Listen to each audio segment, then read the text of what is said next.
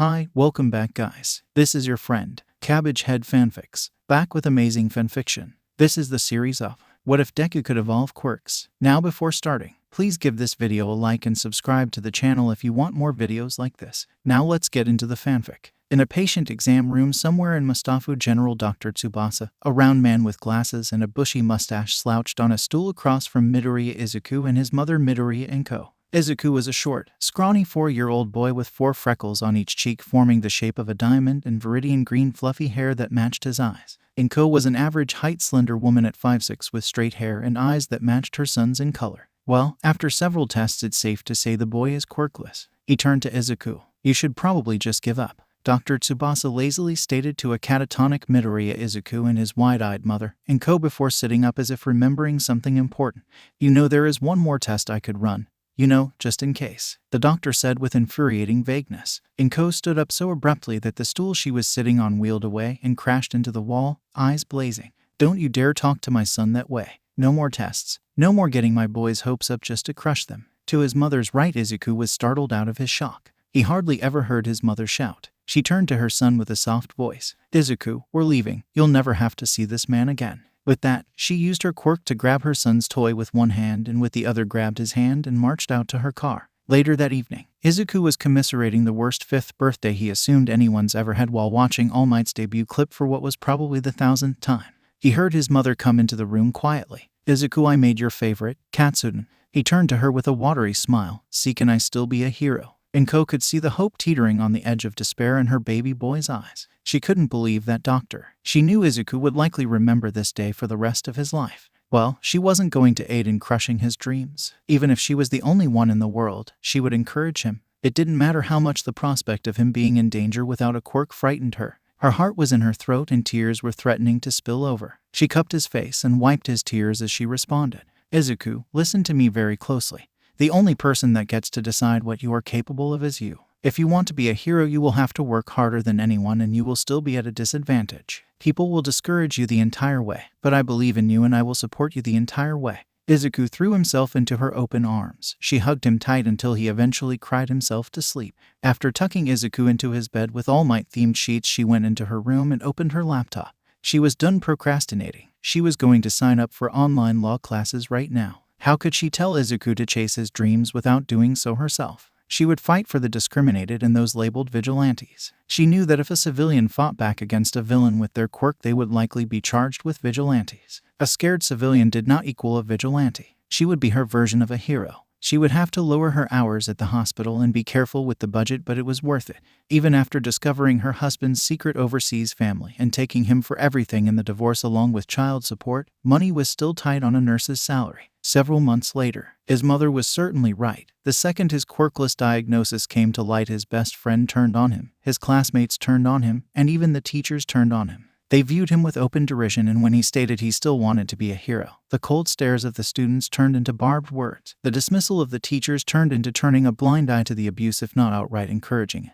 And worst of all, the casual insults from his best friend Kakin turned into violent beatdowns at every turn. No, not Kakin, his friend was gone. Only the bully Bakugo remained. Izuku was at recess at the nursery school when he heard the telltale sound of crackling and the smell of caramel that preceded Bakugo's quirk activating. He turned around and saw a girl, a short distance away by the trees, crouched in the dirt with Bakugo looming over her threateningly. The girl had light blonde hair kept up in 2 messy buns. So pretty and so cute. Despite the situation, the girl had a too wide smile revealing elongated canines on top and bottom like a cat's and a look of pure adoration in her eyes as she stared at whatever she held in her hands. As Izuku made his way closer, he noticed that she had blood on the corner of her mouth and was cradling a dead bird in her open palms close to her chest. Bakugo slapped the bird out of her hands. What's that disgusting look on your face? You're nothing but a villain waiting to happen. I'll just put you down now. Izuku knew what was coming next. Even at 5 years old, Bakugo's quirk packed a punch. He threw himself in front of the girl, back to her, arms shielding his face.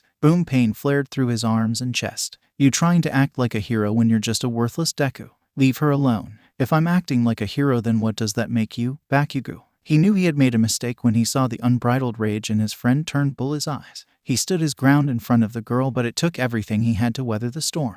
He wasn't sure how much time had passed until the bell rang signaling the end of recess.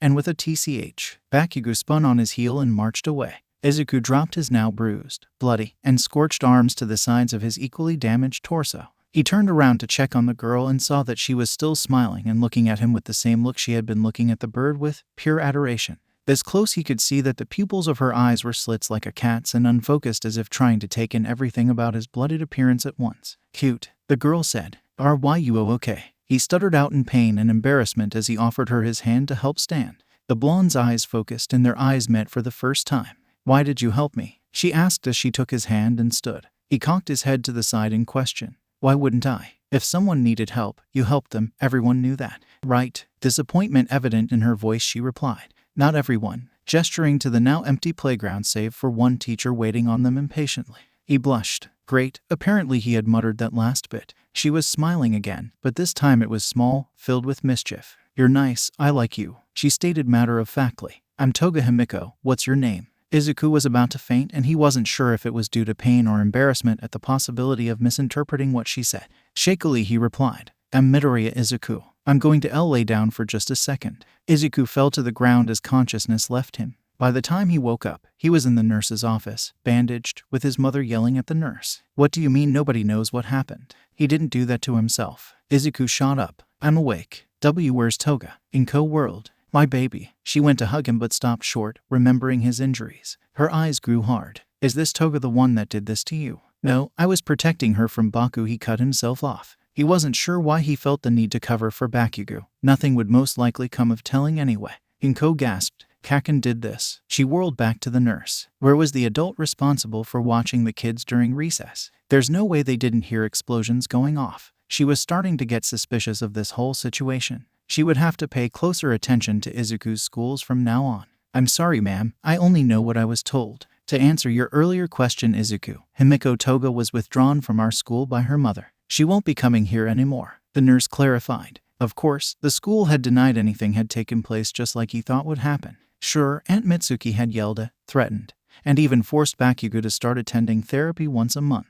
It was something at least. He decided it was easier to just hide the evidence of bullying going forward. Even with all his effort, he was pretty sure his mother was onto him. He hated lying to her, but nothing would change except Bakugo would get more violent, so he just kept his head down and hoped to be ignored. Izuku wanted to start training to be a hero, but apparently, it wasn't healthy to start training until he was older. His mother had agreed to take him running with her in the evenings. However, she ended up having to carry him on the way back home most of the time though. Okay, so maybe she was right about waiting until he was older. He still snuck in some push-ups and crunches though. In an attempt to compensate for his lack of physical training, he began doubling down on his hero notebooks. He was breaking down the strengths and weaknesses of not just heroes, but villains and vigilantes as well. If he couldn't overpower his opponents, he would outsmart them. 10 years later, over the years, Izuku had upped his training. He was now weightlifting at home every day after school and not just keeping up with his mother on their evening runs but pushing her to be faster and run longer. He was still lacking actual martial arts training but hoped to start soon. He was now on analysis notebook number 20 and he could tell was improving just by how amateur his older entries looked to him now. His mother had finished her degree and had already made a name for herself as a lawyer who only took on discrimination and self-defense cases. She hadn't lost a case yet. Izuku and having quite the day. Summer break had officially started. Bakugo's suicide baited him for the first time. He was attacked by a sludge villain and almost died. Met his idol, was disappointed by his idol, saved Bakugo from the same slime villain. And now All Might was offering him his tutelage in Quirk. He had been initially heartbroken by All Might's initial response on that roof, but his mother had warned him, hadn't she? Only he could decide what he was capable of. Izuku mustered as much hardball attitude as he was capable of in the face of his idol. I'll accept on one condition. My mother has to know about all this. I'm done keeping secrets from her. All Might had agreed hesitantly and walked with him the rest of the way home. The second he opened the door, his mother was on him. My baby, you're a mess. What happened? She noticed the deflated All Might awkwardly standing behind Izuku. With faux sweetness, she addressed the strange man. Oh, and who might you be and how do you know my son? Izuku's sweat dropped. To most people his mother would sound welcoming. To him he could hear the undertones and knew what they meant.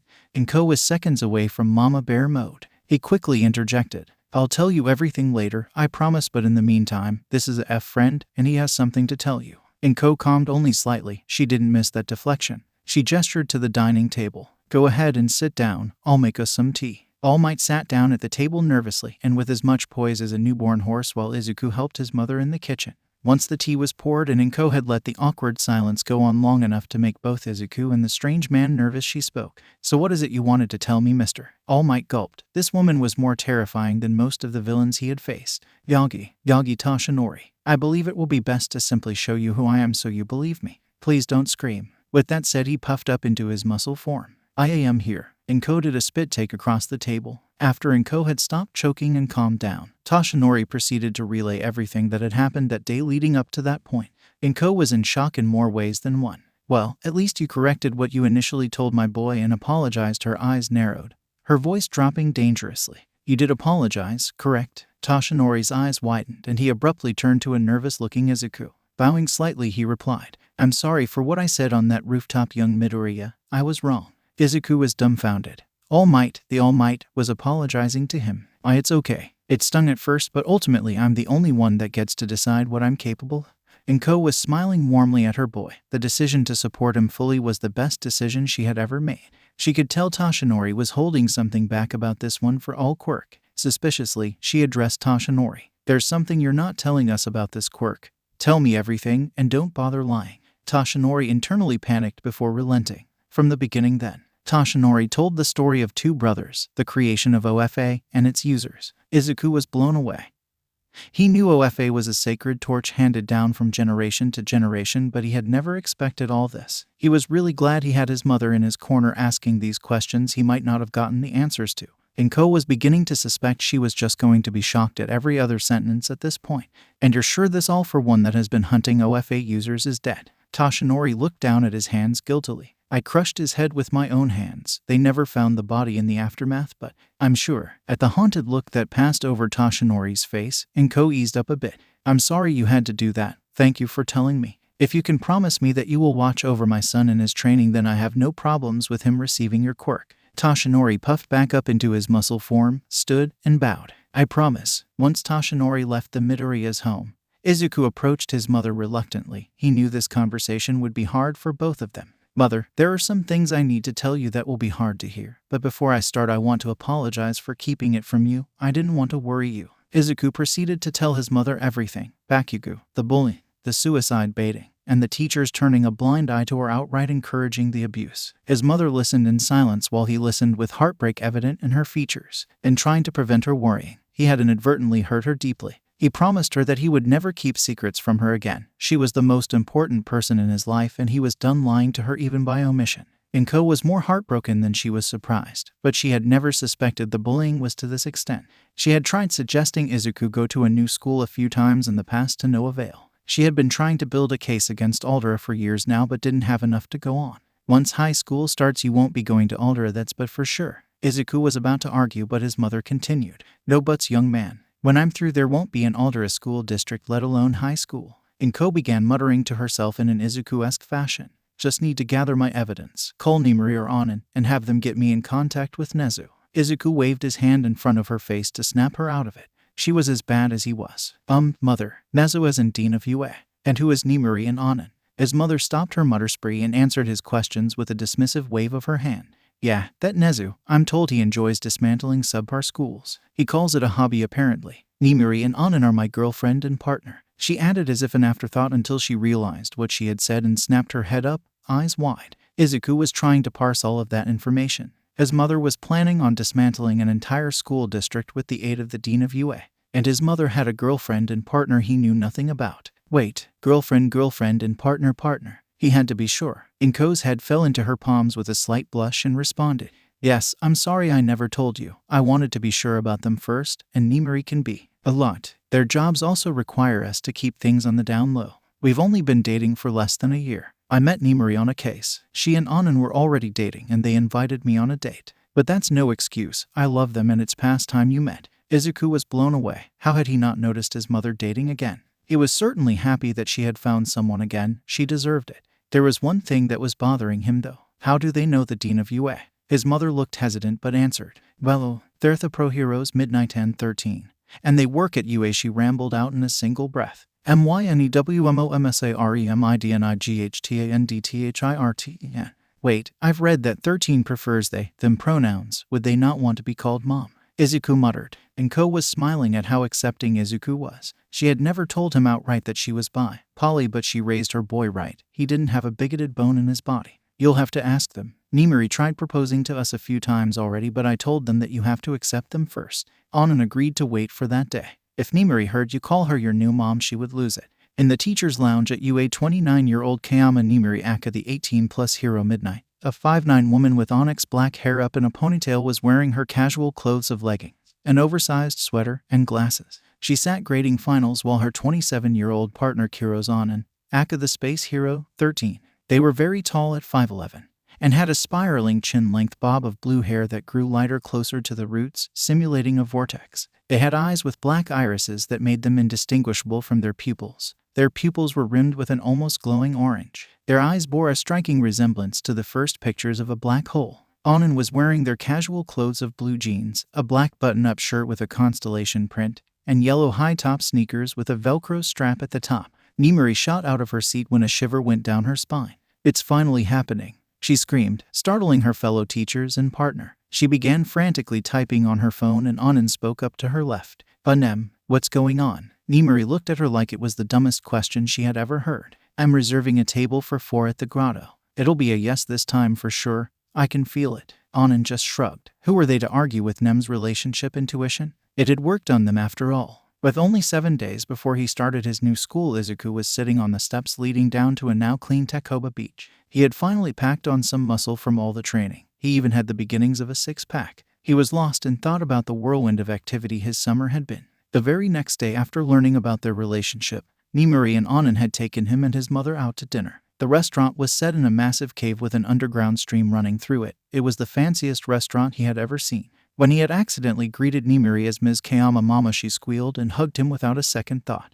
His mother had subsequently told them the story of him calling them his new moms, much to his embarrassment. Anan had told him they liked the title despite it not being gender neutral. And Nimiri had squealed so loud it echoed off the cavern walls. Nimiri immediately dropped to a knee and popped the question to both Anan and Enko at the same time, a jewelry box in each hand. Enko had said yes this time, and since Anan had been withholding her answer until Enko agreed to, they too said yes. Enko and his new moms wasted no time getting married. They had a private ceremony on UA's sprawling campus with most of the faculty in attendance. Izuku had never gotten so many autographs in one day before. After the wedding, he had brought Anan and Nimiri in on the secret of OFA.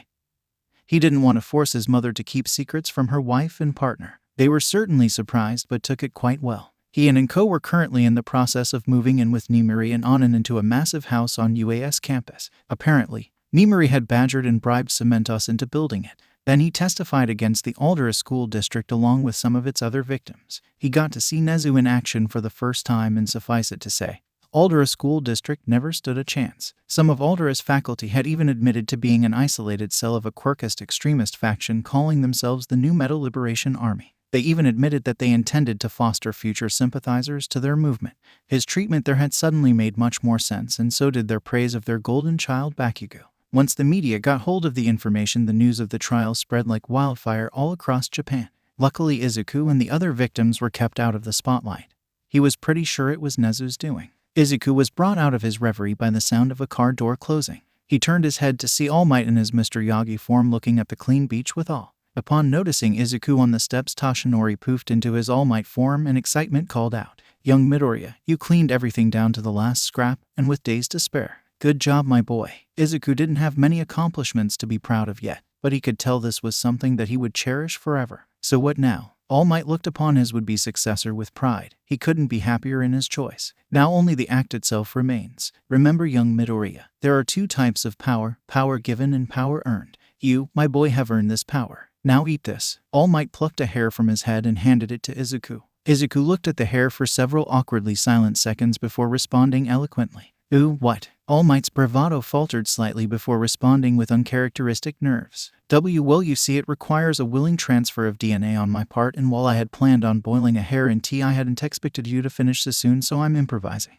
Understanding dawned on Izuku's face. "Oh, I suppose that makes sense." He took the offered hair, and with an audible gulp, he swallowed it. "When should it kick in?" "Well, as soon as you digest it, I imagine. Though my master made me eat her toenail clippings up until it kicked in, so I can't be too sure," All Might said with a shrug. Izuku gagged. Well, I'm glad you're not her. About 30 minutes later, he was beginning to feel something well up inside of him. He turned to the now deflated Toshinori. Suddenly lightheaded, he stammered out, I think I feel it. He barely got the words out before he passed out. Izuku awoke at night on an island of black sand with nothing but placid water on every side. He looked up and where he would expect to see countless stars. There were only 9, but something was strange. Each star was a different color, and they were moving. They were orbiting a green star at the center, coalescing, moving closer with each rotation. Izuku was startled when a feminine voice came from his left. I'll have you know that toenail thing was hilarious. Izuku whipped his head to his left to see a not entirely corporeal woman. She was a tall, very muscular woman with black hair and a spiky ponytail wearing a retro hero costume.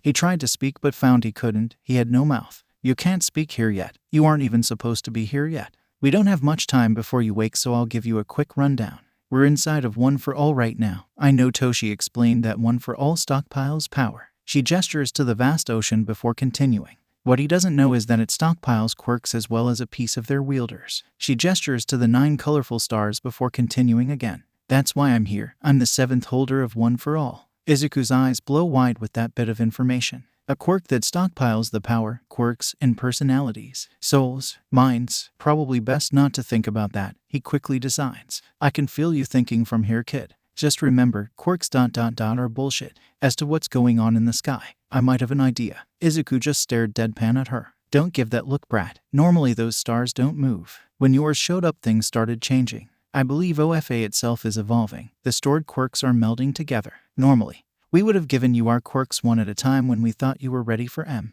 Now, however, I think you're going to get all of M at the same time. So ... hold on to your butt, she said, doubling over laughing. After several seconds, she recovered enough to continue. Whatever your quirk is, it's the cause of all this, she said as she gestured to the sky. Okay, now he knew he was either dreaming or had exploded like All Might warned of. He just rolled his eyes waiting for whatever this was to end already. The Amazonian smiled with motherly affection and a hint of sympathy. I know you don't believe me, Squirt, but when you wake up, get another X-ray done, she said, her voice beginning to fade as if moving further away. His vision swam and then blackened once more. Izuku drifted back into consciousness with a splitting headache, feeling more emotions all at once than he thought was possible. There was anxiety, fear, impatience, hope, and despair. Something was off though. Some of these emotions felt further away, as if he wasn't feeling them. It was an odd sensation, like the difference between smelling a food and tasting it. He wished all feelings would just quiet down a bit. It was overwhelming. The sensation lessened immediately. Against his better judgment, he decided to open his eyes. The synthetic overhead light nearly blinded him and he winced as his headache intensified. He groaned aloud and massaged his temples. His hand was surprisingly warm and it made his headache vanish. He finally looked up and around the room. He was in the UAS nurse's office and there was a small crowd of stunned onlookers. All 3 of his moms, a deflated All Might, recovery girl, and Dean Nezu. They were all staring, slack-jawed with what could again feel as genuine disbelief and an unnatural calm. Hi everyone, sorry for worrying you. Inko recovered first and rocketed to him. Izuku, she cried, tears soaking the sheets as she hugged him. Anan and Nimuri came to Inko's side. Nimuri reached out, rubbing circles into Inko's back. She was really worried about you. Anan's hand came up to ruffle Izuku's curly hair. We all were. You were out for 2 days, she corrected with a smirk thrown towards Nimuri. Nimuri and Inko had been inconsolable before he woke up. Toshinori walked up to Izuku and bowed. I'm sorry, my boy. I had no idea that would happen. He apologized before straightening. We still aren't sure what happened exactly, but Nezu here has a theory. The mouse, bear, dog. He was just going to refer to the mammal as a chimera. The chimera walked up to his bedside and clambered up. I believe you have an invisible quirk that interacted with One for All in an unexpected way. The results of the X-rays should be ready soon. It's so very exciting. He elaborated with a slightly manic grin. Invisible quirk, X-rays. But he already had X-rays done. He was quirkless. What do you mean by invisible quirk? I'm quirkless. Nimuri and Anan just smiled kindly to let him know that they understood and weren't upset. In response to Izuku's question, recovery girl wordlessly got up, went to her office, and returned with 3 X-rays. She quickly slapped them up on the illuminated display. No extra pinky joint, no appendix, and no wisdom teeth. You got a quirk, kid. She rushed out. Izuku and his mom stared at the X-rays before shouting in unison, What? Nezu was furiously tapping away on his tablet before he spoke up to clarify. Your records show a quirkless diagnosis via X-rays as well as other tests at 5 years old by a one Dr. Tsubasa. Those test results were faked. Why, I'm not sure. This Dr. Tsubasa alongside his grandson seems to have vanished some 5 years ago. He turned towards All Might. He vanished the exact same day as when you received your injury, All Might. Coincidental timing, wouldn't you say? He had a quirk. Well, an original quirk. Sure, he had no clue what it was, but he had one. Then there was Tsubasa. The implications of that were terrifying. His childhood doctor was possibly connected to the worst villain to ever exist and purposely misdiagnosed him as quirkless. But why? There was one more thing bothering him, well too. Earlier when I first woke up I had a horrible headache, but when I rubbed my temples it vanished like it was never there. I could also sense emotions that weren't mine, and when I wanted them to calm down they just did. Nezu spoke up before anyone else could. I noticed you stirring immediately, and when you rubbed your temples there was a faint greenish glow surrounding your hand. As for the emotions, I'm not sure, but right before you opened your eyes, instead of feeling impatient for you to wake, I felt calm.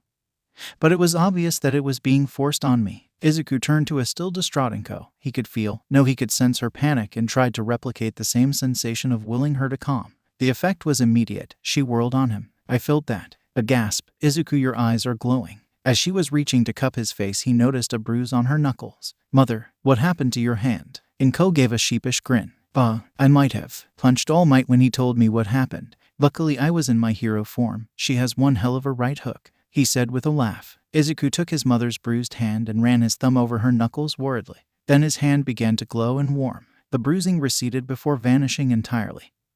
He felt like there was more that he could do, like a second gear, so he shifted it up. Inko's eyes began glowing this time. Everybody was in shock. None more than Recovery Girl. She knew how rare healing quirks were more than anyone. Izuku spoke with excitement. Is that my quirk? Before he could start muttering about possibilities, he was cut off by a strange sensation. Izuku felt more than saw someone else in the room that wasn't there before. He looked up and just past everyone was standing the more clearly defined woman from the strange dream. He heard her talk, not in his mind, but with his ears. Technically they're all your quirks now. Everyone save for Izuku spun to face the intruder. Hello, I'm the one and only Shimura Nana, the 7th holder of One for All. Nice to meet ya, Nana cheerily said, as if there was nothing at all strange about her being there. How did you get in here? Nimori demanded. Get behind me, Onin shouted. Great, another person crowding my office, Chiyo grumbled. Oh my, Nezu said with uncommon surprise. Stay away from my baby, Inko yelled, eyes glowing brightly from her quirk.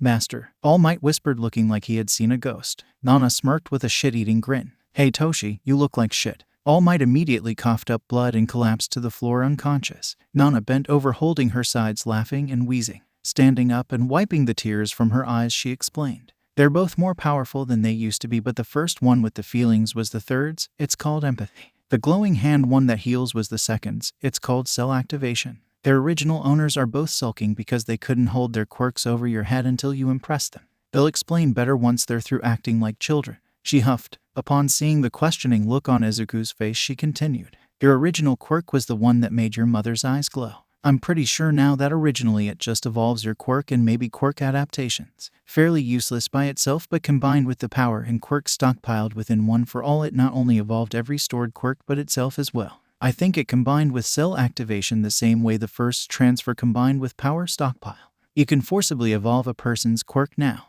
Go ahead and give it a try, Mamadoriya. Surprised at suddenly being addressed by this strange woman, she simply complied. She tried lifting something too big for her quirk attraction of small objects to work on normally, in this case, Nimiri. A green light enveloped Nimiri as she began floating off the ground. She began running her hands all over herself sensually. Ooh, this feels amazing. I have some ideas for this, she said, grinning at Inko, eyebrows wagging suggestively. Nem, not in front of Izuku, Inko said as she dropped Nimiri on her ass. While Nimiri was massaging her butt and grumbling, Nana spoke up again with a knowing smirk. Well, Squirt, what do you want to name your quirk? Izuku looked down in thought and muttered quietly before replying. Simple is best, so I'll name it Evolution. After rousing a still pale-faced All Might, the group made their way to Gym Gamma at Nezu's suggestion. So how is it possible that you're here, Master? A still very confused All Might asked. I knew I was forgetting something. Nana smiled and snapped her fingers. Like I said before, OFA evolved. It didn't just store the previous holders' quirks but a part of them as well. I feel much more tangible than before also, although it seems I can't touch anything,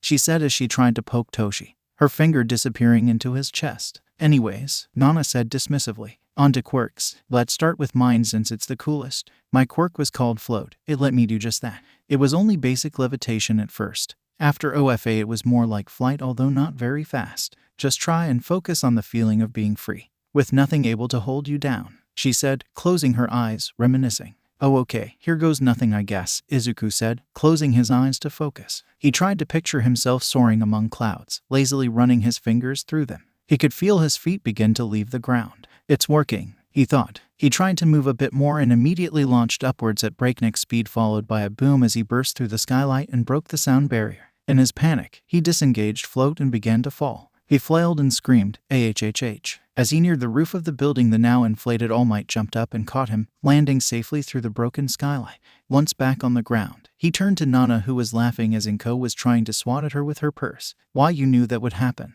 Izuku exclaimed. "Yeah, but now it doesn't seem as scary, right?" she challenged. Well, I guess not, but you could have told me to wear a helmet at least," Izuku groused. PSH. Builds character. Anyway, float is not only much more powerful, it seems to shield you from most of the wind resistance. Now that you mention it, I didn't feel much wind resistance, even though I'm pretty sure I broke the sound barrier.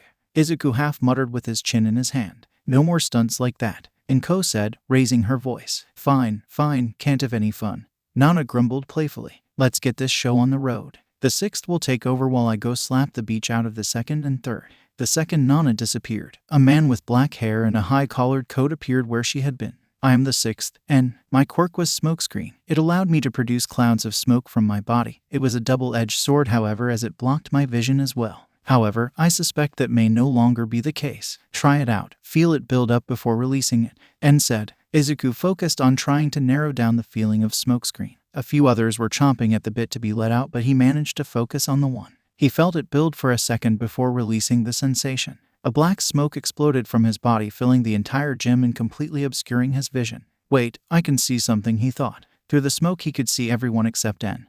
They glowed orange and grew lighter in color on their extremities. He was amazed at the level of detail he could see.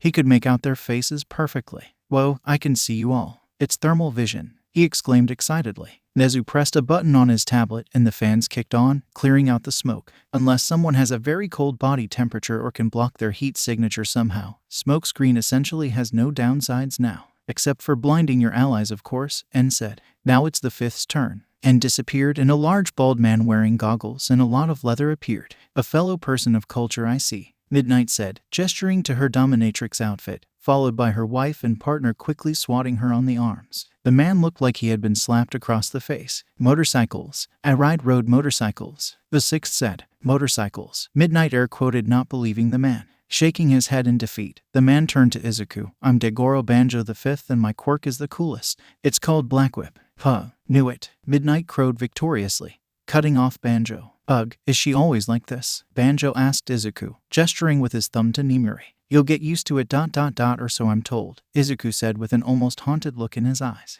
Banjo threw Midnight a glare. "As I was saying, Black Whip allowed me to launch out tendrils that I could trap villains with or use to move around. It's connected to your subconscious, so it has a semi-sentience. If your emotions are out of control, so is it. It's also way more powerful now, so be careful." Izuku focused on the feeling from earlier that wished for action. He carefully let it out. An Inkai black tendril coated in green, barely visible luminescent energy emerged from his palm. It was slow at first, wriggling out longer until Izuku had the errant thought, "I wonder how many of these I can make." As if in answer, countless tendrils sprang to life as he began to resemble an eldritch being. Izuku was worried at first, but the tendrils remained calm. Go back to one and stab the floor," he tried mentally commanding it. The tendrils immediately reduced to one and jabbed deep into the concrete floor. "Ooh, what about shapes? Make claws on my fingers," Izuku mentally commanded again. Black tendrils enveloped all 10 of his fingers, creating long claws. He could feel them like they were his own fingers. He bent down and slashed at the concrete. They went through it like butter, carving deep furrows. "What did I say? Coolest quirk ever," Banjo exclaimed. "It seems to be much easier to control, and being able to make shapes like that is definitely new." "Yeah," Izuku agreed. "I could also feel with them when they were like that," Izuku said, releasing Black Whip. "Oh ho, your future partners are in for a treat," Midnight said teasingly, causing Izuku to go bright red with the implications. Anin and Inko slapped their wife on the arms again, causing her to grumble under her breath, "Never have any fun." "Ugh, I do not envy you, kid," Banjo groaned. "The fourth will take over now," he said as he vanished. Next to appear was a massive man as tall as All Might with medium-length blonde hair and a scar that looked to be from a claw. "I am the fourth, Hikage Shinomori. My quirk is called Danger Sense. It would warn me of any potential threats to my person, even intent to harm or negative emotions after I received OFA. It could cause sensory overload and was more painful the higher the threat. Reaction time also plays into effectivine. Hikage was cut off by Nezu throwing a pen at the back of Izuku's head. Izuku felt a light nudge as to the direction and time slowed. He could still see Hikage's mouth moving in slow motion as he spun around only to see Blackwhip swatting the pen out of the air. But I believe that it now dilates your perception of time and has interactions with the other quirks. Hikage finished weakly. Banjo reappeared. BLACKWHIP. Coolest quirk ever, he said and promptly disappeared again. My, that is certainly a useful quirk, Midoriya. How painful was it? Nezu queried without a hint of remorse. It wasn't painful at all actually. It felt like a subtle nod to which direction the threat came from, Izuku stated after giving Nezu an incredulous expression. Count yourself lucky then ninth. That quirk gave me chronic anxiety to the point I left civilization behind entirely. Hikage finished before disappearing without another word. Good, I don't think I can handle any more anxiety, Izuku muttered quietly. Nana appeared after a few seconds, holding two figures under each arm in schoolyard headlocks. She released one, now actor-age children. The first to speak up was a man with blonde hair in a ponytail and a piece of fabric covering his hairline. Fine, I'm the third. My quirk is called empathy. You already saw the effects earlier. Though when I had it I could only sense other people's emotions, not influence them. Test out its limits on range and number of targets, he said reluctantly. And without any fanfare, he disappeared. The other figure finally squirmed his way out of Nana's grasp. He was the spitting image of Bakugo, only older. He pointed a finger in Nana's face. Who do you think you are? He shouted point blank. Yup, got to be related to Bakugo, Izuku thought. The man spun and his rage fell off his face. I've seen your memories, and if that brat is related to me, you have my express permission to slap the shit out of him, the man said. Traitor, Izuku declared his tongue. You are no hero, child. You do not deserve the power you have been given. What will you do when faced with a villain too dangerous to be left alive? Spare them, only for them to kill again, the man challenged. You've seen my memories, so you know I earned this power with blood and sweat, and I will continue to earn it. As for killing a villain, I know that it can be unavoidable. Even All Might was forced to kill All for One. I can only try to be ready if a situation like that arises for me as well, Izuku replied with as much conviction as he could about killing someone. The man stared at him for what felt like minutes before nodding. Very well, but make no mistake. That day will come, ready or not. Izuku could only nod in response. I am the second. My quirk is called cell activation. It can be used to increase regeneration, recovery time, and even permanently improve overall physical condition. It used to be activated by touch, usable on myself or others, but it drains stamina fast. Now, however, it seems to be tied to OFAS power instead of your stamina and is passively always active on yourself. The second blew out a breath. And it seems to have latched onto your original quirk. Evolution, you can freely evolve others' quirks now. But heed my words, boy. Do not go handing that power out to people unless you trust them with your life. The second warned as he vanished. What a lovely gentleman, Inko said, words dripping with sarcasm. Well, see you around, kid. And remember, I'm always watching, Nana said, pointing to her eyes as she began to slowly disappear. Oh, and Toshi, she said, her face softening with maternal love, I'm so proud of you. All Might deflated, spurting a small amount of blood. Then tears began slowly trailing down All Might's face. Thank you, mother, he said quietly as Nana disappeared. Izuku could sense the relief and love radiating off the man in waves. He slowly approached his mentor and hugged him while simultaneously activating cell activation and evolution. They stayed that way for a minute before Toshinori broke the hug. Thank you, my boy, I feel much better, but I don't think I'm fully healed yet, and I don't think evolution will work for me since I'm only using leftovers of a quirk now and I was originally quirkless. You were quirkless and you had the nerve to dash our boy's dreams? Inko said with quiet anger. Anin and Nimari were quick to pull her into a hug. Now he already apologized and corrected his mistake, Inko. No need to beat a dead All Might, Anin said soothingly. Toshinori looked down, ashamed. I am sorry, my boy, I've never been more wrong. Izuku was quick to reassure Toshinori. I forgave you a long time ago, All Might. I know you only had my safety in mind. A new figure coalesced. This time it was a white-haired, too thin man. Hello, Ninth. I am the first, Yoichi Shigaraki, an unfortunate brother to AFO. Your quirk was exactly what was needed to finally finish OFA, and you're lucky it did the way it did. Normally having multiple quirks reduces your lifespan by about half. Everyone, namely Izuku's moms, gasped, my baby, Inko wailed as she began to fountain tears. Yoichi continued unabated, because when your quirk interacted with OFA it didn't just complete it and evolve its stored quirks. It combined all of the quirks into one multifaceted quirk. The quirks may interact in yet unforeseen ways. Your lifespan will not be cut short. In fact, cell activation may prolong it. Yoichi reassured much to Inko's relief. Well, that's a relief. Izuku breathed out the breath he was holding. Remember 9th, this power is yours, Yoichi said as he disappeared. Anin walked up to Izuku and ruffled his hair while producing a notebook. I wrote down everything they said. Izuku threw himself into their arms, hugging them. I love you, Mom. Izuku activated evolution. Who could he trust more than his moms? The orange ringing their eyes blazed like a dying sun. Did you just evolve my quirk? They asked, looking down. He just nodded in answer. Well, I can normally only fully use my quirk with my suit on, but let's try just one finger at a time. 13 pointed their index finger out to the gem and activated black hole. The suction came to life, soaking up loose debris on the floor. They added another finger and another until they had all 10 fingers pointed forward with black hole activated.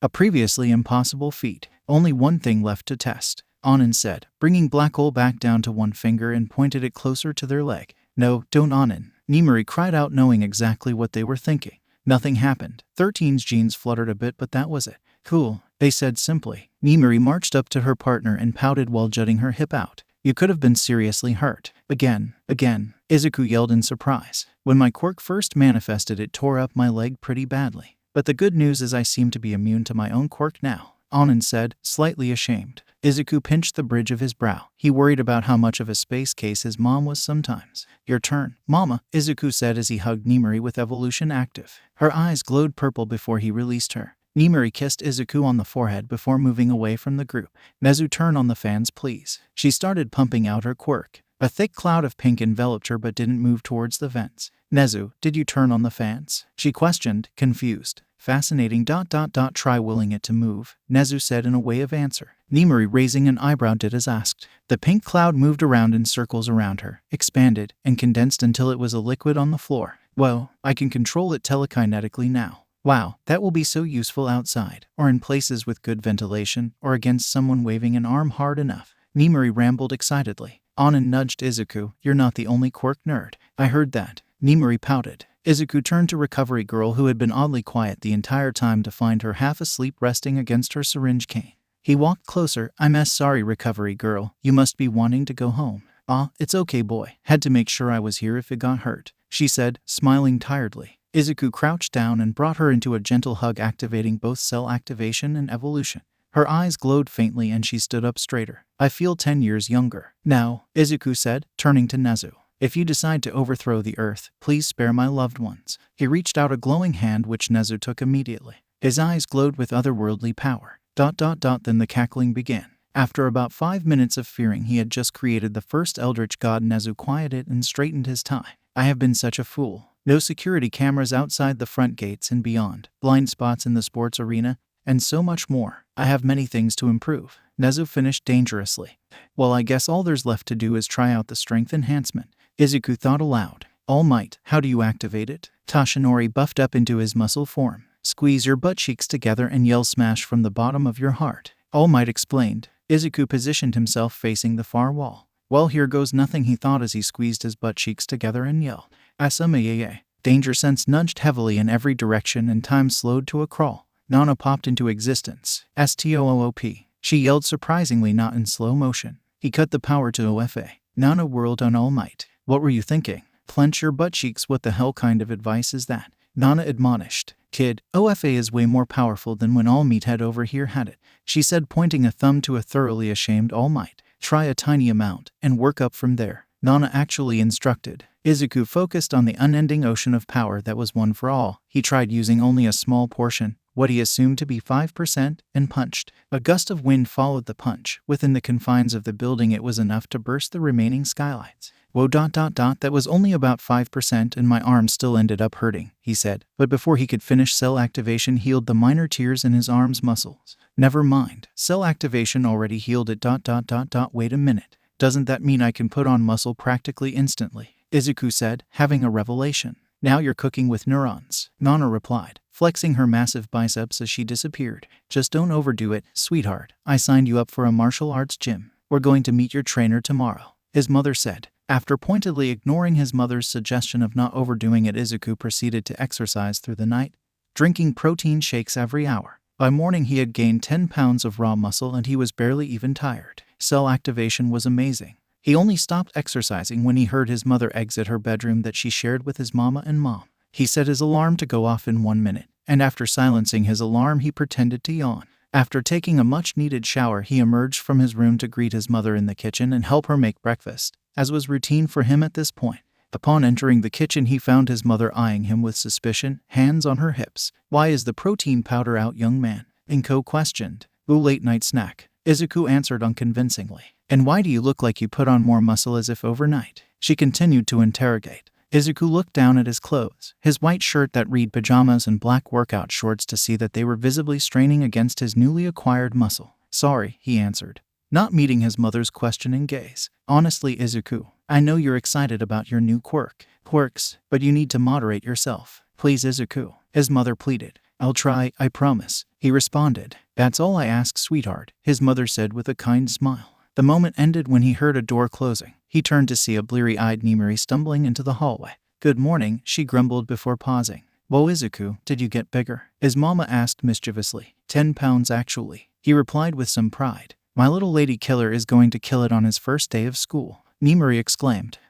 Maybe he isn't into just ladies," his mother reprimanded her wife. "He is. We talked about it. He might even be poly. Imagine all the grandbabies in co." Nimari all but yelled. His mother was on him immediately, squeezing him so hard that cell activation triggered. "So many grandkids." She paused, letting him go. "Whenever you're ready, of course," she quickly clarified. His mom appeared in the hallway then, looking even more bleary-eyed than his mama had been. "What is all the yelling about?" Anan asked, voice raspy from sleep. "We're going to have so many grandkids," Nimari yelled out in response. "What?" his mom asked, suddenly awake and staring at him with wide eyes. After sorting out that fiasco, Izuku was now on his way to where he would be learning martial arts, Ogre's Gym. His mother had said she knew the owner from the same case she had met Nimari on. After pulling up to a run-down building that said Ogre's Gym in unlit neon signs, he turned to his mother with a question.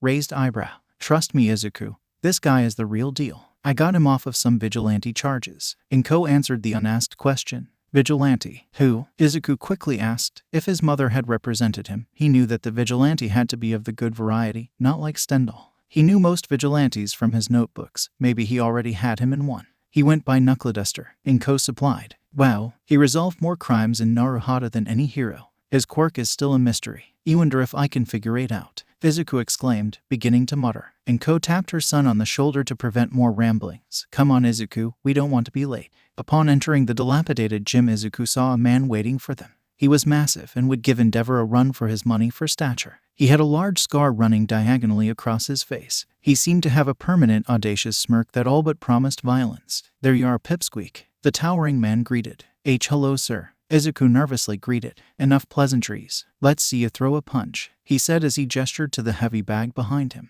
"Oh, okay," Izuku said as he walked up to the raggedy punching bag. He straightened his back and threw his fist forward, thumb tucked inside his fist as hard as he could without activating any quirks. After a soft slap sound and a sore thumb, he turned to Mr. Oguro. "What the F was that?" the man questioned while Inko looked displeased. "Don't tuck your thumb like that unless you want to break it. And you threw that punch with nothing but your arm. You gotta throw a punch with every muscle, all the way up from your toes to your knuckles. Watch me." Mr. Oguro stepped in front of the bag, nudging Izuku aside. He took up an experienced stance, legs shoulder-width apart, left arm gauging the distance. Then in a flash, Izuku could see the muscles tense in a chain reaction of movement all the way from his feet to his fist. As opposed to Izuku's pathetic attempt, the sound Oguro's punch made was a boom as the heavy bag lurched and its chains rattled.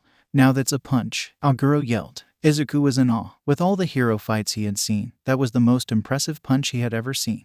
"Was that your quirk?" Izuku asked. The man smiled a shit-eating grin at him. "I'm quirkless, Pipsqueak." Izuku was in awe. He hadn't felt this way since the first time he watched All Might's debut video. This man was quirkless, and despite that, the man was Knuckleduster, the vigilante hero of Naruhodo. He had just met the man, but he already knew Mr. Oguro would be an inspiration to him for his entire life. Suddenly the sound of feet stomping downstairs could be heard. "Boy, I thought you were done with classes for the day, old man," yelled out an annoyed feminine voice. Rounding the corner was a girl his age. She had tawny skin, snow-white hair, ruby-red eyes, and an obvious rabbit mutation quirk. She was wearing black running shorts and a white tank top that said Space Jam on it. She obviously trained often, judging by how the clothes clung to her toned form. Izuku's face warmed as she caught him staring at her. "Who the F is this?" the rabbit girl asked. "Rumi, this is the Midoriyas. They're customers, so watch your effing language," Mr. Oguro answered. "And nice to meet you," Izuku bowed. "Tell you what, kid, instead of classes, I'll train you personally alongside Rumi here in exchange for a favor." Oguro started. W. What favor? Izuku asked. You'll be going to the same school as my adoptive daughter Rumi here. She barely passed middle school and I'm no better so I can't help her. Your mother says you're one smart cookie so if you tutor her on Sundays I'll train you personally after school. Aguro said. What? I don't need help. I'm no weakling. Rumi retorted. Needing help doesn't make you weak, Rumi. Don't learn the hard way like I did. Aguro yelled back. Izuku was feeling a bit uncomfortable witnessing this familial squabble. He could feel Rumi's emotions waver when she said she didn't need help. He wasn't sure what that signified. But if she'll have me, then I accept, Izuku said, not wanting to force the girl into something she didn't want. After a long silence, Rumi responded, Fine, but I'm not going easy on you in spars. Izuku could only nod before the girl stomped back upstairs. Mr. Aguro looked ecstatic. That went way better than I thought it would. She didn't even kick you. It was the first day at Izuku's new school, Nabu Middle, after the experience of meeting Rumi yesterday. He wasn't sure what to expect if he saw her at school. After arriving, he headed towards the front entrance. He was wearing a school uniform that was almost identical to Aldera's. After entering the new hallways, he saw someone bump into a girl, causing her to drop the papers she was holding. The girl quickly waved off the offending person when they turned to ask if she needed help, but he could feel the girl's irritation. Without asking if she wanted help, he quickly moved to help the girl gather her papers. After a minute, almost all the papers were picked up and the girl asked, Why did you help me? Still gathering the last papers, he answered without looking up.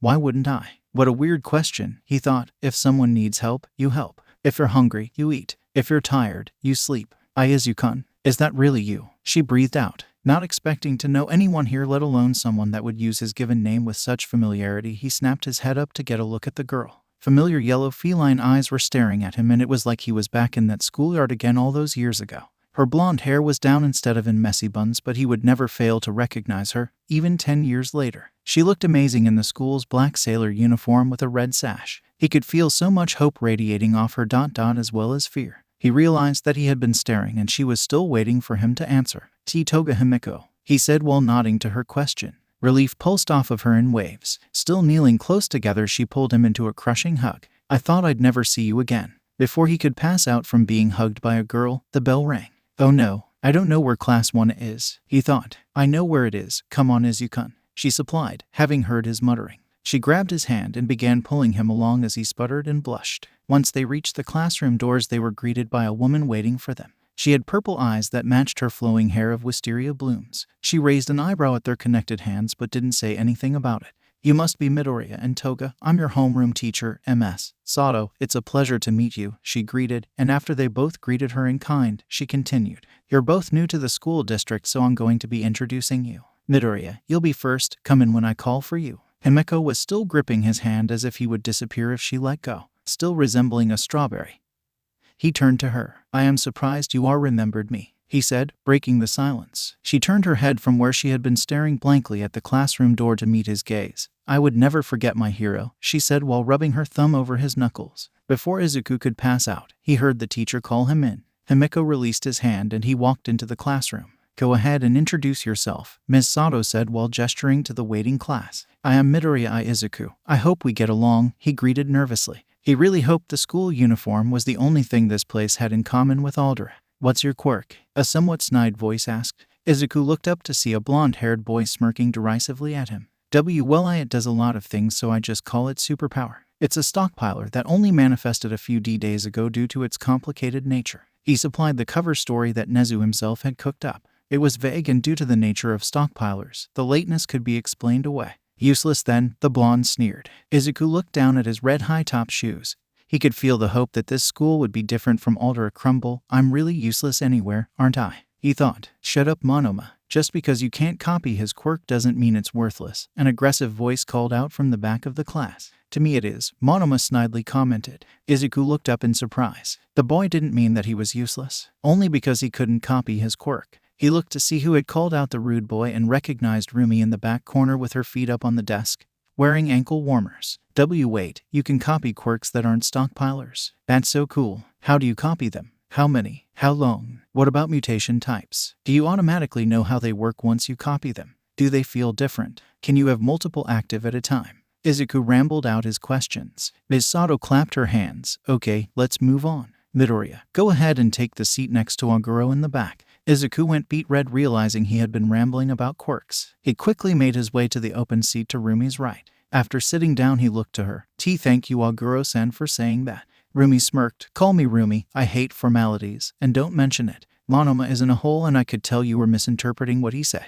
Ms. Sato called out for Himiko to come in. She walked into the class but she was wearing a look that seemed unnatural on her. He almost couldn't recognize her, it was like she was wearing a mask. She's dangerous, Rumi said to herself quietly enough for only Izuku to have heard. He knitted his eyebrows together. Why would she think Toga is dangerous? He thought. Rumi looked at him and whispered, it's part of my quirk, I can sense the danger someone would pose to me. He was so sick of muttering ... but wow, that was a cool aspect of a quirk and really similar to danger sense in a way. Himiko gave a similar introduction as him while they were whispering. Monoma immediately asking the same question he had asked Izuku. My quirk is called Transform, Himiko answered curtly. How does it work? Monoma rudely asked. Though Himiko's mask didn't falter, Izuku could feel so much fear coming from Himiko that he almost gagged at the sensation. I can transform into someone else but I have to ... love them, she hesitantly said. Izuku could feel her emotions waver when she mentioned love. Maybe it means they're lying. But why would she lie about the requirements of her quirk? Love could mean a lot of things. Maybe the truth was just inappropriate for the setting.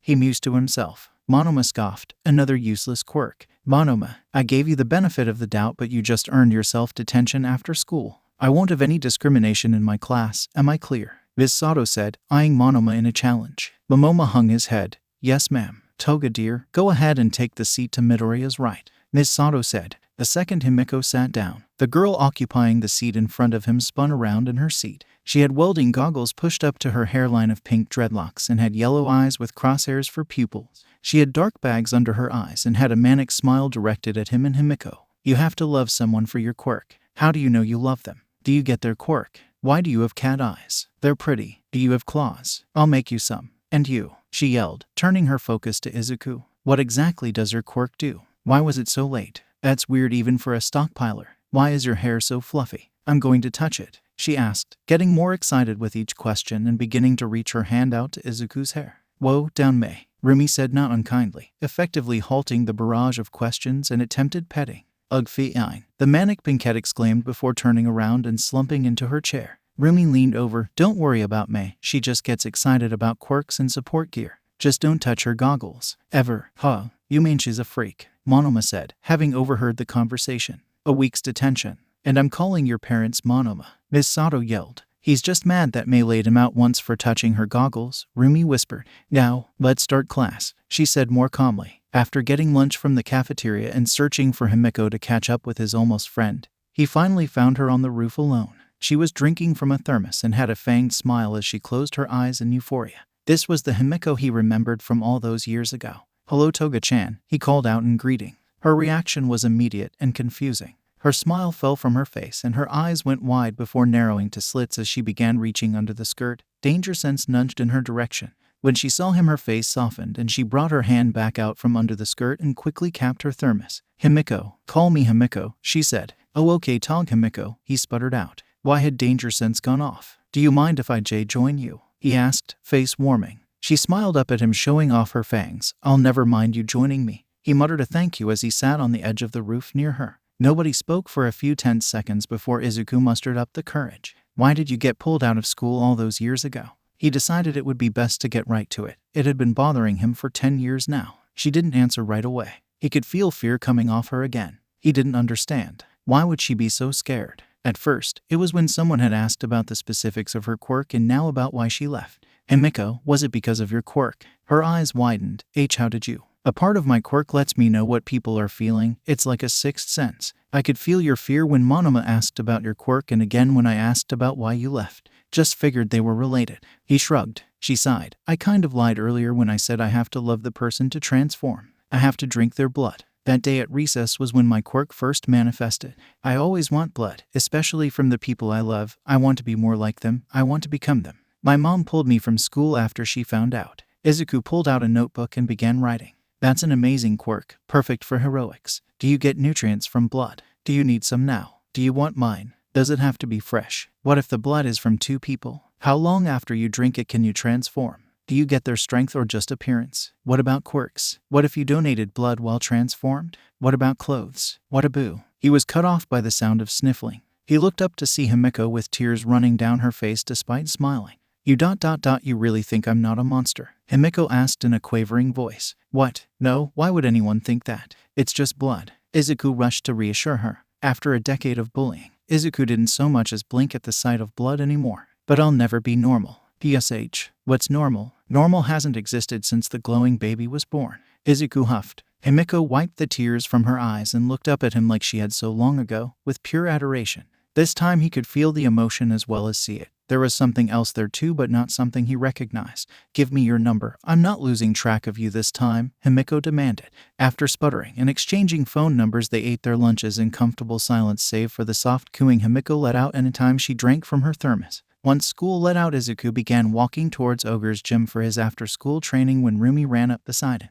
"Why didn't you wait for me, a hole?" Rumi asked the moment she had caught up to him. He really couldn't figure out if she disliked him or not. Maybe she was just brash like Kaken had been. Hopefully, she has more in common with Kachen than Bakugo, he thought. "I asked you a question, Runt," she stated, having grown impatient. "Runt?" He looked at her. She was taller than him, but not by much, if you didn't count the ears. Sorry, Augur Rumi," he corrected upon seeing her glare at the formality. "I'm used to leaving as fast as possible." Her face softened slightly. "Bullies, huh? Well, after you get some training in, you'll be kicking their asses," she yelled while clenching her fist in the air, showing off her muscular arm. Oh no, I'm training to be a hero, and not for fighting bullies," he muttered. He felt her mood change immediately. It went from excitement at the thought of a fight to fear, borderline despair. "No, you have to fight back," she cried out, before blushing enough for it to barely be seen through her tawny skin. She turned and ran ahead of him. What was that? He thought. Once Izuku stepped into Ogre's gym, he saw Rumi dressed only in small black running shorts,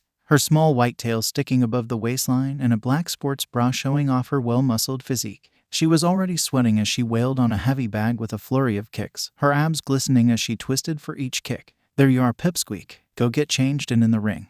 We'll work on the basics," Mr. Oguro said, making his presence known. "And don't worry about sparring with Rumi yet. She'd kill you," he added, misinterpreting Izuku's staring for nerves. After blushing and rushing to the locker rooms and changing into his black gym shorts and a white t-shirt that read tank top, he made his way to the caged ring at the center of the gym. Mr. Oguro was waiting for him wearing black gym shorts and a white tank top. He took a look at Izuku's shirt and squinted. "Huh, we match," he joked, flashing a smirk. Izuku could hear Rumi off to the side give an exasperated ugh.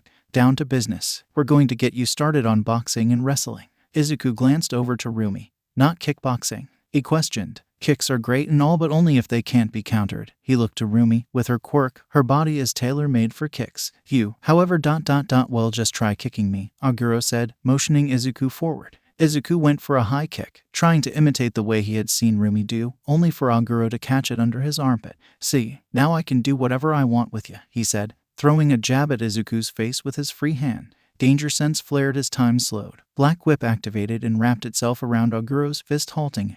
"Neat trick, kid. But no quirks during training," Oguro said as he brought his head down and headbutted Izuku before Danger Sense could trigger. Izuku lay on his back, nose bleeding as he stared at the ceiling. Seems Danger Sense and Black Whip aren't impossible to get past. Maybe it has to do with sensory overload like Hikage said. He thought, cell activation already stopping the bleeding. Learning a technique was much easier than he had first thought with the time dilation from Danger Sense. After a grueling training and workout session with Mr. Oguro and rinsing off in the showers, he walked out of the locker room with his bag slung over his shoulder to see Rumi just now finishing her workout and toweling off her sweat while eyeing him. "How the F do you not look tired?" she asked. That's because of my quirk. It heals, gives me more stamina, and cuts down on recovery time. Well, part of my quirk at least," she added sheepishly, rubbing the back of his head. "Well, that's effing cheating." She crossed her arms over her chest. "Is that why you're so jacked?" His face reddened. "I guess I can use it on you too. If you want." She crossed the distance and was in his face immediately. "Yes, I want to be jacked like Maverick. Hurry up," panicking at her proximity. He activated cell activation and evolution simultaneously without noticing. Seeing his glowing hand, she grabbed it in hers. Her ruby eyes glowed with power. And after a few seconds he stopped and she let go of his hand. "Whoa, that felt weird. I feel like I could go for a whole nother workout," she yelled, posing and flexing her arms. After saying his goodbyes, he began walking to the train station. He was walking down an empty street when he felt a similar sensation as Shimura Nana appeared before him. "Ahhh," he screeched in surprise. "Oh, calm down, you big baby," Nana said, covering her incorporeal ears. "It turns out I still have a fan left," Nana said while posing heroically, her hands on her hips. "Wait, you're Maverick." Izuku said, shocked. He had heard of the hero. She was well known in her time. Maybe I have 2 fans left, she said, swelling with pride. The next few days went by similarly. He ate lunch with Himiko on the roof, got his ass handed to him by Aguro after school, and used cell activation on Rumi after each workout. Rumi had been complaining about being starving all the time now and was starting to gain more muscle. It was subtle, but he noticed her muscles becoming more defined over the week. It was Friday, and Izuku was almost to school when he heard something he did not like the sound of. I told you to do our homework, freak. A masculine voice sounded from an alley. Izuku turned the corner to see the girl that sat in front of him. May Rumi had called her. She was cornered against the fence in the alley by 5 upperclassmen from their school. Then the boy in the middle grabbed May's goggles off her head and held them high. I'll give these back once, yo. Don't touch my goggles, May roared before punching the boy in the nose hard enough for Izuku to hear the cartilage crack. As the boy reeled back, May snagged her goggles from him. The other 4 boys cornering her rushed forward and began pushing, punching, and kicking at her. May was swinging at anyone that came close enough. It was sloppy technique, but she was obviously stronger than she looked, judging by the sounds of the impacts. Before Izuku could think what he was doing, he was rushing forward. But before he could reach them, a white blur shot past him. Rumi kicked one of the boys in the ribs so hard that Izuku knew the ribs had to have broken as the boy bounced off the wall of the alley and landed in a heap. Izuku reached the group and began pulling them off May, who was still swinging wildly, despite the number of hits she had taken. When some of the boys began focusing on him, danger sense triggered, but he consciously tamped down on Black Whip when it tried activating. He didn't want to get charged with unlawful quirk use. Thanks to danger sense and a decade's worth of bullying, he was able to dodge their wild swings with relative ease. These guys had nothing on Bakugo's ferocity or combat instinct. The close quarters of the alley and the proximity of allies seemed to be hampering Rumi's ability to go all out. She was kicking the bullies into walls with superhuman strength, but they were ganging up on the biggest threat.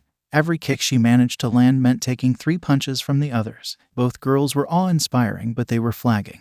And he was still only dodging, taking hits on occasion. Fight back, runt. How are you going to be a hero if you can't even save yourself? Rumi yelled over the melee. She was right. He had to start fighting back at some point, or he would only become a martyr, not a hero. He dodged another sloppy blow, then he struck out in turn, using every muscle, all the way from his toes to his knuckles. When his fist connected to his jaw, the bully slammed into the chain-link fence and slowly slid down it, unable to rise again. Once all of the bullies were groaning on the ground, he surveyed his surroundings. Rumi, May, and himself all sported matching split lips and bruised faces as they were bent at the knees, breathing hard. You had ... in you. Rumi wheezed out. After a second of silence, the 3 began laughing at the absurdity of it all. He activated cell activation and held out his glowing hands in offering. After explaining to May that it would heal her, they all clasped hands, healing their cuts and bruises. Nobody noticed Himiko peeking around the corner of the alley with a knife in hand, biting her bottom lip hard enough to draw the blood now trailing down her chin. Even after healing the bullies a bit, straightening their uniforms up, and getting to school, nobody noticed Himiko's glances in class. Izuku, however, did notice her radiating the same emotion from earlier in the week that he couldn't recognize. Once school let out for the weekend, he waited by the front gates for Rumi, having learned his lesson the first time. When Rumi showed up, she wasn't alone. May and Himiko were with her. Himiko found out about our scrap and they both wanted to learn how to better defend themselves, so they're going to start training with us as well as joining our study sessions on Sundays, Rumi announced, leaving no room for argument. He didn't miss her emphasis on using study instead of tutoring. And don't worry, I'll be training them. It won't cut into your one-on-one time with my old man. Besides, now you'll have 3 babes to gawk at, Rumi said, letting out a belly laugh and gripping the other girl's shoulders. Sounds good to me. Them learning how to defend themselves, that is. He nervously replied, having realized there would be 2 more beautiful women wearing workout clothes around him. After arriving at Ogre's gym and changing, he saw Rumi training Himiko and May. Himiko was wearing black yoga pants that hugged her curves and a dark red tank top that exposed her toned stomach. May was wearing men's gym shorts similar to his but rolled up at the waist and an oil-stained white t-shirt that had the arms cut off, exposing her surprisingly muscled arms. Rumi smirked when she caught him looking at them. Enough enjoying the scenery. Get in the ring, pipsqueak. Today we're learning Krav Maga, Aguro said, startling Izuku. After that beating, he had never been more happy to have danger sense and cell activation. It was Saturday morning as Izuku groggily watched the news while eating breakfast, hoping to catch a new hero debut. Earlier this morning in Kamino, a turf war between 2 rival gangs erupted, leaving several dead. Thankfully, no civilians were harmed. The reason behind the turf war is still unknown at this time. Izuku, hurry up or you'll be late, called his mother, Inko. Izuku shoveled the last of his eggs into his mouth and ran out of his house and onto the outskirts of UAS campus. Today he was going to properly practice with his quirk, deciding to use it as a warm-up. He jogged the 3 miles to Gym Gamma. With his green tank top that read t-shirt now sticking to his body with sweat, Izuku was fanning his shirt to cool off as he walked through Gym Gamma's doors. The lights were off and there was a small form on the floor a few feet away with a pool of red underneath it.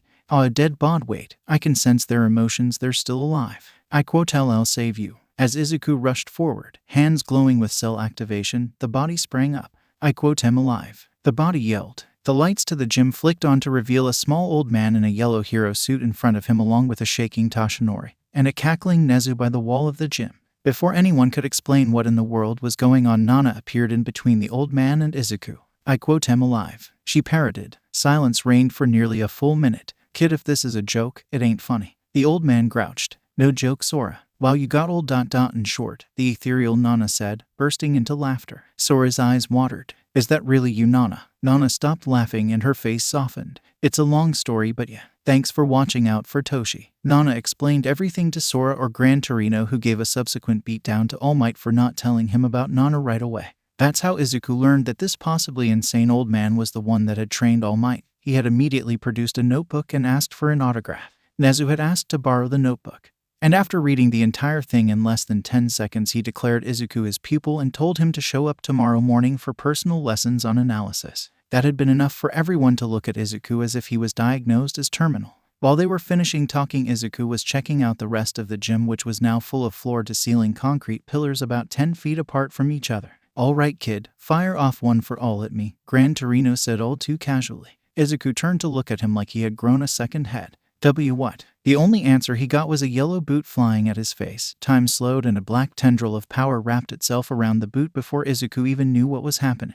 Gonna be the hard way, eh? Hit it, Nezu, Gran Torino says as he dons thermal goggles. Ominous cackling could be heard coming from somewhere behind him before the lights flipped off and danger sense nudged in every direction at once. Izuku switched to thermal vision and saw dozens of turrets warming up along the walls. In near panic, he let out a smokescreen that filled the entire gym. A staccato of gunfire erupted from every direction. Time slowed to a crawl as dozens of tendrils began flailing wildly to intercept as many of the bullets as possible. Pain, but not as much as he was expecting. They're rubber bullets. Hoping to lose the turrets in the smoke, he moved position only to hear Nezu redouble his cackling. Apparently the turrets had thermal vision. Anytime he attempted to find cover from the relentless gunfire, Gran Torino was there to kick him back into the open before dashing off again into the maze of pillars. Okay, I need one for all, but I can't use all of it, so maybe just a little. He began channeling OFA into his arm, green arcs of energy running along it, preparing to throw a punch where he thought Torino might be ... He recalled what Mr. Aguro had said about punching with every muscle from toe to knuckle. That was it. He began channeling OFA over his entire body, through every muscle. He could feel his muscles and bones straining with the power of it. He turned it down to a level where he couldn't feel cell activation about to engage from the damage. Green energy danced along his skin as if the power itself wished for action. If I had to guess, I would say this is about 5% of my maximum. About time, Zygote, Gran Torino said, rocketing at him. Since the pillars were too close to each other for float, Izuku began jumping from pillar to pillar as Black Weapon Danger Sense were handling any rubber bullets he wasn't able to dodge. He was finally able to focus on Gran Torino as they ricocheted around the gym after each other. Judging by the old man's emotions, he was having the time of his life. The game of cat and mouse went on for what felt like hours, until after a boot to the face, Izuku, in an act of desperation, activated float as he jumped after Gran Torino. He outpaced Torino and finally caught him in deactivated float, rolling to the ground with his prize. After releasing his hold on him, Gran Torino jumped up, took off his goggles and began stretching. Not bad, kid. That was the most fun I've had in years. Izuku was doubled over, wheezing. He's not human. Training so many sides of his quirk was exhausting. Even with cell activation, Gran Torino began jauntily walking over to where Toshi was clapping with a proud smile and Nezu looked like had just found enlightenment. Water break for 10. Then we go again. Izuku was starting to understand why All Might was so scared of the man. It was starting to get dark out by the time Gran Torino called an end to training. Izuku was pretty sure he was about one more run away from dying of exhaustion. They made their way back to Toshi and Nezu. He figured that he could get away with one more quirk activation and stay conscious. Before you go, sir, do you want me to evolve your quirk? Gran Torino backed away from Izuku's outstretched hand.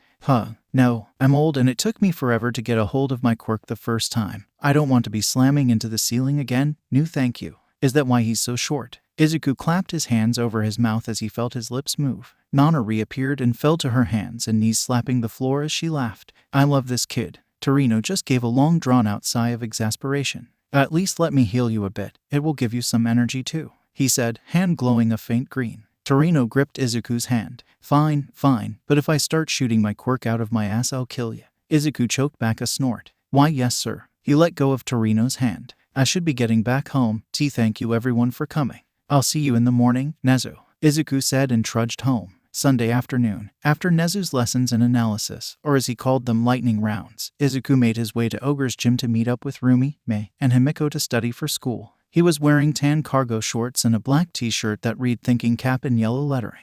He had no idea what a study session among friends was supposed to look like, but he was excited regardless. He actually had friends to study with now. On his way to the gym, he grabbed some drinks and snacks for everyone at a local convenience store. You were supposed to bring snacks, right? Izuku walked into the gym to see Rumi wearing gray yoga pants and a black tank top, flexing in different poses as Himiko and Mei clapped and cheered. Himiko had her hair up in messy buns and was wearing a baggy black hoodie and a dark red skirt with black thigh-high socks. Mei was wearing navy blue mechanics coveralls rolled down to her waist, exposing her black tank top. Mei and Himiko were radiating the same emotion as moms did when they looked at each other, attraction. Good for them, he thought with a small smile. As Rumi was flexing her new muscles, he wondered how she had packed on so much in just a week, even with his quirk's help. She was incredibly athletic to begin with, but now, however, she was jacked as she had put it.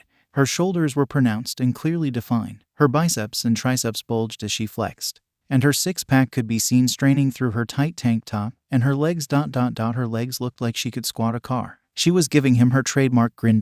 She caught him staring. Again, she was also giving off the same unrecognizable emotion he had sensed from Himiko earlier in the week. See something you like, Izuku? If he wasn't holding 2 bags, he would have covered his neon red face.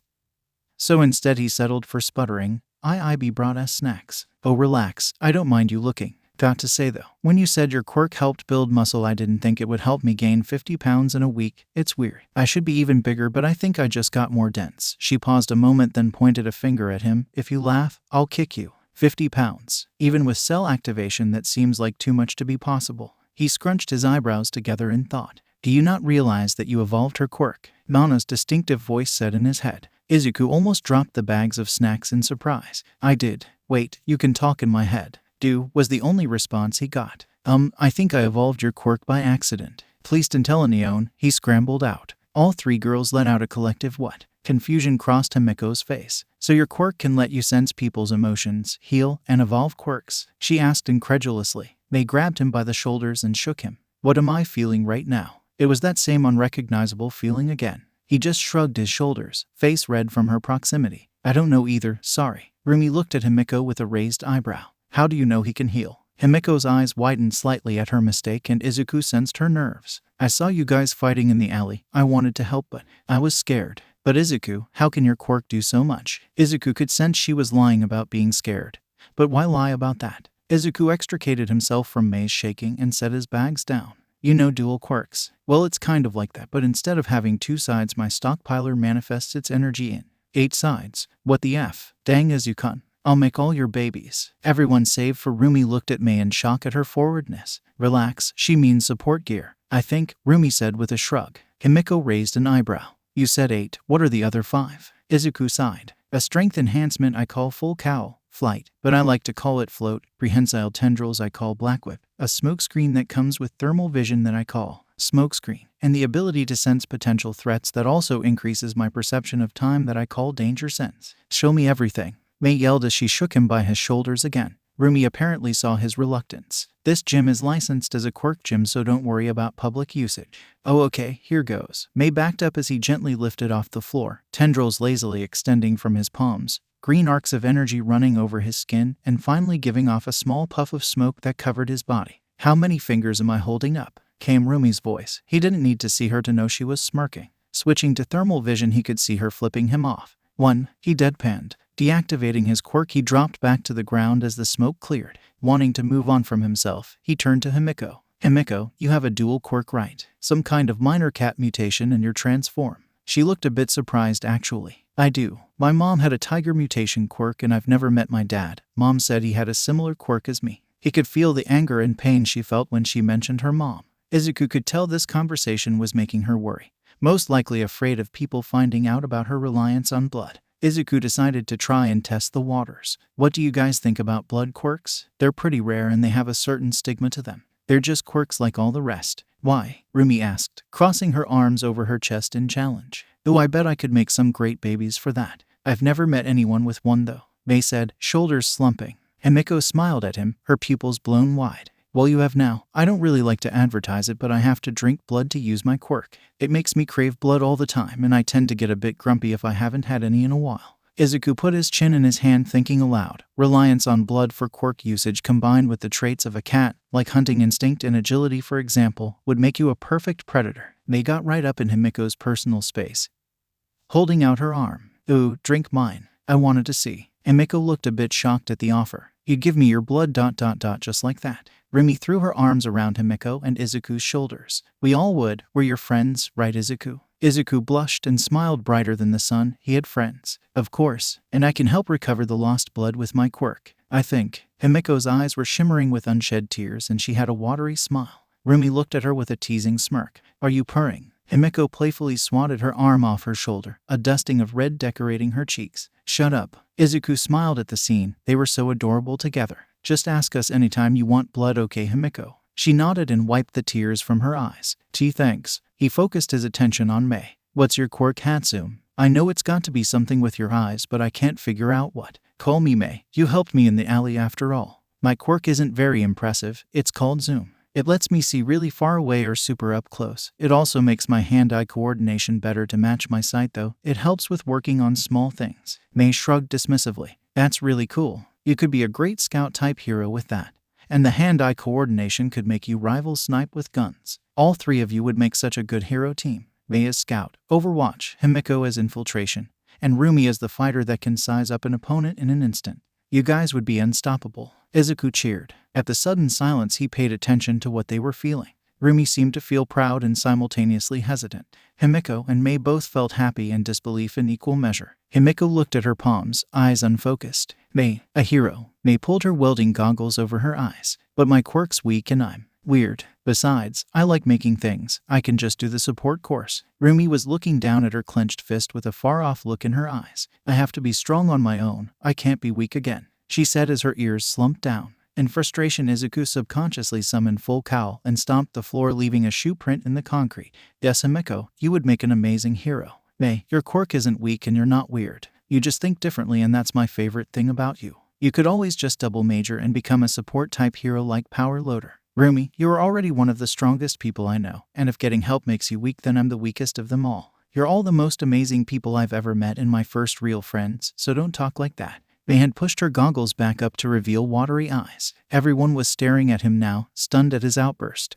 Sorry, I didn't mean to yell, Izuku said, closing his eyes, waiting for the inevitable backlash. Izuku suddenly felt several pairs of hands pull him into a hug. He opened his eyes to see all three girls pushed up against him. His face warmed to the point he was sure they could feel the heat. Thanks, Izuku. Thanks, Runt. You're allowed to touch my goggles. How the F did you not have friends before us? Does it have something to do with your quirk coming in late? Rumi asked as she squeezed a little harder. Izuku looked away from her questioning gaze. Why, I was misdiagnosed as quirkless and well ... Have you heard of Alder? That quirkless school district that got shut down. You mean you went there? Mutation hate is bad enough. I can't imagine what you went through, Rumi said as she pulled him in closer. It was that blonde a hole from 10 years ago, wasn't it? Himiko asked, voice dangerously low. Tears came unbidden to his eyes as he nodded. Who? They asked, starting to get lost. Himiko snarled as her eyes narrowed. A bully. Izuku and I went to the same elementary school. And the day my quirk came in, this blonde a hole called me a villain and tried to attack me, but Izuku saved me. He's been bullying you all this time, hasn't he? Another nod. Ima, cut him. I'll kick the shit out of him. I'll blow him up. He wasn't sure if he should be worried or thankful that empathy registered all those as truth. Gee, thanks. He pulled himself from the hug. Can I evolve your quirks? He asked, extending two glowing hands to Mei and Himiko. They both smiled and each took a hand. Two sets of yellow eyes glowed with power. Mei began looking all over the room, her eyes changing from yellow to red to black to green. OOOH, I can see in thermal, X-ray, and night vision. I'm going to make so many babies. She pulled him into a crushing hug, lifting him off his feet. Thanks Izuku. Rumi held out her arm to Himiko. You need blood, right? Go ahead. Himiko's smile was full of teeth as she took the offered arm. I can make my saliva produce an anesthetic, so this shouldn't hurt. And don't worry about diseases, my quirk takes care of that. She let her chin-length tongue out of her mouth and licked a spot on Rumi's forearm before biting down.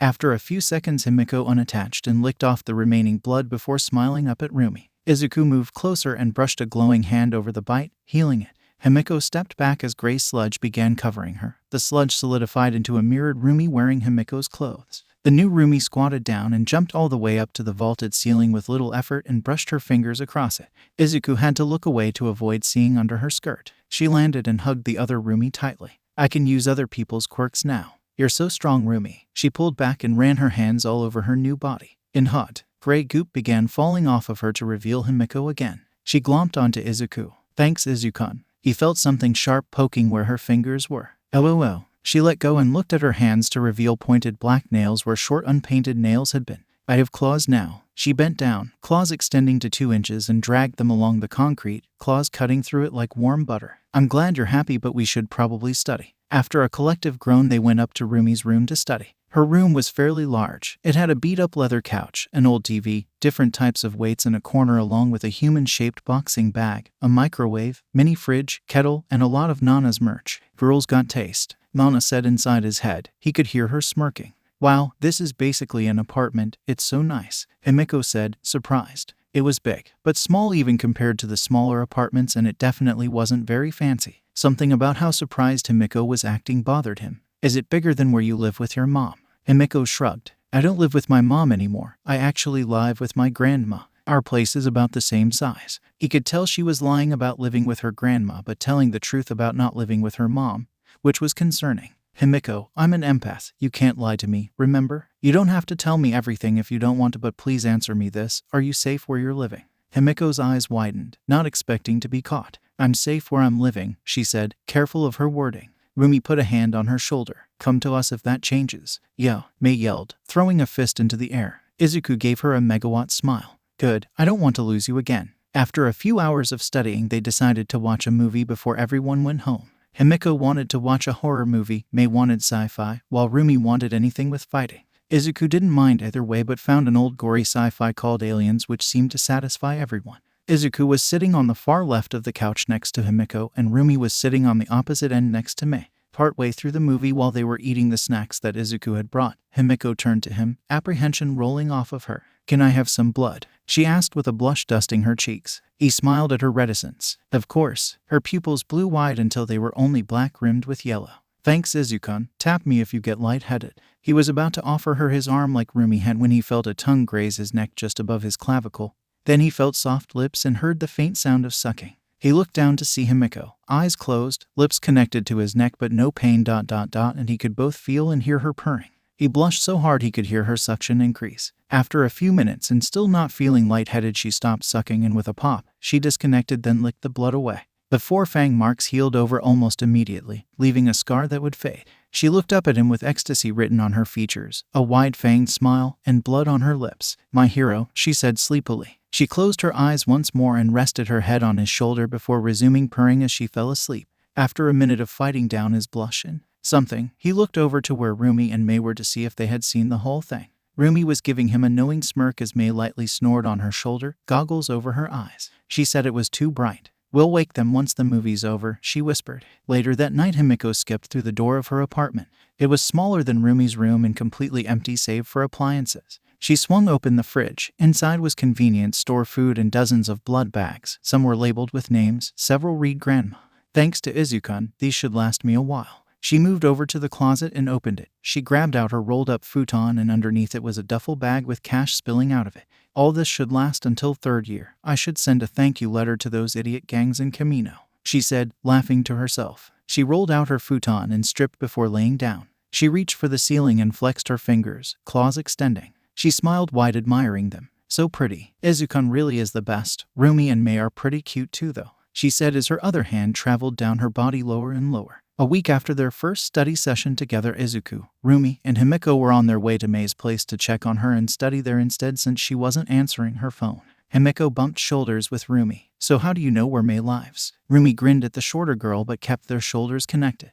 I've known Mei for a while now. This isn't the first time I've had to check on her. She's probably just hyper-fixated on something. Izuku felt warm at the sight of the two girls so comfortable around each other. Does she do this often? Rumi shrugged before grabbing him by the arm and pulling him closer, his shoulder connecting now too as they walked. I guess she gets tunnel vision sometimes when it comes to her special interests. Himeko looked up at Rumi and scrunched her eyebrows together. Special interests, like hobbies. Rumi seemed a bit reluctant but answered with uncharacteristic seriousness. Kind of. It's not my place to say, but Mei trusts you too, so I'll tell you. Mei is on the autism spectrum. A special interest is like a hobby, but it's more than that, it's a passion. Like you said before, Izuku, she has a different way of thinking, but that's not all. Social skills for her are a muscle she has to train. For what most do automatically, she has to do manually. I've always been pretty blunt, so she sometimes comes to me when she has questions about something most people would just pussyfoot around with. Izuku was smiling bright as the sun at the rabbit girl. It's no wonder she loves you. He clapped his hands over his mouth when he realized he just outed Mei's internal feelings. Rumi stopped dead in her tracks and grabbed Izuku by his shoulders, staring down at him slightly. What? How do you know? Are you sure? Releasing his treacherous mouth, he responded, I'm an empath, remember? When she looks at you, I can feel your mutual attraction. Rumi yanked him into a crushing hug. Thank you. Lately she's been asking me about a warm feeling that she's never had before, but I didn't want to just tell her that she's attracted to me. Himeko shimmied her way into the hug. Why not? Rumi extended her arm to include Himeko too. Because what if I was wrong? She trusts me and would just believe me. I don't have an empath quirk. What if I told her that I loved her and that she loved me back, but I was wrong? Himeko began purring and nuzzled her head into Rumi. You know, for how tough you are, you're quite the softie. Rumi pulled herself from the hug and pointed accusingly at Himeko. If you tell anyone, I'll scissor lock your head next time we spar. Lucky, Izuku thought as he focused all his willpower on not blushing. Himeko grinned full of teeth. Don't threaten me with a good time. Rumi blushed enough for it to actually be seen through her tan skin and sputtered. Come on, as she began walking again, this time at a faster pace. Himeko giggled and looped her arm around Izuku's as they followed. They caught up to Rumi as she was knocking on the door of a house that didn't stand out from the others surrounding it except for the loud noises coming from behind it. The door swung open to reveal a woman that looked incredibly similar to Mei, just older and with red dreadlocks instead of pink that were tied into a braid that hung over her shoulder. The woman hugged Rumi immediately, then held her by the shoulders. Rumi dear, come to check on my little gremlin, she said affectionately. Hi, Ms. Hatsume. Yeah, we were supposed to have a study session, but we couldn't reach her, so we decided to bring it to her. Ms. Hatsume looked past Rumi and noticed Himeko and Izuku. Oh, you must be Izuku and Himeko then. My Mei told me so much about you already. I'm so glad she has such good friends now. She elbowed Rumi in the ribs and waggled her eyebrows. Maybe more than friends. We're going to go find Mei now, Rumi said as she headed into the house as Ms. Hatsume cackled in a very Mei-like fashion. The three made their way through the house and into the backyard where a large workshop was. A cacophony of sounds could be heard coming from the structure. Rumi approached the large steel doors with Izuku and Himeko on either side. Danger sense triggered, and before Izuku could react, the metal door blew open in an explosion of smoke. All three were knocked bodily to the ground. There was something soft on top of them. You're all here. Why are you here? Oh, you're comfy. Mei all but screamed in their collective faces. Rumi groaned and held her hands over her ears. Ouch. Hi, Mei. We came to study with you. As they all untangled themselves from the heap, Izuku noticed the bags under Mei's eyes. Mei, when was the last time you slept? Mei grinned maniacally and put her hands on her hips. Thursday. Rumi ran a hand down her face. Mei, it's Sunday. Mei didn't drop her grin or pose. Oh, Himeko spoke up with a raised eyebrow. What have you been doing? Mei's eyes glittered. Making babies. Double majoring in support and heroics means I'll get to field test my own babies. I'm making the prototypes for my hero gear. Izuku's eyes glittered to match. Show me, show me. Mei looked at him with that same unrecognizable emotion as she snatched his hand and dragged him into the workshop. On the workbench was what looked like the beginnings of a suit of armor with a metal backpack attached to it, a wetsuit that seemed to have musculature, and some kind of long rifle. They aren't anywhere near done, but this is going to end up being power armor, a fibro-muscle layer, and a sniper rifle, Mei said while flailing her arms wildly. Izuku was amazed. She had made so much progress in only a few days. Wow, Mei, you're amazing. They look kind of familiar though, he said, rubbing his chin. I based them off some Warhammer 40k models that me and my dad used to build together before he died, Mei said, trailing off as tears filled her eyes. Rumi was there, wrapping the pinkette into a hug immediately. It's okay, Mei, you're all right. He would be so proud of you. Mei sniffled. I know, I just wish he was here to build with me again. Himiko grabbed Izuku and together they wrapped Mei up in between all three of them. "We'll build with you, just tell us what to do," Himiko said. Mei smiled warmly with her eyes closed. I feel so warm." So with studying forgotten, they helped Mei build until she had finally succumbed to sleep. After Rumi placed the girl in her bed, Izuku used cell activation on Mei's sleeping form to restore her energy until the bags under eyes were gone.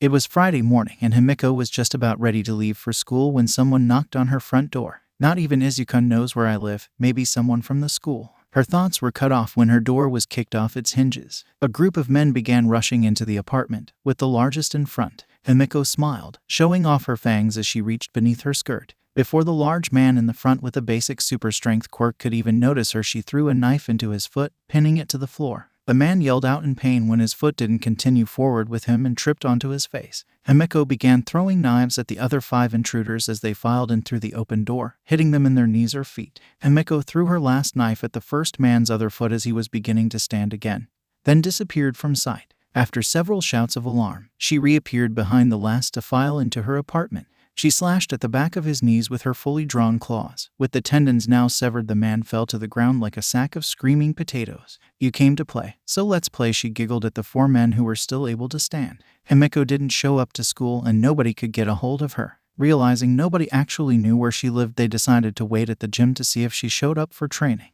Izuku, Rumi, and Mei all sat around in tense silence, hoping that Himiko would show up when the front door chimed. They all snapped their heads up to see Himiko in the doorway wearing her school uniform.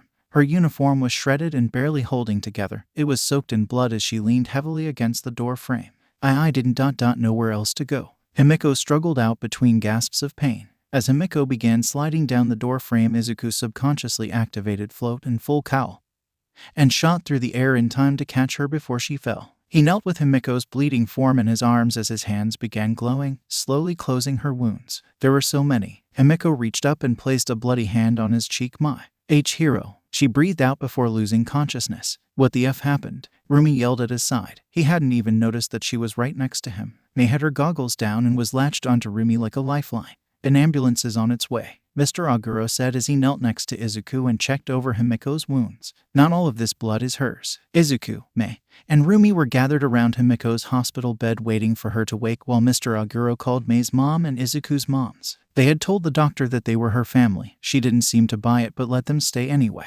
Himiko woke up with 3 sets of hands on her. "Where am I?" she groaned. Izuku, with hands still glowing from cell activation, spoke. "The hospital. You showed up to the gym covered in blood and passed out." "What happened?" Izuku could sense fear coming off her, so he continued. "I know you're scared, but we won't abandon you, no matter what. We care about you." "Yeah," Mei cheered as she lowered her head onto Himiko's thigh. "We aren't going anywhere." Rumi agreed as she rubbed her thumb over Himiko's knuckles. Himiko's eyes watered and her lips quivered, but before she could say anything, the door opened and a black-haired man in a trench coat and a police officer with a cat mutation quirk walked inside and locked the door behind them. "Toga, Himiko, I am Detective Tsukachi and this is my partner Sansa. I have some questions for you. Where were you this morning at around 7 a.m.? The noir detective questioned. Himiko narrowed her eyes to slits as her claws extended. Sansa's fur stood on end in the presence of a predator. He and the detective began slowly reaching for their pistols. But before anything could happen, ominous music began blaring over the hospital's POS system. The detective looked up in confusion. "Why do I hear boss music?" The door began to glow green before it slammed open so hard that it nearly ripped off its hinges. Midoriya and Co stormed into the room wearing her lawyer pantsuit, with Nezu riding on her shoulder holding his tablet and cackling maniacally. She was flanked by Midnight and 13, both in full hero costumes. Izuku hadn't seen his mother this mad since he was misdiagnosed as quirkless, interrogating a minor without their guardian or legal representative in attendance and using a truth-detecting quirk without consent. "Really, detective, you should know better by now." Inko growled at the man. Nezu's personal lawyer, is Ms. Toga your client, Mrs. Midoriya?" Tsukachi asked, ignoring her comment. "That and my future daughter-in-law," Inko stated proudly. Izuku could feel his face turn so red that heat was coming off it. The detective looked very confused. "Well, congratulations." Inko moved over to Himiko's bedside and placed a hand on her shoulder. "We haven't met yet, dear, but I'm Izuku's mother. He was so broken up when you disappeared the first time. I'm not going to let anything happen to you. Whisper in my ear everything that happened and I'll relay it to the detective." Inko leaned close and Himiko began whispering very quietly, but apparently not quietly enough for Rumi to not hear. Izuku could both see and feel Rumi and his mother growing alarmingly angry. bordering on murderous rage. Rumi's forearm bulged with rippling muscle as she gripped the metal bar on the bed so hard that it began to crumple in her fist. After several minutes of whispered conversation, Enko stood back up as she exhaled through her nose harshly, her eyes glowing green. We'll start from the beginning. She has a blood quirk that comes with cravings. Upon discovering this, her mother forced her to suppress it under threat of violence. She doesn't know who her father is. After suppressing her urges for 10 years, Himeko was close to quirk-induced psychosis. Instead of lashing out to fulfill her bodily needs, she ran away from home after graduating middle school and stole from blood banks. She checked for her name in missing persons. Her mother never reported her as missing. She is registered with her school as living with her grandmother, a Ms. Tanaka. Ms. Tanaka is actually an elderly woman who donated blood regularly and whom Himeko posed as when dealing with the school, claiming to be her own grandmother.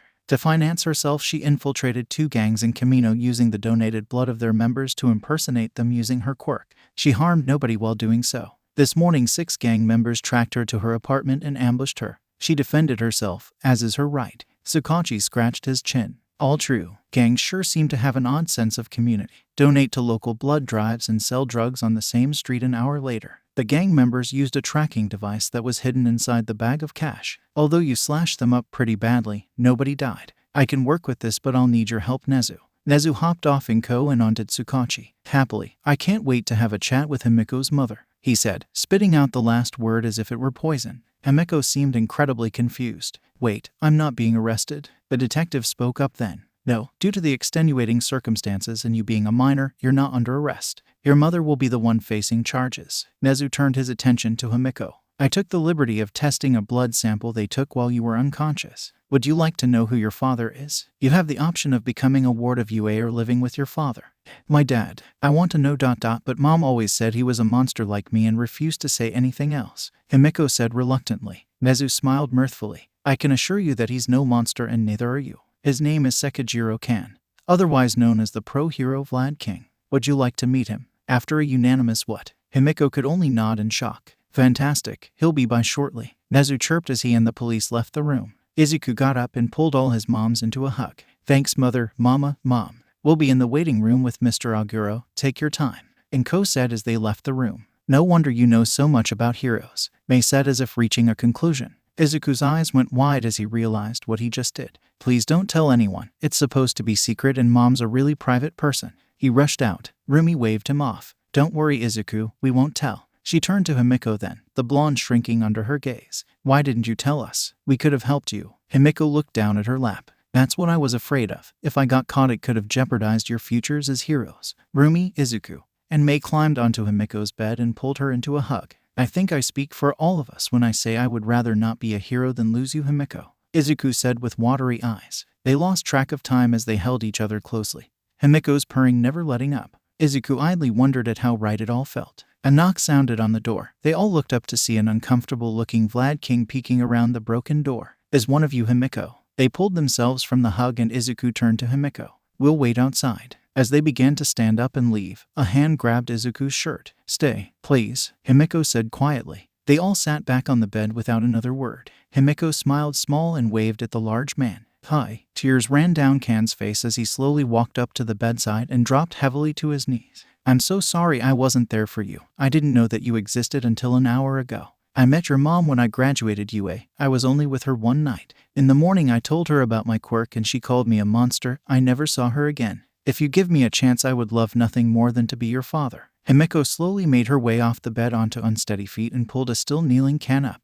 I'd like that. Dad. Kan lunged forward and pulled her into a hug. At first Himeko stiffened, but it was so gentle and filled with love for his newly discovered daughter that she melted into the hug and began purring.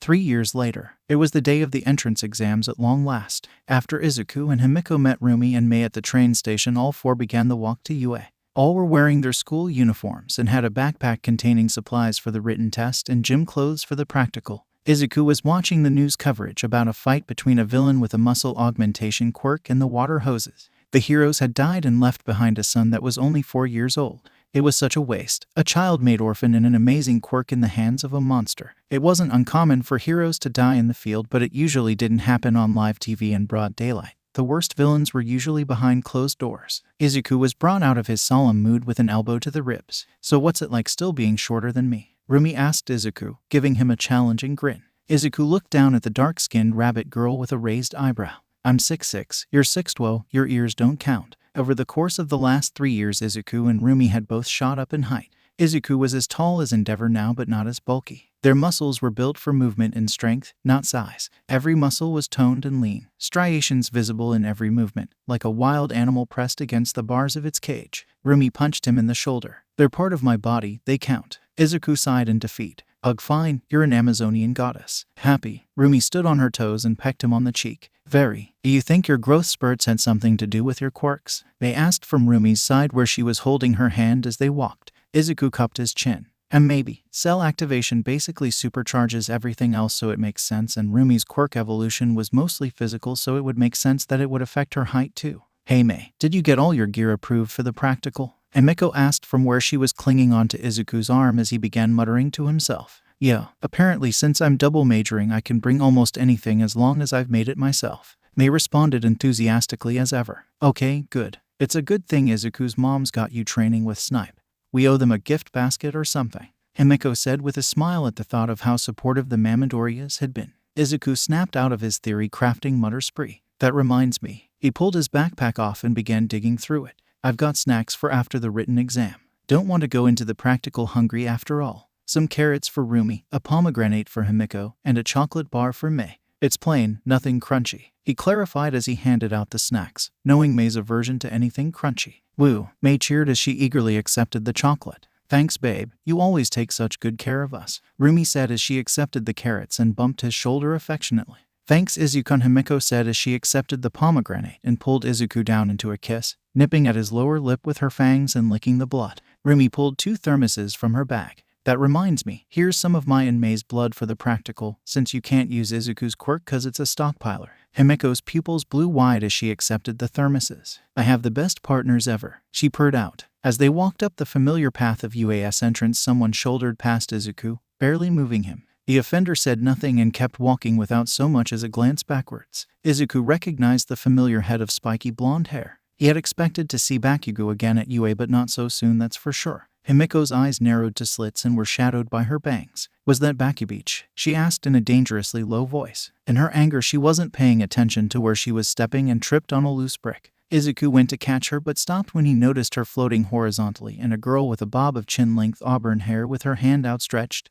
touching Himiko's shoulder. The girl was about 5'0" and had a round face with a small blush. Izuku felt Himiko's emotions spike, too many and too fast to register what they were. Himiko's eyes went wide in recognition. Still facing the ground and unable to see her benefactor, Himiko asked quietly with hope evident in her voice, Acha. The brunette gave a sharp intake of air. Himi. Acha helped Himiko into an upright position before whispering release under her breath and returning the blonde's gravity. The two stared at each other in silence as if the rest of the world had fallen away. Izuku could sense so much relief coming off the two ... and affection. Tears pricked at both girls' eyes and they pulled each other into a desperate hug. You disappeared. I thought I'd never see you again. Was it because I beat up those guys for picking on Sue? The brunette asked with a distinct Kansai accent and a waver in her voice as she brushed her thumb over the scar going through Himiko's left eyebrow that she had gotten when she was ambushed. That's when it clicked for Izuku. Himiko had told him, Rumi, and Mei about the day she ran away. It was the day of her middle school graduation. Some bullies were picking on a girl with a frog quirk and Himiko's friend Achako had stepped in and beat down the bullies, but got pretty bloodied up and bruised for her efforts. Himiko said that was when she knew she had to run away or she would end up hurting her friend. Her cravings for blood had reached a boiling point. She chose to run away rather than harm her first crush. Himiko nuzzled her head deeper into the crook of Achako's neck and gave a muffled reply. And no, Acha, it's a long story, but I promise to tell you everything. You must be Himiko, Ribbit, said a croaking voice from a nearby girl with an obvious frog quirk. She was short, 5 feet tall at most. She had long, green hair that went down to the small of her back and was tied in a large bow. Her face wasn't very expressive, but had large eyes and an angular, upturned mouth. Izuku could feel the girl's unease despite her expressionless face. Achako pulled herself from the hug, blushing slightly more than what seemed to be usual. How rude of me. I'm your Raka Achako and this is my girlfriend Asui Tsuyu. Achako gestured to the frog girl. Izuku registered a lot of conflicting emotions in Himiko then. They would likely have to talk about this later. Call me Tsu, Ribbit. Achako has told me a lot about you, Himiko. Sue said near impassively, but Izuku could feel her worry. She has, Himeko asked with disbelief before gesturing to Izuku, Rumi, and Mei. These are my partners. The giant one is Midoriya Izuku, the Amazon bunny is Aguro Rumi, and the pink gremlin is Hatsume Mei. Apparently it was Achako's turn to feel the same conflicting emotions. Sue seemed to feel relieved and hopeful. Definitely needed to talk about this later. Izuku and Mei smiled at the two and waved. Rumi threw Sue a grin. Nice to see another person here with a mutation quirk. Mei scooted close to Izuku, pulled him down to her level and whispered into his ear. What just happened? She asked, knowing Izuku would explain the nuances of the interaction well thanks to empathy. We'll all talk about it later, but don't worry about it, okay? He whispered back. Mei nodded and kissed his cheek before pulling away smiling. The bell rang then and everyone went wide-eyed. Himeko quickly exchanged numbers with Achako before they all but ran into the building to take the written exam.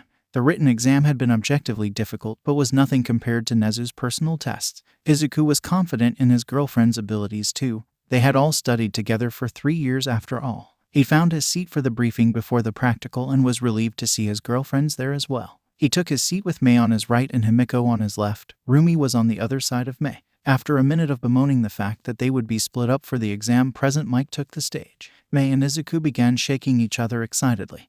They often tuned into his radio show late at night while they worked in Mei's workshop together. Everyone say hey. Hey, Izuku and Mei bellowed in response, but were the only ones. Thank you, listeners. Izuku went back to shaking Mei. He called us listeners. He whisper-shouted in excitement. As President Mike began to go over what to expect in the practical, Izuku and Mei were frantically whispering to each other and reading over every detail in the provided packet while Rumi and Himeko listened to them and President Mike. Excuse me. A voice a few rows from behind them yelled. A spotlight lit up a tall, well-muscled boy with neat, blue hair. Yes, little listener, Mike asked, giving the boy the metaphorical stage. You mentioned 3 types of faux villains, but the packet clearly labels 4. If this is a typo, then UA should be ashamed. The bespectacled boy pushed up his glasses and pointed at Izuku. And you two with the messy hair and dreadlocks. You two have been whispering to each other this entire time. If you aren't going to take this seriously, then you should leave immediately. Himeko showed her teeth at the boy. Not in a smile, but in a way a predator might bare its teeth at prey. Rumi stood up, chair clattering to the floor as she pointed at the blue-haired boy. Watch your effing mouth, you ain't a proctor. Besides, don't you know better than to ask questions before the lecture is finished? The boy sputtered while cranking his arm in a very robotic fashion before bowing to present Mike an apology for interrupting. So much spirit, Mike yelled before going on to explain the 0-pointer. Izuku stood amongst a group of other examinees outside of Mock City Beta. He was wearing black gym shorts and a green t-shirt that read hat in black lettering. He noticed Achako attempting some breathing exercises to calm herself down from what he could tell was nearing a panic attack. He reached out with empathy and pushed calm confidence into her. She spun around and looked at him bewildered but smiled anyway. Before he could go talk to her, a hand gripped his shoulder. In a flash of movement, he acted on instinct and grabbed the offending appendage and put it into a wrist lock as he spun on his heel and reared back his fist. He was greeted with the shocked expression of the blue-haired boy from the briefing. He released the boy's wrist. You shouldn't just grab people like that. You could trigger someone, Izuku said in warning. If the boy had done that to Himeko, she would have gutted the poor boy before he could have even reacted. As the blue-haired boy began sputtering something that sounded like the beginnings of an apology, danger sense flared and President Mike yelled, "Go." After so many spars with Mr. Aguro and brutal training sessions with Gran Torino, Izuku reacted with muscle memory. He activated float and rocketed off, flying over the stunned crowd and the still opening gate into the mock city. He saw the robots that had triggered his danger sense rolling down the main street towards the gate. A shockwave buffeted the street as he broke the sound barrier as he flew just over the robots. They began to aim upwards as he let Black Whip lash out, wrapping around each and dragging them along the street as he went. He reached the end of the main street and released Black Whip as he turned around to survey what he had done. There was an assortment of 2 dozen 1, 2, and 3-pointers piled in a twisted heap beneath him. The exam participants were just now clearing the gate and staring at his floating form with wide eyes. In the observation room, the staff of UA were staring slack-jawed at the monitors showing Izuku. Well, most were. That's our boy. Midnight cheered as she jumped onto 13's lap and squeezed their puffy spacesuit in a hug. He certainly knows how to make an entrance. All Might in his thin form agreed. No longer did he look like a walking skeleton in a suit. He was thin but not grotesquely so. His black sclere had even returned to white. Such a feat was only possible with Recover Girl's evolved quirk that now was capable of curing diseases and nullifying poison.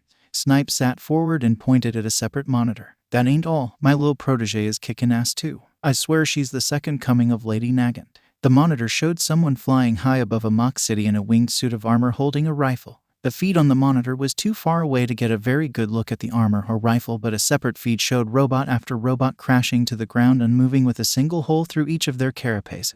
Was her support gear cleared? Cementos asked. Yeah, I cleared it myself. She even has all of it patented already. Power Loader responded. Vlad King stood up and pointed to another screen. Forget them. Look at my precious baby girl go. On the monitor feed, Himiko was smiling wide and ripping through machines with her claws faster than they could track her movement. After using her claws to climb the face of a building, she morphed into Mei and wrapped her arms around her own midsection in a quick hug while she surveyed the area. She then morphed into Rumi and ran her hands over the sides of her face lovingly before she leaped from the building towards a grouping of robots. It appears Rumi is having fun as well. 13 commented. On another monitor, Rumi was bounding down streets almost too fast for the cameras to follow, leaving cracked asphalt and a wheezing midget with purple balls for hair in her wake. She slammed into the side of a building, almost collapsing the concrete wall, and used it as a springboard to launch herself headlong into a group of robots that had surrounded a few overwhelmed examinees. She ripped through the robots like tissue paper with her lightning-fast kicks. "How's your boy doing, Aizawa?" Nezu chirped. "About as well as you'd expect against this irrational exam. He should have taken the recommended exam like I suggested." The racer head groused. On the monitor that was occupying his attention showed an indigo-haired boy struggling to wield a broken piece of robot as a weapon. Izuku landed next to the boy and grabbed a nearby piece of metal, formed black claws, and carved the piece of metal into a sword before handing it to the bewildered purple-haired boy and flying off. Aizawa hid his smile under his capture scarf. He couldn't be biased as a teacher, but as a father he was glad the Midoriya boy had helped Shinso. Power Loader held his thumb over a large red button on a control panel. It's almost time. Izuku had given up on trying to count his points shortly after the start. He just decided to treat this exam as seriously as possible and do everything he could as if real lives were at stake. He was flying above the buildings as he surveyed the area with thermal vision for any robots or people that needed help. He saw a girl climbing on the back of a three-pointer and a boy with his hands held behind his head in a ridiculous pose as he shot a laser beam through a one-pointer like it was held together with gum. The boy then turned his attention to the three-pointer that the girl was still climbing around on. With thermal vision still active, he could see the boy's stomach begin to heat up, preparing to fire another laser. He must not see the girl, Izuku yelled inside his mind. Izuku flew down in a flash and snatched the girl off the back of the three-pointer in a princess carry just as it exploded. Izuku turned to the surprised boy. "Watch where you're shooting, you almost hit her." He turned back to check on the girl still in his arms. He looked down and saw the thermal image of a girl with hair and eyes that both fluctuated with heat in a beautiful pattern. She was also naked. He blushed so hard he thought he could hear a tea kettle somewhere as he let her down while averting his eyes. Her clothes must have gotten damaged at some point, he thought as he pulled off his shirt and handed it to the girl while still averting his eyes. Sorry, I didn't mean to look. Here, it should be big enough to cover you up, and don't worry about giving it back," he said quickly. The girl let out an eep before grabbing the dress-sized shirt. "You can see me?" she asked in disbelief. "Of course I can see her, how could I not?" he thought before switching off thermal vision. Before he could turn back to the girl, a thundering crash sounded as buildings collapsed and a massive metal hand gripped the nearby building. "That must be the zero-pointer, we should get out of here," Izuku said and was about to fly off before he heard something. "Ouch," came a pained whisper from down the street. He looked to see Ochako laying face down with debris pinning her legs, and the zero-pointer launching a bus-sized fist at her prone form. Before he even realized what he was doing, he charged full cowl up to his maximum of 25% and launched down the street towards Ochako. Time slowed as danger sense triggered, and he barely made it in time as he caught the fist, his feet cracking the asphalt from the force. His muscles bulged. He was barely able to keep the fist at bay as he held it with outstretched arms. His feet were digging deeper into the road as the fist slowly began to overpower him. Blackwhip pulled the debris off Achako's legs, freeing her. "Run, Uraraka," he grunted out above her. "I think my leg is broken," Ochako said in defeat. "Well, he cursed internally. He was pretty sure Rumi was a bad influence on him. "I could use my Blackwhip talons to carve through the inside of the robot, but it wouldn't be fast enough to save Ochako. I could go past my limit and throw a 100% punch, but there's no guarantee it'll work with only one punch, and I'm pretty sure it'll break my bones and leave me unable to throw a second. There has to be something." He rapidly thought of his options as time was still slowed. His mind flashed back to the news report that morning. He remembered the way that villain's Quirk made muscles grow over the top of his skin, making him much stronger than normal. As he had the thought, Blackwhip responded subconsciously. Hundreds of small tendrils began snaking down his body in a mimicry of the muscles beneath, each strand of Blackwhip whip mimicking a skeletal muscle structure. After a few slowed seconds, Blackwhip now encased his body in a single, thin layer of black muscles. The foam muscle ended at his ankles, wrists, and base of his skull. He could feel the weight of the monstrous fist lessen and the black whip muscles bulge in sync with his own. He went past his limit of 25% all the way to 100%. He threw the fist back into the side, resulting in the 0-pointer stumbling forward from the loss of support. As it began falling towards him, he launched upwards with float and uppercut the monstrosity with everything he had. Fist connected against metal. His knuckles exploded open as metal crumpled. The robot's head snapped back in a deafening boom as it began falling backwards and exploding internally. With the threat dealt with, he descended back to the ground and let Blackwhip go. When the foe muscles retreated, he saw that his right arm was purple. Then the pain registered. He definitely broke every bone in his arm, but at least they hadn't shattered. Guess 100% is still too much, he thought as he kneeled next to Ochako. As his arm very slowly began healing from cell activation, he reached out with his uninjured hand and laid it on Ochako's purple ankle as it began to glow green. This won't heal your leg entirely, but it'll make it feel better in the meantime, Izuku said, not noticing the girl's wide-open mouth as she stared at his bare chest. You were so cool. It was all bam then kaboom. Ochako cheered while gesticulating with her hands wildly. Izuku went to ruffle his hair in embarrassment but winced when he tried to move his still very broken right arm. You're hurt, Ochako screeched. Make way, a familiar voice said. Recovery Girl made her way through the crowd of gathered onlookers, swatting with her cane at anyone that took too long to move.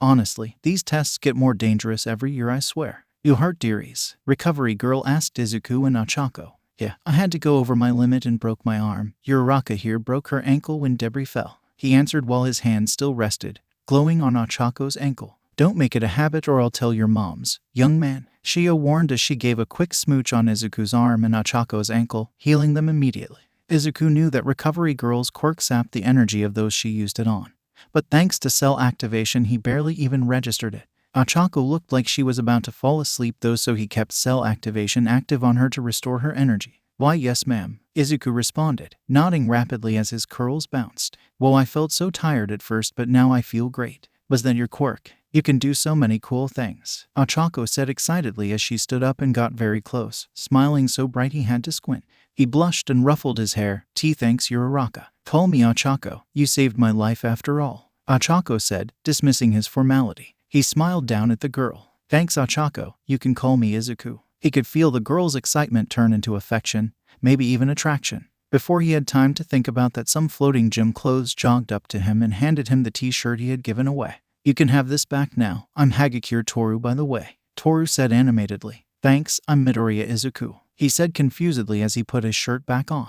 He could feel their disappointment as he did so. What happened to the girl that had my shirt? Is she okay? He asked, hoping she had found something else to cover up with. That was me, silly, Toru said, waving her arms around. What? He thought, flipping thermal vision back on. It was the same gorgeous girl with a bob of hair and eyes that both seemed to shimmer. She looked to have a beauty mark similar to Nana's as well. Is that why you were naked? He all but screeched. Yeah, I can't turn my invisibility off or make other things invisible, so I have to get naked to be invisible. I never expected someone would be able to see me. What do I look like? She finished quietly. Ethereal, he thought immediately. Ochako and Toru gasped quietly. He slapped his hands over his mouth. Gotta run. Sorry, he said as he ran toward the entrance, blushing. Earlier that day, deep within the substructure of the Shai Hasekai main base of operations, Kendo Rappa wandered. He was looking for Overhaul so he could challenge him again, but had ended up lost in the concrete underground maze. What, am I supposed to carry a map or something? He slammed open a metal door. It was dark inside, so he flipped on the light switch. You in here, Overhaul? No response came. It was then he noticed the steel chair with leather restraints at the center of the room. A small chair ...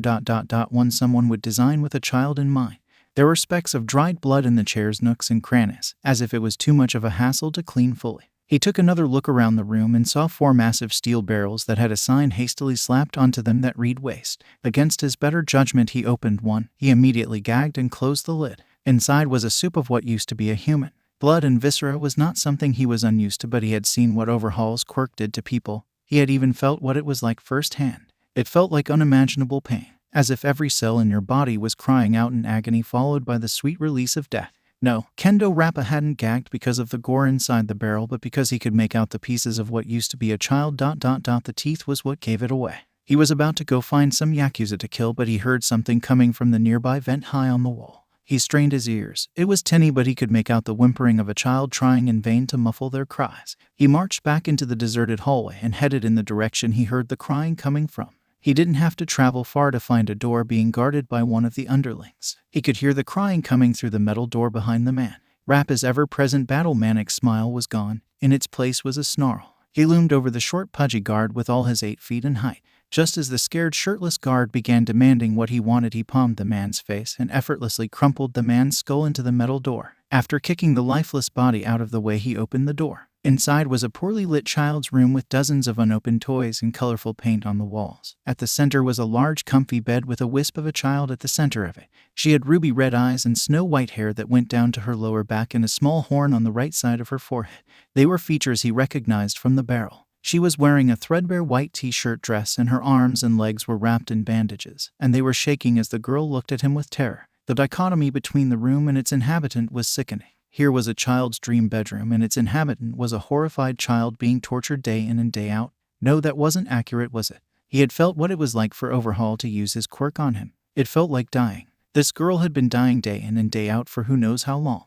Well, that stops today. He punched an address into his phone and handed it to the terrified girl that was still bracing for violence. Follow that. Run as fast as you can. I'll distract them, he said, the phone still in his outstretched hand. But you're wearing the bird mask, aren't you, with them? The little albino girl squeaked out. He ripped off his torn-up mask. Not anymore. He could hear footsteps echoing down the hallway outside. You have to go now. Tell him that the rapper sent you, Rappa said as he set the phone on the bed before he stepped back into the hallway facing the coming footsteps. The little unicorn walked up to the threshold of the room, phone in hand. She paused as she looked down. Then, almost in disbelief that she was able to, she crossed the doorway. But won't you die? She asked with tears in her eyes. Kendo Rappa looked back over his shoulder at the girl with a sad smile that was only possible after nearly 2 decades of self-destructive habit. That was always the point. Let me do this one good thing before my final bell rings. With that, he faced forward and rushed down the hallway to meet the Yakuza bastards head on. As he rushed down the dark hallways, tears began pricking at his eyes and he whispered to himself, I'm sorry, Itsuka. I'm sorry I couldn't be the father you deserved. Izuku and his girlfriends walked into Ogre's gym. Mr. Aguro wasn't home, so they decided to hang out at Rumi's after the exams. So what happened this morning with those 2 girls that Himiko knew? May asked as she sat on a weight bench to take off her boots. They were from my middle school. I didn't really know Tsu, but Chako was the reason I had to run away, remember? Himiko responded as she sat down on the floor and leaned her head onto Mei's lap. Because you liked her too much and were scared you were going to hurt her. Do you still like her? May asked nonchalantly as she began playing with the stray hairs of Himiko's buns. Himiko knew better than to try and lie, so she told them the truth. I don't know if I ever stopped. Uo, does that mean Acha and Tsu are going to join our polycule? May asked as she excitedly clapped her hands. Each relationship might be unique, but we're a package deal and we don't even know if they're bi or not. Rumi supplied as she wrapped an arm around Izuku's midsection. Izuku ruffled his curly locks. Well, I'm pretty sure Achako is at least. Rumi bumped her hip into Izuku. Ohoho, first name basis already. And how do you figure she's bi? Well, after I saved her from the 0-pointer with no shirt on, she was giving off some emotions, he said bashfully. Himiko wiggled her eyebrows seductively. You didn't say you were shirtless. Still can't believe you took that thing down and figured out a new move on the fly. Yeah, I knew I should have fought that thing. But why were you shirtless? Rumi asked. Izuku blushed slightly. Because I gave it to a naked girl. It turns out she was invisible and only I could see her because of thermal vision. You little charmer. Anyways, I'm not opposed to new people joining the polycule, but we'll have to get to know them a bit better first, Rumi decided. Me too. They seem nice and I like Acha's accent, Mei said with a manic grin. I'm fine with getting to know them better and seeing where it goes. Hopefully we all get into UA together, Izuku said. Himiko sniffled. I love all of you so much. Thank you for giving the idea a chance. Of course, Himiko. We love you, and if you think you might be interested in adding someone or someones to our relationship, then we're willing to try at the very least, Izuku said as he knelt next to Himiko and placed his hand on her shoulder. The door to the gym chimed as it swung open. Sorry, we're closed, Rumi began, but stopped at the sight of a small child holding a phone like it was a lifeline. Izuku felt for the girl's emotions and nearly gagged. Her terror was so all-encompassing that he could taste it. It tasted of spoiled milk. What on earth could a little girl that couldn't be a day older than 5 be so afraid of? He tried pushing calm into the girl, but he could feel the terror come rushing back. Gee, the rapper sent me. Please save him, the girl said in a trembling voice. Rumi gave a sharp intake of air. That's the name of an old friend of my dad's, from his vigilante days. Everyone began walking closer to the girl, but stopped when they noticed her trembling increase. Izuku knelt down on one knee about 5 feet away. That's when he noticed the bandages covering the girl's arms and legs and the fact that she was barefoot. We won't hurt you. I'm Izuku. What's your name? He asked as softly as he could. The child looked all around nervously, as if expecting a trick. I am Eri. Did someone hurt you, Eri? Izuku asked, trying to tamp down on his anger at the possibility. And not today, she responded as her lip trembled. Izuku could feel his girlfriend's rage pouring off of them like a dam breaking. Nobody is going to hurt you ever again if we have anything to say about it, he said with a bright smile and opened his arms up invitingly. Tears pricked Eri's ruby eyes as she tentatively walked forward into Izuku's open arms, and at the last second she threw herself into him and clutched her arms around his neck as the floodgates opened and she cried with heaving gasps for air. He held her close and stood up, her small legs wrapping around his waist. He ran his hand through her white hair trying to calm her. Rumi, Mei and Himiko circled close and placed comforting hands on Eri. He tried to push calm into her once more and this time it worked. Her crying subsided and her breathing steady. The door to the gym chimed yet again and danger sense triggered as Izuku registered pure malice coming off the newcomer. Rumi stiffened and whispered, dangerous, lethally. The man had black hair and was wearing a plague doctor's mask and a purple feather-collared jacket. Ah, you found my daughter, we'll be going now, the man said, empathy registering her being his daughter as a lie. In his arms Eri flinched hard at the too smooth voice. She's covered in bandages. Were you the one that hurt her? Izuku ground out. Of course not, she just trips a lot. The man answered, clearly getting annoyed. Liar, she's not going anywhere with you, Izuku stated with finality. Rumi and Himiko went as tense as a spring. Mei reached into her pocket. Come along, Eri, we don't want any trouble now, do we? He asked through gritted teeth as he pulled his white gloves off. Danger sense was beginning to nudge harder and harder in the man's direction. Empathy was registering murderous rage from the man. Eri's fear was back in force and she began to try and wiggle out of Izuku's grip. He pushed calm back into her and she stopped. He'll kill you, she whispered into Izuku's ear. Judging by the gloves, Izuku deduced that his quirk relied on touch and was likely very lethal. Give her back in 3.2. The masked man began counting down as he slowly started crouching. If you agree to sparse what? Izuku rushed out after coming up with a semblance of a plan. The man raised an eyebrow. What? Blackwhip sprang into life and wrapped around the man's wrists just before his hands could reach the ground.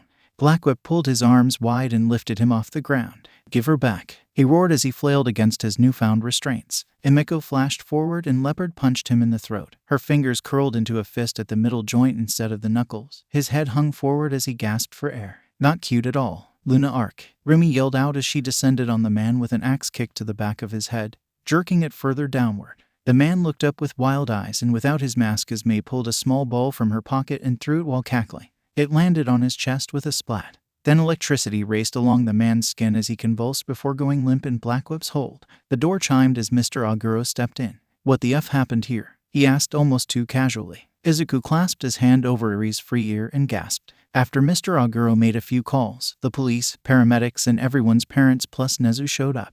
The police took one look at the unconscious man before quickly cuffing him with quirk-suppressing cuffs, saying that he was a B-rank villain that led a Yakuza group.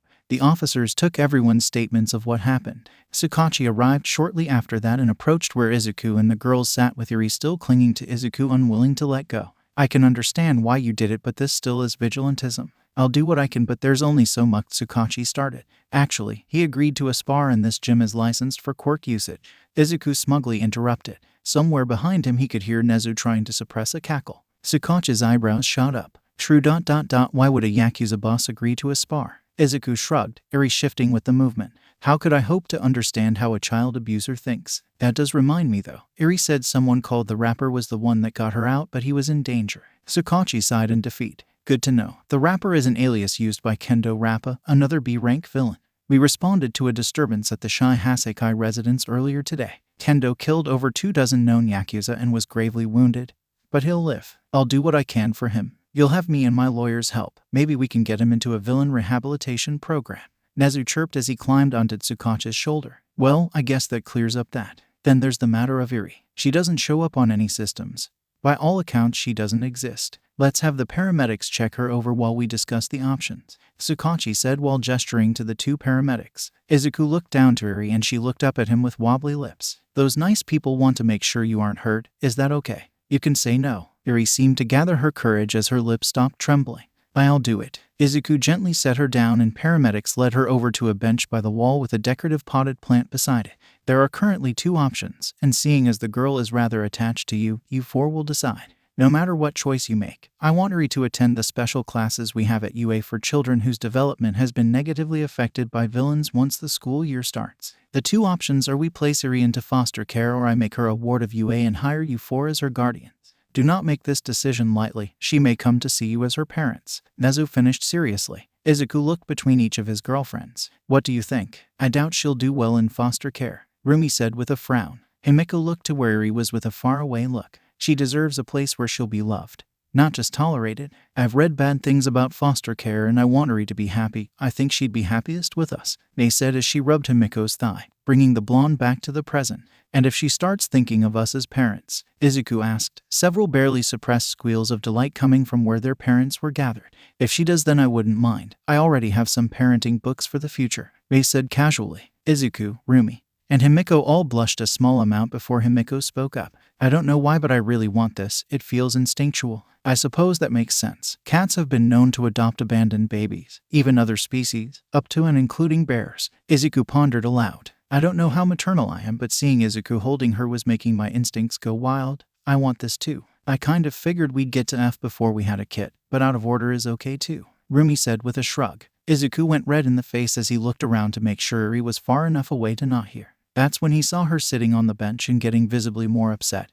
Her terror was coming back. Her horn began glowing and she started screaming for the paramedics to get away as danger sense flared. The paramedics backed away with raised hands, trying to calm the girl. Izuku jumped up and approached slowly, his girlfriends close behind.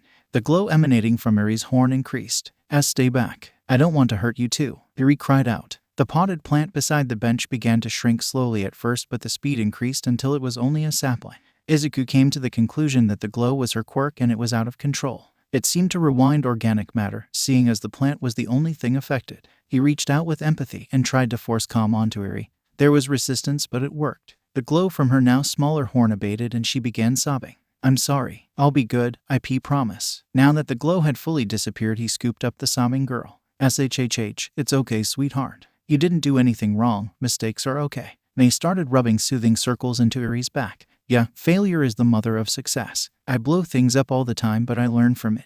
Himiko ran her thumb along Eri's horn. You don't have to be good all the time to be loved. Trust me. Rumi ran her fingers through Eri's hair, massaging her scalp. Don't worry, kid. We'll help you get a handle on your quirk. Eri looked up with watery eyes. And my quirk is a curse. It made Papa disappear. It must have happened when her quirk first manifested. He thought, Eri, what happened to your father was an accident. Your quirk is not a curse, it's a blessing. With training you could heal any injury. You could save countless lives with it if you wanted, Izuku said softly. Eri lowered her head back onto Izuku's chest and exhaled shakily. Really? Izuku leaned down and kissed the top of her head. Really? Deciding the girl in question deserved a say, he asked. Eri, would you like to stay with us? Izuku and the girls all held their breath as they waited for a response. Eri clung tighter to Izuku. Please. Tsukachi walked up with Nezu on his shoulder. It seems you're also uniquely capable of stopping her quirk if she loses control of it. Before I believed you to be the best option. Now I believe you to be the only option. So what do you say? Nezu chirped with a smile that told Izuku he already knew his answer. We accept, he said resolutely. Rumi, Mei, and Himiko nodding in agreement. Nezu clapped his paws together. Excellent. I'll handle the paperwork. You'll all have to take an online course and pass an interview from Child Services, but I have no doubt you'll pass. Also, since you'll be caring for a ward of UA, you're expected to keep her safe. I'll be issuing you 4 bodyguard licenses for quirk usage in the defense of your ward. I am showing you 4 a great deal of trust in this. Do not use them as an excuse to perform heroics. Loopholes won't save you from me if you break my trust. Nezu finished with a warning in his tone. All 4 of them stood up straighter at the tone. Yes, sir, they all said in unison. Nezu pulled out his tablet from somewhere. Now, the paperwork should all be finished by the time classes start in a month. The 5 of you can move into the dorms early so Eri has time to acclimate. Izuku's eyes bulged. Does that mean we got in? Nezu waved his hand dismissively. Of course. You were the top 4 ranking examinees after all. You'll all be in Class 1A.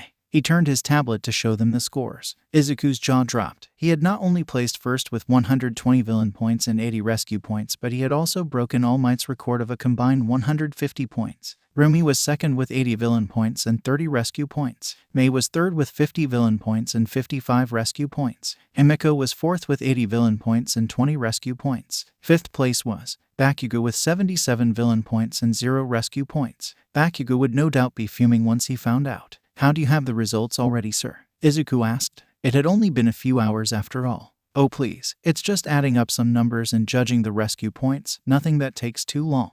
I was originally going to mail everyone a hologram as a kind of joke. Imagine waiting a whole week for word only to receive a letter in this day and age, and when they open it a hologram pops out," Nezu said, cackling all the while. Mail, who the Furumi began but stopped at the sight of the glare Izuku threw her way. Inko walked up to them, leading a gaggle of parents. "Can we meet our grandchild yet?" she asked mirthfully as the rest of the parents were cooing at the sight of Eri clinging to Izuku.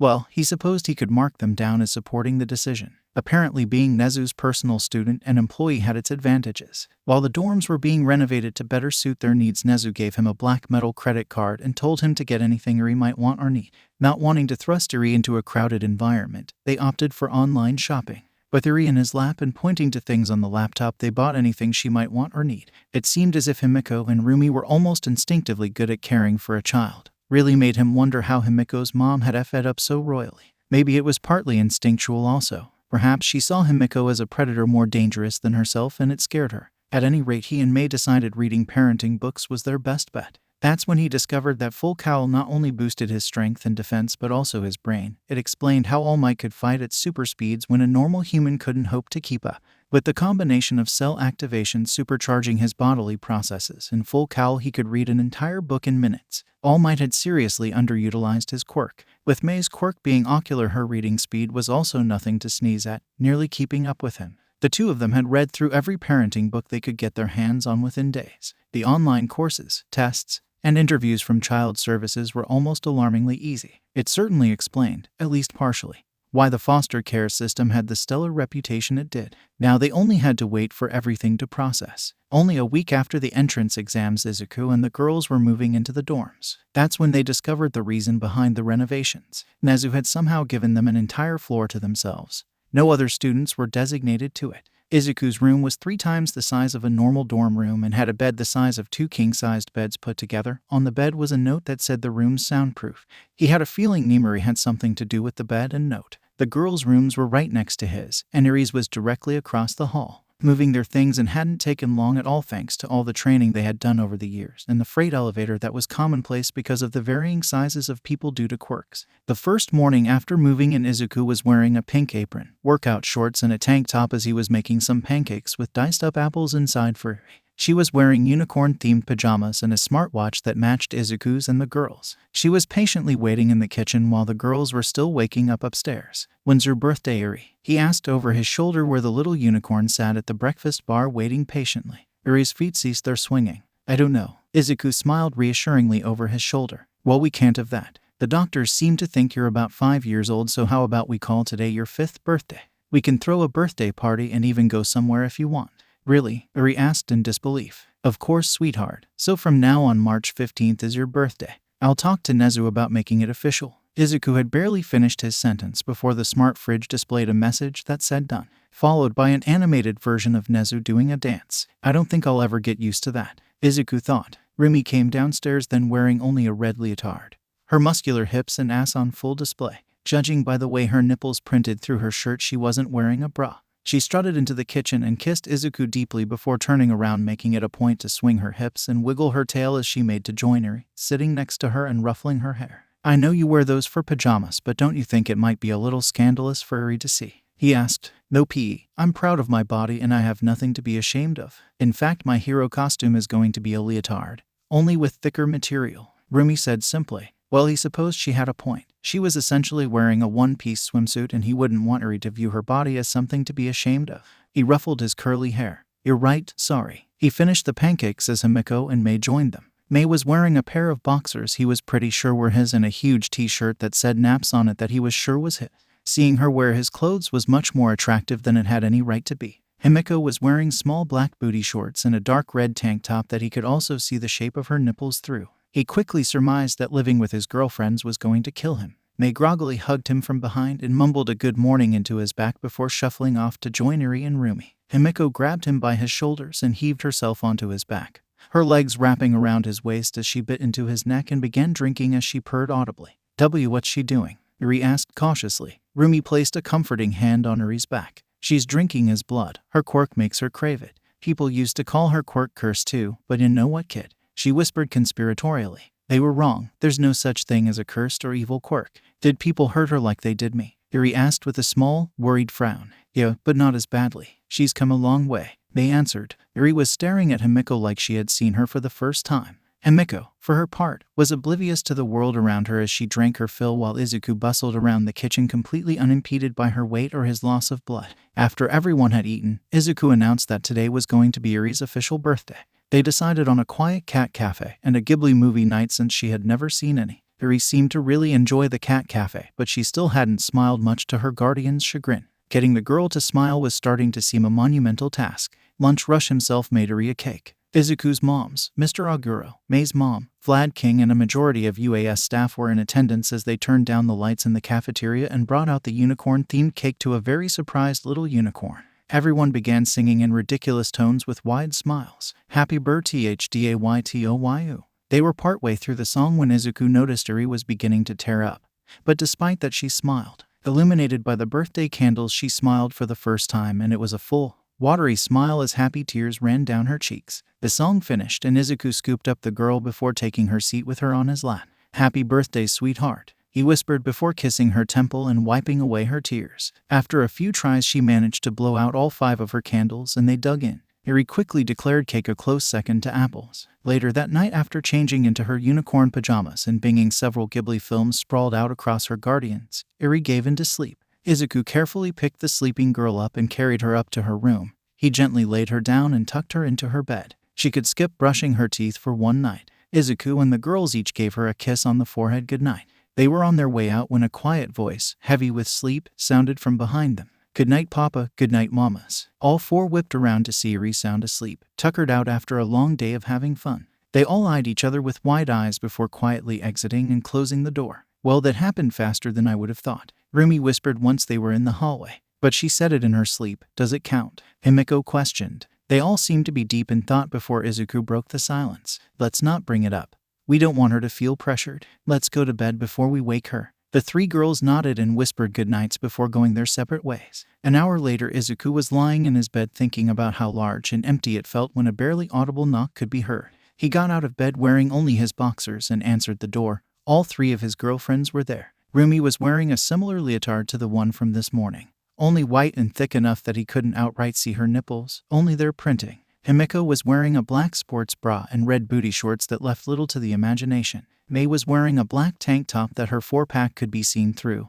and a blue pair of Izuku's boxers that barely fit on her hips. After letting them in and closing the door, he spoke. What's up? Is everything okay? Rumi hopped into the huge bed. We're sleeping here from now on. I'm not sleeping another night alone when the people I love are right next door. Himiko eyed him seductively as she joined Rumi. Couldn't have put it better myself. Mei grabbed Izuku's hand and dragged him to the bed. If I have to sleep, it's going to be with the people I love. Izuku was pulled into bed with Mei quickly tucking herself against his chest, her breasts pillowing out and threatening to escape their confines. Himiko pressed herself against Mei's back, spooning her, and Rumi doing the same to Himiko. Izuku pulled the covers over the 4 of them with Blackwep as they whispered their goodnights once more. The 4 were quickly lulled into sleep as Izuku wondered at the difference of how empty his bed felt only minutes prior compared to now, though there was still an absurd amount of room. Izuku awoke in the middle of the night from his and the girls' smartwatches beeping and vibrating in a frantic alarm.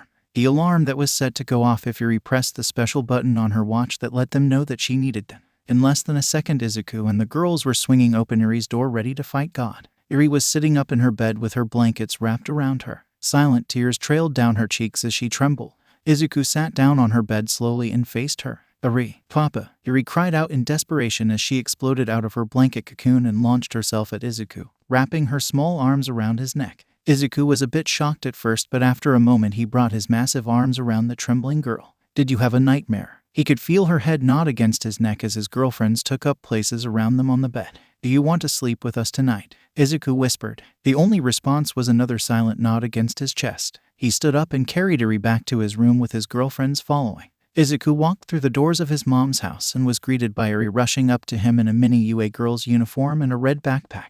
Papa, look. Our uniforms match. How does it look? She said excitedly as she twirled for him. Izuku had heard her call him Papa several times now, but it felt no less amazing. The idea of having kids one day had always seemed so far away to him, ever since Eri had started calling him Papa and his girlfriends Mamas. That murky concept had become crystal clear in such a short span of time that it had him reeling, but he wouldn't trade this feeling for anything. He and the girls had been fully informed of what happened to her so they could better care for her. She had gone through so much, and she had come so far already. He was so profoundly proud of Eri, of his ward, of his daughter. "Papa, what's wrong?" Eri asked quietly, snapping him out of his thoughts. He wiped at the wetness on his cheeks. He knelt, bringing himself down to her level. "Nothing's wrong, Eri. These are happy tears. Your uniform looks great." Eri hunched her shoulders in embarrassment at the compliment. "You're so happy that you cried." "Why?" He opened his arms to her, and she wasted no time embracing him with her eyes closed and a smile on her face. He tucked some stray white hairs behind her ear. "Because you make me happy. I love you, sweetheart." Eri buried her head into his shoulder and sniffled. "You do?" she asked with a muffled and watery voice so quiet he almost didn't hear the question. He held her closer and kissed the top of her head. "I do, and I always will, no matter what." Eri's shoulders were shaking now as she turned her head towards him and looked at him with wet, ruby eyes. "I love you too, Papa." The sound of a camera shutter made him look up. His moms and girlfriends were all watching discreetly from a distance away with eyes shimmering with unshed tears. He stood with Eri cradled close and walked over to join his family. "I know this might seem soon, but I can't imagine myself ever changing my mind about Eri. What do you think about making this official?" he asked, wording his question carefully so as not to clue in Eri. Everyone but him and Eri choked back a sudden sob, and his girlfriends nodded in agreement. "I feel the same," Rumi said with a confident grin. "Same here," Himiko said with a fang-filled smile. "I'm in. It's only a formality at this point," Mei said with a manic smile. He looked down at Eri, who was obviously very confused at what was happening. "Eri, I have something very important to ask you. No matter what your answer is, know that we will always love you." Eri met his eyes and was obviously nervous, so he decided to press forward. "Do you want to be a Midoriya? To officially become my daughter?" Eri smiled a tight-lipped smile as she tried and failed to suppress the quiver of her chin. Tears came unbidden to eyes. Her restrained emotions broke like dam. She let out a strangled sob as her lips separated into a wide, unrestrained smile and tears poured down her face. She began nodding, her snow-white hair shaking as she struggled out a single word through her sobs. "Why, yes." Izuku and Eri were enveloped in a massive hug by all of his family. Nana spoke inside his head. "Congratulations, kid. Are you going to tell her about us and evolve her quirk?" "No, not yet at least. She doesn't need the burden of such a secret, and I won't evolve her quirk until she has a better grip on how it works now. We have no clue how it could evolve," Izuku thought. He ended up staying at his mom's place much longer than he had planned. They threw an impromptu celebration for the new Midoriya. Binko had adoption papers already drawn up and was only missing his signature. It was almost dinner time. He needed to get back to make the dinner he had prepared for his new classmates, so they headed back home. Eri was still in her school uniform and being carried by Himiko. Her head was resting against her shoulder with her arms tucked against her chest. The sound of her soft breathing could be heard as she slept, Himiko's purring having lulled her asleep. Himiko was wearing an oversized tan cardigan and a black skirt with thigh-high black socks. Her cheek squished against Eri's head as she held her close. Rumi was wearing high-waisted blue jeans and a black tight-fitting crop top. She was walking hand in hand with Mei behind Himiko. Mei was wearing blue jean overalls with a baggy yellow sweater under the overall straps. Izuku was in front and carrying the ludicrous amount of school supplies his girlfriends and moms had gotten for Eri. He knew they were excited when they heard Eri calling him Papa, and he knew that it would mean them spoiling her as much as possible, but this seemed excessive. With hands full, he still managed to open the doors to the dorms for his little family. They walked past into the building and soon heard an excited gasp. "She's adorable," a feminine voice whisper shouted, followed by the sound of Rumi harshly shushing the person. He entered and saw Himiko whisking a still sleeping Eri upstairs to put her in her bed for a nap. There were people milling about the common area, Nejire, Ochako, Tsu and Ida included. He saw some floating clothes and flipped on his infrared vision to see Toru smiling at him, her eyes and hair shimmering like a kaleidoscope. She was wearing a pink long-sleeved shirt and a long gray skirt that went down to her ankles. Looking at her now, he realized she must have been around 50. He returned her smile before deactivating the vision. A pink-skinned girl with small yellow horns and black sclere with golden irises was eyeing Rumi, and Mei's joined hands with a grin before her eyes locked onto him, and her grin turned mischievous. She was about 5'3" and was wearing a white turtleneck tank top that showed off her toned stomach and cut-off jean shorts that were short enough to see the pockets. "You must be the Midoriya guy that was smooth-talking my girlfriend," the pink-skinned girl said as she threw a possessive arm around Toru. "Not very manly," said a red-haired boy with sharp teeth. "Are all the girls already dating?" exclaimed a black-haired boy with cylindrical elbows and a yellow-haired boy with a black lightning bolt running through his hair in unison. Izuku went red and was about to start floundering apologies before Toru elbowed the girl in the ribs. "I told you not to tease him, Mina," Toru harumphed. Mina began laughing hysterically before she pulled Toru closer and kissed what seemed to be her head. Sorry, but did you see his face? Mina turned her attention back to him and pouted, her cheeks puffing up. Though I am a bit jealous that you can see my girlfriend when I can't. But I don't need to see her to know she's beautiful, she finished with a warm smile. I can see her too, May exclaimed. Same, ribbit, Sue calmly stated. While it wasn't too surprising that Sue could also see Toru since some frogs can see in infrared. Toru fidgeted. I'm not used to being seen by so many people. Mina threw up her hands in exasperation. No fair. What's not fair? Himiko asked as she descended the last steps. That May, Izuku. And Sue can see the ethereal girl, Rumi teased, her nose scrunching cutely as it always seemed to do when she was teasing. Izuku didn't need his thermal vision or empathy to know that Toru was embarrassed and most likely blushing up a storm. Deciding to help her and himself out, he tried to change the subject. Why don't we all introduce ourselves? Wait, I believe we are missing 2 students, Ida said, arm chopping the air. Nejire pouted. They're in their rooms. They said that they don't want to come down. Izuku raised an eyebrow. Why would anyone not want to get to know their classmates they would have for the next 3 years? I guess we'll have to meet them later. Nejire regained her bubbly attitude quickly and floated through the air. I'll go first. I'm Hado Nejire and I'm a 3rd year, Class 1A's dorm advisor in Ta. I like lilies and jasmine tea. I can use my quirk wave motion to fly or shoot spiral beams of energy, but it eats at my stamina. Mina clapped her hands together excitedly. Be sure to include your name, quirk, and a hobby or something you like. I'm Ashido Mina, but just call me Mina. My quirk is called acid. It lets me secrete a powerful acid from my skin. It can even melt steel. My hobby is dancing. When Mina had mentioned quirks, Izuku pulled out a notebook and began writing furiously. I'm going to make you a baby, May exclaimed as she too began writing in a notebook but was labeled baby.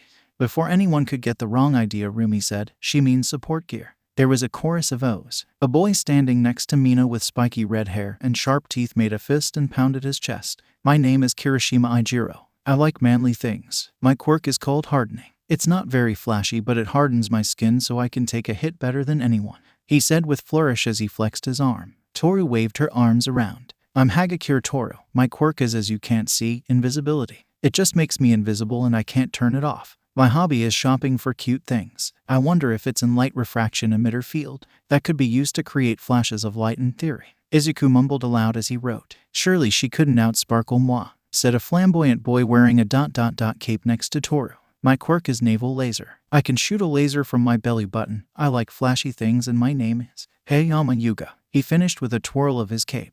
A very tall girl with long raven hair and a spiky ponytail stood up from where she sat next to a petite punk girl with a violet bob hairstyle and asymmetrical bangs. The raven-haired girl was so tall that she must have been around 6'4". She wore black yoga pants and an expensive-looking cashmere sweater that went past her hips and hung loosely to her incredibly busty frame. She bowed politely. I am Yaoyorozu Momo, but you can call me Momo since Yaoyorozu is a bit of a mouthful. I'm double majoring in support and heroics. My quirk is called creation. It allows me to make any non-organic material using lipids, but I have to have the atomic structure memorized as well as the blueprints. I like making tea and reading. May was positively vibrating with excitement. She rushed forward in a flash. Can you make theoretical material? Momo surprisingly didn't lean back in surprise at the girl's sudden proximity. She just smiled serenely down at the pinkette. I suppose if I knew the atomic makeup of the material, then in theory, yes. Izuku could practically see May swoon. We're going to make so many babies, she said before returning back to Rumi as Momo sat back down. The punk girl with long jack-like earlobes was very petite, about 14 and with a very modest bust. She was obviously athletic as was showcased by her toned, flat stomach and wiry muscle on her arms. She was wearing faded black skinny jeans with fishnet stockings peeking above the waistline and through the several holes in her jeans. She had a short, loose white t-shirt that said Deep Dope on it, a black choker, black nails, leather bracelets, and had a red flannel tied around her waist. She rested a hand on Momo's knee and lazily waved the other. Yo, name's Jiru Kyoka. My hobbies are playing and listening to music. My quirk is called earphone jack. I have super hearing and can send my heartbeat through my jacks. Izuku raised his hand. It reminds me of present Mike's quirk. Can they be plugged into electronic devices? Oh, what about a speaker? They asked. Yes, I can even plug one into a phone and the other into a speaker to greatly amplify the sound playing from the phone. Kyoka answered. May and Izuku were both furiously writing in their respective notebooks. Izuku raised his hand again. Unrelated, but I love your shirt. I don't see many other Deep Dope fans. Kyoka blushed and her jacks went a little wild. Thank you. It's my parents' band actually. Izuku's eyes went wide and his jaw dropped. Whoa, that's so cool. Would you introduce me to them if you get the chance? I would love to get their autographs. Sure, Green, Kyoka said, still flustered. Momo began rubbing soothing circles into the back of Kyoka's hand that was still on her knee. Green, Izuku thought. Next in the loose circle was Ida. He stood up from his seat with a sharp motion and began chopping an arm through the air. My name is Tenya Ida, my hobby is running, and my quirk is called Engine. I have engines in cabs that run on citric acid that allow me to run very fast. Mei was crouched behind him scribbling in her notebook before Izuku could even see her move. Do they overheat? How fast can you run? Does the concentration of citric acid matter? What's the fuel economy? What a boo. Please slow down. I cannot hear your questions if you ask them so fast, let alone answer them. Ida interrupted. Mei seemed a bit crestfallen, so Izuku intervened. She asked if they overheat. How fast can you run? If the concentration of citric acid matters, and what the fuel economy is. Izuku said slowly. Thank you. They do overheat if I push them past third gear. My record speed is about 80 miles per hour. I'm not sure if the concentration of citric acid matters. I usually just drink orange juice as fuel. The fuel economy varies, but it's about 12 ounces of orange juice for an hour of activity. Mei scribbled in her notebook and walked over to where Izuku was standing between Rumi and Himiko. She pressed her head against his chest in a show of affection. Mina raised an eyebrow at the display. Next up was a black-haired boy with a plain face and cylindrical elbows. I'm Zero Hanta and my quirk is tape. I can shoot tape out of my elbows. My hobby is relaxing with friends. The blonde-haired boy spoke up next. My hobby is video games. My quirk is electrification. I can zap things, but I get a bit dopey if I overdo it. Oh, and my name is Kaminari Denki, he said, making finger guns. A huge boy with 6 arms stepped forward from where he was standing somewhat behind the loose circle. A mouth formed at the end of an appendage. My name is Shoji Mizo. I enjoy hiking. My quirk is called Dupli Arms. I can create many different appendages that can duplicate body parts like eyes, mouths, hands, and so forth. Momo sat forward with concern etched into her brow. Are you wearing a mask because you feel unwell? I can make you some herbal tea. She made to stand, but Shoji held up a hand, halting her. I wear a mask because the sight of my face once scared a child and I have grown too accustomed to it. A raven-headed boy nodded in understanding where he stood leaning against a wall. Momo leaned back into her seat, but she still wore a concerned expression. Okay, but if you want to take it off, I'm sure nobody here would be alarmed. Quirkist views have no place at UA. Shoji nodded. Thank you. The boy with the head of a raven spoke up next. I am called Takoyami Fumikage. I enjoy reading and my quirk is called. He was cut off by a raven-headed shadow popping out of his back and T-posing above the boy. Dark Shadow. Wow, Ascension Quirk. They're even more rare than healing quirks. Izuku gushed, ignoring the fact that he had both. Fumikage feathers ruffled at the attention as Dark Shadow began shaking the boy's shoulders. I knew people at UA would understand our greatness. Fumikage regained as much of his composure as he could and closed his eyes. Revelry in the dark. It was silent for a second until Achako blushed from where she sat on the love seat couch with Tsu cuddled up to her. She was wearing a peach-colored shirt and black shorts. He hadn't noticed before, but she had a bit of baby fat still clinging to her. She wasn't necessarily overweight, just a bit pudgy perhaps. It did nothing to detract from her attractive curves, however. If anything, it added to it. He could tell there was underlying muscle under the fat, as if she trained but ate poorly. Oh, I'm Uraraka Achako and I like astronomy. My quirk is zero gravity. I can remove gravity from anything I touch without affecting its mass. Whoa, you could just eat someone into the sun. Kaminari exclaimed. I wouldn't do that, she said quickly. Since you can affect one of the laws of the universe, I'm assuming there are some drawbacks. Izuku asked, ready to write. My weight limit is about 2 tons and I get queasy if I overdo it, but I've gotten a lot better over the last 3 years. Achako answered with a light blush. Sue raised a large hand that didn't fit her small frame. She was wearing a gray long-sleeved blouse tucked into a yellow skirt that went down to her ankles. Ribbit, I'm a Sui Tsuyu. Call me Tsu. My hobbies are swimming and taking care of my younger siblings. My quirk is fairly obvious. It's called Frog. I can do anything a frog can but better. Rumi laughed. Well, there goes the explanation of my quirk. There are so many things frogs can do. You can obviously see in infrared. Can you produce a poison like a dart frog? What about finger claws like a horror frog? What about optical camouflage? Izuku asked quickly yet intelligible. Sue let out a quick succession of small ribbits and emanated happiness. No poison, not yet at least. A horror frog's fingertips are made to break, and since my x-rays show normal finger bones, I don't think so. I can cloak myself though, she demonstrated by turning invisible against the couch. Toru waved her arms around. No fair, she said cheerily, but Izuku could sense her melancholy. A very tired-looking boy with wild indigo hair lazily waved. I'm Aizawa Hitoshi. I like sleeping, but my quirk gives me insomnia. My quirk was called brainwashing before I had it changed to hypnosis. It lets me give commands to those affected by it. It relies too much on surprise for me to share more details. Sorry. Izuku stopped his scribbling. Wow, that's amazing. You could take on villains as strong as All Might without even having to fight them directly.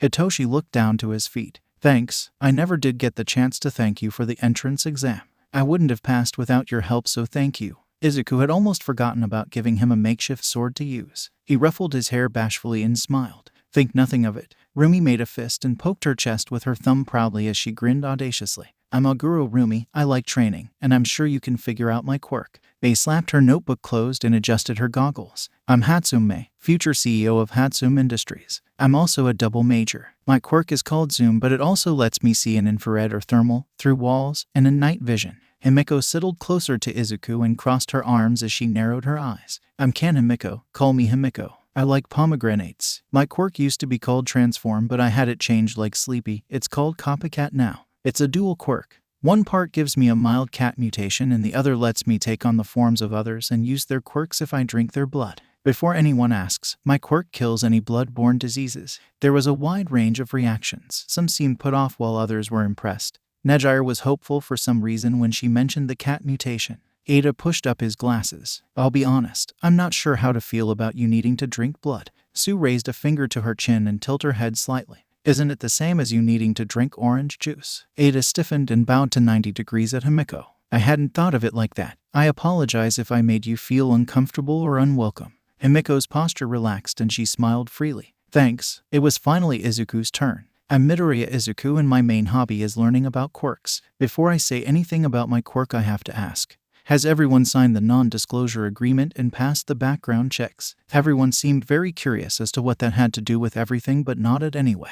Momo raised a hand. My family's lawyers said that the non-disclosure agreement was ironclad and that the background check was incredibly thorough. Do you know why? Izuku smiled nervously. Well, my mother is Nezu's lawyer and she wrote them up. It's partly to protect the identities of the staff that wish for their real names to remain private. It's also because of the nature of my quirk. My quirk is like a dual quirk, but it has 8 sides instead of 2. After a chorus of gasps and exclamations, Izuku continued. I have a strength enhancer, prehensile energy tendrils. I can emit black smoke and its adaptation lets me see in infrared. I can fly, I can sense incoming danger. I can heal myself and others and also boost their stamina. I can sense other people's emotions and even influence them, but not subtly, and I can forcibly evolve quirks. Chaos erupted. Everyone was saying something at the same time, resulting in an unintelligible garble that echoed through the large room. Izuku's smartwatch began vibrating. Even though he couldn't hear anything over the clamor, he knew it was playing the tune that signified that Eri needed him. He and his girlfriend spun around to race upstairs, but stopped when they saw Eri on the steps clutching a stuffed unicorn with a fear-stricken face. She must have been on the way down from her nap when she heard yelling.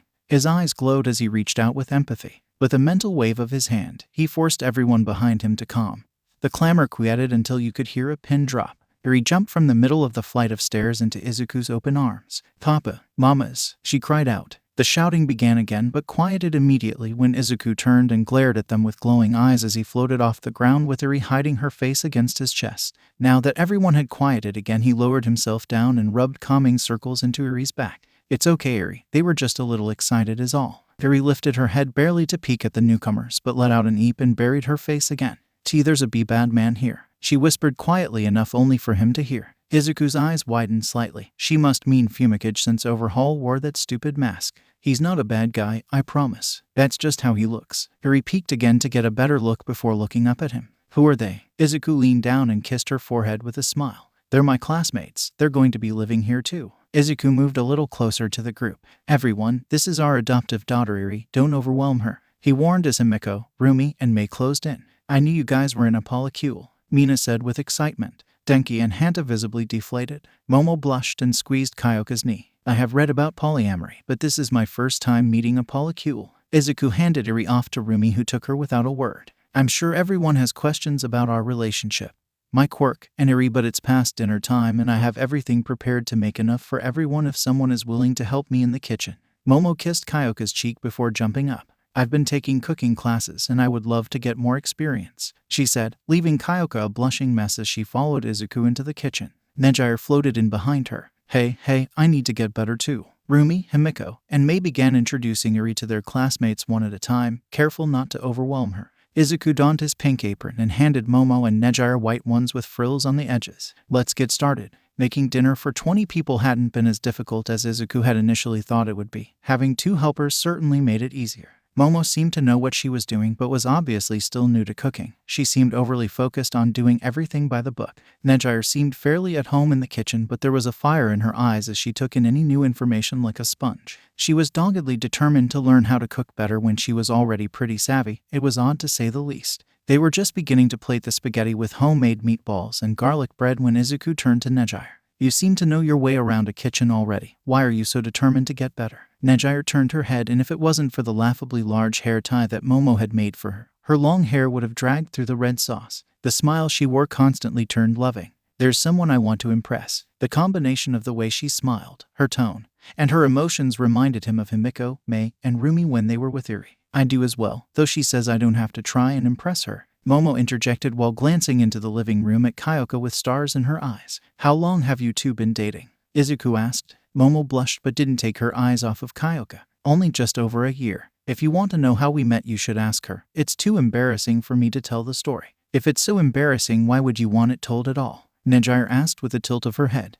It's not too bad. It's just embarrassing for me. I was not very subtle. Besides, she loves to tell the story. Momo replied with a warm smile. Well, all right. I'll at least not ask in front of everyone then, Izuku said. Momo let out a small giggle. I appreciate that. Everyone helped set the table and sat down to eat. Mei was sitting Eri in her chair, placing a bib on her and wrapping her hair up into a bandana. White hair and tomato sauce did not go well together. Ochako gestured to Eri while addressing Himiko. I can see why you were too busy to hang out the last few weeks. Suddenly becoming a new mom must be difficult. Himiko smiled at her understanding. It certainly takes adjustment, but it's worth it. Sorry I didn't tell you sooner. Ochako waved off Himiko's apology as Sue tilted her head and put a finger to her chin. Ribbit, tomorrow is only a half day. If you can find a sitter, we could go on a double date. Is it still a double date if one group is a polycule? I'll ask my moms. Mr. Kan might be too busy tomorrow, Izuku said. Himiko laughed. Yeah, Dad gets super stressed at the beginning of the year. Besides, I think he's still pissed that I'm not in his class. Nejire bounced in her seat. Ooh, I knew it. You're Vlad King's daughter. He always talks about you. Himiko flushed in embarrassment and nodded. Well, you could say that heroism is in your blood, Kaminari said while elbowing Kirishima in the ribs. Get it. After a small round of laughs, Ida spoke. I too come from a line of heroes. Have you heard of Ingenium? He is my brother. To Izuku's senses, he could tell just how proud the boy was of his brother. Wow, I knew your engines seemed familiar. The indigo-haired boy spoke up next with a tired voice. I guess this is as good a time as any. My dads are Eraserhead and Present Mike. I love Present Mike's radio show, Mei exclaimed. In the seat next to Hitoshi, Izuku lit up. Eraserhead is one of my favorites. Since my quirk came in late, I always admired that he fights essentially quirkless. Hitoshi smiled weakly. Yeah, he's been training me for a while now. Izuku smiled brightly. That's so cool. Hey, I might be overstepping, but I know you said you have trouble sleeping. Do you want an energy boost? Yes, the tired boy replied without a second's hesitation. Izuku put a glowing hand on Hitoshi's shoulder. After a few seconds of contact, the bags under his eyes lightened and he visibly perked up.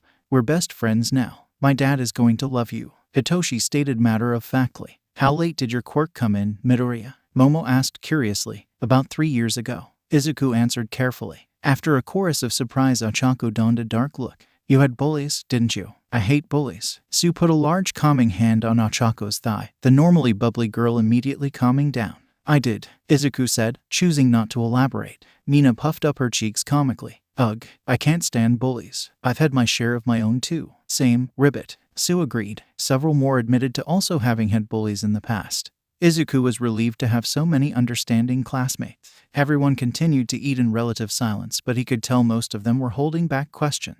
Deciding to not beat around the bush and risk people potentially cozying up to him for a quirk evolution, he brought up the elephant in the room. Izuku coughed to get everyone's attention. All of you passed your background checks, and I know we might not know each other well yet, but we're going to be together for the next 3 years. What I'm trying to say is I'm willing to evolve anyone's quirk that wants it. Everyone was silent as they looked at each other to see who would say something first. The pregnant silence continued for several long seconds before Ada spoke. We will likely be competing against each other in class as well as the sports festivals when it comes. Would you freely give such an advantage to potential opponents? Well, to be honest, I hadn't thought of it like that, but my answer is still yes. Evolving quirks doesn't cost me anything, and when we inevitably compete against each other, it wouldn't sit right with me knowing that you're not at your strongest. Besides, we're future colleagues and I want to see each and every one of you succeed, Izuku said, finishing with a radiant smile. Izuku was nearly overwhelmed from the deluge of positive emotions coming from everyone. There was so much that it had a taste. There was sweet, tart, and tangy. It was like sampling every candy in a sweet shop at once. So manly, Kirishima said, wiping a single tear from his eye. Momo leaned forward, her fingers steepled. To be honest, I was planning on turning down your offer. I wanted to prove that I belong here on my own merits, but if you put it like that, I would not only be handicapping myself for nothing more than pride,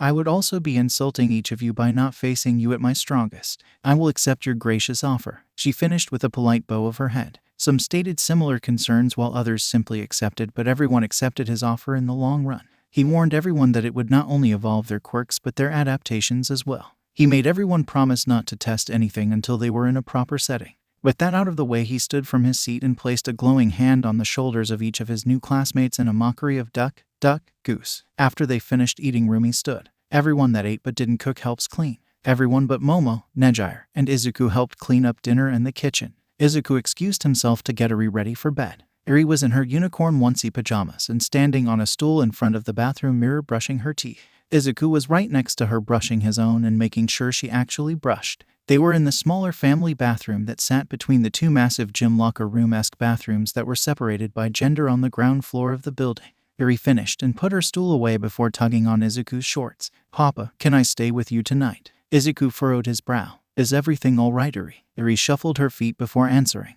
"Yeah, I just want to." His brow relaxed and he scooped up his bashful daughter before poking her nose playfully. "Of course you can." He sat the now giggling girl onto his broad shoulders and raced up the stairs to his room, Eri giggling all the way. When he arrived, he was surprised to see the entire class outside his door. "You guys get an entire floor to yourselves?" Mina asked, throwing her hands up in the air at the unfairness of it all. "We think it's because Izuku is Nezu's personal student and that we're technically employees," Rumi answered with a shrug. "Oh, what's going on?" Izuku interjected. Mina whipped her head to him, her fluffy pink hair ruffling at the sudden movement.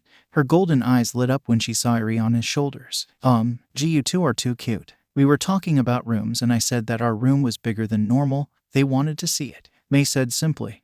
"Are we just going to gloss over that Green is the dean's personal student and they're all employees?" Jiru asked. "Yup," they answered happily as she headed into the room. "Eri is a ward of UA and we're her paid guardians," Izuku answered simply before following Mei. Rumi led everyone inside the room. It didn't take long for Mina to throw her hands up again. "Your room is huge, and the bed is massive. It's like a flat." The room as well as the bed were doubtlessly huge. The room had a couch in front of a projector screen. There was some hero merchandise, but nothing compared to his room at his mom's. There was evidence of Mei, Rumi, and Himiko as well. There was a glass display case of Mei's Warhammer models. They were hand-painted with impossible detail. Rumi had a Blu-ray collection of hundreds of MMA fights lining the wall next to the projector screen. Himiko had a display case of dozens of different types of knives, all in pristine condition. "Sorry," Izuku offered. Mina let out a defeated sigh before perking up with a look in her eye. "We're doing a girls' night here at some point." Well, it looked like he would have to sleep at his mom's place when they decided to do that. The day was finally upon him. The first day of school at UA. Sure, it was really just an assembly, but it marked a milestone for Izuku. This was the beginning of his hero career. After a light breakfast, Mei helped do up Himiko's hair into messy buns, as was their morning ritual now. Rumi combed Eri's long white hair once she was done with her own. Once they were all dressed and ready, they took a commemorative photo together in their uniforms on the front steps of the dorms. Izuku wasn't sure what the future held, but he knew he wanted a reminder of this day. Izuku and Eri took off earlier from the dorms than anyone else in order to get Eri to her class in time for him to get to his own. They arrived at a room that looked like any other classroom, only larger and with a glass window. They entered to see the occupants. There was a woman who was undoubtedly the teacher waiting near the door. She had short, white hair with flecks of red spaced throughout. She wore a white turtleneck sweater, blue jeans, and glasses. She smiled at him. "Ah, you must be Midoriya." She crouched down to look at Eri, who was hiding behind his legs. "And you must be Eri. I'm Mrs. Tatsuma, but you can call me Fayumi," she said kindly. Izuku smiled down at his shy daughter, trying to encourage her. "Can you say hi to your new teacher?" Eri reluctantly extricated herself from her hiding place. "Hiya, Fayumi." He looked up and noticed 3 other children trying to get closer without being noticed. They all seemed around the same age as Eri. Fayumi must have noticed and stood up while waving the children closer. Kids, this is Uri. She'll be joining us for classes starting today. Why don't you introduce yourselves? She suggested gently. 2 girls stepped forward immediately, perfectly in sync. They were obviously twins. Both were identical down to their sharp, predatory teeth. The only exception was their hair color. One had red chin-length hair that matched the red in Fayumi's own hair, while the other's was tundra white.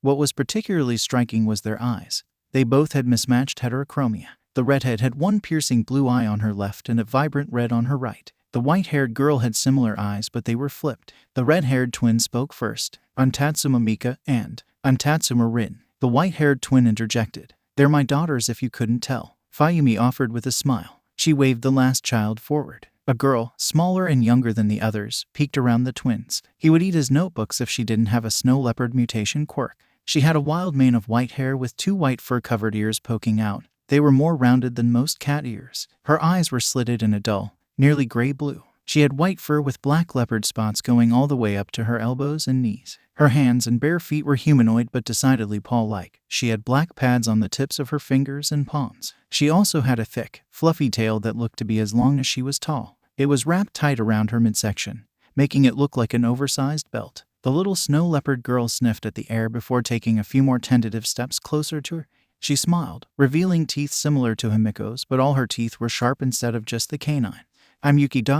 You smell nice." Izuku gave Uri a gentle nudge forward. He watched as she was led away by the kids to be shown around the room full of toys. He really hoped this would work out. To his understanding, Uri had never even interacted with children her own age before. Fayumi seemed to catch on to his worry. "Don't worry, she'll do great here. My kids know the ropes. They'll make her feel welcome." He rubbed the back of his head. "Thanks, I'm just nervous, I guess." She smiled in understanding. "That's to be expected, but you should get going. Don't want to be late after all." Deciding she was right, he called Uri over and gave her a hug and kiss to the forehead goodbye with a promise that he was only a button press away. A few hallways later, he was standing outside of a massive, floor-to-ceiling door labeled 1 in huge lettering. He could already hear an argument through the doors. "Put your feet down this instant. You are being disrespectful to this august institution." A voice he recognized as Ida's said indignantly. "TCH, leave me alone, glasses." Izuku froze for a half step. He had hoped to never hear that voice again, despite how likely it was that he would have passed the practical. After gathering himself, he strode into the classroom.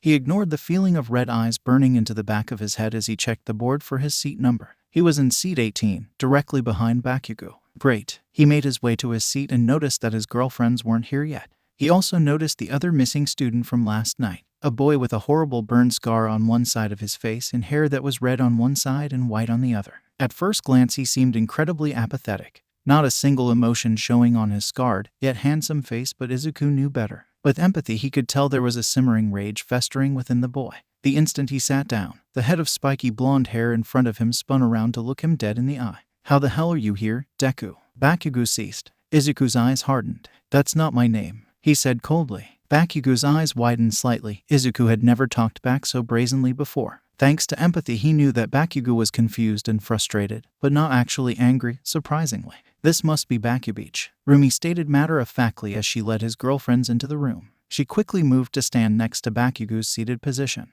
She was positively looming over him without a trace of her near ever-present grin. "What the F did you call me?" Bakugo began to ask angrily as he tried to stand, only for Rumi grab his shoulder and press him back into his seat. Rumi tutted and wagged her finger. "Behave or I'll let Himiko do the talking," she threatened while gesturing with her head to the side. Himiko was standing to her side nearly in front of the desk with her claws fully extended and her eyes were narrowed to slits. She wasn't moving a muscle, not so much as a twitch or blink. She stood there in predatory stillness, watching, waiting for her prey to make a fatal mistake. On the other side of the classroom, Tsu had gone just as still, frozen in place, the presence of a predator having made itself known, triggering her prey instincts. Izuku was about to intervene, to tell them that he could fight his own battles, but Mei's gentle hand on his shoulder and her small shake of her head stopped him. They had apparently planned for this. Rumi, hand still gripping Bakugo's shoulder, leaned down until she was able to whisper in the blonde's ear. "Leave him alone, this is your only warning." The bell rang and Bakugo growled. But before he could retort, one of Rumi's ears swiveled to the classroom door and she stood before, abruptly walking away to take her seat, Himiko and Mei following suit. "Decent awareness, Aguro. The rest of you have work to do." a tired voice said from a yellow sleeping bag on the floor. Najire floated in through the doors. Her golden spirals that let her fly were now periwinkle in color and not as tightly coiled. Wow, Aizawa-sensei never gives compliments. Behind Izuku, Hitoshi snorted as the sleeping bag groaned. Out of the sleeping bag a rough-looking man emerged. He looked disheveled, sleep-deprived, and had messy black hair. Many pairs of eyes snapped to Hitoshi after seeing the similarities. The purple-haired boy shrugged. What? I'm actually adopted. Ida pushed his glasses up high on his nose. Is this not nepotism? Najire laughed. Hard. She was floating in the air on her back, clutching at her stomach as she continued to laugh. If she wasn't wearing spandex shorts under her skirt like Rumi, she would have flashed the entire class. After gathering herself, she explained what was so funny. If anything, Hitoshi is in for a rougher time than the rest of you. Aizawa pulled out a duffel bag from under the teacher's podium and placed it on top, revealing it to be full of gym uniforms. Put these on and meet me on the PE grounds, he said before walking out of the classroom. Najire lazily drifted through the air after Aizawa. You better hurry, she warned. Everyone scrambled, none faster than Hitoshi. The moment the girls were in the changing room, Ochako approached Himiko. Why did Izuku get mad because that blonde boy called him Deku? Isn't it like Dekaru? Like you can do it? Ochako asked innocently. Deku means useless. That was Izuku's longtime bully, Himiko said with a snarl. Ochako let out a small gasp that was echoed by several others that had overheard. What? Why is there a bully at UA? Mina asked, her tail thrashing behind her. Well, that answers my question of why you guys were so confrontational towards him, Juru said. Rumi leaned to the side to look behind the pink girl. Connected to her lower back was a smooth, pink tail that started off thick at the base but tapered as it went. It was longer than the girl's legs. Have you always had a tail? Mina instantly brightened. No, it must be part of my Quirks evolution. We're tail buddies. I woke up and it was just there. I thought there was a snake in my bed at first. Yeah, it scared me half to death when she woke up screaming next to me, Toru said with her usual exuberance. Rumi looked at the girl in question, expecting to see floating clothes, but plainly saw a pretty girl with alabaster skin that had never known the harshness of the sun. She had wavy, shoulder-length hair that changed colors like a prism with an ever-moving source of light. Her big eyes were lit similarly from within, as were her long eyelashes. Hagakure. Everyone but Mina exclaimed in unison. Mina immediately doubled over laughing. Toru flipped her colorful hair. That's me, she said playfully. Isn't she beautiful? Mina asked after she had recovered from her laughing fit. Well, I can certainly see what Izu meant by ethereal, Himiko said in agreement. Everyone mumbled their agreement, causing Toru's facade of confidence to crack and her to blush before turning invisible again. Being seen is going to take some getting used to, Toru said bashfully. We should probably hurry up, Momo suggested. The boys' locker room had been a bit tense, but Izuku was now standing with the rest of the boys on the PE grounds waiting for the girls. They were taking longer than he thought they would. Ida turned to him and chopped at the air with his arm, the exhaust pipe protruding from his elbow adding to the effect. What was that about in class? He tried to whisper. Izuku let out a sigh before answering. Bakugo was my old bully. Ada gasped incredibly loud, gaining everyone's attention. That rude blonde was your bully, and he's at UA. He all but screamed. Every one of the boys glared daggers at the blonde in question, even the scarred boy surprisingly. What do you want? Bakugo roared in defiance. Unmanly, Kirishima said, shaking his head. That's not very plus ultra, Kaminari said. Aizawa was raising an eyebrow at the whole exchange and listening carefully. Izuku scratched the back of his head. Guys, just leave it alone. Wait a minute. Ada, are those exhausts on your elbows new? Ada looked down at his elbows, then to Izuku and smiled. They are. I assume it is my Quirks evolution. They're exactly like the ones my brother has. I can't thank you enough. Izuku whipped out a notebook and began scribbling. That's so cool. That will probably add a lot of maneuverability and verticality to your mobility. The girls approached from the locker rooms while Izuku was mid-mutter storm, Mina scooching close. What's cool, Midori? She asked casually, her tail tapping on her chin in an inquisitive manner. You have a tail now. It's so cool, Izuku yelled. She immediately dropped the casual act and began bouncing in place. I know, thank you, she said before glomping onto him in a hug, her tail joining in. They both bounced in excitement together before realizing their position and pulling away, Izuku resembling a strawberry and Mina blushing violet. Just hugging my girlfriend right in front of me, huh? Toru asked. Izuku turned to see Toru with her hands on her hips and tapping her foot like Rumi did when she was upset or impatient. Wait, he could see her. I can see you without thermal vision, he exclaimed yet again. Toru smiled and did a little twirl, giving him a hug as well. I've wanted to see myself for so long and now I finally can. Thank you so much. And look at this. She stepped back and turned back invisible, but this time her clothes were also invisible. You can extend the field of light refraction. Izuku said excitedly as he began scribbling in a notebook. All right, what the hell is going on? The tired voice of their teacher droned. He evolved everyone's quirk, Dad. Itoshi said simply. Problem child, Aizawa said as he ran a hand over his face. Well, not the blonde bully or the red and white-haired boy, Ribbit, Sue supplied, a finger on her chin. Aizawa unceremoniously threw a baseball to Izuku, which he caught easily. Enough chit-chat. You broke All Might's record on the entrance exam, so you're up first. What was your throwing distance in high school? He broke All Might's record, Kamari asked, dumbfounded. What? How? Bakugo screeched, his palms popping with miniature explosions. Enough, Aizawa snapped before continuing. Answer the question, Midoriya. About 75 meters, sir, Izuku replied quickly, his back going ramrod straight. His mama and mom had not exaggerated when they told him that Eraserhead was a bit of a hard-ass. See how far you can throw it using your quirk. The only rule is stay within the circle, anything else goes. Aizawa instructed. Romi and Jiru, you should cover your ears, Izuku warned. Izuku took his place in the center of the chalk circle. He tossed the high-tech ball in his palm experimentally. Deciding that brawn was the best move here, Blackwhip snaked under his gym uniform to form a layer of extra muscle. His uniform was now straining at the seams. A single black tendril wrapped around the ball and extended from his palm as he took a pitch stance. Viridian lightning arced across his body as he powered up full cowl to 25%. He was about to snap forward, but he suddenly felt hollow and the sound of the ball dropping to the dirt behind him could be heard. He turned around in confusion to see Aizawa staring at him with glowing red eyes, his hair floating. I cancelled your quirk. I saw you at the entrance exam and I've read your file. You've only had your quirk for 3 years. You were going to break yourself again, weren't you? You have power, but what good is it if you break yourself and become just another victim in need of being saved? Izuku's eyes hardened and he glared for everything he was worth. I know my limits. The only reason I went past them that day was to save a life. Now if you don't mind turning off your quirk, I would appreciate it. I don't take kindly to people arbitrarily using their quirk on me just to prove a point. He growled. Aizawa quickly glanced at Bakugo and back before turning off his quirk. I'm sorry, he said simply but sincerely. Izuku stood there dumbfounded and slack-jawed. He had never had a teacher apologize to him and certainly not so easily. Ooh, thanks, he said dumbly before picking up the discarded ball and retaking his previous stance. He stomped 1 foot forward as he snapped into motion, the sudden movement shredding his already straining shirt and kicking up a dust cloud. The Blackwhip tendril released the ball. A deafening boom sounded. Then another and another. Silence reigned for what felt like an eternity until Aizawa faced his phone forward, its display reading 4,705.4 meters. Everyone either cheered or wolf whistled with the exception of a few. Bakugo stomped forward as he roared, Deku, you had a quirk this entire time. You owe me an explanation. I don't owe you shit, and I told you before, that isn't my name. Izuku ceased. Bakugo, see me after class in my office, Aizawa said dangerously. Aizawa turned to the rest of the class. You'll be doing the fitness assessments you did in high school, but this time you'll be using your quirks so that I can get a baseline for each of you even if your quirk isn't applicable. What about orientation? Ooh, this is going to be fun. Maybe we can figure out how our quirks evolved. Aizawa's glare silenced any further questions. Normally this is where I would lie and threaten expulsion for whoever comes in last in order to make you try your hardest, but according to your files both Jiru and Midoriya can sense lies. Not to mention Hato would likely ruin the surprise, he said, throwing a glare at his Ta, who was doing her best to look offended at the accusation.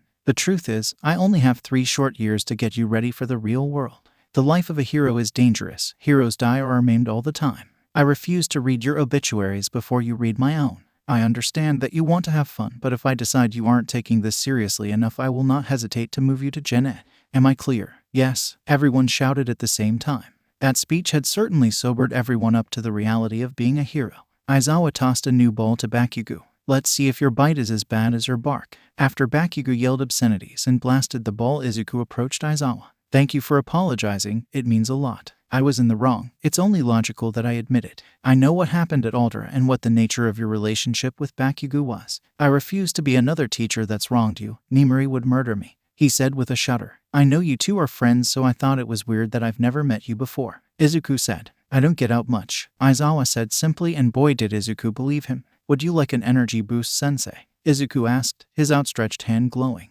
Hitoshi texted me about this. I've been hoping you'd ask. He reached forward and took Izuku's offered hand. Several seconds passed before Aizawa let go. You're officially my favorite, problem child, he said with a semi-manic grin. Izuku ruffled his fluffy hair. You've always been one of my favorite heroes actually. Would you sign my notebook? Also, do you want me to evolve your quirk? he asked while producing a notebook and flipping it to Aizawa's dedicated page complete with a lifelike drawing. Aizawa laughed before taking the notebook and signing. I'm glad to see you have this coded with a cipher. The rats taught you well. As for the evolution, it would be illogical to turn down such an opportunity. Izuku reached forward with a glowing hand once more, Aizawa taking it again, his eyes glowing with power as his quirk evolved. Aizawa blinked several times. Do you mind if I test it on you? Aizawa asked. Go ahead, Izuku answered. Izuku summoned a tendril of Black Whip that was subsequently cancelled out by Aizawa's quirk. Aizawa blinked, his red eyes returning to normal as his hair settled back into place. Izuku tried to summon Black Whip again but found he couldn't for several seconds. It seems to have added a lingering effect. I can finally blink in combat.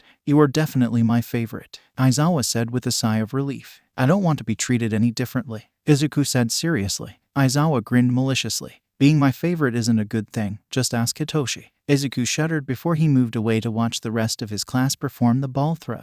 They were all impressive in their own right. Kyoka, Tsu, Mina, and Mizo had emulated him. Kyoka threw the ball with a jack, Tsu with her tongue, Mina with her new tail, and Mizo with an incredibly long arm. Todoroki, as he learned was the scarred boy's name, created a glacier that launched the ball. Ochako had simply removed the ball's gravity and let go, the ball drifting upwards until it left the atmosphere. Aoyama blasted the ball with his naval laser before he thrust his hands forward and lasers shot from them too, launching the ball even further. The boy seemed as surprised as everyone else. He rushed up to Izuku and showed him his palms. There are small diamonds embedded into the center of his palms. I can shoot magnifique lasers from my palms now and my tummy does not hurt. He hugged him before he got on his tiptoes and began kissing him on both of his cheeks. Thank you, monsieur. Izuku blinked as Aoyama sauntered away, throwing him a wink over his shoulder. He looked at his girlfriends who only shrugged in response. Momo took her place in the circle and lifted her shirt as she activated her quirk. Out of curiosity, Izuku switched to infrared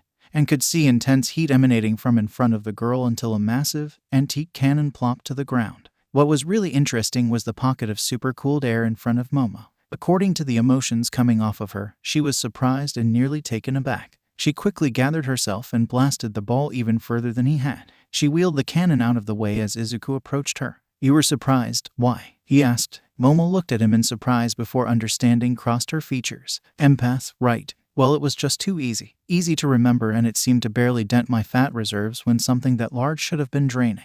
In fact, my memory seems impossibly sharp today. I can recall things with such ease that it feels like I'm reading the information at will. I can recall what breakfast tasted like as if the food was still in my mouth. Izuku hummed in thought. I have a theory. I think your impressive memory might be your quirk's adaptation. And now that it evolved, you essentially have a photographic memory. As for how easy it was to make such a large object, I was watching with thermal vision and there was a pocket of super cold air in front of you after you made the cannon. I'm guessing that your quirk now pulls in nearby molecules, in this case oxygen, and breaks them down to supplement your creation process, effectively lowering the strain on your personal resources. Momo's eyes sparkled as she clapped excitedly before enveloping him in a crushing hug. Her massive assets squished against his chest. I have to tell Kyoka, she said before rushing off to her girlfriend and leaving him blushing as Himiko sidled up to him. Himiko leaned her head on his massive arm. I'm kind of jealous. What did they feel like? Soft and warm, he answered quickly. She hummed wistfully. Mei and Rumi would often describe him and Himiko as touch-starved considering how much they both valued positive physical contact. They had never disagreed. They weren't liars after all. Next up was the 50-meter dash. Izuku was paired alongside Ida. The buzzer sounded and both students blasted forward, a boom resounding from the displacement of air. Izuku launched forward with a combination of Black Whip muscles, float, and full cowl. Ida rocketed forward in a blur, his legs and arms leaving trails in the air. Izuku won with a score of 1.8 seconds, Ida scoring 2.01 seconds. They both congratulated each other while the rest of their classmates looked on in shock. The only other notable matchup was between Tsu and Rumi. Rumi bounded forward, her feet only touching the ground twice. Tsu pounced forward frog-like at incredible speed. They both tied at 4.06 seconds. Izuku mused that Tsu's quirk evolution would likely present itself as mostly physical like Rumi's had. Next up was the long jump. Izuku just engaged float and cleared the sandbox. Rumi leaped across as easily as Tsu. Ochako simply floated across. Aoyama blasted his way across, much like Bakugo. Todoroki just created a bridge of ice and casually walked across. The last outdoor test was revealed to be the distance run. Izuku for his part casually floated through the air at the lead. Momo created a solar-powered scooter. Ida was jogging at a leisurely pace that didn't even break a sweat thanks to his new engine. Rumi was keeping up with pure endurance. Sue hopped along for a time but eventually had to call it quits, her method fast but ill-suited to tests of endurance. Mina skated on acid as Todoroki did so on ice, both eventually giving in to the overuse of their quirks. Once only Izuku, Momo, Ada, and Rumi were left and looked to be able to continue for some time, Aizawa called it. Next up was seated Toe Touch inside the nearby gymnasium.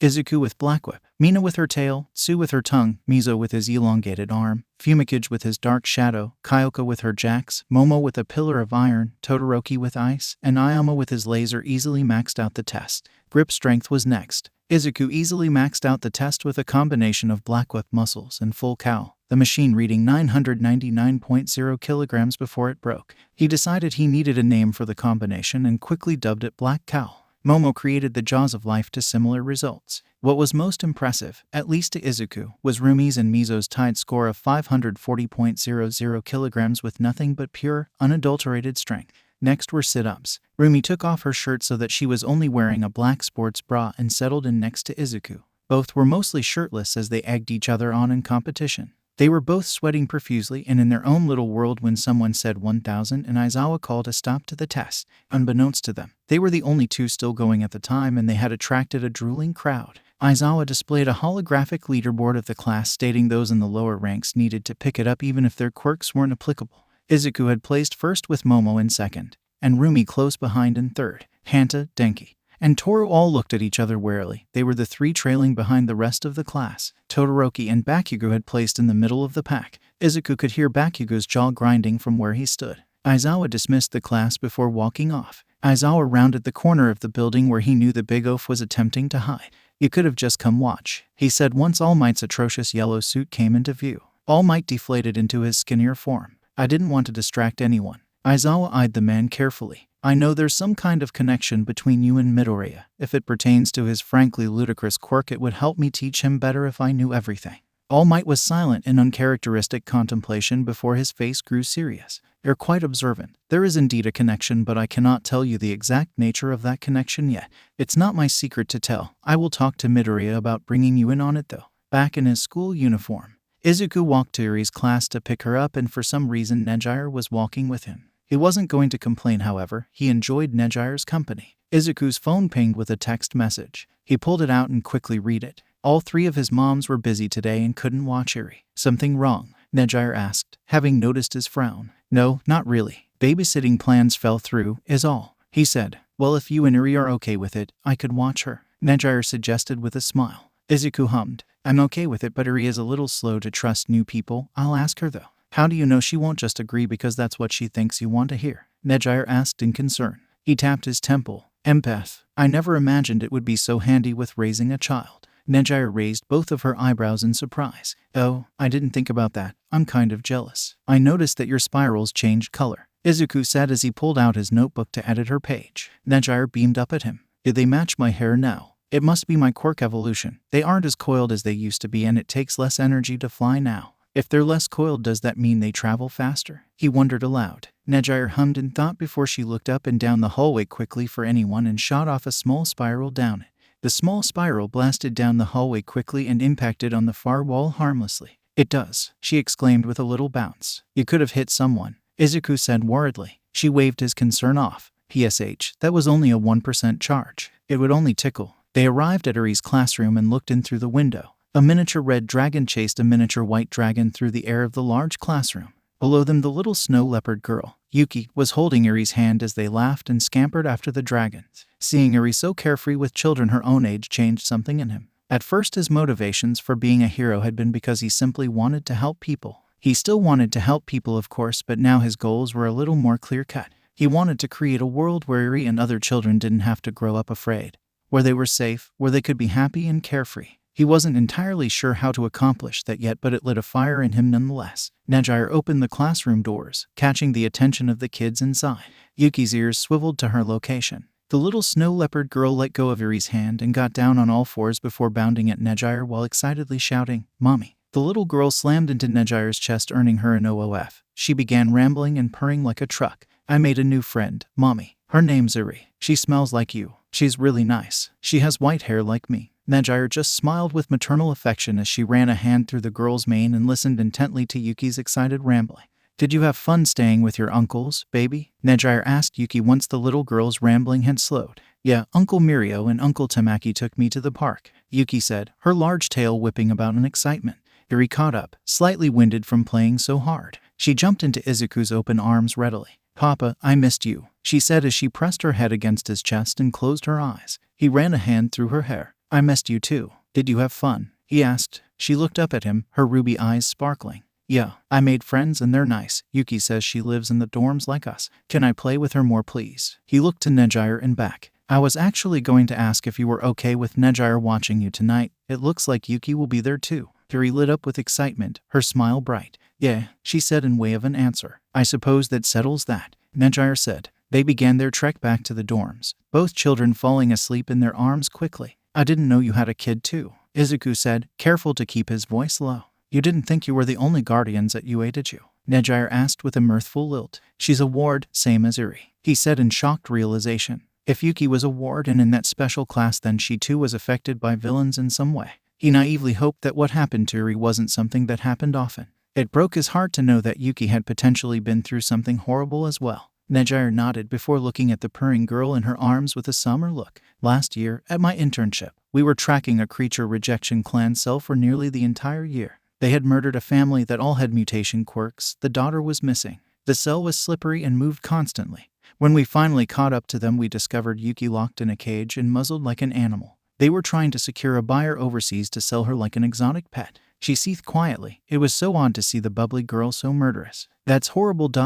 She seems so happy now. A mentor of mine always says that a hero saving a person's life isn't enough. They have to save their heart as well. You, Nejire, are a hero, he said with respect evident in his voice. Tears pricked at Nejire's eyes. Thank you. I could say the same for you. Since I'm the dorm advisor, I was told about Eri's situation. I wasn't sure if I was ready to become a mom, but I couldn't let someone else go through what I did in foster care. The decision to take her in is what broke up me and my girlfriend. You didn't want kids. I'm sorry to hear that. For what it's worth, I think you made the right decision. That child has a loving mother and a bright future thanks to you. If you don't mind me asking, what did you mean by what you said about your experiences in foster care? He asked carefully, trying to convey that she didn't have to tell him if it was too personal. It's okay, it's not much of a sob story. A side effect of my quirk makes it so I have really high energy, and when I was a kid it was really bad. I was too much for most families, so I never got adopted and bounced between different foster homes until I aged out. Yuki had already been through so much. I didn't want her to have to wonder if a house would turn into a home or if a guardian would turn into a parent. Nezu gave me the option of just becoming her guardian, but I refused and adopted her straight away, Nejire said, smiling warmly at her now drooling daughter. He smiled at the pair. That's incredibly admirable, Nejire. I can see why Yuki loves you so much. She turned her warm smile to him. And I can see why Eri loves you so much.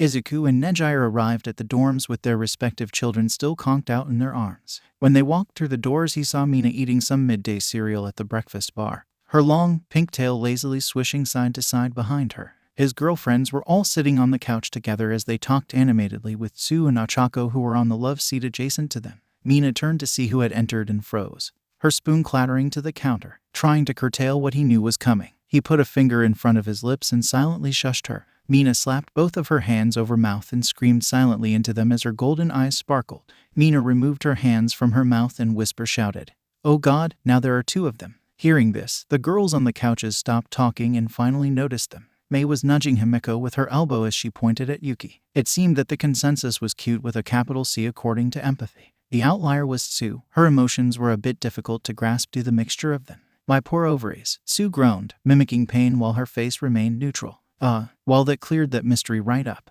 Ochako's emotions quickly mirrored Tsu's own as she began to float upwards, her hands covering her growing blush. Tsu quickly grabbed her girlfriend and pulled her back down, seemingly used to this. Rumi snorted in poorly suppressed laughter. Everyone began trying and failing to suppress their chuckles as well. Hearing this, Eri began to stir from her short nap. Eri looked around with confusion at first before smiling brightly at seeing her mamas laughing.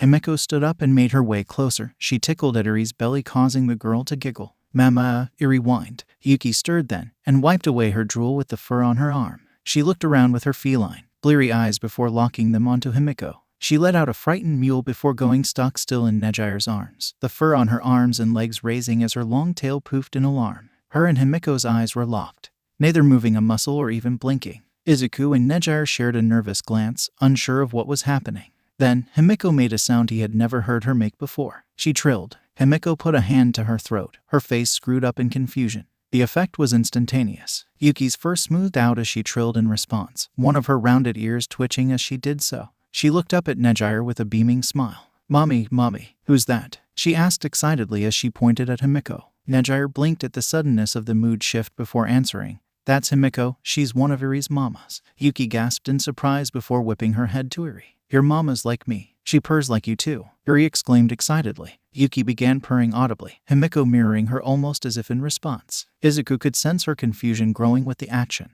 Everyone, this little snow flower is Yuki, she's my adoptive daughter, Nejire said, introducing her daughter to everyone present. Yuki waved at everyone before holding up 4 fingers. Hi, I'm 4. She began to squirm, so Nejire let the girl down. Izuku let Iri down as she too began to squirm. Everyone introduced themselves to the new resident, with Mina proclaiming herself and Yuki tail buddies and herself and Iri horn buddies. Izuku let Mei, Rumi, and Himiko know that Nejire would be watching Iri tonight after once again confirming with his daughter that she would be okay with it. Yuki and Iri ran up to him where he sat on the couch with the snow leopard child pulling Iri along by the hand. Papa, Yuki wants to know if I can sleep over, Iri said, somewhat confused as to what she was talking about. That means you'll wake up somewhere you aren't familiar with. That won't scare you, he asked. Iri seemed to consider this for a moment.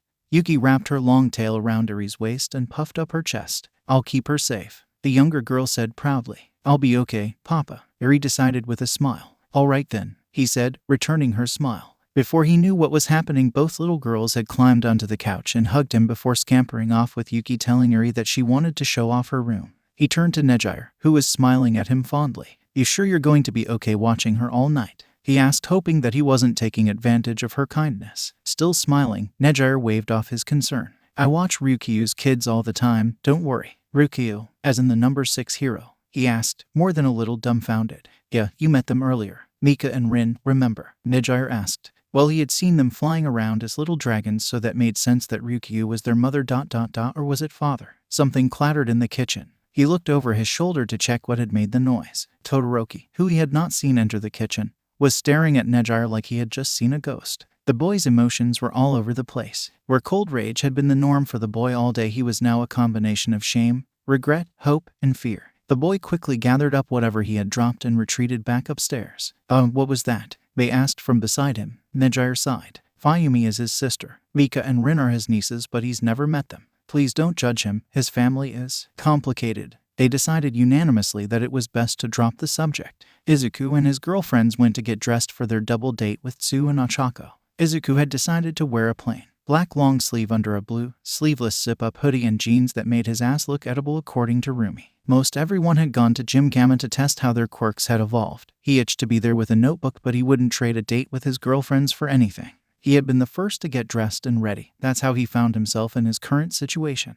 He was smashed into a tiny plastic chair at a small table in the middle of the common area. He was wearing a tutu over his date outfit as he sat with the table's other occupants. Nejire was across from him in a breathtaking blue sequin dress and a crown fit for a queen. Yuki was to his left in an adorable pink princess dress and a tiara. Iri was to his right in a purple dress that was covered in sparkles. She too had a tiara fit for a princess. Izuku made sure to keep his pinky out as he sipped his surprisingly good tea from a plastic cup. Momo wheeled a metal cart up to him. She was wearing a modest maid's outfit as she overacted. Would you like a refill, madam? She asked with her poshest of posh impressions. Izuku cleared his throat before he replied in an unnaturally high voice. Indeed. His performance earned him some giggles from the little girls and a warm smile from Nejire. Momo poured the tea into his cup, pulling the kettle further away as she poured. He wasn't sure if she had practiced the move, but it was impressive nonetheless. A little further away, Kyoka sat on the couch and, unbeknownst to them, was recording everything. Would Princess Snowflower, Princess Unicorn, or the Fey Queen like a refill? Perhaps a cookie? Momo asked with an exaggerated curtsy to Nejire. Nejire pinched her nose shut. Indubitably, she replied with nasally, trying to sound as pretentious as possible.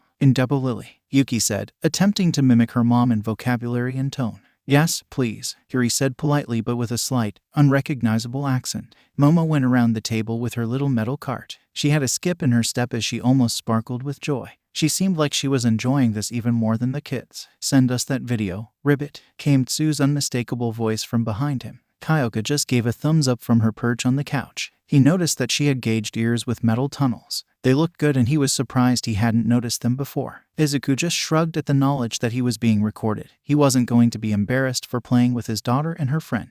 He looked back at Tsu. She had her long hair up in a massive bow behind her head that made him appreciate just how much hair she had and how cute it was to see up. She was wearing a green sundress with a lily pad pattern on it and black flats. "You look great, Tsu. I love your hair up," he said honestly. If there was one thing Nimiri had taught him, it was how to give a compliment without sounding predatory. Well, that and to never tell a woman that she looked tired, since it was apparently just a nice way of calling them ugly. Tsu blushed and croaked in what he could tell was happiness. "You look good too, though I'm not sure about the tutu," she said, putting a finger to her chin. "Tutu?" Ochako asked as she came into view. She was wearing pink sneakers and a sundress like Tsu's, but hers was navy blue and was covered in golden constellation.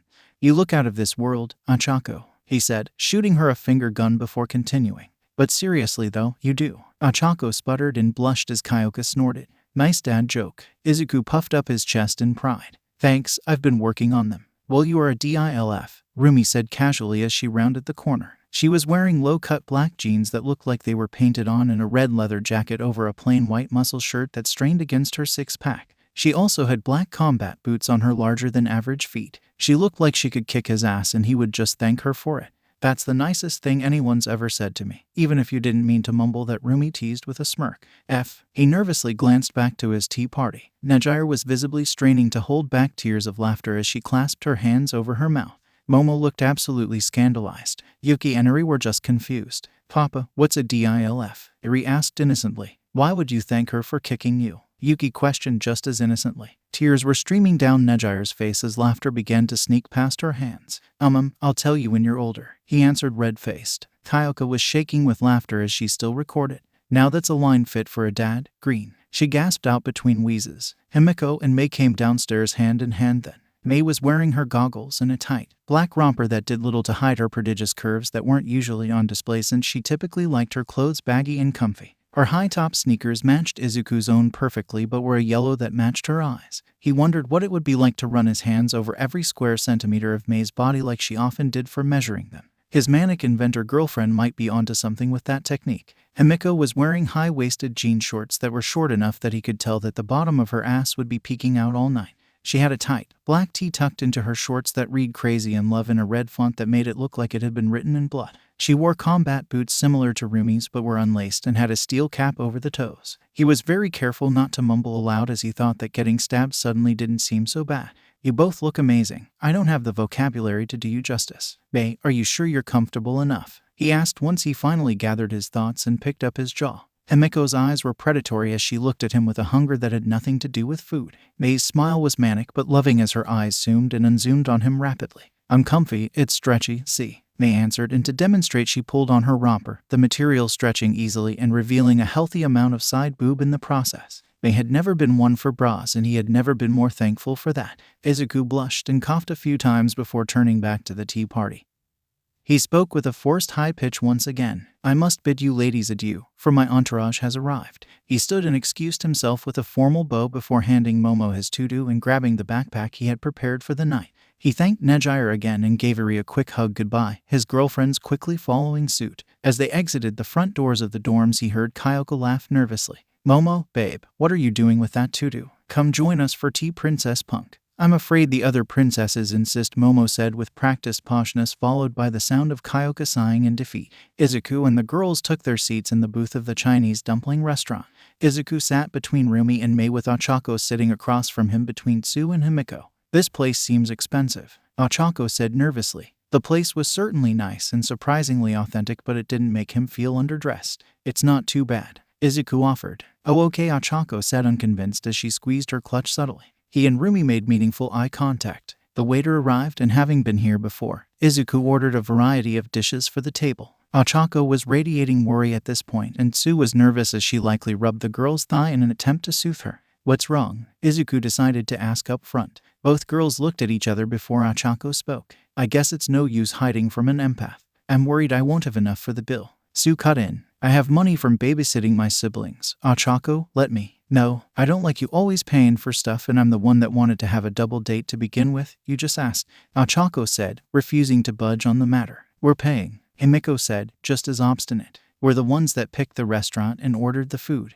Izuku said, mirroring Himiko's tone. Besides, we get paid by Nezu and I think he adds a few zeros on accident to our checks. Every time I tell him though he just cackles. Mei explained with a shrug. It's not fair for you guys to pay for everything on a double date, Ribbit.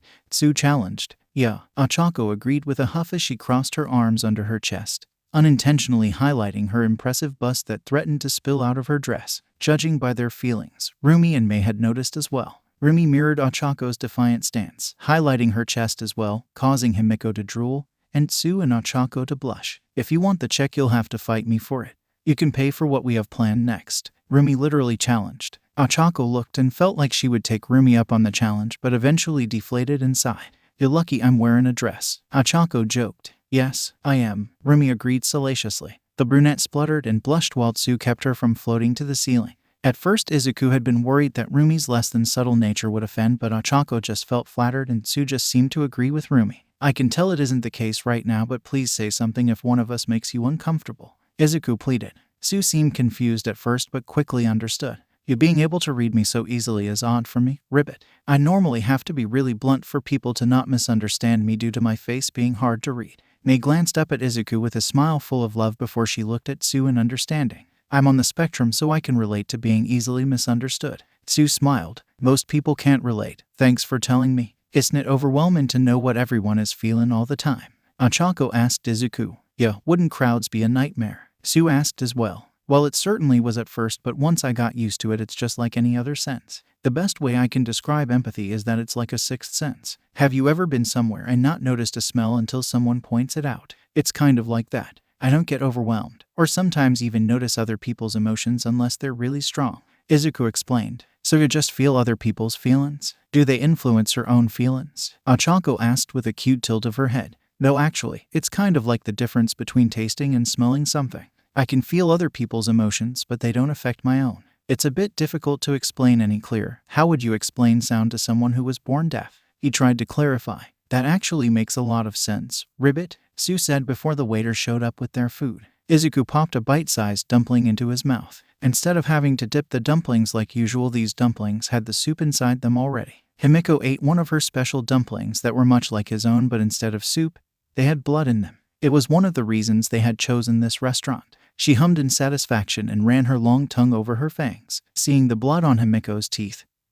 Tsu spoke up. I've already mentioned this, but I'm pretty blunt. Himiko, you're much scarier than you were in middle school. At first, Himiko was filled with worry but quickly calmed when she didn't notice any ill intent in Tsu's eyes. I'm not sure how much Ochako has told you, but I was forced to hide my quirk and who I was then. The mask I wore to appear normal eventually broke. I'm sorry if I scared you, Himiko said almost dejectedly. I didn't say that I didn't like it, Ribbit, Tsu said deadpan as ever. Himiko's jaw went slack for a second before giving a fang-filled smile that was stained red. Don't worry, I get it. Part of my quirk lets me know how dangerous someone is in comparison to me, and Himiko scared the crap out of me when I first saw her. It was the first thing that attracted me to her, Rumi said in understanding of her fellow prey quirk user. I've been meaning to ask actually. You have a prey quirk also, but you don't seem afraid of anything and are much more aggressive than me, even though frogs are both prey and predator. Is there a reason for that, or is it just personality, Ribbit? Tsu asked. I think there's a few reasons actually. I wasn't always like this. When I was a kid, I was terrified of everyone because I knew how dangerous they all were to me.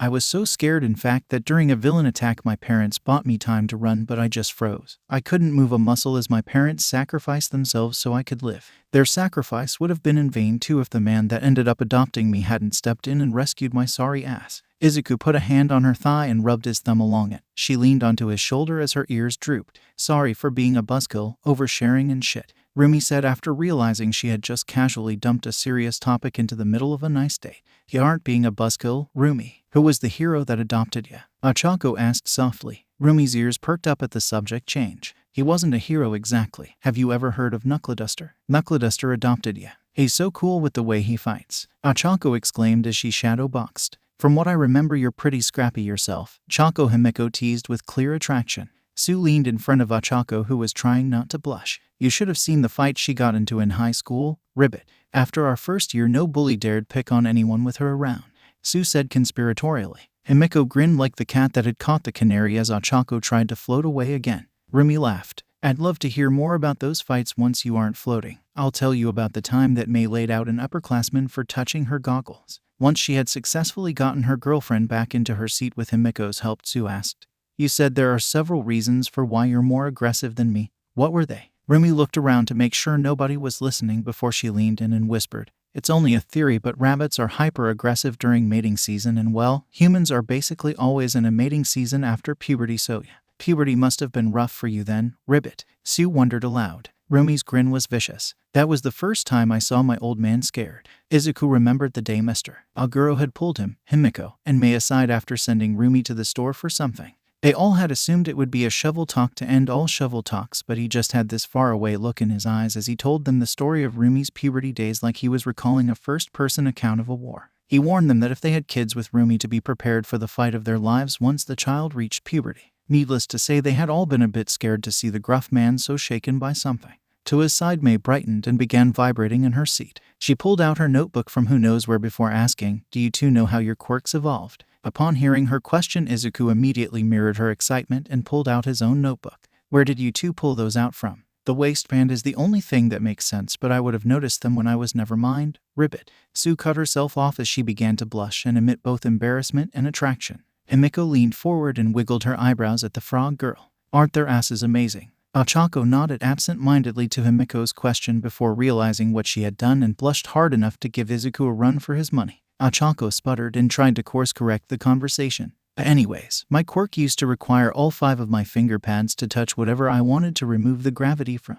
It wasn't voluntary, and I had to touch all 10 of my pads together for the effect to cancel. But now I only need 1 finger to touch. It's voluntary unless I'm sleeping or flustered. I can control how much gravity I remove, and I can cancel the effect with a thought. More fingers touching does increase the conductivity though." She demonstrated by touching her dress with a single finger, the tip glowing pink momentarily. Her dress began to float weightlessly, but she did not. The dress stopped fluttering suddenly before she demonstrated again, but this time with all 5 fingers. She and her dress began to float from her seat for a second before landing back in it with a plop that caused her breasts to bounce almost out of her dress. Himiko's eyes went wide at the sight, pink dusting her cheeks. Sue's tongue lolled out of her mouth before she quickly snapped it back in. He didn't see Rumi's or May's faces, but he could feel their lust as well as his own. "There's one more thing that changed," Ochako said with a mischievous grin. She poked a dumpling on her plate, her fingertip glowing with the activation of her quirk. Izuku had expected the dumpling to begin floating, but instead it collapsed in on itself as if under a great weight.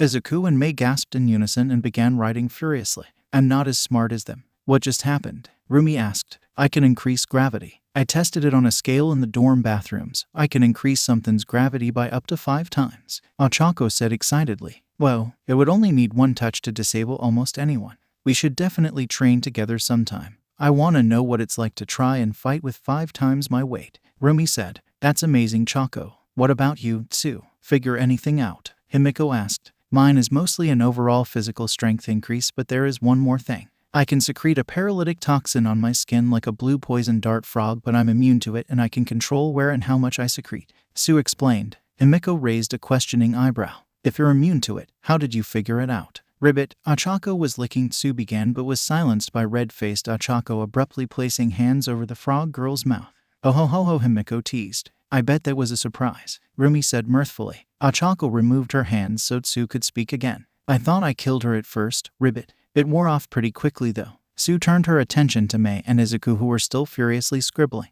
"Do they do that often?"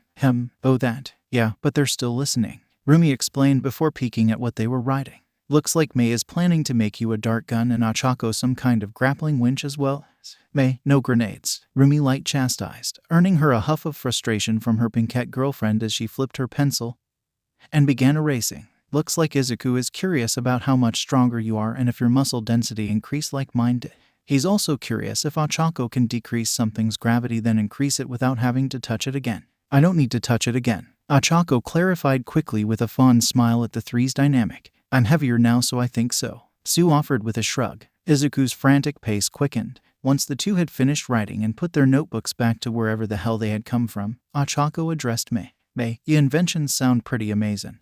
Would you tell me more about them?" May's eyes were wild as they snapped to Ochako's. "You want to hear about my babies? I've been waiting years for someone new to ask me about my babies." She slapped a metal disc onto the table. It turned on to reveal itself to be a hologram. "I made a model. Izuku watched Mei fondly as she frantically explained her babies with the same passion that had initially attracted him. This went on for about 10 minutes. Both Ochako and Tsu were doing a valiant job at trying to follow the pinkette, but she was spewing scientific jargon that he barely understood even after 3 years with her. He tapped Mei on the knee 3 times. It was their signal that Mei wasn't allowing any space in a conversation for anyone else. She stopped mid-syllable of piezoelectricity and leaned her head affectionately onto Izuku's arm. "So yeah, that's a couple of my babies," Mei said with pride. "Wow, Ribbit, that was impressive. No wonder you're a double major," Tsu said, completely blown away by the impromptu presentation. "I won't pretend to understand everything you talked about, but it's obvious you're passionate, talented, and probably the smartest person I've ever met." Ochako all but gushed. Mei's answering smile was radiant as she squeezed Izuku's arm. "Thanks," she said as affection rolled off her in a torrent. Izuku looked outside to see that it was dark out now. They had been talking for quite a while by this point and had finished eating and even paid a while ago. "We should probably get going if we want to make it in time," he said, his girlfriends agreeing. "You never said what else we're doing, Ribbit?" Tsu questioned as they began to leave. Himiko bumped hips with the girl. "It's a surprise. You'll just have to wait and see." After a short train ride, they arrived at the outskirts of the city and all piled into a gondola after Ochako bought the ticket. "That was super cheap. Was that all you wanted us to pay for?" Ochako asked in frustration as she stomped her pink shoe. It was difficult to be afraid of her wrath when Izuku could tell she was relieved at being somewhat tricked and being able to pay for something at the very least. It didn't help that she was adorable when she was trying to act mad. "We didn't know it would be so cheap," Rumi said with a shit-eating grin that begged to differ. Ochako pouted but relented. "Where does this go?" Tsu asked. "The observatory," Izuku said simply. Ochako lit up, her faked anger forgotten. "I've always wanted to go but couldn't find the time," she exclaimed in excitement with a small bounce. A short time later they got off the gondola and walked up a short path to the observatory. It was a grass clearing on top of a mountain with very little lighting, so the stars were as clear as possible. Since it was a Monday night, there was nobody else there. Izuku pulled off the backpack he had brought with and began unpacking it in the grass. He rolled out 2 large wireless heated blankets Mei had made.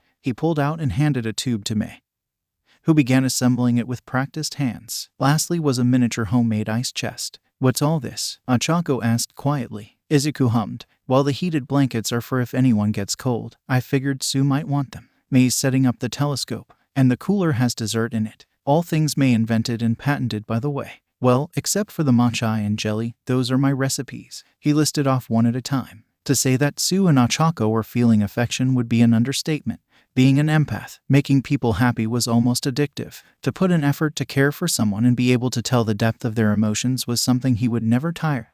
The 6 of them talked and laughed as they took turns with the telescope and ate their dessert. After a while they all crawled between the heated blankets to warm up. Tsu was shivering slightly as they got in. She laid down between Ochako and Himiko, both of them scooching close in order to warm her up. They were all stargazing in comfortable silence, with Ochako occasionally pointing out constellations and planets. Izuku sat up on his elbows as he noticed Tsu's rising worry. "Everything okay, Tsu?" Tsu sighed before responding. "There's something I should say. I knew you cared about Ochako, Himiko," she said, catching Himiko off guard. She continued. "When you disappeared, I was relieved because I thought I finally stood a chance with Ochako, and when I saw you at the entrance exams, I was worried you would steal Ochako away from me. I feel horrible for feeling relieved that you disappeared. I'm so sorry," she said, her voice beginning to wobble. Ochako leaned her head fully onto her girlfriend's chest. "Nobody will ever steal me away from you. I love you." Himiko leaned her head against Tsu's shoulder slightly. "It's okay, Tsu. Why would you worry about me stealing her away? Because I knew she cared about you too, and why wouldn't she? You're amazing. She never gave up hope that she would see you again. I could see it written in her eyes, and I don't blame her. But then I found out you were poly and had 3 partners, each as amazing as you. I was relieved, but at the same time I worried that you 4 would pursue only Ochako and leave me alone. But now I know you would never do that," Tsu said, her voice threatening to break. Ochako ignored her embarrassment and propped herself up so she could look Tsu in the eyes. "I'm never leaving you, hear me? Ever," she said with conviction before leaning down and kissing Tsu passionately. "You're seriously underestimating how great you are, Tsu. Ochako wouldn't be who I know she is if she ever left you for anyone," Himiko said once Ochako came up for air. "Breaking people up to date someone is for weaklings," Rumi said, annoyed at even the implication. "Why the hell would we do that? Ochako is bubbly, fun, and has a cute accent, but you're funny, blunt, and adorable," Mei exclaimed, confused at the prospect of anyone not liking Tsu. "It's true that we did agree to consider others joining our polycule, but we would never do so at the expense of someone's relationship. We wouldn't invite only one person from a couple, and we would only invite them if we loved both of them. Besides, you and Ochako are both amazing, caring people. Izuku tried to clarify their intentions without saying that they were already considering them specifically. After a moment of silence, Tsu croaked happily. Thank you, that makes me feel better, Ribbit. Now that they were past that, Ochako allowed herself to blush as she slapped Tsu's arm. Did you have to tell Himi that I liked her in middle school? Tsu hunched her shoulders. Sorry, Ribbit. Ochako sighed. It's fine. She turned her blushing face to Himiko, who was still resting her head against Tsu's shoulder. Did you really like me too? Himiko looked up into her warm brown eyes. It's why I had to leave. My cravings were reaching a boiling point and I didn't want to hurt you. Ochako frowned. I'm the reason you disappeared? She asked softly. No, my mother is the reason. If she hadn't forced me to suppress my quirk, then I never would have reached that point. So don't you dare blame yourself. Himiko desperately rushed out. All right, if you're sure. Ochako hesitantly agreed. I am, Himiko resolutely said. Izuku sat up. It's starting to get pretty late. We should probably get back. They all agreed and began packing up. Himiko pulled Tsu in for a hug. I'm sorry I made you worry, Tsu. Tsu nuzzled into Himiko's warmth and closed her eyes. It's okay, Ribbit. I was just being self-conscious. When they got back to the dorms, they found Nejire asleep on one of the recliners in her button-up pajamas. A children's book lay forgotten on her knee. Her periwinkle hair was cozily curled around her shoulders. She had her arms around Yuki and Eri. Both were dead asleep in her lap with their heads resting against her shoulders. After taking a picture to frame later, he whispered to girls who were doing their best to not squeal at the sight. I'll take them to bed, you guys go ahead. After a few whispered goodnights and thank yous for the nice night, the girls went to get ready for bed. With Blackwhip's help to make sure nobody tumbled off, he gently picked up Nejire and a Princess Carrie with Yuki and Eri still in her arms. He carried the three with little effort to Nejire's door and opened it with a tendril. He gently laid the three down into her bed with Blackwhip pulling the covers over them. Nejire opened one eye and smiled at him lovingly. She mouthed the words thank you before closing her eye again, her smile remaining. He smiled at the girl's antics and quietly left the room and closed the door. Izuku woke to the sensation of a finger trailing along his bare chest. He opened his eyes to see Himiko, Mei, and Rumi all still naked and pressed against him, their breasts pillowing against his frame. Himiko was purring as she traced the barely there starburst scars on his chest from the day he had met her. Good morning, Izu, Himiko purred. Rumi and Mei both looked up at him with love in their eyes, and he could feel all their love combining, resonating to the point that it felt like the warmth of a campfire on a chilly evening. I love all of you so much, he said as he basked in the warmth of their emotions. They returned the sentiment, and the sensation grew like it was building to something. They laid there basking in each other's presences until their alarm went off and they went about their morning rituals. Nejire and Mei had taken Eri and Yuki to their class, all of them holding hands in a chain that went Nejire, Yuki, Eri, and finally Mei. As the four left, Eri and Yuki were babbling excitedly about their sleepover and what they wanted to do next time, while Nejire and Mei were asking and answering questions in such a frantic pace he almost had to activate full cowl to be able to follow it. Izuku made 2 cups of coffee in travel mugs before heading to class with Rumi and Himiko. Once he was at homeroom, he gave the coffees to Aizawa-sensei and Hitoshi at the same time, offering them a hand glowing with cell activation. Hitoshi actually hugged him, proclaiming he would hide a body for him if asked. Aizawa-sensei tried to hide his gratitude behind nonchalance, but he could tell that the gruff man felt like a kid on Christmas. Homeroom had been much more conventional this time around. Aizawa went over everything they had missed not attending the assembly in the 10 short minutes they had as opposed to the hours it would have been. He went on to explain that the rat thought it was funny to bore students at the assembly into unconsciousness with his droning. After a short homeroom, there was English with Present Mike, Math with Ectoplasm, Literature with Cementos, and History with Snipe. Mei and Momo left to the support lab during Literature and History since they counted as electives and they had been waived for the 2 double majors. The 2 returned for the last class before lunch, Quirk History and Law taught by midnight, or his mama. Nimari entered the room and immediately hugged Izuku. I'm so excited to have you and the girls in my class, Izuku. As everyone took their seats, he noticed the confusion everyone was feeling and realized, to his horror, that he had never told his classmates that Midnight was one of his moms. He prayed she wouldn't try to embarrass him. Midnight sat on her desk with her legs crossed as she introduced herself. I'm the R-rated hero, Midnight, and I'll be your teacher. She held out her left hand to show off a beautiful wedding ring. But you can call me Mrs. Midoriya. Izuku groaned and slammed his head onto the desk as his classmates' heads all swiveled to look at him with mouths agape. Hell, even his girlfriends pretended to be shocked. Homewrecker, Himiko yelled. Get your own man, Rumi exclaimed. Betrayal now, Mei yelled exaggeratedly. How scandalous, Momo said with a hand over mouth. A student-teacher relationship is highly inappropriate, Ida said as he chomped at the air. The class devolved into more shouts of recriminations as his mama sat there smiling like she had just created her greatest work of art. She let this go on for a few more seconds before snapping her whip, resulting in everyone immediately quieting. I'm his mama, not his wife, Nimiri said before bursting into laughter, his girlfriends roaring with laughter as well. Midnight's your mom, Kaminari screeched. I'm surprised you didn't tell them about me, Izuku. Have you told them about Anin? His mama asked once she calmed down enough to talk. Who's Anin? Achako asked. 13. They're my mom, Izuku answered. Achako stood from her seat. What? Why didn't you bring it up when I was talking about my dads being heroes? Hitoshi asked. That was a good question. Why hadn't he? Before he could think up an answer, Rumi answered for him. Izuku has a bad habit of removing himself from any equation. It just doesn't occur to him to think of himself. Rumi berated lightly. Hey, I've gotten better, Izuku argued. Rumi scoffed. Barely. Midnight mercifully got the class back on track quickly. When the bell rang for lunch, Nimiri stopped him and told him that Toshi wanted to speak with him in the dean's office over lunch. He entered Nezu's office after grabbing a bowl of lunch Rush's Katsuden. Toshinori was sitting on the couch slurping a smoothie while Nezu sat at his desk sipping on tea.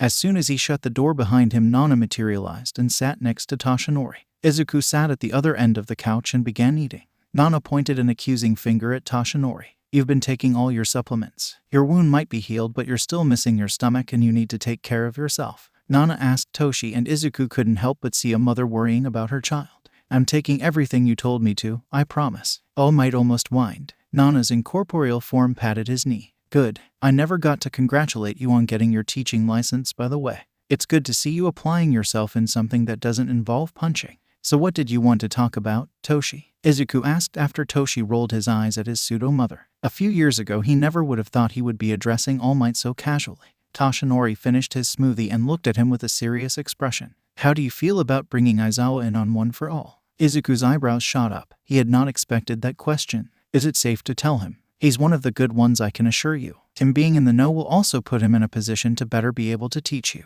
Nezu explained as he poured a second cup of tea. Izuku eyed the cup of tea cautiously. Nezu tended to get a bit twitchy around 3 cups in. Well, he is Mama's friend, and if you two vouch for him, then I'm for it, Izuku answered. Excellent. Nezu chirped with a hair-raising grin before pressing a button causing the door to whoosh open just as Aizawa was about to knock. Aizawa mumbled something about every damn time before plopping into a chair. What did you want? And who is that? He asked, shooting Nana a questioning look. I'm Maverick, she answered with a knowing smirk. I've heard that name. Maverick died before I even enrolled at UA, Aizawa said slowly, now fully suspicious. Nana waved her hand through Toshi's head. Still dead. Aizawa looked at Izuku accusingly. What the hell did you put in that coffee, problem child? Aizawa-sensei, I have something to tell you about my quirk. You may find what I have to say hard to believe, but it's the truth, Izuku warned before retelling the origin story of One for All for what felt like the millionth time.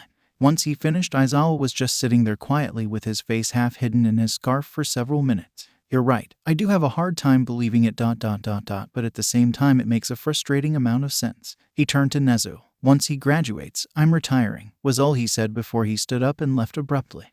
Well, that went well, All Might asked. Izuku shrugged before finishing his food. Once lunch ended, it was time for Hero Theory with Aizawa. Izuku was actually really excited for this class because it was something Nezu had often drilled him on its importance. Once class started, Aizawa talked about how this class would typically be used to discuss everything that went into being a hero and review the previous day's hero basic training class in greater detail. Since this was the first day, they were going to start with something simple. What is a villain? Can anyone tell me the different types of villains? Aizawa asked. Several hands went up as Bakugo blurted out dead and not dead yet, earning him a withering glare from the teacher. Aizawa called on Yaoyorozu. Career villains and villains of opportunity, she said with an air of pristine confidence. Close, but not the entire answer I'm looking for. Anyone else? Aizawa asked. Only Ida and Izuku raised their hands this time. Momo deflated slightly at being incorrect but perked back up when Kyoka turned in her seat to give the girl a reassuring smile. Go ahead, Midoriya, Aizawa said with a gesture of his hand to the boy. I should preface my answer. There is a difference between a villain and a criminal. A villain is inherently a criminal, yes, but a criminal is not necessarily a villain. A villain uses their quirk to aid them while breaking the law. A criminal could just be someone shoplifting food to eat. In many cases, the criminal is unfairly judged as a villain, especially if they have a mutation quirk they can't just turn off. My mentor told me that someone becomes a villain for 5 main reasons. Some turn to villainy out of desperation, a last resort to meet their needs. An example would be someone stealing to feed their family. Some turn to villainy because they felt like outcasts in our society and lash out because of it.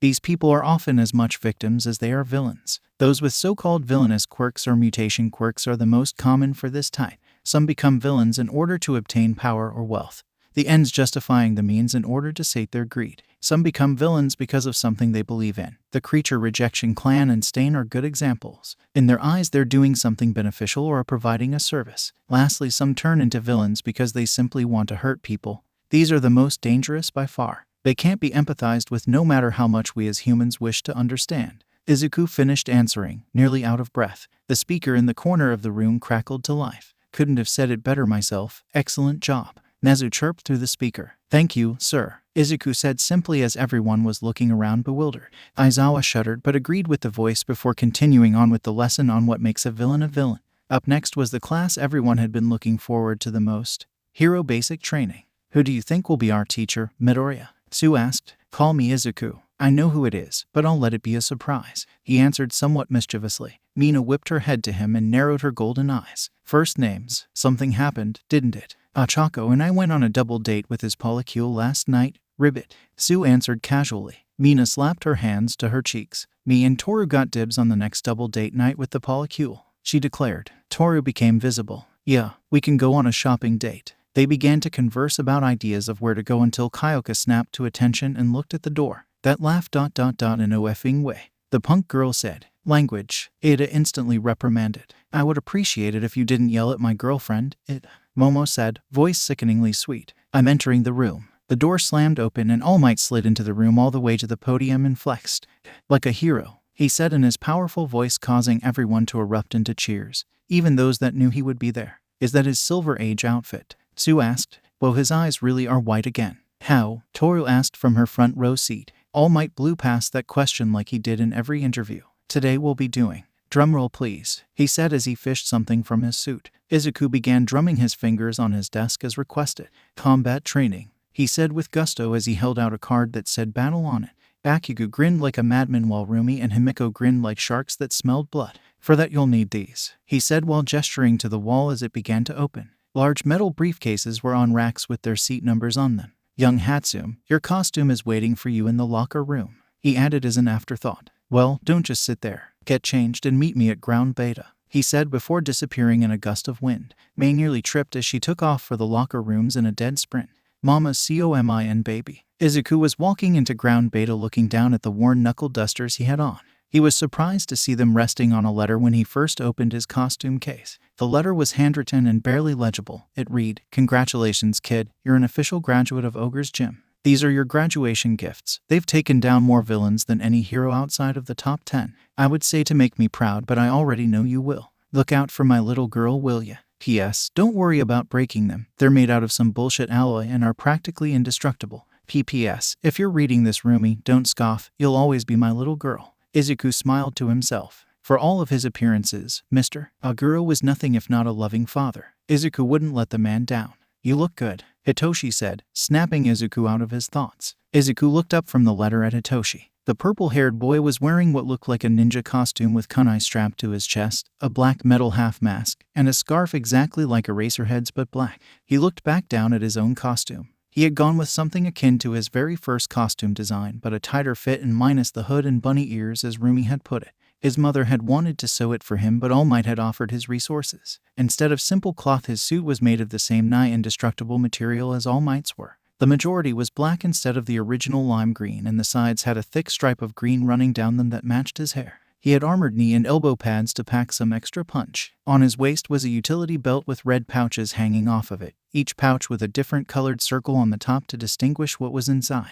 May had packed his belt with all kinds of goodies. She had also modified a pair of his red high tops to be armored and reinforced strong enough to kick through steel. A metal half-mask lay against his collarbones with a built-in air filtration system. In the area of the mask that covered his ears was a dampener that would lower any noise over a dangerous decibel to a tolerable one, something Rumi had as well but were earbuds. When equipped, the mask would secure itself tight to his face. If he didn't know that making things for people was May's love language, he would feel like he was taking advantage of her with how much she contributed to his costume. All the equipment she had made had to be approved by UA since she wasn't licensed or a student when she made them, but the process was well worth it. Thanks, Hitoshi. Yours looks great too. the capture scarf in particular. Izuku returned the compliment in turn. He looked around to check out everyone's costumes. Well, everyone but the girls, since they weren't out yet. Aoyama looked like a cross between a knight and a disco ball. Kaminari looked like he was just wearing some rocker-style clothing. Ada, or at least who he assumed was Ada, looked like a knight crossed with a cyborg. Mei was going to love it. Mizo was wearing a pretty standard blue costume with no sleeves. Takoyami was wearing all black clothes, utility belt, and cloak. Todoroki was wearing a white jumpsuit with fake ice covering one entire side with a red eye. It was a bit odd to say the least. Hanta was wearing a black and white suit with tape dispensers for shoulder guards and a full helmet. Bakugo was ... That bastard was wearing a design he had drawn. The blonde must have kept a page from the notebook he all but destroyed. He was about to lose his cool when Kirishima came up to him in his costume. It consisted of black pants, a tight black shirt, a red torn-up cloth around his waist, a mask framing his face, and gear like shoulder pads. Nice costume, bro. Hey, does this look gay? The redhead suddenly asked him while gesturing to his shirt. To say Izuku was taken aback would be putting it lightly. Thanks, yours looks great too, but what do you mean by looks gay? Izuku questioned. He was going to be upset if by gay he meant stupid. Instead of answering, Kirishima grabbed a fistful of his shirt and ripped most of it off to expose his muscular chest and abs. How about now? Izuku blinked dumbly. What are you talking about? Kirishima just hummed before ripping his shirt completely to ribbons. Now? Yes. Itoshi croaked next to him, his eyes glued to Kirishima's muscles. Kirishima smiled with all his shark-like teeth. Thanks, man, he said before walking off. Izuku just watched him walk away, completely lost as to what just happened. Sure, he realized that he wanted it to look gay now, but couldn't he have asked if it was enticing enough or something? Izuku, Mei's voice yelled from behind him. He turned to see all the girls walking his way, and he could have sworn time slowed as he tried to take in every detail. Mei was wearing her full power armor she had modeled off of her Adepta Sororitas models. Her helmet cradled against her side. It was truly Mei's crowning achievement. It was solid black, and on each shoulder pauldron was a decorative golden H with golden wings spreading from it.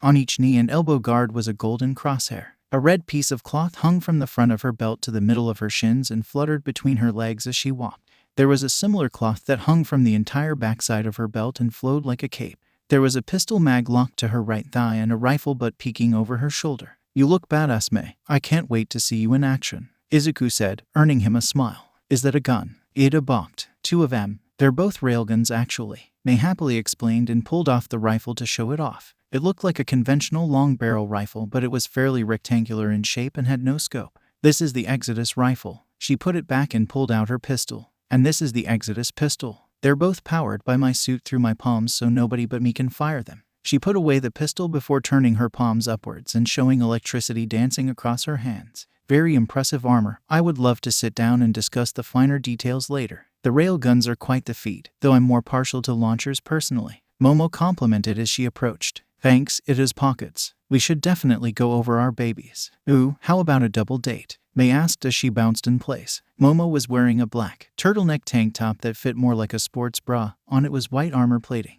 On her lower half she wore a mid-thigh black skirt that also had white armor plating. Underneath everything was a red bodysuit of a material that looked exactly like Midnight's white self-healing fabric. At her waist was a black utility belt that blended in with the skirt. She wore black boots with white armor plates covering the toes and shins. Around her shoulder and neck was a 3-point sling attached to a grenade launcher. Is that a grenade launcher? Ida screeched. Izuku was starting to get worried about the boy's blood pressure. It's a handheld, belt-fed, 40mm grenade launcher to be exact, Momo cheerfully clarified. He was pretty sure the only reason Ida wasn't yelling was because he had forgotten how to breathe.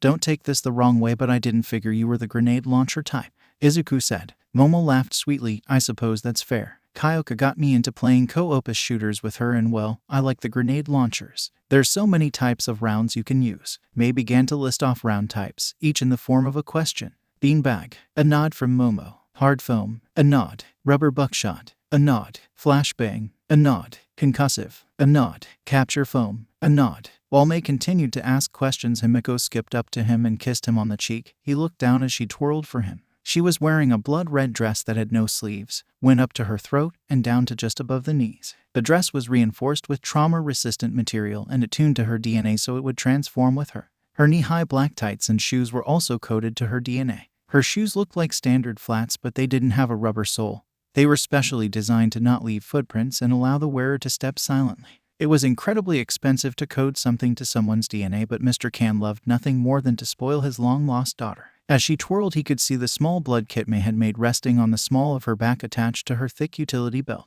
As her dress began to float higher, he saw bandoliers attached to each thigh filled with dozens of large throwing spikes with bloodlets running their length in a metal circle on one end.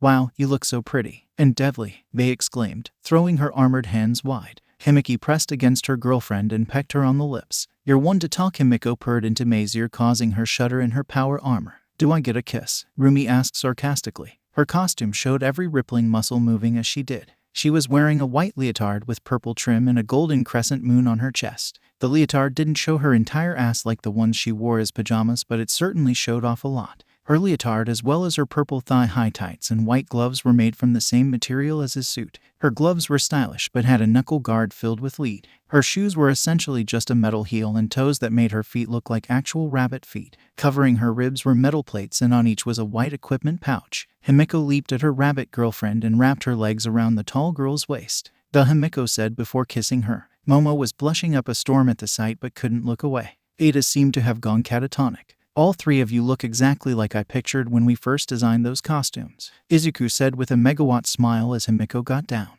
Rumi ran a hand over his abs and smirked up at him. "Same." She looked at the letter still in his hand. "Are those my old man's? And what's that paper?" He just handed her the letter and watched her as she read. Her smile was small and warm at first, but she scoffed in indignation partway through, then laughed as her warm smile returned larger than before. "Mind if I keep this?" Rumi asked, almost embarrassed and definitely sentimental. "Of course not," he replied. Rumi gently folded up the paper and placed it in her equipment pouch. "Hey babe, you look so effing cool," Kyoka said to Momo as she approached the much taller girl. She had red triangles below painted her eyes that were reminiscent of Princess Mononoke. There was some kind of device hooked around her ears like wireless headphones. She was wearing black combat boots with miniature subwoofers built into them, ripped black jeans, a short leather jacket, an armored sports bra exactly like Momo's but purple with black armor plating that showed off her surprisingly toned stomach. She also had fingerless leather gloves with small speakers that looked like they could detach, attached to them. "You do as well, dear. I knew you would look great," Momo said softly with a light blush. "No joke. You have a figure exactly like Mordred's from Fate," Mina said. After seeing everyone's confused expressions, she puffed up her cheeks in a pout and explained, "It's a pre-Quirk anime." Kyoka shrugged. Thanks." Mina was wearing a skin-tight, strapless bodysuit. He couldn't help but wonder how it managed to stay up with her bust already trying to spill out of it. The color pattern looked like someone had thrown purple and teal paint at it and called it a day. It didn't look bad necessarily, but he had never been very fashionable. She also had a fur-collared vest and boots with holes circling the sides just above the sole. "Boo!" Toru yelled in Mina's ear as she reappeared. Mina shrieked in surprise. "She won't stop," she whined. Toru was wearing a skin-tight bodysuit that was colored like Mina's but with every color in the rainbow. She also had a steel baton holstered to each hip. She did a little twirl, her luminescent hair floating as she did so. "Not bad for last minute, right?" Toru asked. "Awa we match," Mina crowed before kissing Toru on the cheek. "Last minute?" Izuku asked. "Yeah, I couldn't make my clothes invisible before my quirk evolution, and I couldn't afford a DNA-coated suit, so it was just going to be shoes and gloves. Glad I didn't have to do that since 3 people here would have seen me naked all class long." Toru finished with a nervous giggle. "Ooh, y'all look amazing," Achako said as she bounced a little with each step. "Agreed, ribbit," Sue added, her posture slouched and her hands held forward. Achako was wearing a pink and black, skin-tight bodysuit that hugged her very curvy and mildly pudgy body. She had huge, pink, bulbous boots and gauntlets. On her neck was a pink choker, he assumed to reduce nausea. On her waist was a solid kind of utility belt that didn't fully wrap around her waist. Sue was also wearing a skin-tight bodysuit but green and seemed to be designed to keep her warm. It showed off her incredibly petite yet surprisingly shapely and lithe figure. She had shoes similar to Rumi in that they made her feet look more animalistic but like a frog's instead of a rabbit's. On her head were large goggles, but he couldn't tell what they were for, maybe to see better underwater. "Dang, Choco and Sue. Looking good," Himiko said with a waggle of her eyebrows. "Sue, we make mutation quirks look good," Rumi said with a grin. "You look so cute and floaty," Achako. May gushed. "You really think so?" Achako asked with a blush. "I feel chubby compared to all of you." "I keep telling her that I like that about her," Ribbit said, poker face in full effect. "Pudgy is hot too, accept it?" "May thinks so too," Rumi whispered while pointing at May, whose eyes were zooming in and out all over Achako. Achako sputtered. "You can't be serious." Izuku tapped his temple. "Trust me, they're telling the truth, and so am I when I say you both look phenomenal and ready for heroics at the same time." Nejire flew in over the mock city's walls and began flying circles around everyone to look at their costumes. Hey, all of you look so adorable, she said, bubbly as ever. Izuku had seen her costume on the news before, but seeing it in person was another thing entirely. Not only did she look like a pro, but she was breathtaking as she flitted through the air on periwinkle spirals. He had known she was extremely busty, but it had never been more apparent than now, and he could sense that most everyone was feeling the same thing. All Might landed in a crouch with a crunch of asphalt as he made yet another dramatic entrance. He stood to his full height and placed his hands on his hips with his trademark smile firmly in place. They say the costume makes the hero, and all of you certainly look the part, he bellowed proudly with a lingering look at Izuku. Today's exercise will be objective-based. I've placed a fake bomb in a building that one team will be defending while the other attacks. Defense will win by touching the bomb, and defense will win by running out the timer. Either team can win by incapacitating the opposing team by means of immobilization, knockout, or if I call them out for any reason. I want each team to picture yourselves as heroes and the opposing team as villains. Defense should picture it as trying to invade a villain hideout and defusing a bomb, while defense should view it as defending a bomb from villains trying to set it off while it's being defused. Destruction of the fake bomb will count as a loss for both teams, so watch your collateral. This has the potential to get dangerous, so hear my word is law. If I say stop, you freeze. If I say spin, you twirl. Is that understood? All Might asked with a no-nonsense tone that had nearly everyone snapping out a yes while some just nodded. Shouldn't we do basic combat training first? Sue asked worriedly. How will teams be selected? Ada asked now that he had finally snapped out of his stupor. Young Asui, this is to get a baseline of where everyone is at, as well as a way to see how you handle a new situation that you might not be prepared for. Young Ada, the only rules are the ones I've already stated, and teams have already been randomized. All Might answered before anyone else could pile on more questions. Is random really the best way? Ada questioned, but not rudely. Nejire was somehow bouncing midair and raising her land like her life depended on it. May, I know. It's because heroes do random team-ups all the time. Right. All Might's booming laugh echoed through the empty city. My trusty Ta is exactly right. Now, here are your teams and who you'll be facing in what order. He pressed a button on his phone like Aizawa had done the day before, and a hologram popped up to display the teams. Offense versus defense. Aguro, Ashido versus Takoyami, Kirishima. Uraraka, Yaoyorozu versus Aoyama, Asui. Aizawa, Todoroki versus Hatsum. Ida, Shoji, Kaminari versus Jiru, Hagakure. Shiro, Bakugo versus Midoriya, Kan. Bakugo's glare was one that promised violence, but Izuku and Himiko each shot back one their own. Himiko's ear-to-ear crocodile smile promised more than violence, it promised bloodshed.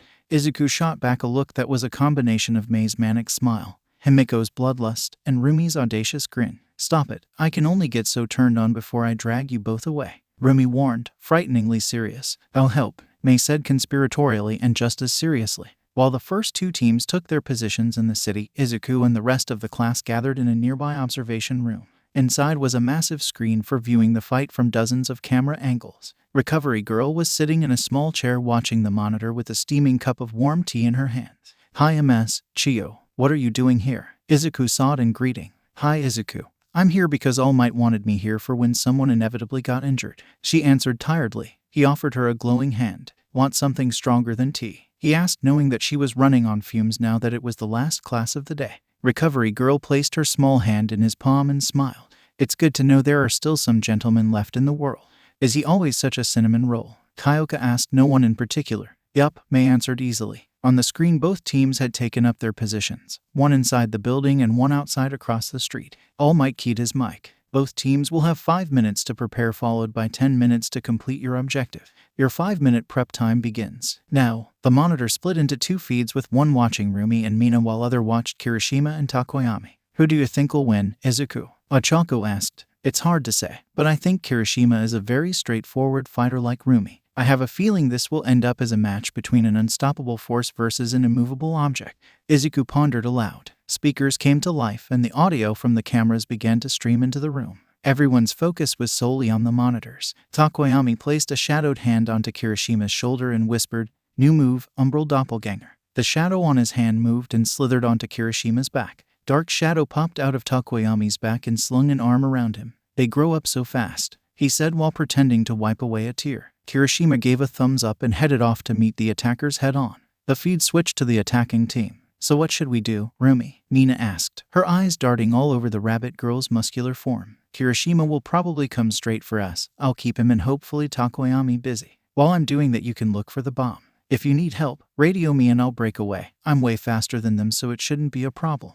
Rumi answered confidently with a grin. The buzzer sounded and Rumi blasted forward low to the ground and into the building with such force that she left rabbit footprints in the asphalt.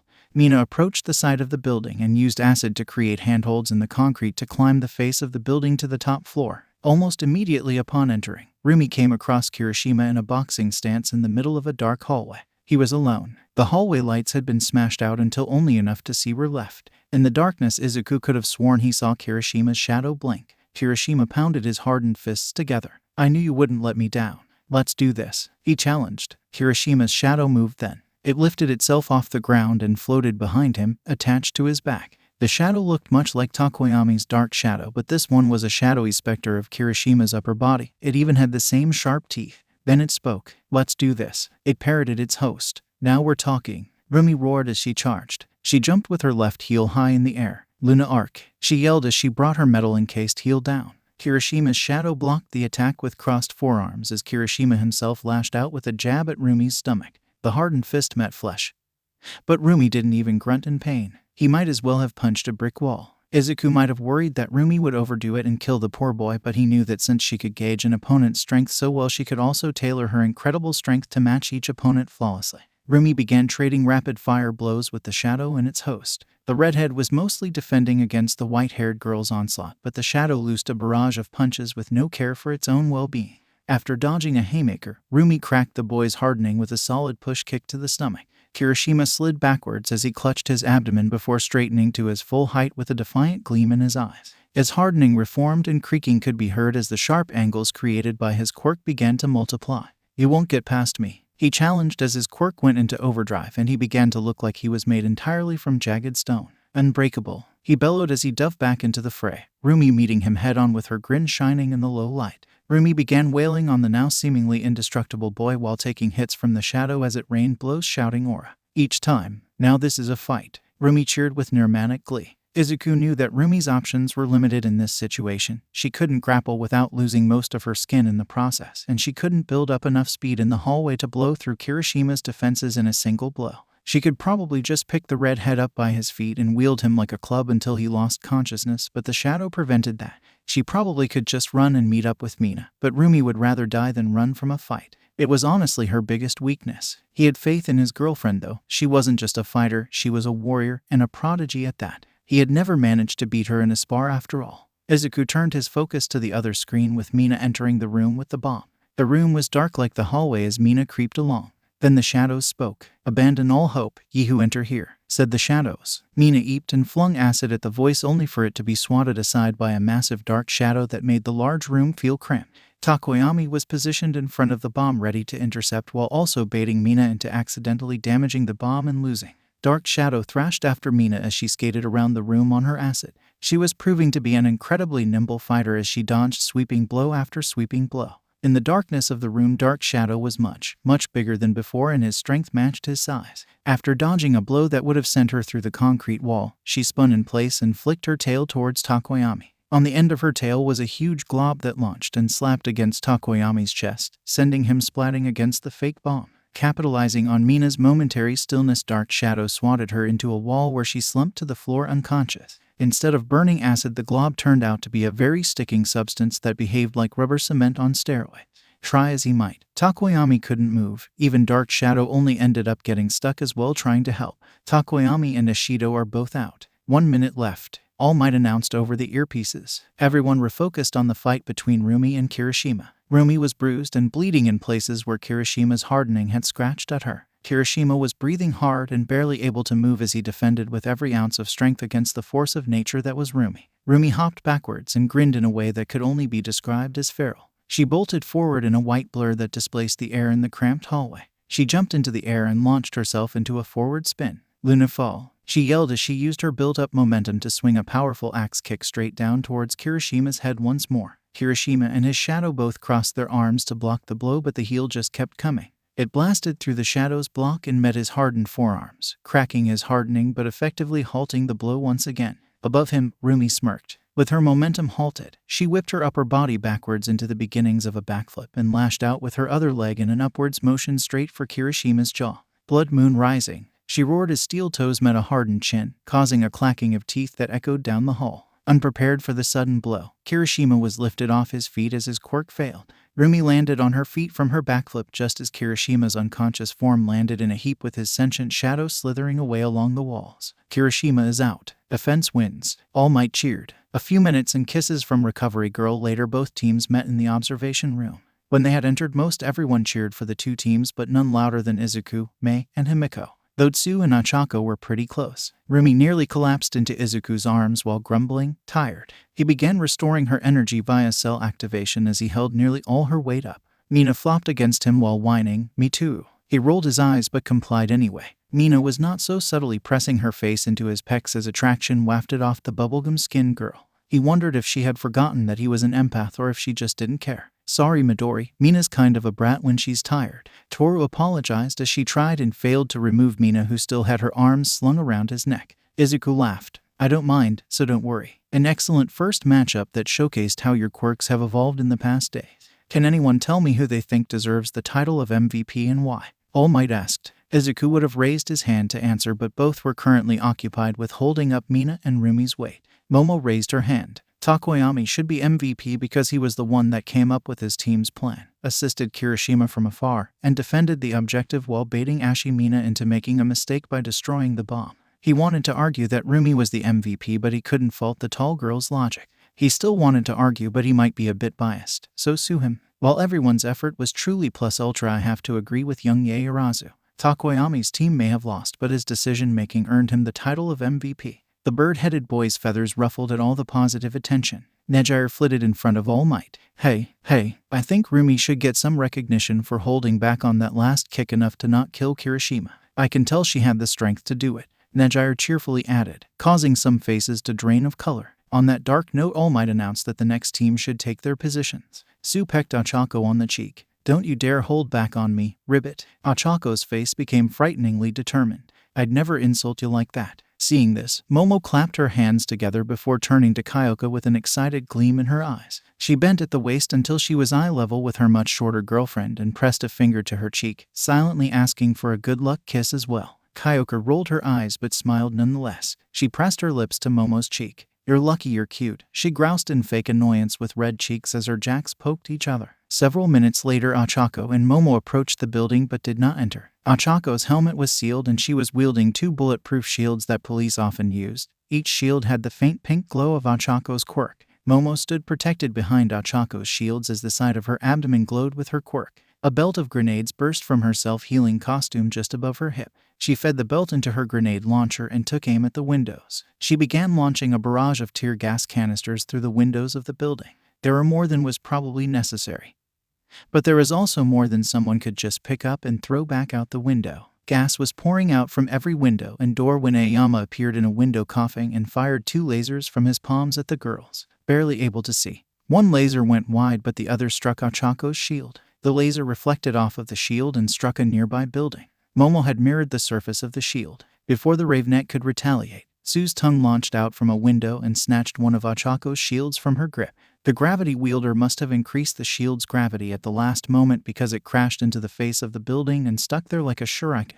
5 minutes left. "Now," Momo cried as she loaded a different belt into her weapon and ran for the door. Ochako squatted low, her thick legs coiled like a spring. "Shootin' star." She slapped her thigh as her legs unfurled in a burst of strength. She weightlessly careened at the window where Aoyama was still trying to aim his lasers. She held the shield in front of her and increased her weight to the maximum as she collided with the wall next to the window. She crashed through the face of the building and directly into Aoyama as he attempted to take cover, sending him sprawling.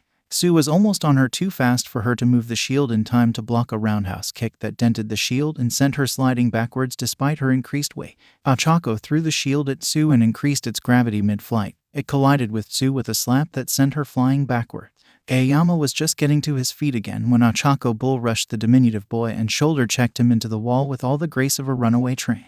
Aoyama slid to a seated position as unconsciousness claimed him. Aoyama is out. Ochako whirled to face Tsu, but she was nowhere to be seen. The tear gas-filled room was empty. A cough sounded from above her. She whipped her head up just in time to see Tsu reappear and shoot her in the neck with a dart fired from her blowgun.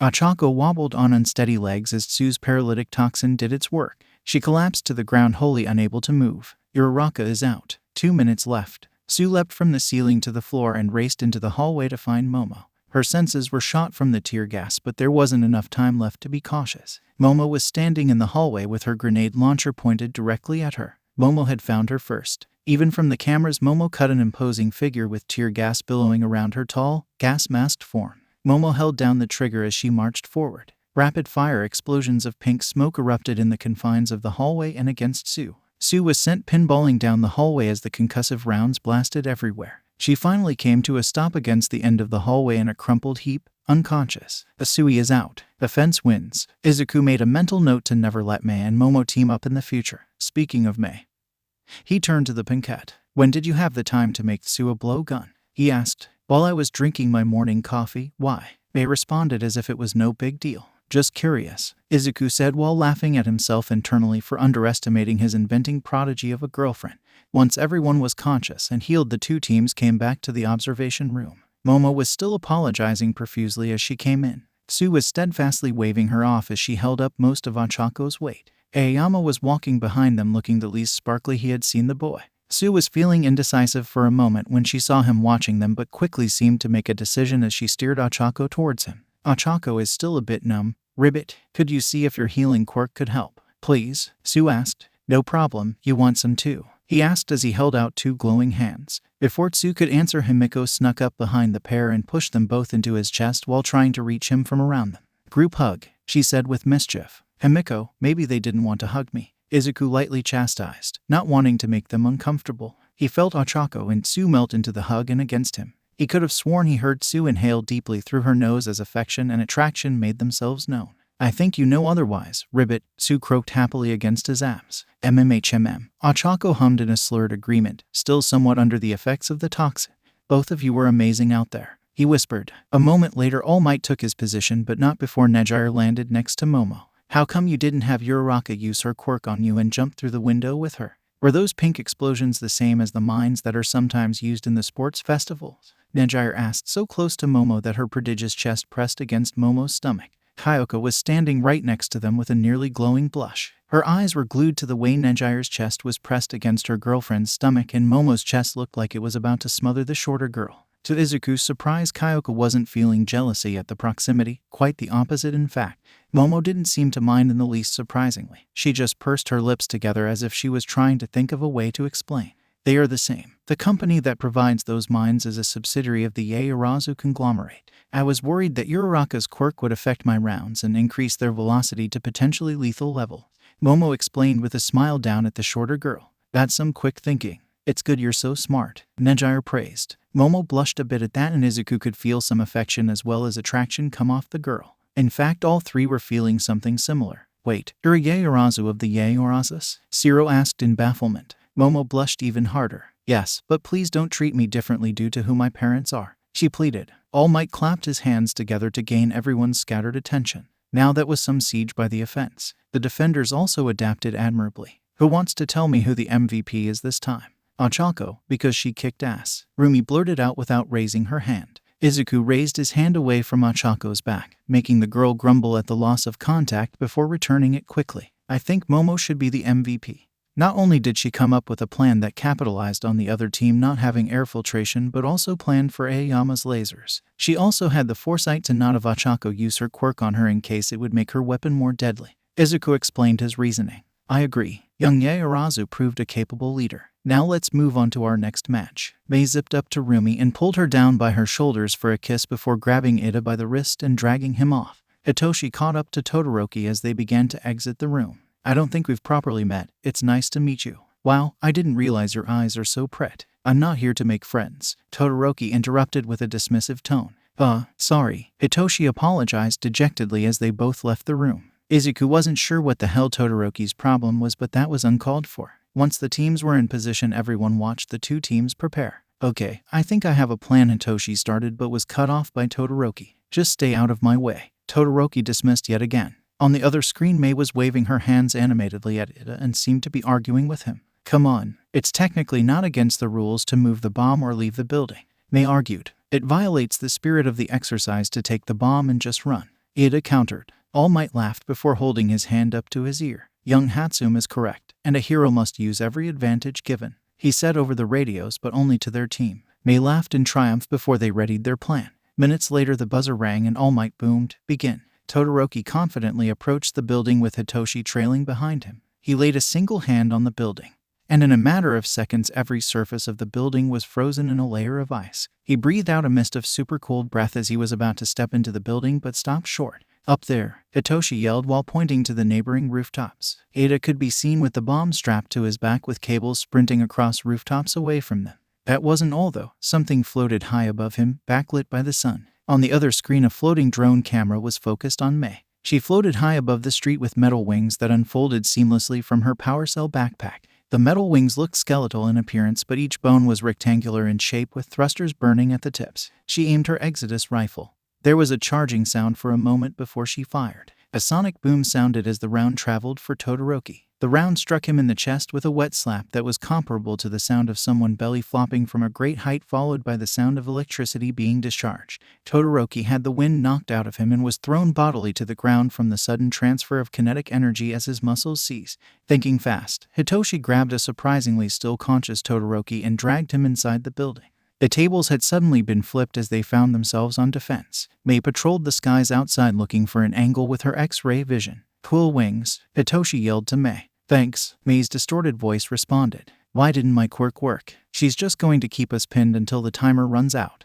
Hitoshi yelled over the sounds of Mei's bullets whizzing through windows by their heads. Todoroki was scowling and didn't say anything. He just stomped a foot down outside of cover. A glacier exploded into being and managed to reach all the way up to Mei and encase her feet in ice. Mei held her rifle in one hand and punched the ice encapsulating her feet, shattering it with the enhanced strength of her suit. Hitoshi looked down and noticed that the ice that layered the floor was now melted into a thin layer of water, but too late. Mei fired another round, but this time at the ground. Another slap could be heard before both boys' muscles locked up from the electricity of the round but were still conscious. "May fly," Mei said through her helmet speakers in a distorted voice. Dozens of small winged insectoid robots flew from a small cylinder on her lower back. They swarmed the building while the two boys were still recovering from their shock. The mayflies kamikazed into them and exploded into a pink capture foam that quickly spread to cover all but their heads. Aizawa and Todoroki are both out. Defense wins. I wonder if Hatsum would be open to exchanging some blueprints. Momo wondered aloud. "Hey Green, remind me not to let your girlfriend and mine team up," Kyoka said while side-eyeing Momo. Momo scoffed in indignation but didn't argue. "Was thinking the same thing, heartthrob," he said in a teasing tone. Kyoka blushed as her ear jacks spasmed. What?" she asked. "Well, you send your heartbeat through your jacks, so heartthrob seemed an appropriate nickname," he answered with a smug grin. It makes sense I guess, but just call me Kyoka," Kyoka said as she tried to get her blush under control. He might have been worried he had overstepped if he couldn't sense her affection. Momo yanked the girl into a suffocation by boob-type hug. "Oh, that's a perfect nickname for you, dear. Maybe as a hero name." Kyoka gasped for breath once she managed to free herself. "I'll think about it," she mumbled, still red-faced. A couple minutes later Mei flew into the room with her helmet open and scooped Rumi off her feet. "My babies worked perfectly. Did you see? Did you see?" she frantically asked as she twirled Rumi in the air. Rumi laughed heartily. "Of course I did, and of course your babies worked. You're the one that made them after all." They beamed and kissed Rumi deeply as she descended to the ground. Todoroki had a hollow look as he trudged over to a corner and stared down at his feet unseeing. Hitoshi approached Izuku. "That sucked. I'm not a pretty girl, but can I have a hug too?" he asked. "Of course," Izuku said as opened his arms to the boy. Hitoshi all but collapsed against him. Izuku rubbed a few circles into his back. "It's a shame you're not into guys," he said with a muffled voice. Izuku laughed and tightened his hug. "So I'm told. I think it might be a bit obvious who deserves it. But who can tell me why young Hatsum deserves MVP?" All Might asked. Momo immediately raised her hand. She came up with a plan that was not only creative given the rules of the exercise, but also gave little to no chance for the opposing team to succeed. Even if she was taken down, the offense team would have been hard-pressed to catch up to Ida with the head start she gave him. An excellent takeaway, young Yaoyorozu. But it should be noted that young Aizawa prioritized the safety of his teammate when he could have just saved himself. Young Hatsum used every advantage she was given and to great effect. Let this be a lesson that a hero should take advantage of anything and everything available to them. Even if I can punch most of my problems away in a single punch, I still make advantages where I can. This line of thinking will not only keep you safer, but it will also help you save lives. Going forward, however, the bomb must remain inside the building. All Might explained. "Now, next teams take your positions," he added a second later. Momo kissed Kyoka sweetly on the cheek. Good luck, dear. Mina winded up and slapped Toru on the ass hard and said, go get him. They'll never see you coming. Before bursting into laughter. Mina, Toru yelped out as she turned invisible, only causing Mina to laugh harder. A few minutes later, Izuku watched as Toru and Kyoka waited at the top of a staircase in plain view. Kyoka had her jacks plugged into the speakers on her hands and held them forward. Toru placed a hand on Kyoka's back and whispered, invisibility cloak. Toru disappeared and Kyoka began to fade away as well, the refraction field emanating out from where Toru had placed her palm until they both disappeared from view entirely. Moments later, Shoji and Kaminari entered with Shoji listening carefully with several sets of additional ears. The additional appendages twitched and pointed to the top of the stairs. Kyoka blasted a high-frequency wave of sound at the two boys. Unprepared for the sudden loud noise, Shoji collapsed to his knees as he held his head in pain. Kaminari recovered first and made a finger gun aimed at the stairs with the other hand covering an ear. Taser, 50,000 volts. Electricity shot from his finger and connected with an invisible Toru. Toru and Kyoka became visible once more as Toru fell to the ground writhing. Kyoka grabbed Toru and dragged her away and out of sight of Kaminari. You find the bomb, I'll go after Jiru, Shoji said as he stood back up and reformed his appendages into fists. Kaminari nodded and they ran up the stairs together before splitting off. Shoji raced after Kyoka and found her as she rounded a corner coming towards him with a smirk. He charged forward hoping to reach her before she could get his sound wave off. Kyoka's jacks slithered behind her neck and crossed sides. They plugged into the backs of what Izuku had mistaken for simple gauged earrings with an audible click. Feedback. A shockwave of sound emanated not from Kyoka's speakers, but from her chest. The sound of a heartbeat drumming could be heard as soundwave after soundwave pulsed from her in a sphere. The barrier of sound buffeted Shoji, but he swung anyway in an attempt to overpower the force field. His arm snapped and bent backwards at a gruesome angle from a blast of sound. Freeze! All Might bellowed into the headsets and everyone did just that, Kyoka's barrier dropping immediately. Shit, I'm so sorry. Kyoka immediately apologized. It's no issue, Shoji said casually as he grabbed the mangled limb with another and tore it off just for it to be replaced with another half a second later. Can you continue, Shoji? All Might asked anyway. Shoji assumed a 6-armed boxing stance. Yes, sir. Very well. Continue in 3.2.1. Kyoka's pulsating force field blasted into existence once more as Shoji charged. Kraken's onslaught. Shoji began an undaunted barrage of 6 fists. Anytime an arm broke, he tore it off to create a new one as he kept up a pummeling barrage on Kyoka's shield, trying to time his punches between blasts. He managed to sneak one past her defenses and hit her in the mouth. She hopped backwards and spit out a glob of blood before smiling with crimson teeth. Kyoka charged Shoji, causing him to backpedal in an attempt to keep his torso away from the shield. Kyoka lunged and caught Shoji with a blast, sending him reeling and off balance. She halted her shield and landed a rapid-fire combo of punches against Shoji's midsection. Shoji gasped in pain. Seeing an opening, he lunged his hands for Kyoka only for her to reactivate feedback. The proximity of the activation made him go flying into the nearby wall. Kyoka pinned him between the wall and her shield, causing him to be repeatedly slammed against the wall until unconscious. Shoji is out. Kyoka turned off feedback and went in search of Kaminari. Izuku focused on the screen watching Kaminari. He was just entering a large room with the bomb on the other side. He looked from side to side before dashing for it. Something struck his shin hard, causing him to tumble in a cry of pain. He landed on all fours and began to try and stand. His head suddenly jerked to the side from an unseen blow. He collapsed onto his face unconscious as Toru's grinning form reappeared above him, twirling her steel batons. Kaminari is out. Defense wins. Mina and Momo hugged each other and bounced together.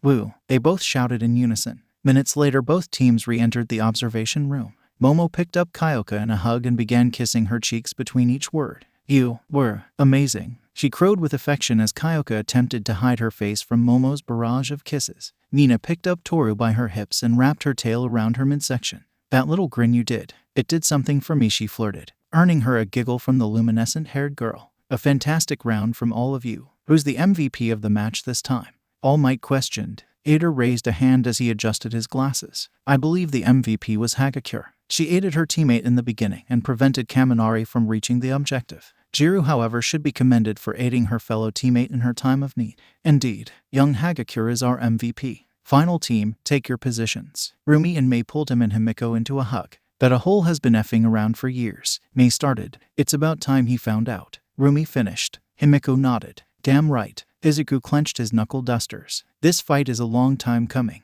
Izuku stood inside the bomb room with Himiko. The levity of the exercise had vanished. True violence now loomed on the horizon. You should hang back and take down Zero when Bakugo inevitably ditches him to go for me, he told Himiko. I'm not letting you fight him alone. Himiko argued with a scowl. He placed a hand on her shoulder. I'm not that child you met on that playground anymore. I feel like I have to do this myself. Fine, but radio me if you need help. Himiko begrudgingly agreed. I will, he said. Promise me, she countered. I promise, he said before heading towards the entrance. Start. All Might announced that Izuku entered the hallway that led outside. He watched as Bakugo came sailing in with Zero trying to keep up. Both stopped short at seeing Izuku waiting for them. We can take him together, Zero pleaded. F off, he's mine. Bakugo snapped. Zero made one last look at the two before heading off in a different direction. Izuku activated Black Cowl at 25%. Bakugo's scowl deepened at seeing his quirk activate. Disbelief and betrayal raged within him. Bakugo blasted forward and swung with a right hook. But Izuku saw it coming from a mile away even without danger sense. Instead of grabbing the outstretched wrist, he ducked under it and slammed his knuckle-duster-clad fist into Bakugo's stomach. If Izuku didn't know to pull his punches, Bakugo's insides would have painted the hallway. Bakugo was sent careening backwards along the floor. He pushed himself to his feet and wretched. He wiped his mouth. So it's true. I didn't want to believe it ... but you really were looking down on me. Oh, this time, he gritted out between clenched teeth. Something long dormant within Izuku yawned awake. Rage. What the hell are you barking about now? Izuku fumed. Bakugo let out a war cry as he launched forward again. He let loose a blast of his quirk just outside of Izuku's range. When the smoke cleared, Izuku was unharmed as he raised his forearms to guard against the explosion. My turn, Izuku said before blasting forward with float and backhanded Bakugo through a concrete wall. Bakugo slowly stood amongst the debris. Izuku had to give it to the Ahole, he was durable. His quirk's adaptation had essentially given him a minor shock absorption. Izuku floated through the hole in the wall with his eyes glowing from empathy's active ability. He didn't just suggest an emotion, he forcibly hammered fear into Bakugo. Bakugo put on a good show, but it was futile. He could sense his fear as well as see him trembling. You feel that? That's what you made me experience. Every single day. Izuku ceased. Bakugo lunged like a cornered animal. Explosions rocked the building as Himiko hunted her prey. She just needed to find Zero and snuff him out so she could get back to Izu. She was currently wearing Mei's form and loving every second of it. Other people could never understand the level of closeness actually being your loved ones brings. She panned through walls with Mei's X-ray vision in search of her target. There, a few rooms away, Zero was trying to creep along silently. She would have to show the boy what a real predator was like. She dropped Mei's form and stalked forward on silent feet. She drew a spike from under her dress and ran her long tongue along it. If she accidentally hit flesh, at least it wouldn't hurt. Zero entered the room she was in. A spike flew from the shadows and nailed his shoe to the concrete. The spike had passed harmlessly between his toes. Shit, he yelled in alarm. Himiko sprang from the shadows with teeth bared. Zero shot out tape at her in a panic only for her to easily dodge. Tape tornado, Zero shouted as he spun around the foot nailed to the floor while spewing double-sided tape everywhere, wrapping himself in the process.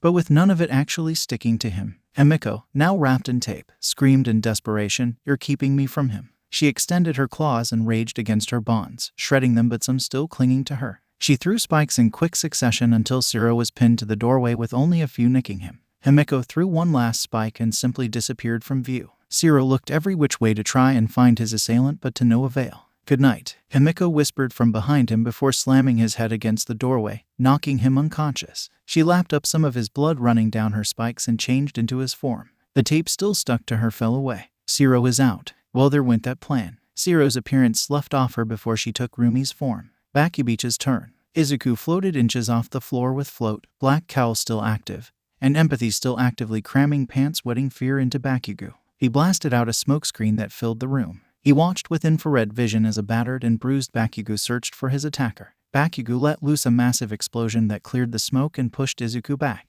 Zero is out. Effing useless. Bakugo roared as he unleashed another massive explosion. Izuku let some of the muscles comprising Black Cowl go in order to make a single tendril that lashed out and wrapped around Bakugo's leg. What the Bakugo began. The tendril that was around his leg whipped him into a wall with a thump. "Izuku, I'm here." Rumi's voice sounded from the smoke. Rumi appeared beside him wearing Himiko's dress. He probably took a moment too long to appreciate how good Rumi looked in a dress. A two clicks sounded from the debris-filled room where he had tossed Bakugo. He turned to see Bakugo standing with both hands gripping a pin on the opposite gauntlet. "Guess I'll just have to keep my distance." Bakugo sneered. He had designed the thing so he knew exactly what he was trying to do. Time slowed to a standstill as danger sense activated to its maximum. In the control room, May was next to All Might, screaming at the towering man, "Call it off. Call it off. Those gauntlets will level the building." "What?" All Might yelled in disbelief. The gauntlets had undergone inspections like every other piece of support equipment but were deemed non-lethal. Could they have underestimated the potency of Bakugo's nitroglycerin sweat? He keyed his mic. "Stop. This exercise is over." Momo held a trembling hand up to her mouth. "I think I saw Bakugo's and Midoriya's earpieces get knocked out. I should have said something." All Might returned his gaze to the monitor with mounting horror. All Might said. Himiko's voice sounded in slow motion, but whatever All Might had ordered was too late. With Himiko beside him, he couldn't be sure if he could redirect the blast safely, especially with Zero somewhere in the building. If Bakugo believed May would leave him with no ranged options, he was sorely mistaken. As light began to fill the barrels of Bakugo's gauntlets, Izuku reached into one of his pouches and produced 2 rubber balls about the size of a marble. With Black Cowl-enhanced speed, he threw both balls, one with each arm. Each splattered against Bakugo's gauntlets and began rapidly encasing it in pink capture foam. The gauntlets backfired. An explosion much bigger than any before, by orders of magnitudes, rocked the building and blew the entire face of the building off. The smoke eventually cleared to reveal All Might cradling a limp Bakugo in his arms. Both of Bakugo's arms were purple and broken to the point that they looked mangled.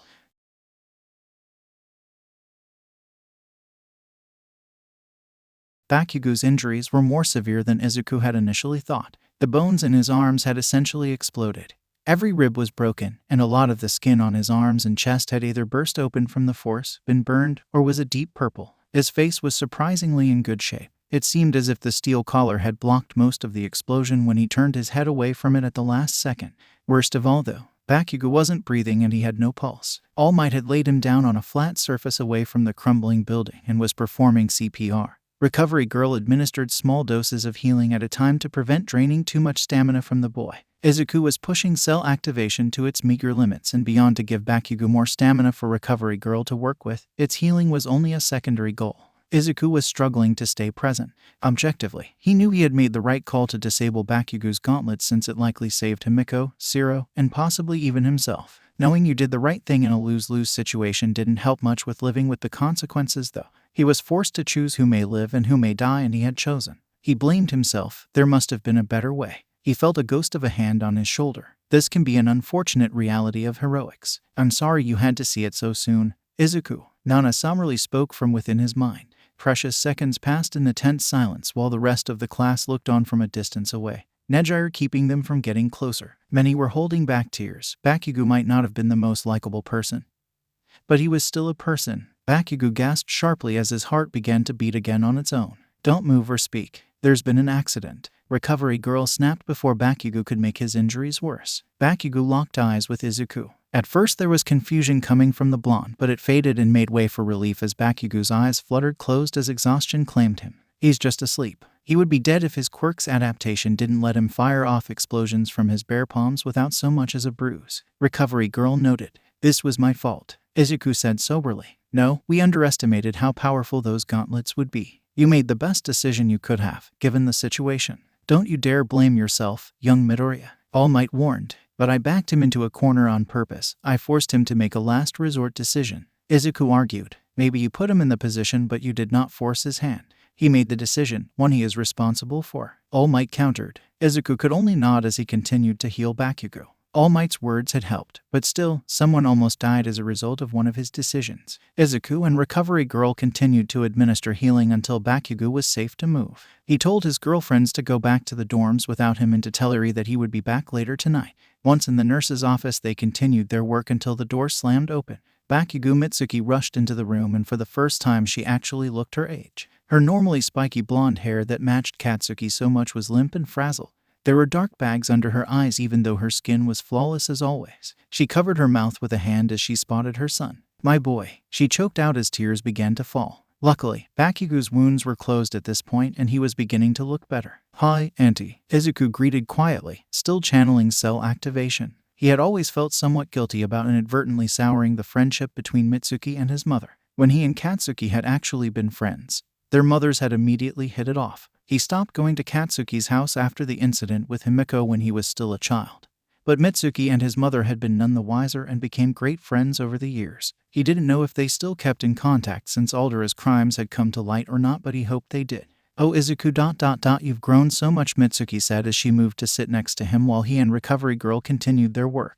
Is he going to be okay? Mitsuki asked. He'll have a lot of scarring and he may have issues with the recoil from his quirk now, but yes, he'll be okay. Though I doubt that would still be the case if Izuku wasn't here, Shio answered. Mitsuki bowed her head to both of them. I can't begin to thank you both enough for saving my boy. It was partially my fault, I'm sore. Mitsuki slapped the back of Izuku's head lightly, interrupting him. Don't you dare apologize. Your teacher told me everything on my way over here. My son made a stupid decision that almost got himself and others killed. You're right, but it's hard to not feel guilty anyways. Izuku relented. Mitsuki ruffled his hair with a forced smile before turning her gaze to her son where her face grew remorseful. I know what it's like to feel guilty over something that wasn't your fault. You feel like you could have done something more, anything that might have changed the outcome. All you can do is move forward and try to do better. The door to the nurse's office opened again. Izuku's mother and Co coming through it. I got your text. Mitsuki and I came as fast as I could. Izuku. Why are you here? Are you hurt too? His mother screeched in alarm. SHHH. Shio warned with a wave of her cane. I'm not hurt, I'm helping. Izuku whispered quickly to dissuade his mother's fears. Mitsuki got up and hugged Inko, her shoulders shaking as they whispered to each other. Hours passed while he and Shio continued to heal Bakugo, and Inko comforted Mitsuki. It was nearly 11 at night. Izuku was starving and exhausted. He's well out of danger. You should get back to your dorm and get some rest. Izuku, Shio said, breaking the silence of the room. Okay. Call me if you need me, he said as he stood and stretched his aching back. He gave his mother a hug goodnight before giving Mitsuki one as well. He activated cell activation as he hugged her tight, hoping to lighten the bags under her eyes. Thanks, Izuku. I've missed you, Mitsuki said with a sniffle as her head was pressed into his shoulder. I've missed you too, Auntie, he said before breaking from the hug. As he walked back to the dorms, he idly wondered where Bakugo's father, Masaru, was. Izuku got back to the dorms to find the common room empty but a light on in the kitchen. He went to switch it off but found a bowl of katsudon being kept warm on a warming plate. There was a note beside it on top of some pajama shorts and a shirt. The note read, "We would have waited for you but we didn't want Eri or Yuki to see any blood you might have on you. We're waiting for you in our room, so eat up, shower, and change." He looked down and realized he did have blood still on his costume even if he had already scrubbed it from his hands. We wolfed down the katsudon like a dying man. After such a stressful day it was absolutely divine. He showered and changed just as ordered before trekking up to bed. Papa, Eri greeted as he entered the room. To his surprise, Nejire and Yuki were also in his room wearing pajamas. Eri and Yuki both rushed up to him. Eri threw her arms up for a hug and he scooped her up. What he wasn't expecting, however, was for Yuki to just jump at him to join in on the hug. Did you find Mommy's food she made you? Did you? Yuki excitedly asked as he barely caught her in time. I sure did, it was delicious, he said truthfully but with forced cheer as he held up each girl with an arm. Are you okay, Papa? Mamas wouldn't tell me what happened, Eri asked with worry in her ruby eyes. There was an accident and someone got hurt. I was just helping to make sure he was okay, he answered partially. Yuki sniffed at him, her ears twitching. You smell sad, Yuki whispered. Papa, Eri asked, now fully worried. I'm feeling a little down, yeah. I think I just need some cuddles to make me feel better, he confessed with a smile and hugged them both a little tighter. I'm great at snuggles, Yuki cheered as her huge fluffy tail wrapped around Eri and behind his back. She began purring as her and Eri threw an arm around each other and squeezed him and each other. A few moments later Nejire approached. Yuki, we should go. Izuku has had a long day. No, I want to stay, Yuki whined cutely. He looked at his girlfriends and had a silent conversation before turning to Nejire. If you want to, you're welcome to stay the night here. There's definitely enough room, Izuku offered. I don't know. I don't want us to intrude,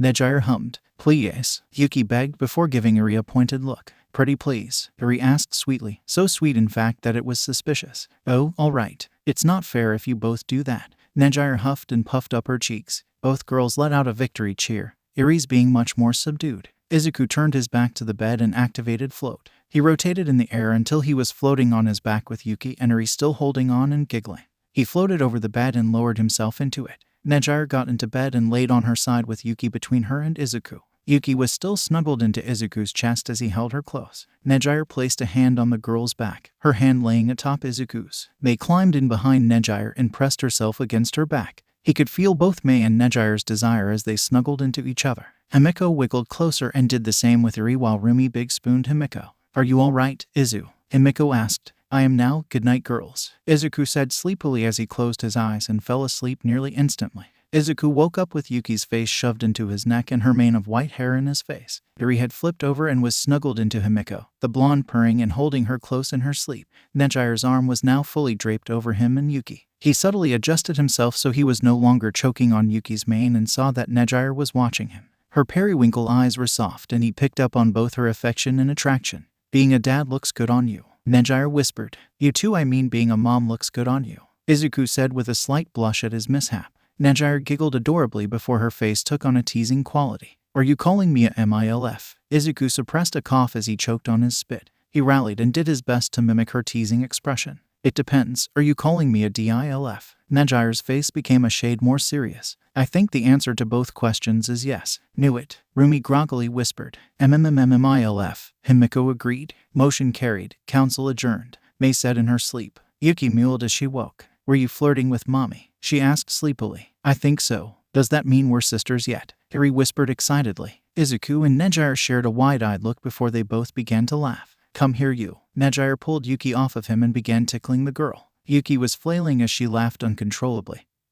her tail going wild. I'm gonna get those toe beans, Nejire threatened playfully. AHHH. Yuki screeched as her flailing increased. Yuri shot up to standing, her hands on her hips in a dramatic pose. I'll save you, Yuri yelled, even if it barely could count as a raised voice. She swan-dived into the tickle fight. Did you hear about them reporters harassing people at the front gate? Ochako asked as they got to homeroom. Yeah, I'm glad we didn't have to deal with that since we have dorms, Izuku responded as he sat at his desk. Ochako leaned back onto his desk until she was half sitting on it, the edge of the desk pressing into her thighs just below her butt.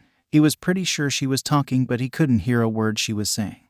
He was too focused on the way her plump ass had essentially been placed on a shelf before him. It was pressed against her skirt so much that he could make out each large cheek. Before his mind could spiral further, he was made aware of Ochako saying his name repeatedly.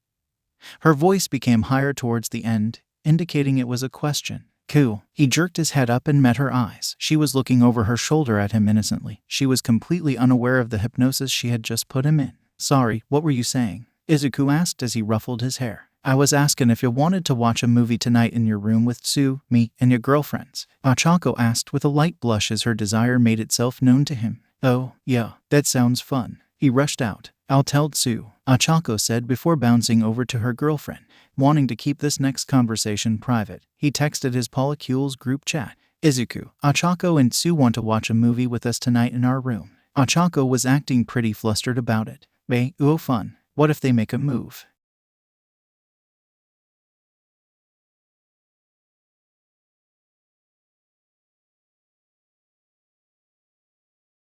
Izuku, I agree, but we should let them make the first move. I hope they make a move quickly then. Rumi, you're being awfully quiet. Himiko, I think we all know my opinion on Tsu and Chako. Besides, I've probably been pushing for this too much anyway. Izuku, you're not pushing anything. Himiko, we're all adults and can make our own decisions. Rumi, you really think you can make me do anything I don't want to? PSH, you can barely make me sleep. Rumi, invite Nejire and the kids too. The bell rang and everyone took their seats who hadn't yet. Aizawa-sensei entered not a second later. Bakugu's seat was still empty. Where's Bakugu? I thought he was healed, Kirishima asked immediately. He's on bed rest until Friday, Aizawa said. Is he getting expelled for trying to kill us? Himiko asked, jubilant at the prospect of not having to deal with Bakugu anymore. Aizawa looked more tired than usual as he answered. He would be if he had heard All Might declare the end of the match and decided to ignore it anyway. We don't know if he had the intention of killing anyone. His gauntlets were not expected to be that potent. He has never used them, or any other quirk enhancement support gear before, so there's a possibility he underestimated them as well.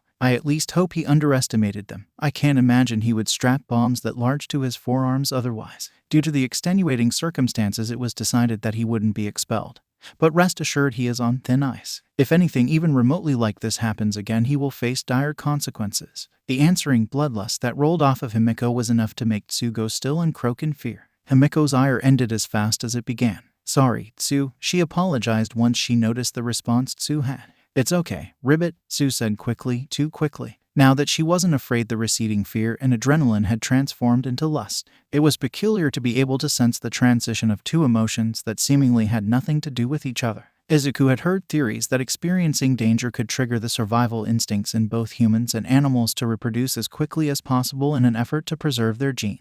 Curious, he focused on Rumi's emotions. What she was feeling could only be described as violent arousal. He was almost worried she would throw Himiko over her shoulder and take her to a broom closet like a modern-day caveman taking a mate to his cave. You need to pick a class president. Some of you might not have known each other long, but you've already fought together. You should be able to make an informed decision. Vote, draw straws, cage fight. Either way, I don't care how you decide, just do. Aizawa-sensei told them with no fanfare before crawling into his sleeping bag. Cage fight, Rumi suggested way too excitedly as she eyed F at Himiko. Himiko didn't seem to mind in the least as she wiggled her eyebrows and ran her tongue along her teeth. Rumi's grin was unhinged, and he could practically see her internally debating whether or not to just take Himiko right here and now. Fearing what would happen next, Izuku shot up and quickly suggested with a small amount of panic in his voice, "We should vote." "I agree, Midoriya. This should be settled democratically," Ada said while side-eyeing Rumi. "Won't everyone just vote for themselves, Ribbit?" Sue asked with a finger to her chin and a tilt of her head. Izuku was quickly coming to love that particular mannerism of hers, and he wasn't the only one if empath was anything to go by. Perhaps, but those that have stood out will doubtlessly receive at least one more. Momo reasoned. "What about Bakugo? Shouldn't he be here for this?" Kirishima asked. "Raise your hand if you would vote for Bakugo," Mei said. When nobody, not even Kirishima, raised their hand, she continued, "See, I don't think him not being here will make much of a difference." Crisis averted. Izuku sighed with relief and sat back down as Ada began passing out slips of paper to vote with. A scant few minutes later, the votes had been tallied and written on the board. His jaw slackened when his name was written with the number 15 next to it. Momo was in second place with 3 votes, one of which he knew to be his. Someone had abstained from voting. Before he knew what was happening, he was in front of the class standing next to Momo as Aizawa announced them as president and vice president. It was lunchtime as he sat down with his bowl of katsudon at a large table in the cafeteria. He was joined by everyone in his class but Nejire. It made sense that she would want to hang out with her other friends, but her presence was missed nonetheless. Mei plopped down beside him with her lunch that consisted of chocolate chip waffles, chocolate pudding, and chocolate milk. He idly wondered where all those sweets went. Mei pulled him by his arm and squeezed between her breasts. He no longer wondered where all those sweets went. "Lunch Rush's chocolate pancakes are almost as good as yours," Mei chirped. Short stacks. Good. Izuku responded dumbly as he struggled to focus on anything but Mei's chest. Mei kept his arm sandwiched between her boobs as she happily ate her chocolate-infused lunch. "Izuku, I understand, but who voted for me?" Momo questioned with a hint of self-doubt lacing her words, effectively snapping him out of his reverence. Izuku was quick to quash her self-doubt. "I did. You're hyper-intelligent, a natural leader, and a caring person." Momo's reaction was obvious, at least it was to him. She looked him in the eyes with such gratefulness and affection in her onyx eyes that he didn't even need empath to know her feelings. "I did too, for the same reasons." "Well, them and because she's my girlfriend," Kyoka said with a light blush. "I voted for her as well." All Might himself said she showed leadership skills. Ida chimed in. "Wait, did you vote for me too, Momo? I don't really get why everyone else did." Izuku said. "You're kiddin' right. You've been helping us succeed from the moment you evolved everyone's quirk." Achako nearly chided. "And I'm pretty sure you saved my life, dude." Siro added. "I voted for you because you have demonstrated an analytical mind, a great desire to help others at no benefit to yourself, and the ability to make hard choices. You shouldn't be so quick to wonder why everyone looks up to you," Momo said with fondness leaking into her words as he felt it wafting off her. "I'll try if you do the same," Izuku said with equal fondness. The moment was ruined when a klaxon blared and a monotonous robotic voice called out, "Level 3 alert. Intruders have breached the campus. Please evacuate to designated shelters in an orderly. Every man for himself." A random student screamed in panic as everyone in the cafeteria began to stampede for the exit. It was pandemonium. The flood of emotions threatened to overwhelm his senses just as much as the flood of people threatened to overwhelm his balance. The instant one of his classmates tried to stand, they were swept away in the flood of screaming students. Rumi was shouldering and elbowing people aside as she fought to keep near Mei and Himiko. "Toru," Mina yelled in panic and fear. He snapped his gaze to where Mina was desperately attempting to reach. Toru had been invisible as she usually was around large crowds. But in her panic she stayed invisible and was now being knocked to the ground by panicked students unable to notice the floating clothes. She cried out in pain as people began to step on her. He began to float upwards as his eyes blazed with the power of empath. Forced tranquility exploded out from him and into the hundreds of students. One for all flowed through him and empowered his vocal cords. "Stop. You're students of UA. Act like it," he roared from above the crowd. The students all stopped in their tracks and began looking around ashamed at how they had acted. Izuku flipped on his thermal vision and roughly shoved students away from where Toru lay. He picked the girl up in his arms and began healing her with cell activation. "Toru, are you alright?" Mina frantically asked as she was finally able to rejoin her girlfriend. "A little bruised, but I'm okay," Toru said with a slight wince. Tears welled in Mina's typically playful golden eyes. "Thank you, Midori, thank you," she said as she hugged them both and brushed invisible hair out of Toru's invisible face. "Midori, your alarm is going off," Mina said a moment later. He scrunched his brows together and looked down at his watch. Its alarm was indeed going off. His face paled as his heart dropped into his stomach. His daughter needed him. Eri was having a great time playing with her hopeful sister and the Tatsuma twins when a really loud sound screeched over the room's speakers. The instant the speakers blared, steel shutters slammed closed over the door and scary guns popped out of the ceiling and pointed at the door. She startled and held her hands over her ears to block out the sound. Fayumi-sensei was saying something but she couldn't hear her. Yuki folded down her sensitive ears to block the sound like her, but her eyes were different. They were darting every which way. Her tail was bushed up and wrapped tightly around her waist. Yuki wasn't just scared, she was terrified. "I don't want to be in a cage again. I want my mommy," Yuki screamed in panic. Eri reached for her in hopes of calming her. Yuki hissed and lashed out with her claws extended.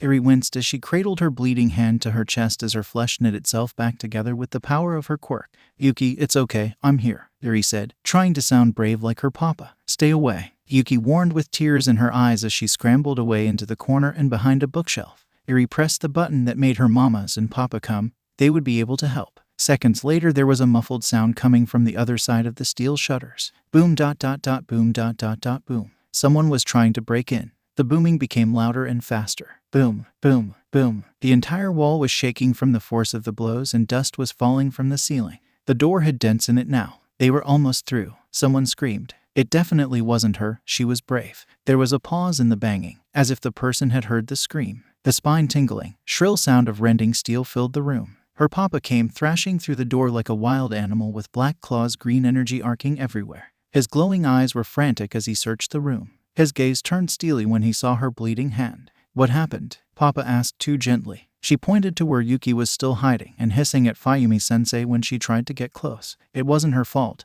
Yuki's just scared. Help me save her," Eri said like a hero with a winning smile. "It wasn't her fault. Yuki's just scared. Help me save her," his daughter said with a trembling smile and false bravado. Izuku tasted rotten milk without having drank any for the second time in his life. Yuki was nearly as terrified as Eri had been the day she was rescued. He tried to push calm into the child, but just like before, the fear came roaring back. "Baby!" Nejire screamed as she flew into the room behind him. Nejire rushed for her daughter, but was rebuffed when Yuki lashed out with her claws when she reached for her. "It's me, Mommy's here," Nejire begged with heartbreak evident in her voice. He could feel Yuki's terror ebb slightly. Now was his chance. Izuku picked up Eri and finished healing her hand. He kneeled down next to the bookcase Yuki was hiding behind. He activated empath and forced calm into the snow leopard child. "It's okay, we are here," he said with an outstretched hand into the gap between the bookshelf and the wall. He didn't care if she slashed at him, he would not fail to reach her. A small furry hand grabbed his own. He pulled Yuki out from her hiding place and into his chest. "I quote am sorry," Yuki wailed as she clutched to him. Nejire had tears running down her face as she hugged all three of them. "You didn't do anything wrong," Nejire said, desperately trying to comfort her daughter. "That's right, it's okay to be scared," Izuku promised as he squeezed all three of them with trembling arms. Izuku felt a little bad about Nezu's blast door, but he knew it was the weakest part of the room. The walls may have looked like normal walls, but they were hiding steel even thicker. The daycare was essentially a massive panic room meant to protect the wards and the children of students at UA. The sentry guns were keyed to facial recognition as well as student ID badges that everyone was required to keep on them at all times. He knew it was unlikely anyone had gotten inside before the blast door slammed closed, but he couldn't risk it. Classes had been cancelled for the remainder of the day and the next after the ordeal. It was later revealed that only reporters had breached the campus, but Nezu wanted to review tapes and security to ensure nothing was amiss. Izuku had never agreed with Aizawa-sensei's take on reporters more. They were nothing more than vultures hungry for their next meal. His mother had already contacted him and swore on her life to rain down righteous fire on the reporters that dared to scare her granddaughter. In the teacher's lounge, Nezu was holding an emergency faculty meeting. Everyone watched a hooded man slip into the throng of reporters and subtly place a hand against UAS front gate. the metal decaying rapidly and collapsing the entire bulwark in seconds. The reporters took the opportunity to rush the campus. The man looked directly into the camera with a blood-curdling smile and hate-filled red eyes before turning away and vanishing into the city streets. Another video played immediately afterwards. They watched the camera feed of the very room they were in with horror. A purple portal opened in midair and an incorporeal bartender stepped out of it, looked around, grabbed some papers on a table and re-entered the portal. The screen went dark. "This is nothing less than a declaration of war," Nezu said in a tone that caused shivers to run down everyone's spines. "What were those papers?" Eraserhead asked, eager to get all the facts. "A class schedule as well as a roster of all our first-year hero students that listed their quirks in detail," Nezu explained, frustration leaking into his words. Vlad King stood. "Those were mine, sir. I left them to respond to the break-in. I wasn't thinking. I'm sorry," he apologized with a deep bow. "I can hardly fault you for that. I'm more concerned as to why they wanted them. They could be planning to strike at the students during a class away from the main campus," Nezu said. "That schedule was for the entire first term. They could strike at any time." Vlad King pointed out. "Couldn't we just shuffle the schedule around?" Snipe commented. "Not without rescheduling every major outing including internships and the sports festival.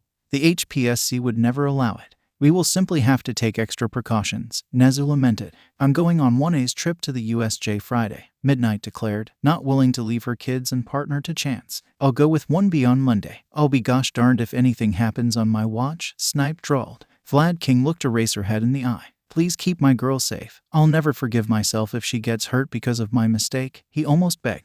"I'll protect every one of my students with my life. It's only rational." Eraserhead solemnly swore. "Keep my boys safe." Present Mike yelled with his quirk. "The USJ is my territory. I'll protect it and the students with extreme prejudice." 13 seethed uncharacteristically. "Excellent. We must keep all our kids safe. I'll be devising plans for our future outings as well." "Dismissed," Nezu chirped a little too cheerfully. Sore. Izuku was sore, muscles he didn't even know he had hurt. He was determined to make Thursday a lazy day to end all lazy days. He and the girls limped downstairs at about 11 a.m. After devouring food and water like rabid animals, they had all collapsed onto the couches in the common room with one thing in mind: rest. Several hours of lounging about later, Izuku was still sprawled on the couch but with two added guests. Yuki and Eri had joined him and were currently half asleep on his chest while he rubbed circles into Eri's back and scratched Yuki's mane, causing her to purr like a Mack truck. Rumi, Achako, and Kirishima were yelling at a recorded MMA fight. It was Rumi's favorite fight of all time and had seen it countless times, but she was entranced nonetheless. An incredibly muscular man kicked his opponent in the head so hard that they had to carry him out on a stretcher. Rumi jumped from her seat cheering. Right leg, hospital, left leg, cemetery. That's why you don't F with Mirko Crow Cop. Himiko, Mei, and Sue were snuggled together under a pile of blankets on the other couch while watching Rumi and Achako with amusement. Altogether, it was exactly how he had envisioned his day going. "I smell romance. Something happened, didn't it?" Mina questioned from the kitchen. "We joined the polycule." Ribbit, Sue deadpanned. "That was an option." Mina shrieked as she grabbed Toru and shook her, almost spilling her girlfriend's drink. Nejire knelt next to him and placed a hand on Yuki's back to gain her attention. "Baby, we have a meeting with Hound Dog soon to talk about yesterday," she said in a whisper. Can Sissy come?" Yuki asked, voice heavy with sleep. "MMHMMM," Eri answered just as sleepily. Izuku laughed at the apparent sisters, jostling them more awake. Izuku turned to Nejire. "I didn't think to schedule an emergency session with Hound Dog. I figured we would talk about yesterday during our regular status session. We can come, if that's okay with you." "I would love that, and Yuki seems to want it as well," Nejire commented with a smile aimed at her daughter currently sprawled across his chest. "She sure has warmed up to you fast." He sat up while holding the barely awake girls close to his chest. "Let's get ready, girls," he said, causing them both to whine and complain. It was the next day, and they were about to load onto the buses that would ferry them to his mom's domain in order to learn more about Rescue, the Unforeseen Simulation Joint, or USJ for short. He and his girlfriends were the only ones that had gleaned that from Aizawa telling them they were to do rescue training today. After changing, he made his way to the buses to see it, trying to line everyone up to board the buses as efficiently as possible. Izuku just walked past and got onto the bus while saying, "If Aizawa-sensei isn't worried about it, then neither am I." Ida followed him onto the bus, in an attempt to persuade him to his way of thinking, no doubt, but stopped when he saw the layout of the bus. "Oh," Ida said in defeat before simply plopping into a seat. The layout must have been different from what he was planning for. Izuku pulled out his phone to check the news articles while waiting for everyone to board the bus. Bakugo silently sat at the very back of the bus in a plain gym uniform. Trigger-related crimes on the rise. Swipe. Where did Lady Nagant disappear to after being cleared of involvement in the suspicious suicide of former HSPC president? Swipe. How Quirk singularity theory may be proven true sooner rather than later. Swipe. Breaking news. Massive surge in villain activity in the Mustafu area. All Might spotted on multiple scenes, but the attacks keep coming with no sign of slowing. Expect heavy traffic in the area as All Might gets the situation under control. What are you looking at, Ribbit? Sue asked as she sat next to him. The news. It looks like All Might will be late to our class if he makes it at all. He's cleaning up villain attacks all over Mustafu, he said, showing her his phone. Can't other heroes take over? Sue asked. Yes and no. The news is saying that he'll be handling everything and placing everything on him. There's also way more attacks than normal. It's almost suspicious how many there are, he explained. He shouldn't have to do everything, even if he is All Might, Sue said, irritation coloring her emotions but not her tone. I agree. What are they going to do when he inevitably retires? He asked hypothetically. I hadn't thought about that, Sue said, worry coloring her emotions this time. He placed a comforting hand on her knee and squeezed gently. Don't worry, when we graduate we'll pick up the slack, he said, making a fist with his other hand. Sue smiled at him and ribbited happily as she leaned into him. Achako sat on the other side of him with Himiko hanging off her arm. Omae Midnight cooed as she entered the bus. Hi, Mama. Sue and Achako joined our polycule the other day. Sorry I haven't told you until now, he said, causing Midnight to gasp in excitement. Wait, why are you here? He asked after coming to the realization that her presence was odd. Midnight placed the back of her hand against her forehead dramatically. My own son doesn't want me around anymore. I always wondered when your rebellious phase would show up. Used to his mama's antics, he only sighed in exasperation as a response. Midnight blew a raspberry. You're no fun. I'm here in case Eraserhead needs backup, she said in a half-truth to avoid Izuku's lie detection and to not worry the students. She turned her attention to Achako and Sue and grinned.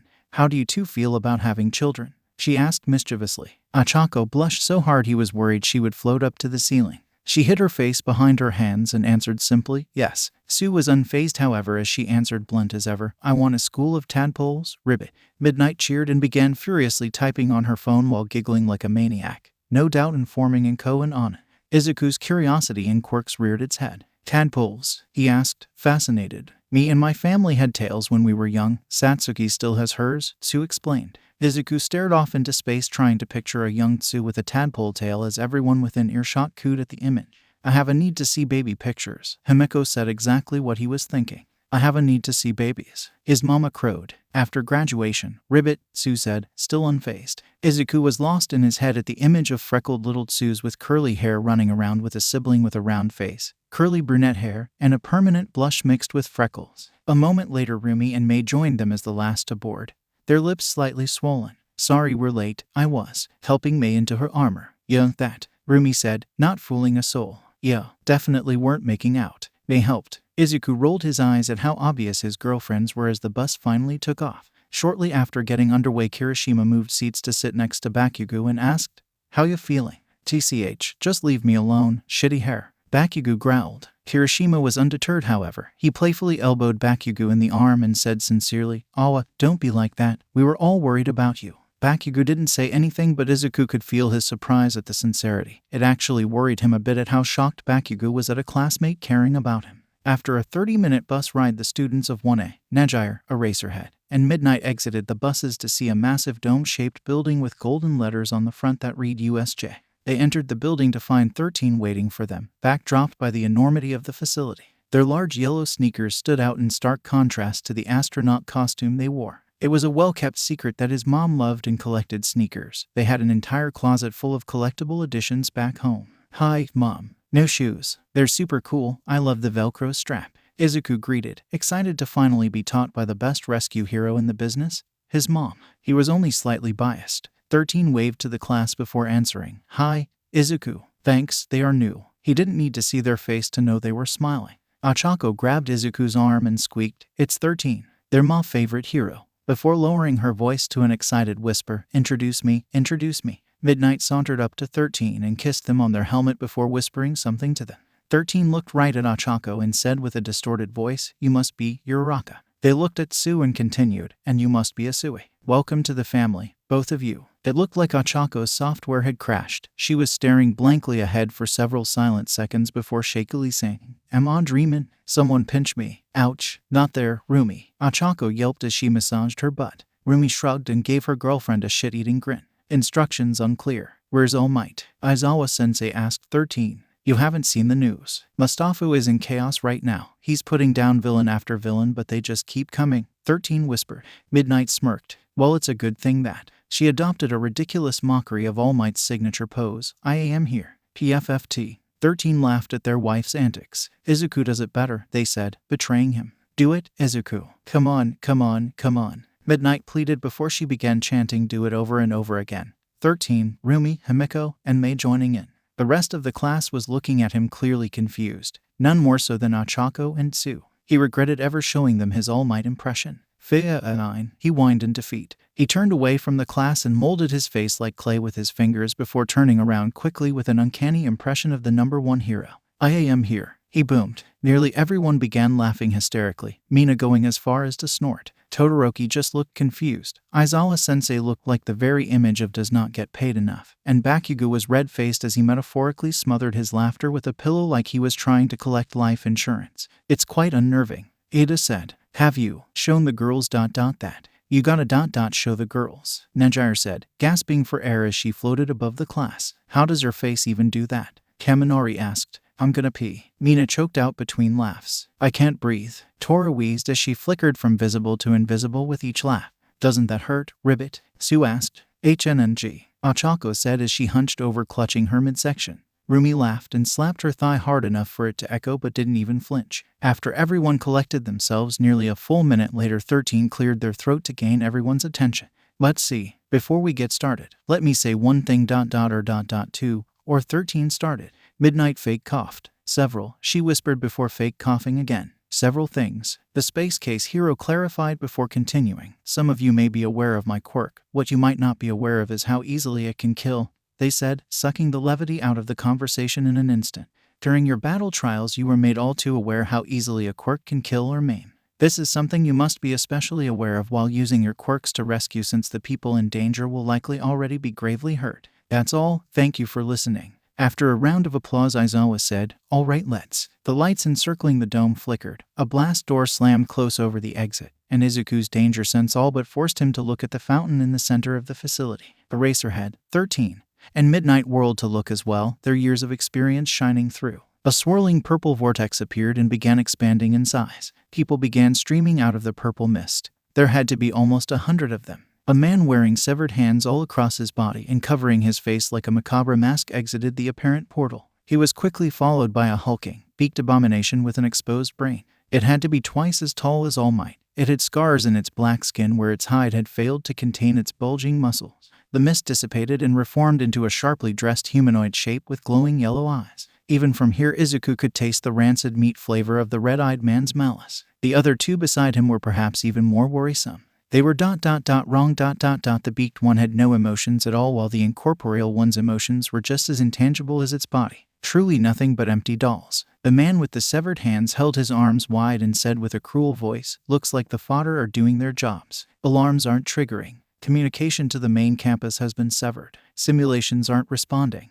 13 yelled as they typed away at a panel in the forearm of their suit. Is this part of the test? Kirishima asked, a little worried. Eraserhead pulled his goggles into place over his eyes. No, those are real villains. Midnight, with me. 13 and Nejire-chan, protect the students. Something is wrong with the two next to the guy with the hands. They don't feel human at all, Izuku warned. I don't think they're even alive ... and that big effer is as dangerous as All Might. Rumi warned as well, her ability to size up an opponent leaving her shaken. Noted, Aizawa said as he leaped down the stairs with Midnight at his side. 13 marched up to a pillar and pressed a hidden button revealing a secret panel. Going analog. Flares away. Telegraph sauce. Sent. Nejire floated up, her spirals building in power. Her face without a trace of her usual mirth. Shouldn't we evacuate? Cyril asked, worried. No, they could be trying to flush us into the open where more villains could be waiting in ambush. Nejire refuted, their senpai showing why she was one the big three. Quirk usage to defend yourself and others is granted. Hold the line. 13 growled in a manner he had never once heard from his mom before. Most of the class was understandably scared.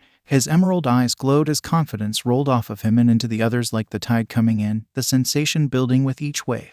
He and his classmates readied themselves to fight for their very lives. Eraserhead and Midnight landed at the base of the stairs in a crouch, the 100-strong villains cautiously encroaching on them. Something wasn't adding up. Why didn't they just rush at them the second they landed? The man wearing hands hummed to himself. Wasn't expecting midnight ... Oh well, difficulty modifier just increases the score. He raised his voice and spoke to his apparent lackeys. Anyone with a gas mask, target midnight. Mutant Quirks on a racer head. The villains followed their employer's orders. A six-armed man with rock-like skin leading the mutants and a large man with a skull-faced gas mask leading those that had brought a gas mask. Their teamwork was disconcerting even if it was lackluster. Villains didn't often work together and certainly not in numbers like this. The large man with a gas mask made to look like a skull stomped forward and confidently growled, "She's mine." Midnight scoffed, "You're definitely not my type." His fists lit with fire 1 second only for them to fizzle out the next. Midnight smirked, "Performance issues." Midnight tore at her costume, a cloud of her quirk escaping. She swept the cloud not towards her opponents but eraserheads, sending several into a slumber. The skull-masked man and a huge green man with horns swept back over his head lunged for her despite their quirks not working and interrupting her attack on the unprotected villains. Midnight snapped her whip at her assailants, giving them pause. The horned villain rushed her half-cocked and with little to no strategy. She snapped her whip at his head with practiced accuracy, ripping it off his face and shoving a cloud of her quirk up his nostrils. The villain swayed and swung a lazy punch that went wide before he collapsed onto his face, snoring loudly. She struck out with her whip at the skull-masked man only for him to lunge forward and offer up his arm in sacrifice, the whip wrapping around his forearm. He pulled the whip taut. "Rush her," he sneered. Several others with gas masks moving quickly to capitalize on the opportunity he had created. The racerhead scanned the rest of the crowd with glowing red eyes, only to be engaged in melee a second later. He wrapped his capture scarf around the leg of a villain with a gecko quirk and slammed him into the pavement, rendering him unconscious. "Those goggles don't have lenses, do they?" The six-armed man asked rhetorically before grabbing up a handful of powdered cement from where the gecko villain had landed and throwing it at him. The racerhead winced as the debris made it past the slits in his goggles and blinded him. He tried to blink the debris out of his eyes as he dodged one wild swing after the other. "Shigaraki. He's still somehow erasing my quirk," the ethereal bartender stated. "Loss. Behind Namu then. Remember, blow your CD. Right away." Shigaraki snapped out. The sharply dressed mist moved behind the hulking abomination as ordered, and after several seconds of being obstructed from Eraserhead's line of sight, he disappeared. The class had formed a protective circle with himself, Mei, and Nejire floating high above the group ready to intercept any incoming threats. They were ready for anything, at least that's what he thought. The group below him was suddenly enveloped in a massive dome of swirling purple cloud that had to be from the teleporter villain. The only conclusion he could come to was that the villain's aim was to kidnap his entire class at once. The instant we went to move, Nejire grabbed him and Mei by the arms in a vice-like grip and yelled, "No." Not even a millisecond later the dome vanished to reveal 13 alone and whirling in search of the rest of the student. The villain reformed in front of 13 as a towering amorphous wall with sinister yellow eyes. The villain cordially addressed 13. "Congratulations, 13. You have been chosen as the sole survivor and witness of what will be known henceforth as the USJ massacre committed by the League of Villains." Nejire let loose two massive blasts, periwinkle spirals, that crashed nearly straight down on the villain with a Nejire flood. The full-power energy attack demolished the floor and kicked up dust from the debris that filled the newly made crater. Izuku switched to infrared and saw some kind of metal cage laying at the bottom of the crater too small to be a buy. The thing moved and Mei gasped. She must have been watching it as well. Nejire's attack must not have scored a clean hit. Mei fired one of her electrogel rounds at the villain only for it to disappear into a portal. A voice came from within the smokescreen. That was quite rude to interrupt. Tendrils of mist shot out of the crater towards Izuku, Mei, and Nejire. They all made to evade, but the tendrils sought them out as they weaved through the air. The tendrils were moving too fast and danger sense wasn't triggering since it wasn't directly dangerous to him. "Oh no you don't," 13 yelled as they uncapped all 10 of their fingers aimed at the crater. "Sagittarius," 13 yelled as their quirk began to suck all the floating debris and mist from the villain away. The force of all 10 of their fingers being uncapped was so great that not even light could escape. The inside of their cone of attack was as dark as the space between stars. The villain was quickly revealed and was obviously struggling against the sheer power of 13's quirk. "As a rescue hero you lack combat experience," the warp villain mocked as he opened a portal in front of himself and behind 13. Black hole now redirected at its bearer. 13 stood tall amidst their own quirk's destructive force, completely unafraid as black hole washed past them like water around a rock. "You may be immune to your quirk, but what about them?" The villain mocked yet again as the portal behind 13 closed and reopened directly behind Izuku. Danger sense went wild as time came to a near standstill. He could already feel his mom's quirk beginning to pull at him through the portal. At nearly the same time, the sound of Mei's rifle sounded, and due to his heightened perception of time he could actually see the supersonic round travel. The round was aimed behind the villain and was carried by the pull of black hole in a wide arc that terminated as it struck the villain from behind. The villain's minimal emotions faded as the electrodal round transferred all its kinetic force and electric payload in an instant. Time returned to normal as the portal closed and 13 switched off their quirk with a panic-filled yell of, "Izuku, he's down," Izuku yelled. May let out a breath she had obviously been holding for quite a while. Sorry, took a second to figure out the math of that shot. Najire glomped onto her midair and began kissing every inch of her helmet while May giggled. "You brilliant, beautiful genius." The villain's emotions blinked back to life as he began to stir. Izuku slammed down into the crater and on top of the villain. He gripped the metal bracer in both hands. "Move and I see what's underneath this," he threatened. The man, if the barely sentient puppet could even be called such, laughed. A portal opened beneath them and they began to both sink into it. Izuku flew upwards with the villain in his grip. A massive black hand reached through the portal and snatched the metal bracer in its titanic grip. It began to pull with immeasurable strength that made it immediately clear who would win in a tug of war. Izuku let go and shot backwards into the air once more as the villain faded into his portal. May yelled then with a horrifying mixture of relief and despair, "I can see our classmates in the simulations in the courtyard. They're fighting villains." 13 faced the stairs leading down to where Midnight and Eraserhead were trying to fight their way through the mob to reach where Momo and 2 roomies were holding off the tide of bodies as the villains were now all rushing them as one. They said, "Then there's still hope. Najire-chan, assist anyone you can in the simulations in a clockwise rotation around the USJ. Izuku, you go counterclockwise. May, you provide overwatch from up here. I'm going downstairs. Move." There was a boom of displaced air as Najire raced to the ruins zone and Izuku towards the hurricane zone.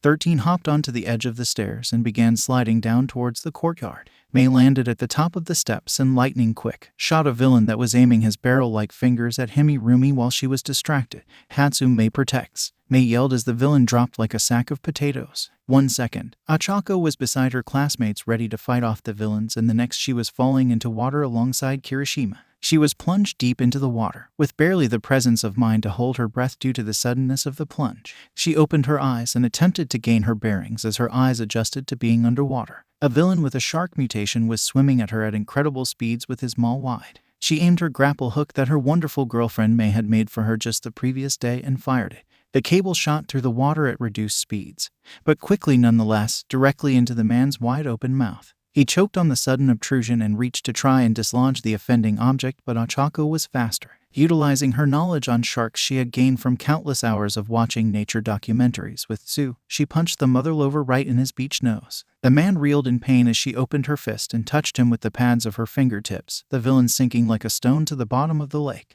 She whirled in the water to try and locate Kirishima. There was an incredible disturbance in the water not too far from her. It was Kirishima. He was in his unbreakable mode and fighting off half a dozen villains even as he held his breath and sank deeper. She launched her grappling hook once more, it connecting with his chest. She grabbed the line with all 10 of her fingers in order to increase her quirk's conductivity. Kirishima began to rise instead of sink. It worked. She removed her own gravity and swam for the surface with powerful kicks. Once she reached glorious oxygen, she rose still. Once floating above the water's surface, she grabbed the cable tethering her to Kirishima and yanked hard like she was setting a hook just like her grandpa had taught her. Kirishima's form burst from the water and sailed through the air like a freshly caught fish. He smacked into the yacht that was floating in the center of the body of water, denting the hull. He pulled on his end of the cable, causing Achako to fly through the air and land on the deck of the ship only slightly more gracefully than he had. She quickly pulled on the tether and helped him aboard before surveying the villains waiting in the water with murder in their eyes. Kirishima was effectively useless in underwater combat,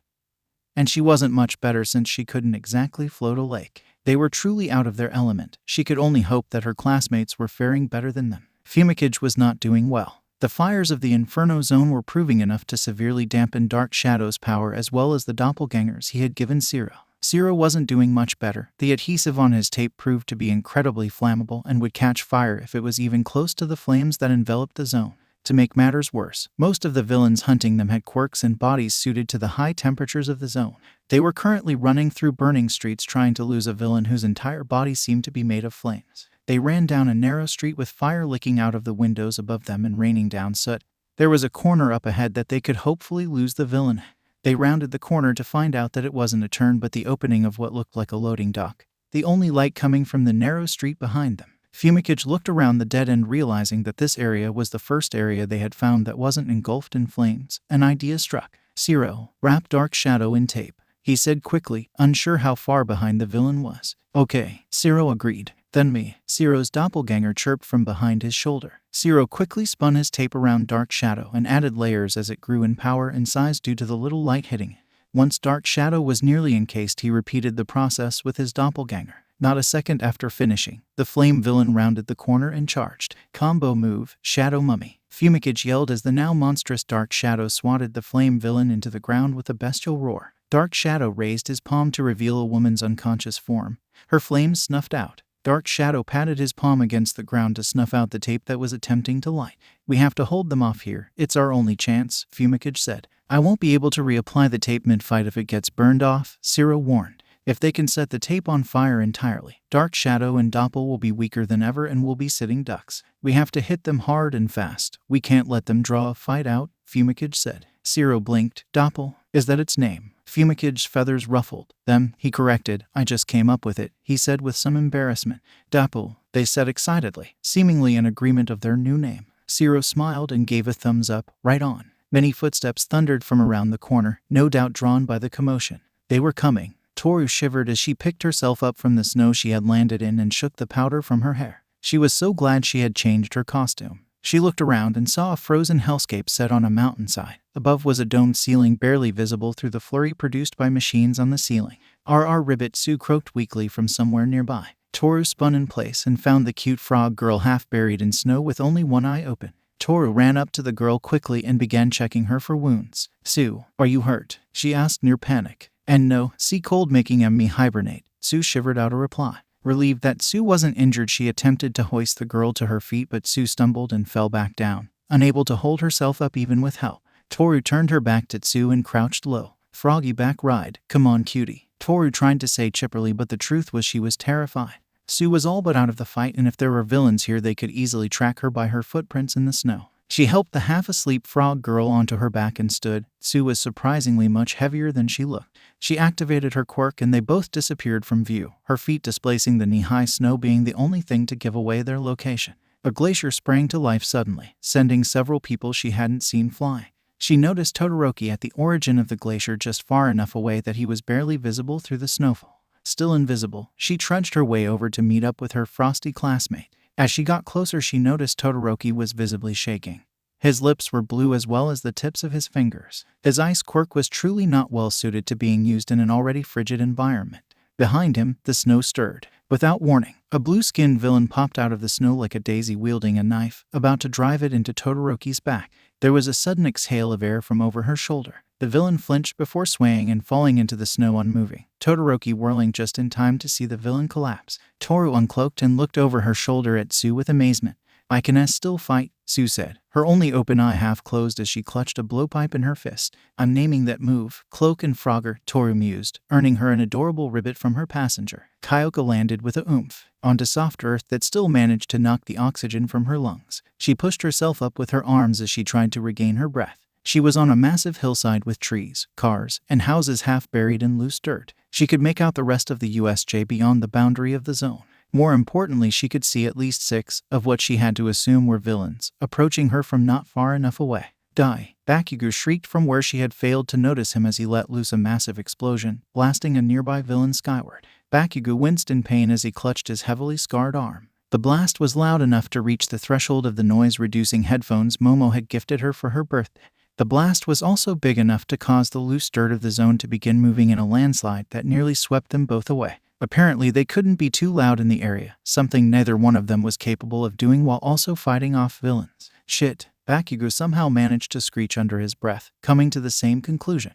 Kyoka looked up to the top of the hill where a rock face marked the edge of the zone.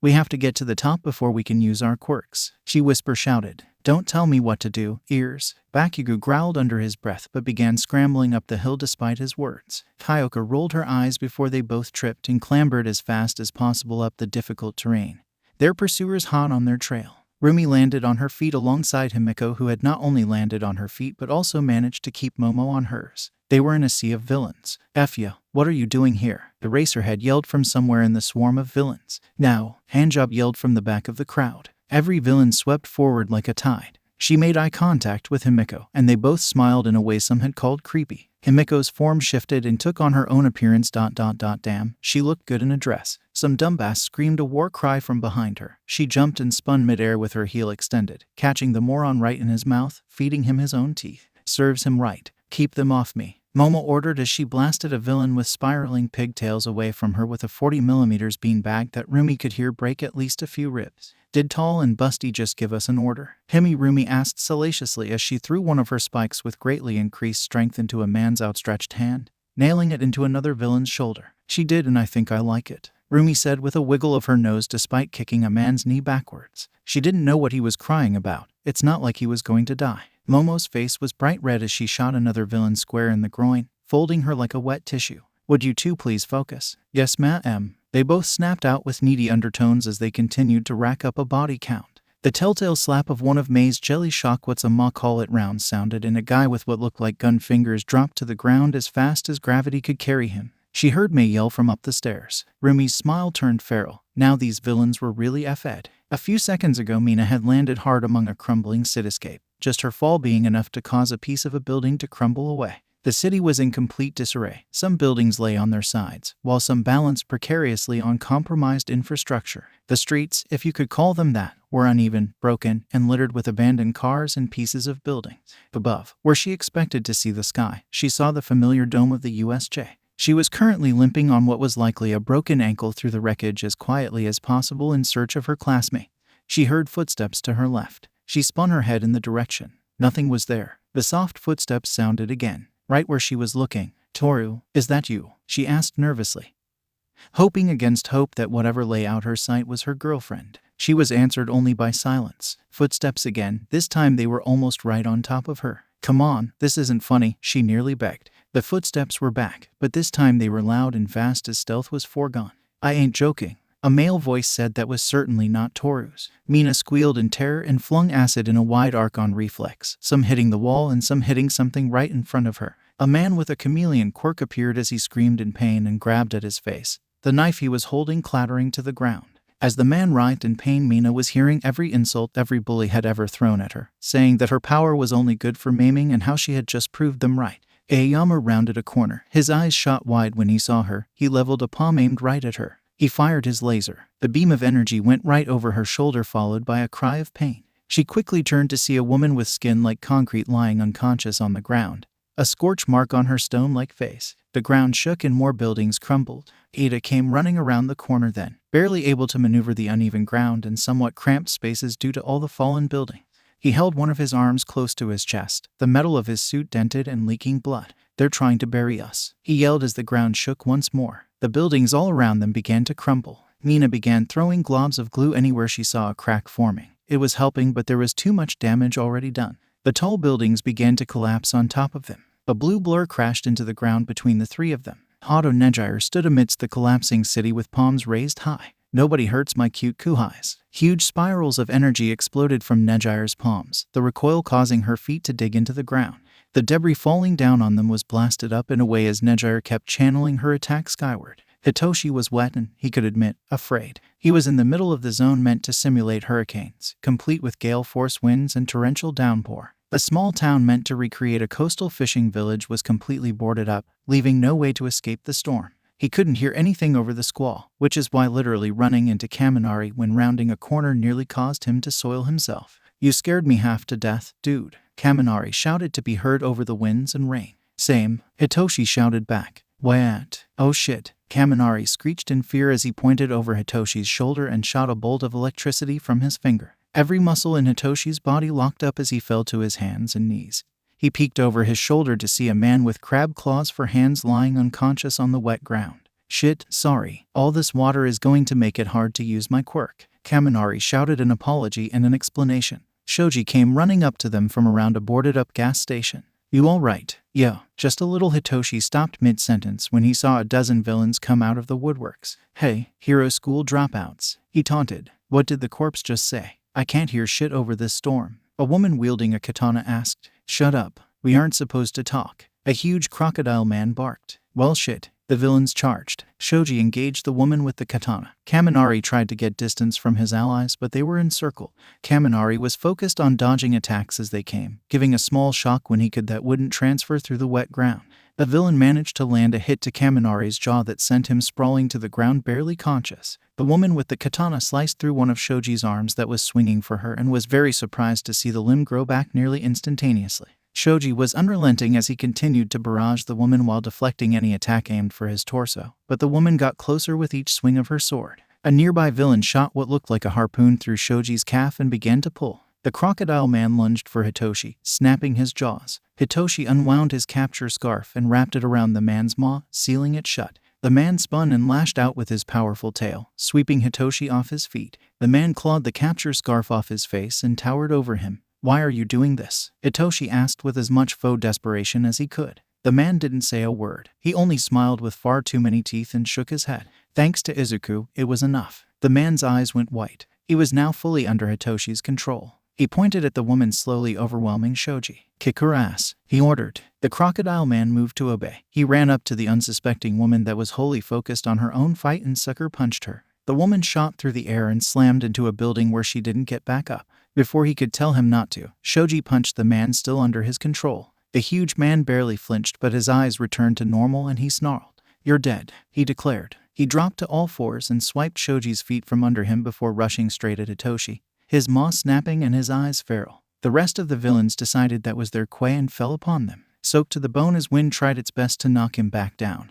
Hitoshi wondered how the hell they were going to get out of this alive, let alone in one piece. Thunder cracked and light shone through the dome. There was an explosion of water powerful enough that the rain was forced away in a sphere originating where the crocodile villain was. Izuku was crouching over the villain with his fist connected to the back of the very unconscious man's skull. The villains were trembling as Izuku rose to his full height with blazing green eyes and viridian energy arcing off of him. He looked at him, then Kaminari, and finally Shoji. His eyes widened in rage at seeing the harpoon sticking out of his classmate's leg. Izuku followed the cable with his eyes and raised a finger pointed at the trembling villain holding the harpoon gun. "You're next," he promised in a deep voice. The villain dropped the weapon and raised their hands in surrender, but too late. Izuku's knuckle-duster-clad fist was already flattening their nose flat against their face in an explosion of blood that painted Izuku's face crimson. Izuku turned from the limp form and stared at the rest of the villains as rain and blood mixed together and ran down his face. Next. The villains, trembling with a mixture of genuine fear and fear manufactured by his quirk, all rushed at him as if their very lives depended on it, their fight-or-flight response having been jump-started forcibly. A muscular yellow-skinned man with red eyes and tusks jutting out of his mouth swung a right hook at him. Izuku caught the fist in an iron grip as a woman stabbed at him with knife-like fingers, her fingers failing to pierce his body while armored with black cowl. Both villains' eyes widened at how ineffectual their attacks had been. "My turn." Izuku punched the man's outstretched arm in the elbow with his free hand, causing the joint to explode backwards. The man screamed in pain and collapsed to his knees, only being held up by Izuku refusing to release his fist that was now being slowly crushed. The woman tried to pull away, but he grabbed her wrist before she could escape and yanked her forwards, causing her to stumble right into a brutal knee to the midsection. The air left her lungs in a whoosh as she collapsed to the ground unmoving. He turned to the man trying to claw his now broken fist free from Izuku's grip. He snapped out with a jab to the man's jaw that silenced his screaming. Izuku released his hold on the man dangling from his broken arm and looked up to appraise the few villains that remained. They had stopped their charge at the sight of what was likely their remaining strongest being taken down with ease. He could practically see fight warring with flight within their wide eyes. It made them unpredictable and therefore dangerous. Perhaps fear was a poor choice to use in combat. With a thought, he changed from cramming fear down the villains' throats to a despair deep enough that it would make them feel as if they had already lost and tomorrow wouldn't be coming. All the remaining villains stopped trembling. Some covered their faces and began to weep while others dropped to their knees with vacant looks in their eyes. "Surrender," Izuku commanded as he slowly floated off the ground to stare down at the remaining villains. The villains wordlessly raised their hands above their heads in compliance. "I'll ask this once. What was your goal here?" With a defeated voice that could barely be heard over the winds, a villain said, "We were hired to kill hero students. He said we would get a bonus for each K kill." The guy with the hands kept saying something about not being able to kill a symbol without breaking it first. Worst case scenario confirmed. He made the villains form a tight group and wrapped a stripped power line cable around the group before handing one end to Kaminari. "If they try anything, fry 'em," he instructed. "Where are you going?" Hitoshi asked while tending to Shoji's leg. "To help the rest of the class. Sit tight here and wait for backup," Izuku responded. With that said, he shot off with a boom and smashed through the dome's enclosure once more, on his way to the flood zone. What he saw when he arrived overhead in the flood zone was half a ship floating aimlessly through the air with Ochako and Kirishima on top trying to balance. Looking closer, he saw that Ochako was bleeding from a gash on her thigh from where the villain currently flinging blades of water had grazed her. The corners of his vision tinted red as his eyes snapped to the villain who had made the biggest mistake of their life. He plunged into the water hard enough to create a wave that rippled outward. A second later, he flew out of the water with his prize. The villain squirmed as Izuku's hands were wrapped tightly around his scrawny neck. "You dare!" he roared in the man's face. What?" the soon-to-be unconscious man choked out in confusion. Izuku inhaled deep through his nostrils as he reared his back before bringing the crown of his forehead crashing between the villain's eyes as he released his hold around the villain's neck. The villain slapping into the water below them and beginning to sink. Black Whip speared into the water and wrapped around the ankles of every villain.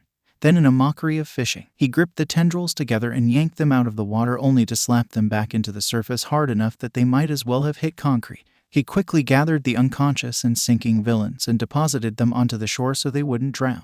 He flew up to where Ochako and Kirishima balanced on the section of ship that floated mid-air and carefully scooped Ochako into a princess carry while Black Whip picked up Kirishima. "How badly are you hurt? How much blood have you lost? How deep is it? Can you move it? Can you feel?" he asked rapid fire as he squeezed every last ounce of healing out of cell activation while on their way to the shore. He was cut off by Ochako pulling his head down and silencing him with a kiss. "I'm fine, you worrywart. We country gals are made of sterner stuff," she said once she pulled away from the kiss. "Oh," he said intelligently as they landed on the shore near the hurricane zone. He set them both down but caught Ochako wince when she put weight on her injured but no longer bleeding leg. He went to scoop her back up but Kirishima placed a hand on his shoulder, stopping him. "I got this, bro. Go help the others," Kirishima said as he pulled Ochako's arm over his shoulders and helped carry her weight. "Go whoop some ass for me," Ochako told him with a grin that would make Rumi proud. He pecked her on the lips and squeezed Kirishima's shoulder in thanks before rocketing off for the Inferno Zone.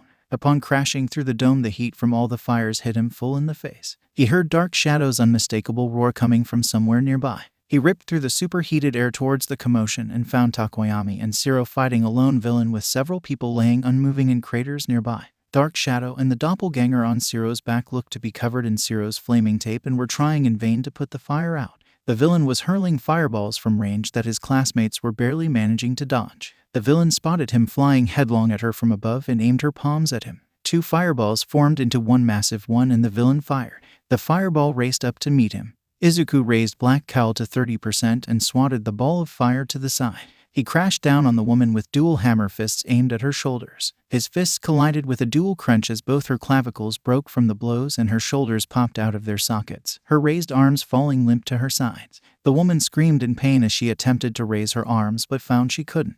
Izuku uppercutted her in the jaw, sending her sailing into a dumpster where she stayed. "You guys good?" he asked, turning to his classmates. "Thanks to you, man," Zero exclaimed in obvious relief. "Indeed, our revelry was coming to a close," Takoyami agreed. "I can't feel any more people nearby, so I think the zone is clear. Can you find your way out?" he asked. "Yeah, wanna take Doppel with you?" Zero asked while gesturing to the shadow protruding from his back. "No, you might end up needing him," Izuku said before launching back into the sky and towards the blizzard zone.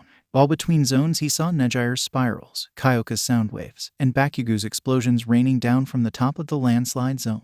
He punched his way into the dome encasing the blizzard zone, the sudden cold compared to the sweltering heat of the Inferno Zone shocking him. He couldn't see anything through the flurries of snow, so he swapped to infrared and scanned the area. He immediately found the unmistakable heat signature of Toru, her shimmering hair a dead giveaway. She was going toe-to-toe against a massive villain with a polar bear mutation, armed with nothing but her steel batons as she prepared to make a last stand in defense of the classmates behind her. Behind her was Todoroki kneeling in the snow, trying and failing to rise. The temperature in his right hand and foot indicated that he was experiencing frostbite. Behind Todoroki was Sue's unmoving form curled up into the fetal position and barely giving off any heat signature at all. He didn't remember making the conscious decision to move, but the next instant he was tackling the 10-foot villain into the snow-covered mountainside. "What did the polar bear quirk user questioned? I'll make a coat out of you," he bellowed as he joined his fists together high in the air while in full mount on his opponent. The man saw what was about to happen and brought his arms up to block just as Izuku brought his axe handle blow crashing down with all the force of an avalanche. The incredible strength the man's quirk gave him proved to be enough to withstand the blow, but Izuku didn't stop, nor did he notice pushing Black Cowl up to 35%. The entire mountainside shook with the force of the blows. He battered the man's huge fur-covered arms until they crumpled beneath his wrath, broken and useless. He bludgeoned at the man's face until he was bloodied and unmoving, but even then he did not stop. Ori, blood was beginning to color the snow around the man's head. Midori, stop, someone cried as he felt something wrap around him. The voice snapped him out of his violent trance. He looked down at what he had done in his rage. The villain was unconscious, his snout mangled, lips split, teeth missing, tongue half bitten through, brow split with bone visible, both eyes already swelling shut, and his breathing uneven as he gurgled on his own blood. If the man had been even slightly less durable, he would have killed him or given him permanent brain damage. He looked to his joined fists in horror. Blood dripped from them and white fur clung to the knuckle dusters. "Look at me," Toru said from somewhere. "Look at me, Midori," she yelled from right beside him when he didn't comply. He turned to see her face to face with him as she clutched to his side. When had she gotten so close? She reached up and cupped his cheek as worry poured off her. "It's okay, you're all right. You saved us," she promised him. He pulled her into a hug, desperate for her reassurance. "Sue," he said, too afraid to actually ask the question. She was quick to hug him back as her small hand carted through his hair and she said, "Sue is okay. The cold just made her go into hibernation. I'm more worried about Todoroki, honestly." His fingers were beginning to turn black. Toru squealed as he flew to where he saw Tsu while still holding tight to the rainbow-haired girl. Blackwhip reached out and gently picked up Tsu and Todoroki, bringing them both close to his chest before wrapping all three of his passengers in a black cocoon to try and warm them. I don't need why your age help," Todoroki shivered. "This is where you say thank you. Like this. Thank you, Midori, you saved me," Toru snarked. For his part, Izuku ignored Todoroki's protests as he applied cell activation to his passengers and flew back through the hole he had made into the entrance of the Inferno Zone where Takoyami and Shiro were just exiting. "Whoa, are they okay?" Shiro asked. "Todoroki has frostbite and Tsu entered hibernation.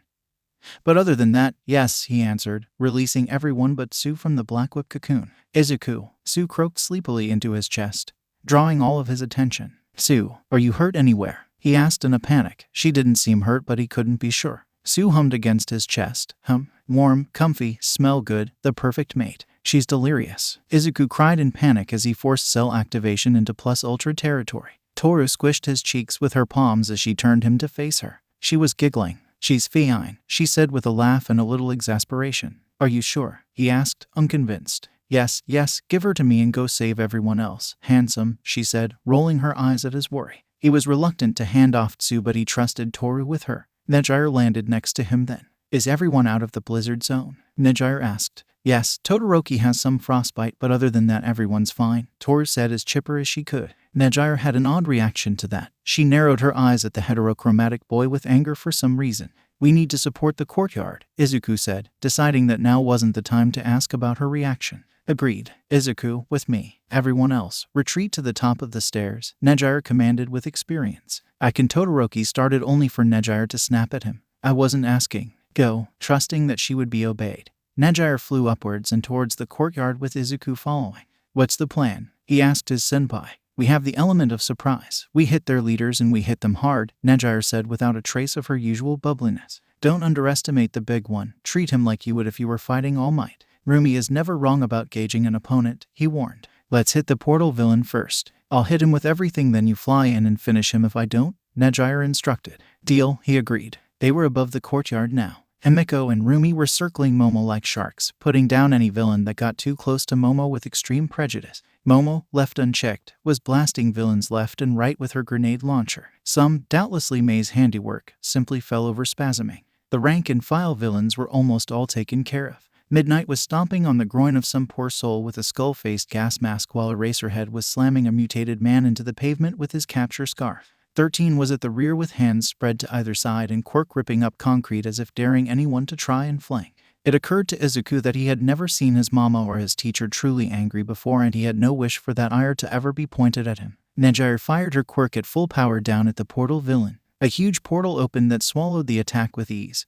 But Nejire continued to channel her full power into the attack as spirals blasting out of her feet towards the roof compensated for the recoil. "That won't work a second time," the gaseous man said. Izuku flew along the ground, Blackwhip yanking the portal villain away from his allies before he could even finish his taunt. With the portal now gone, Nejire's attack fell upon the leader and his monstrosity. The portal villain slammed into the courtyard with Izuku atop him once again. I warned you, Izuku said as he gripped the cage around the villain's real body and ripped. Metal tore away as easily as cardboard, and Izuku slammed a fist into the newly made opening, striking something solid, the villain's movement ceasing. Namu, swat her down. Izuku looked up to see that the leader had been whisked away from Nejire's attack by the beaked monster. The monster in question was already mid-leap, heading straight for Nejire in a near blur. He tried to intercept, but he wasn't fast enough, not nearly. The thing reached Nejire, who was just turning her head to see its approach, and slapped her bodily into the ground where she did not stir. No, Izuku screamed. Namu, kill them all, the leader commanded, almost bored. The thing moved so fast, he could barely even track it, even with full cowl speeding up his ocular processing. Rumi could barely shove Himiko and Momo out of the way before it barreled into her and kept charging right for Eraserhead, Rumi's crumpled body sliding to a stop near the water's edge of the flood zone. Izuku's vision clouded over entirely with rage. It was on Eraserhead and slamming his face into the now cratered ground before the man could even try and move. It lifted his teacher's face from the ground, intent on finishing the job when May's bullet struck it, causing its muscles to spasm and giving Midnight enough time to surround its head in her quirk. Too far to help with that split-second fight, Izuku launched himself for the leader. There was a sonic boom as he broke the sound barrier, his fist cocked. He struck with such tremendous force that nearby unconscious villains were swept away in the resulting gust. Namu stared down at him with lidless eyes. The thing was not only able to withstand Midnight's gas but also move quick enough to intercept a supersonic attack aimed for its master. Worst of all, it looked as if it had received no damage whatsoever. It reached for his face. Danger sense triggered. Time slowed. Faster, he had to be faster. Stronger, he had to be stronger. He subconsciously pushed Black Cowl to 100% and Black Whip past its limits to create claws as well as his exomusculature. Viridian energy no longer arced off of him but through the foe muscles like blood through veins. The monster looked as if it were moving through molasses now. The monster pulled back a bleeding stump where its hand had once sat. He watched as the hand began to quickly reform. This thing was that strong and was capable of regeneration. The next thing he knew, Himiko wearing Rumi's form was nearby and licking the creature's blood off the ground. Why don't you pick on someone your own size? She yelled as her shape began to change. The gray mud-like substance exploded off her as she screamed and clutched at her head in immense pain. Her screams silenced as the pain overwhelmed her and she fell to the ground. Izuku lost all conscious thought then. The thing swung for him again and again, only to pull away bleeding stumps again and again. He could feel himself slowing for some reason though. His body wasn't responding like it should. That's when enough conscious thought invaded his mind to realize he was destroying every bone in his body, keeping Black Cowl at 100% even if he couldn't feel it. His exomusculature was the only thing keeping him together and moving. He could hear shouting and bullets whizzing past, unable to reach their mark through the gale force winds caused by the fight. At the rate he was slowing down, the thing would land a hit that he knew he couldn't take. Then it would rip apart everyone else. His mama and mom, girlfriends, his friends, his teacher. He called on cell activation to work harder, to keep him fighting for longer. It heeded his call. His entire body glowed with a green aura as he felt his body beginning to respond more dutifully. It still wasn't enough. He was still slowing even if it wasn't at such a rate. Out of the corner of his eye, he could see Hitoshi on the sidelines fumbling with dials on his mask. Namu, incapacitate yourself, the villain leader seemed to say despite his lips not moving.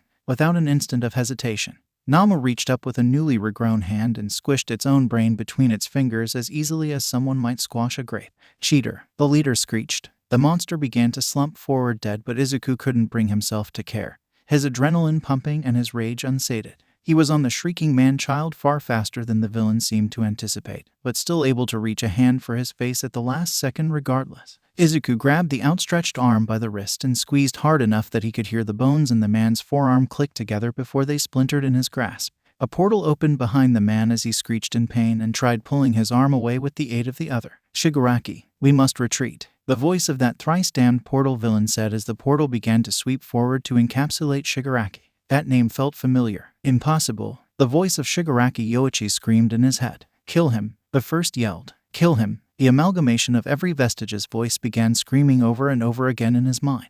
Izuku yanked on Shigaraki's shattered wrist, not about to let him escape. Kill. The vestiges roared inside him as the man began to be pulled out of the portal. Izuku reared back his free hand, claws extended, ready to plunge into the man's chest the instant it came within view. The portal swept forward again and closed on Shigaraki's wrist, severing it. No, the vestiges screamed in outrage as Shigaraki escaped. A thunderous crash sounded from above him as natural light entered the USJ for the first time. He could hear faculty shouting from the top of the stairs. All Might landed right in front of him, steam pouring off him just like when he had first met him on that rooftop. He looked as exhausted as Izuku suddenly felt. His head was pounding, and it felt like every nerve ending was on fire. Izuku let the severed hand drop as his body and Quirk finally gave out. Young Midoriya. All Might yelled in worry as Izuku collapsed into unconsciousness. Todoroki Inji, Endeavor and Perpetual No. 2 hero, walked through the front door of his traditional Japanese manner and was greeted with naught but silence. It had been some time since he last stepped foot in his own house, opting to sleep at the office most nights. The maids seemed to be doing a decent enough job at least. Every surface was clean, everything put away where it should be, the autumn bellflowers in the backyard pristine and ready to be taken to Ray. The silence in the once lively house was deafening, the cleanliness jarring. It was a hollowed-out corpse of what he had once thought was a home. Enji walked through silent halls where children's laughter could once be heard. He spared only a glance at the empty room that held his greatest shame, where in his weakness he had struck Ray, blaming her for not watching Talia better. He entered the room where Talia had attacked his infant brother. He settled onto his knees in front of Talia's shrine, lit the incense with his quirk and bowed his head in prayer. Number 1 spot on the hero chart aside, he once thought he had everything. The wife his father had chosen for him was kind in a way he had never known. She had blessed him with 4 children. Fayumi and Natsuo were as kind and intelligent as their mother, while Talia and Shoto were fortunate enough to be born with quirks stronger than even his own. He made sure to nurture Fayumi and Natsuo's intelligence with the best tutors money could buy, while he personally trained Talia and Shoto to be strong the same way he had been, despite his wife claiming it was too much. Now his eldest was dead. His wife was in a mental health institution, blaming her for Talia's burns having spiraled into her blaming herself for his death. Natsuo had been away at university for 3 years and refused to answer his calls or visit. Fayumi didn't let him attend her wedding and hadn't let him even see his grandchildren. Shoto had just recently gone to UA and wasn't answering any of his phone calls either. He was taught from a young age that strength was the only measure of a person's worth, the only thing that mattered in life. He knew he was strong, so why did food taste like ash? Why did no amount of cases closed bring satisfaction? Perhaps when he finally eclipsed All Might as the number 1 would he be happy. The vibration of his phone broke him from his thoughts. It was the rat. What? He answered curtly, annoyed that he had gotten his hopes up that it was one of his kids. There's been an attack. Shoto's been, Nezu said. The rat continued to talk, but he couldn't make out the words over the dam ringing in his ears. Would he break his promise to Ray once more? Would a parent be forced to bury their child once again? He didn't think he could bear that. Not again. Izuku startled awake, thrashing through water. He slowly realized he was only in the shallow surf of a black sand beach. He barely recognized it as one for all's mental landscape. The once placid waters were now gently lapping at the sand while a multicolor sun blazed overhead. Where the island had once been barren, it was now lush with tropical plants. In the center of the island was a beautiful beach house with Nana sitting on the stairs leading up to the deck where the others were shouting at each other. What happened to this place? Izuku asked as he approached Nana. It changed after you evolved one for all. It's pretty awesome actually. It's like I'm on a permanent vacation, Nana said around a smile that didn't quite reach her eyes. Well, I'm glad you aren't just marooned anymore. But what happened back there? Why was I so ready to kill that man? I think his name was Shigaraki. Isn't that Yoichi's surname? Izuku asked. Nana let out a sigh, but before she said anything the other vestiges approached, some sitting on the stairs with Nana, some leaning on the deck railing.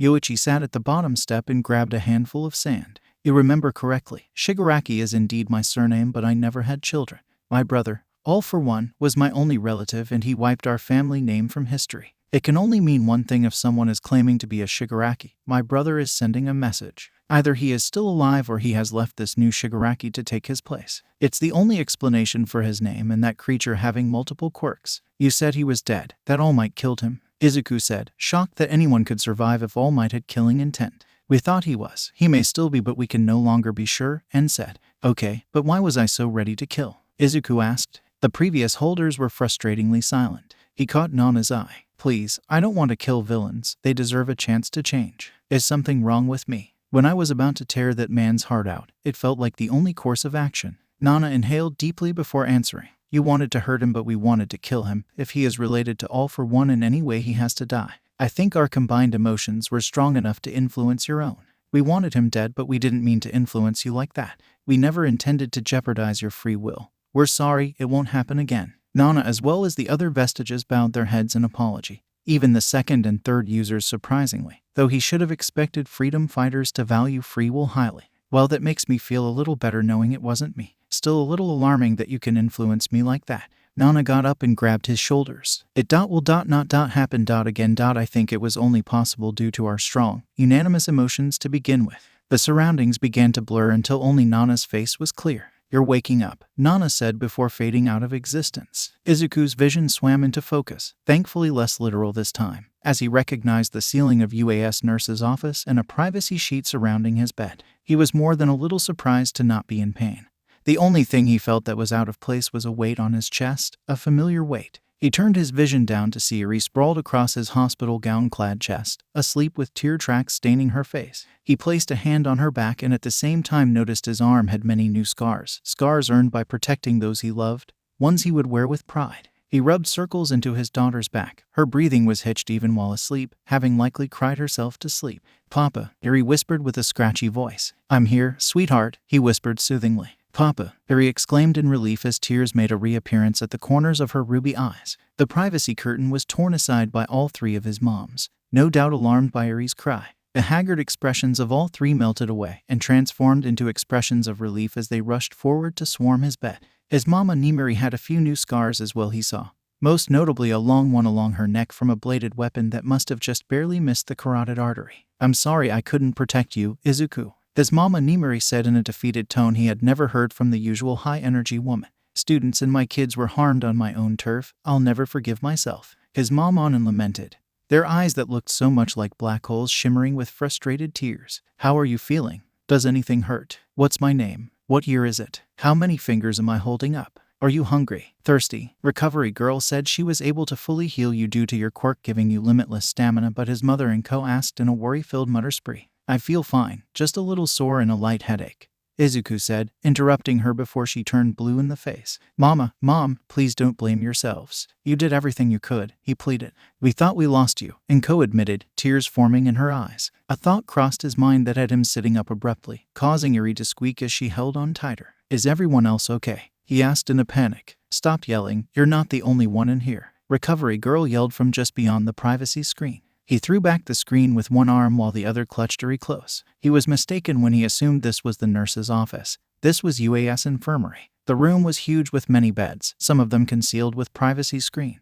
Recovery Girl was standing in the middle of the room looking both exhausted and annoyed while directing several ectoplasm clones around the room. It was then he could make out the emotional signatures coming from everywhere in the room. He could feel their pain, be it emotional or physical. Ms. Chio pointed her cane at him. "You've only been out for a couple hours. Cell activation is the only reason you aren't strapped to your bed right now. You broke nearly every major bone in your body and kept fighting anyway, resulting in many compound fractures, hence the scarring. I took a blood sample when you were brought in. You had enough adrenaline in your veins to kill several men your size. That's the only reason you didn't pass out from the pain. You also overloaded your quirk, which is why you passed out initially, I believe. Now come help me with the ones that didn't have enough stamina to be fully healed," she said before turning and hobbling to a concealed bed. He quickly followed the surprisingly quick woman while he processed what she had said. It had only been a couple hours and there were still injured, the faces of Rumi, Himiko, Tsu, Ochako, and Nejire flashing through his mind. Shio led him to a privacy screen, where he could hear a child's voice on the other side.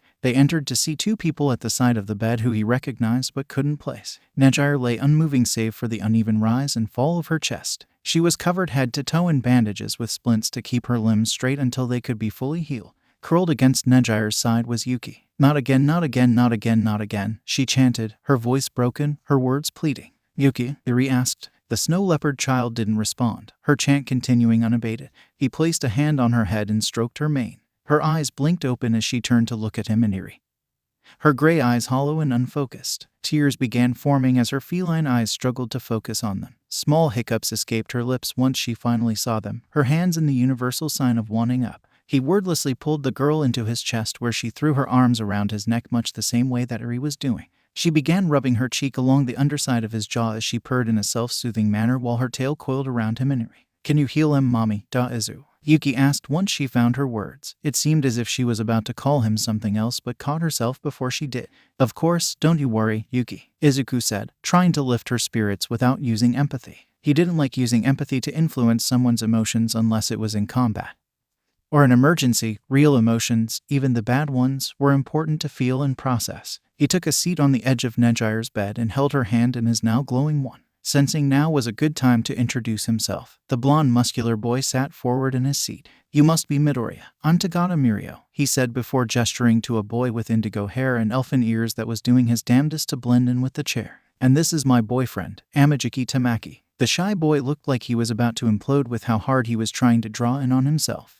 I wish we could have met under better circumstances, like a spar. Well, at any rate, I wanted to thank you for being there for Nejire. She doesn't have many people in her life and I can tell you care about her and Yuki. Honestly, I'm a little jealous how much Yuki seems to like you already. Getting her to like me was harder than herding cats. He finished with a guffaw. You're the rest of the big three. It's an honor. I would love to spar with you sometime. Izuku exclaimed, wishing he had a notebook for them to sign. If Tamaki's shyness was a regular thing, then his hero autograph would become insanely rare. Nejire's hand gripped his own, her fingers interlacing his. Recovery girl must have used her quirk when he wasn't looking. He looked just in time to see her beautiful periwinkle eyes flutter open and blink away the sleep as she tried to focus on her surrounding.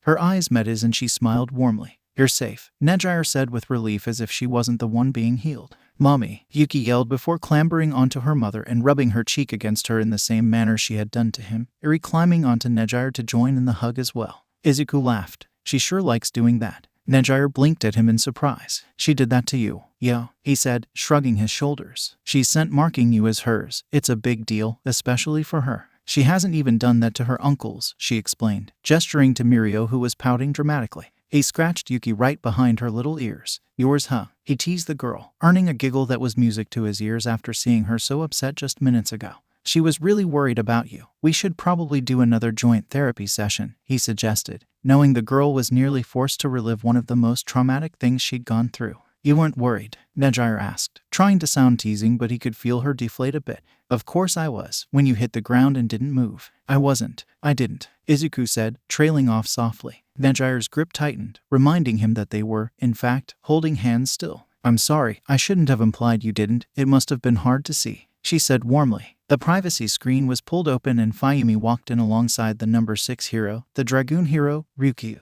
Their children, Rin and Mika, were hanging off Ryukyu with worried expressions. Auntie, they both cried in perfect unison before they too clambered on top of Nejire, who laughed at all the attention.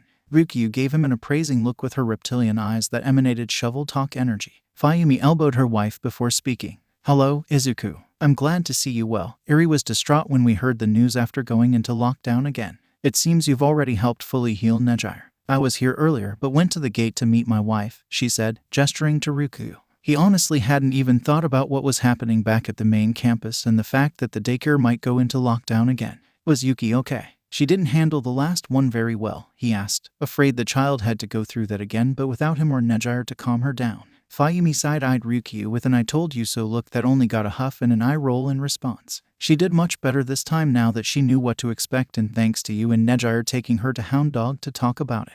You really care about her, don't you? Fayumi asked with a look that told him that she already knew the answer. Izuku's brows scrunched in confusion at such a question. Of course I do, he said like he was explaining the sun was bright. Fayumi smiled with some mirth like she was winning an argument he had no idea he was even having. Ryukyu growled slightly before speaking. I heard what you did at the USJ. Impressive stuff. It's no wonder you have a collection of women at your beck and call, she said with a taunting tone that made Izuku's eye twitch. Izuku stood up abruptly and entered the pro hero's personal space until he was looking straight down at her from his considerable height.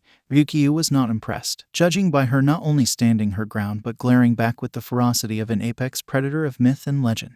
Don't speak about them like they're objects, he warned the number 6 hero in a too calm voice. Ryukyu's hard eyes softened as her predator's smile turned friendly despite the sharp teeth. You pass, she said smugly. Izuku blinked. What? He asked wisely. Had to make sure you weren't some womanizer before I continued to let you be around my brood, Ryukyu admitted with a grin. Fayumi grabbed her wife's ear as recovery girl smacked Izuku in the shin, causing both parties to wince. I told you to be nice. Fayumi somehow managed to sing-song a threat into her wife's captive ear. We got more patience. Come on, recovery girl ordered as she led the way. Eri hopped off the bed and grabbed his hand as they followed the woman to the next bed. My legs are only a little broken, it's fine. Rumi's unmistakable voice argued from behind the curtain. Stay in the damn bed, you little sit. Mr. Aguro's stern voice argued back as they entered. I got her, Mei said as she held Rumi in a half suplex with her power armor. Now to most Mei would appear unfazed, but thanks to empathy he could see her inner turmoil as plain as day, and she was barely keeping it together. Rumi was attempting to get out of the bed despite both her legs being splinted along with one of her arms, while her adoptive father and girlfriend were trying to force her back into the bed without exacerbating her injuries.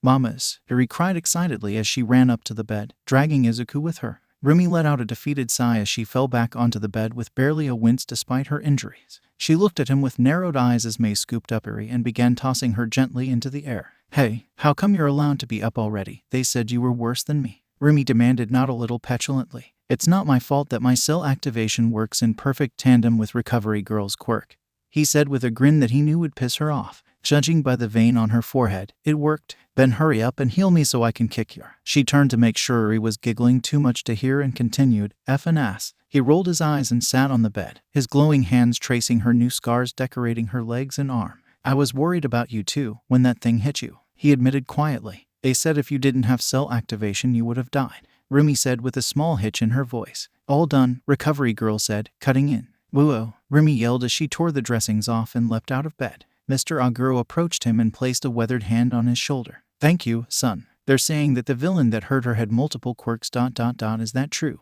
"Definitely. It had strength and speed on par with All Might, regeneration like I've never seen, and was able to take a hit from me like it was nothing, probably some kind of impact reduction," Izuku said. Mr. Aguro looked like he had seen a ghost. It deeply unsettled Izuku to see the expression on the usually gruff man's face. "You said it was fast. Do you think it had a super speed quirk? Like O'Clock's, if you remember him?" Mr. Aguro asked, seeming to fear the answer for some reason. Izuku hummed and thought. He certainly remembered the high-speed hero, O'Clock, who had retired in his prime with no warning or explanation. The hero was unrivaled when it came to speed, even by All Might. "I don't think so. I think its speed was just a result of its strength enhancement," he answered after a second of deliberation. Color returned to Mr. Aguro's face as he released a breath he had been holding.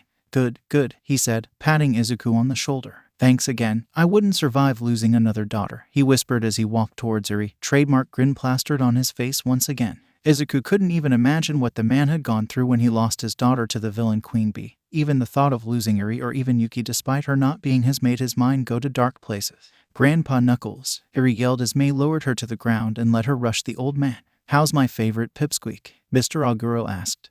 Izuku gasping in mock hurt. Izuku approached Mei with Rumi. "You okay?" he asked. "I didn't get hurt," Mei said a little too quickly. "Come on, Mei. I can tell you're not all right," he pleaded. "Please talk to us," Rumi pleaded as well. Mei's visor slapped shut. If Ochako didn't have the grapple, she would have died. If Tsu didn't have the dart gun, they might have all died from what I heard. I should have made her a climate control suite for her suit. Ochako needs more ranged options. I could have done more. I could have made more. I should. "All right, enough of that," Rumi ordered, her foot slapping the floor in irritation. "You're worth more than what you can give, Mei. You saved lives with your babies. Be proud of that," Izuku tried. "I guess," Mei said, not sounding entirely convinced. "Mei," he said, worried for her mental state. "I'll let you off the hood for now, but we're talking later with Hound Dog," Rumi said, ending the conversation there. Mei's mom came tripping through the privacy screen. "I'm here. Come on, whippersnapper," Recovery Girl said, waving her cane at him threateningly. "Where's my hug, Kit?" Rumi asked Eri as he followed Recovery Girl.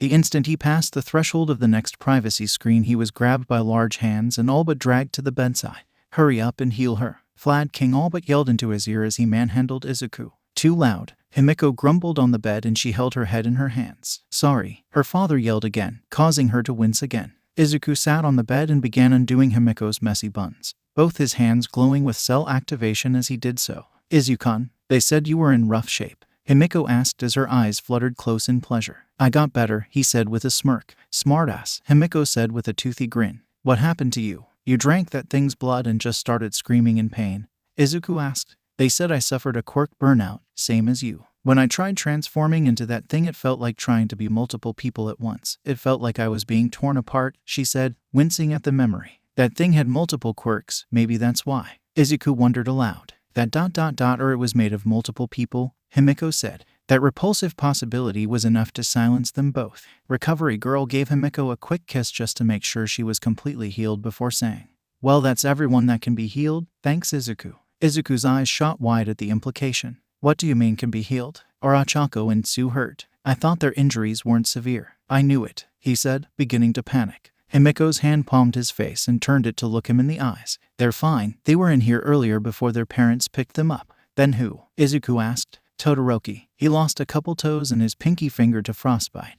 "The idiot," Recovery Girl said, irritated for some reason before she stalked off. Izuku raised an eyebrow at her being mad at Todoroki. It wasn't like it was his fault. Right. I'm going to go find the girls, Izuku, Himeko said, kissing him on the cheek before leaving in search of her girlfriends, her father following. Izuku stepped out from the privacy screen to see a scene unfolding. The Endeavor was trailing after a limping Todoroki. The heterochromatic boy seemed to be still getting the hang of walking on a foot with a few missing toes. What Izuku didn't understand was why Todoroki looked so damn pissed as he hurried to escape the number 2 hero. Do you really hate me so much that you would do this to yourself, Shoto? Endeavor demanded more than asked. Todoroki whirled on the man with pure vitriol in his mismatched eyes as he responded, yes. Is that our uncle? Rin began. And Grandpa, Mika finished. Ryukyu pulled her daughters behind her and snarled in a way that was in no way human. That depends on them, Ryukyu gritted out an answer. That depends on them, Ryukyu gritted out, her twin daughters looking back and forth between Todoroki and Endeavor. Did that mean that Endeavor was? They're my grandchildren whether you like it or not. Endeavor all but growled, his supposed grandchildren hiding behind their mother's legs in response to his cruel tone. Upon seeing their reaction, Endeavor's flames adorning his face petered out for a second, a pained look flashing across his face before he turned on his heel and marched out of the room. Shoto, for his part, just stared at the little girls while a million emotions poured off him too fast to discern. What do I have to do? Shoto asked seriously, confused but brimming with hope. Fayumi held her hand over her mouth as she was barely able to choke back a sob. Ryukyu walked up to the boy and placed a hand on his shoulder. First, pack a bag. You're staying with us for the weekend, she ordered not unkindly. It was Sunday, 2 days after the USJ incident as the news was calling it, and most of the class was still staying with their parents. Izuku understood, but he wished he could see for himself that everyone was safe. Sure, Chako and Tsu were keeping in touch, but it just wasn't the same.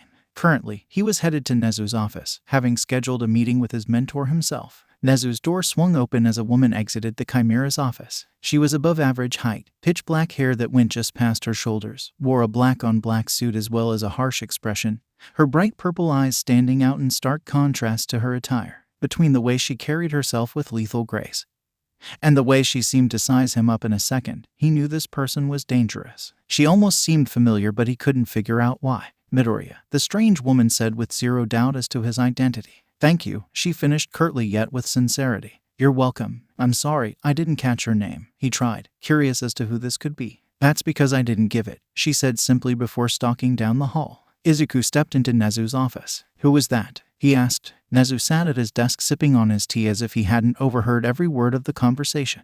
That, Izuku, was the Yaoyorozu family's head of security. She was here to ensure UA is making the steps appropriate to make sure that something like the USJ incident cannot happen again, Nezu said casually. If Izuku was anyone else, he would have taken the dean's casual demeanor for face value, but he could feel the Chimera's underlying stress and notes of fear. You're scared of her, Izuku claimed, knowing he was right and terrified because of it. Anyone that could make the rat overlord himself feel fear deserved respect.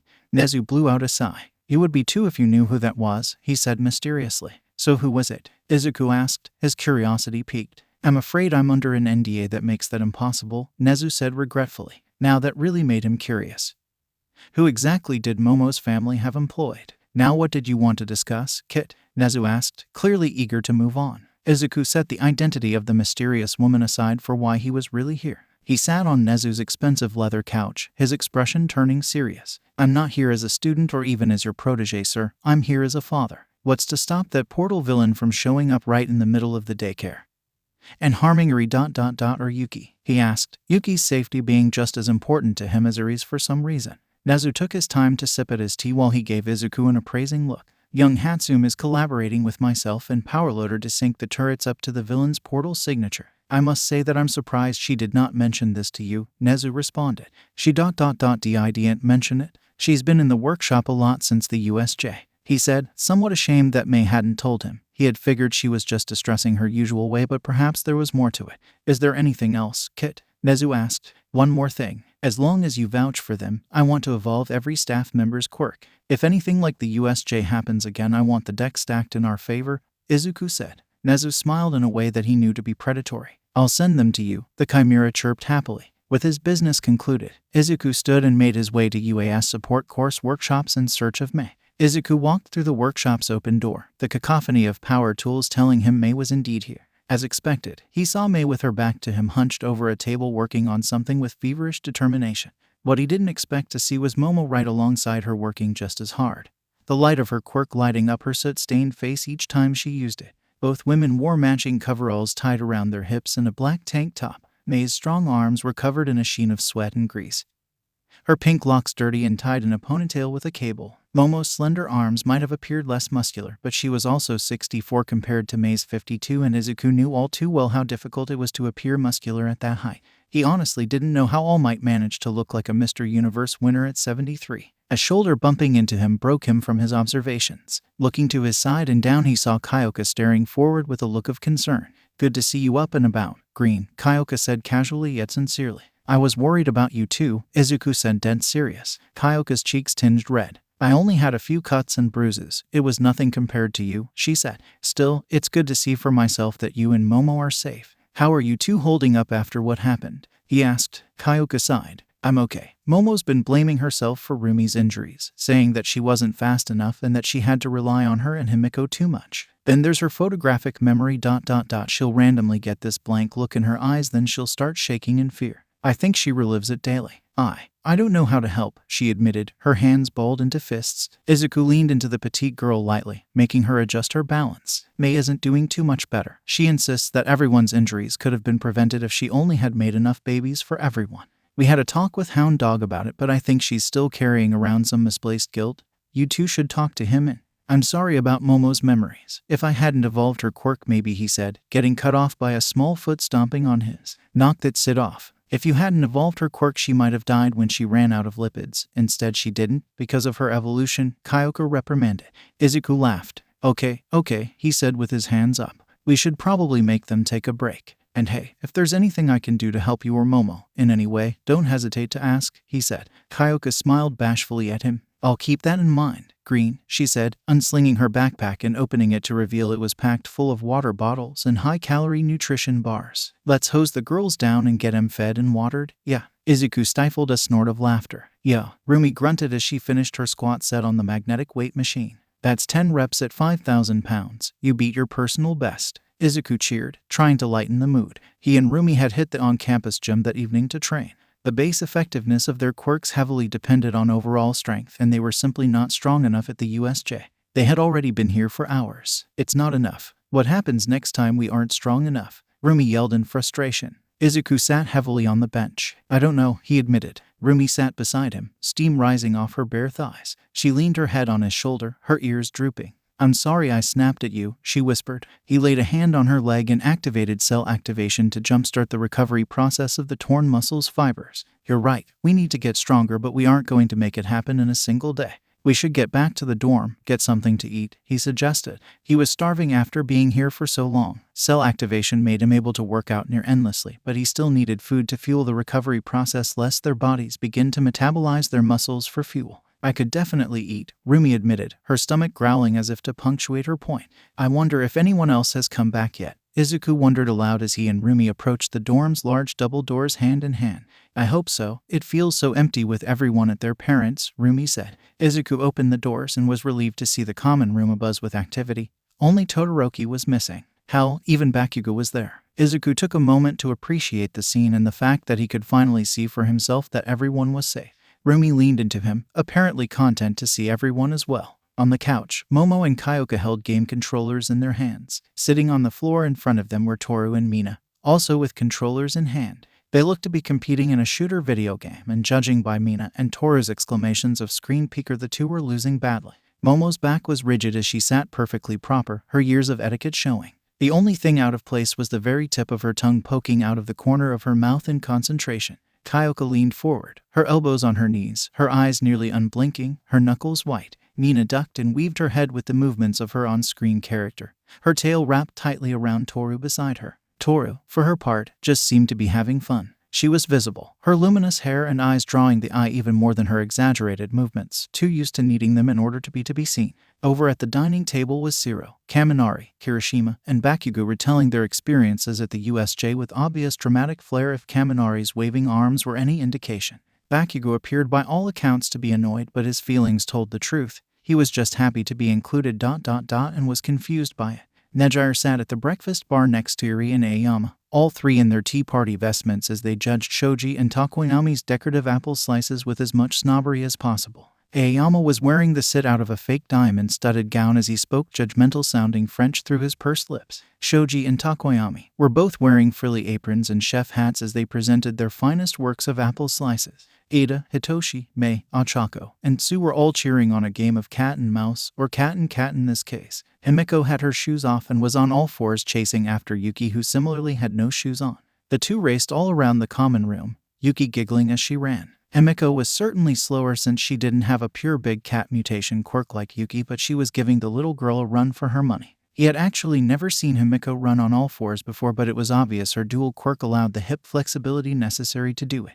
Maybe it was her way of training. Eventually, Himiko's greater stature led her to winning by catching Yuki in a tackle that had them both tumbling across the floor laughing. "I haven't been chased like that in forever," Yuki exclaimed excitedly, causing Izuku's stomach to drop at the realization that she had meant since before her parents were killed. Himiko's eyes widened at the same realization, and then again when Yuki nuzzled her cheek against her jawline just as she had done to him in Nejire. Tears came unbidden to Himiko's wide eyes. "What's wrong?" Yuki asked, seemingly worried she had done something wrong.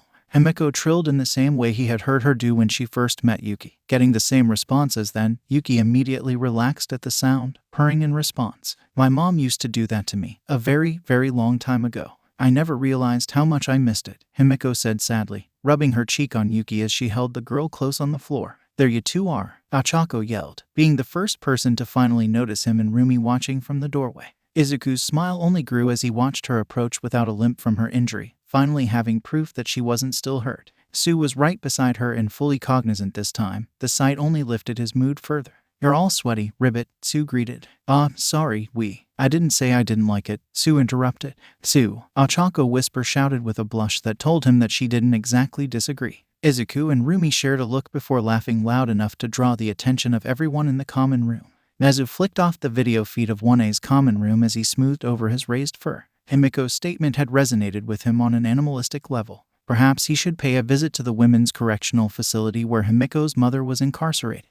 Perhaps he would visit during her mother's yard time. Perhaps he would have a meeting with the warden. Perhaps the yard speakers would accidentally be switched on and tuned to the warden's office right after Nezu asked what Ms. Himiko's charges were. After all, it wasn't a pattern until it happened 3 times, just an unfortunate coincidence. Izuku woke Monday morning not by his alarm, but by a message on his watch from Nezu summoning him to a meeting before class. He needed to get up and get ready a bit early, but there was a problem, several in fact. Tsu was curled up on his chest like he was a heat rock in a terrarium. Yuki was starfished out across Himiko, Nejire, and himself. Turns out when Yuki and Eri both begged for a sleepover, they get it. He doubted he would ever be strong enough to deny them. Ochako was half laying on top of him with Eri snuggled into the non-existent gap between them. Rumi had somehow managed to flop across nearly all their feet. Mei was lying on Nejire's legs, her head resting on her stomach, her arms coiled around her in a sleeping embrace. Izuku stared helpless at the ceiling of his room. Even if they were messy sleepers, this felt right, Nejire and Yuki included. He needed to have a talk with his partners later. He wasn't sure when his feelings of admiration for Nejire had turned into love or when he began to care about Yuki the same way he did Eri. But he owed it to his partners, Nejire and Yuki, to address it. Now, he just needed to get out of bed without waking everyone. Fighting Namu again sounded easier. Izuku stepped into Nezu's office. To be honest, Izuku was surprised that school wasn't cancelled after the USJ attack, but with the sports festival hard scheduled to take place in 2 weeks' time, Nezu likely didn't have much of a choice. With the festival being the most watched televised program as well as a national event, it couldn't so easily be rescheduled, even due to an attack. In Nezu's office he found Mr. Torino, Aizawa, and Toshinori also in attendance. Toshi stood immediately upon seeing him and gave him a hug. "It's a relief to see you well, my boy. I knew you were safe, but seeing you was just different. I'm sorry I haven't been able to see you until now. The attack on Mustafa and UA emboldened villains all across the country, so I've had a very busy weekend. I'm afraid I may have shortened my limit again," All Might admitted, rubbing his hand together nervously as if expecting a scolding. "You what?" Nana yelled as she popped into existence.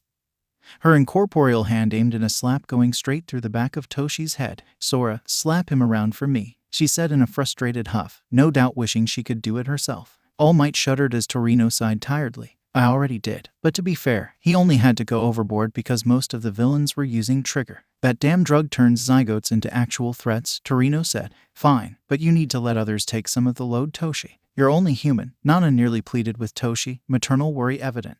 Toshi smiled brightly as he nodded. From Izuku's understanding, Nana might as well be Toshi's mother, and seeing the two interact always brightened Izuku's day. It's good to see you in Aizawa as well, Izuku said with a smile aimed at his mentor and family friend.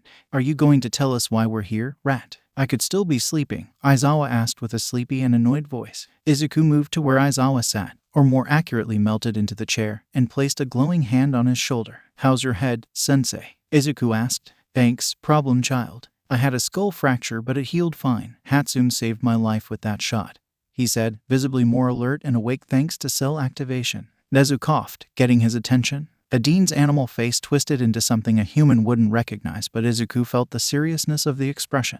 Now that All Might is back, we can properly have this conversation. I dislike bringing a student into a talk this serious, but this matter directly affects you, cub, Nezu said, looking directly at Izuku. The man that invaded the USJ was called Shigaraki by his cohort according to the statements from those that were there. Shigaraki was also the family name that Yoichi, or the first wielder of One for All, gave when he introduced himself. I'm assuming as my protege you also caught this, Nezu asked Izuku. Izuku bowed his head. Yes, sir. I didn't want to bring it up until All Might was back. Yoichi himself confirmed that this is no coincidence. The villain that orchestrated the attack has some kind of connection to All for One. Whether or not All for One survived somehow, I don't know, Izuku said.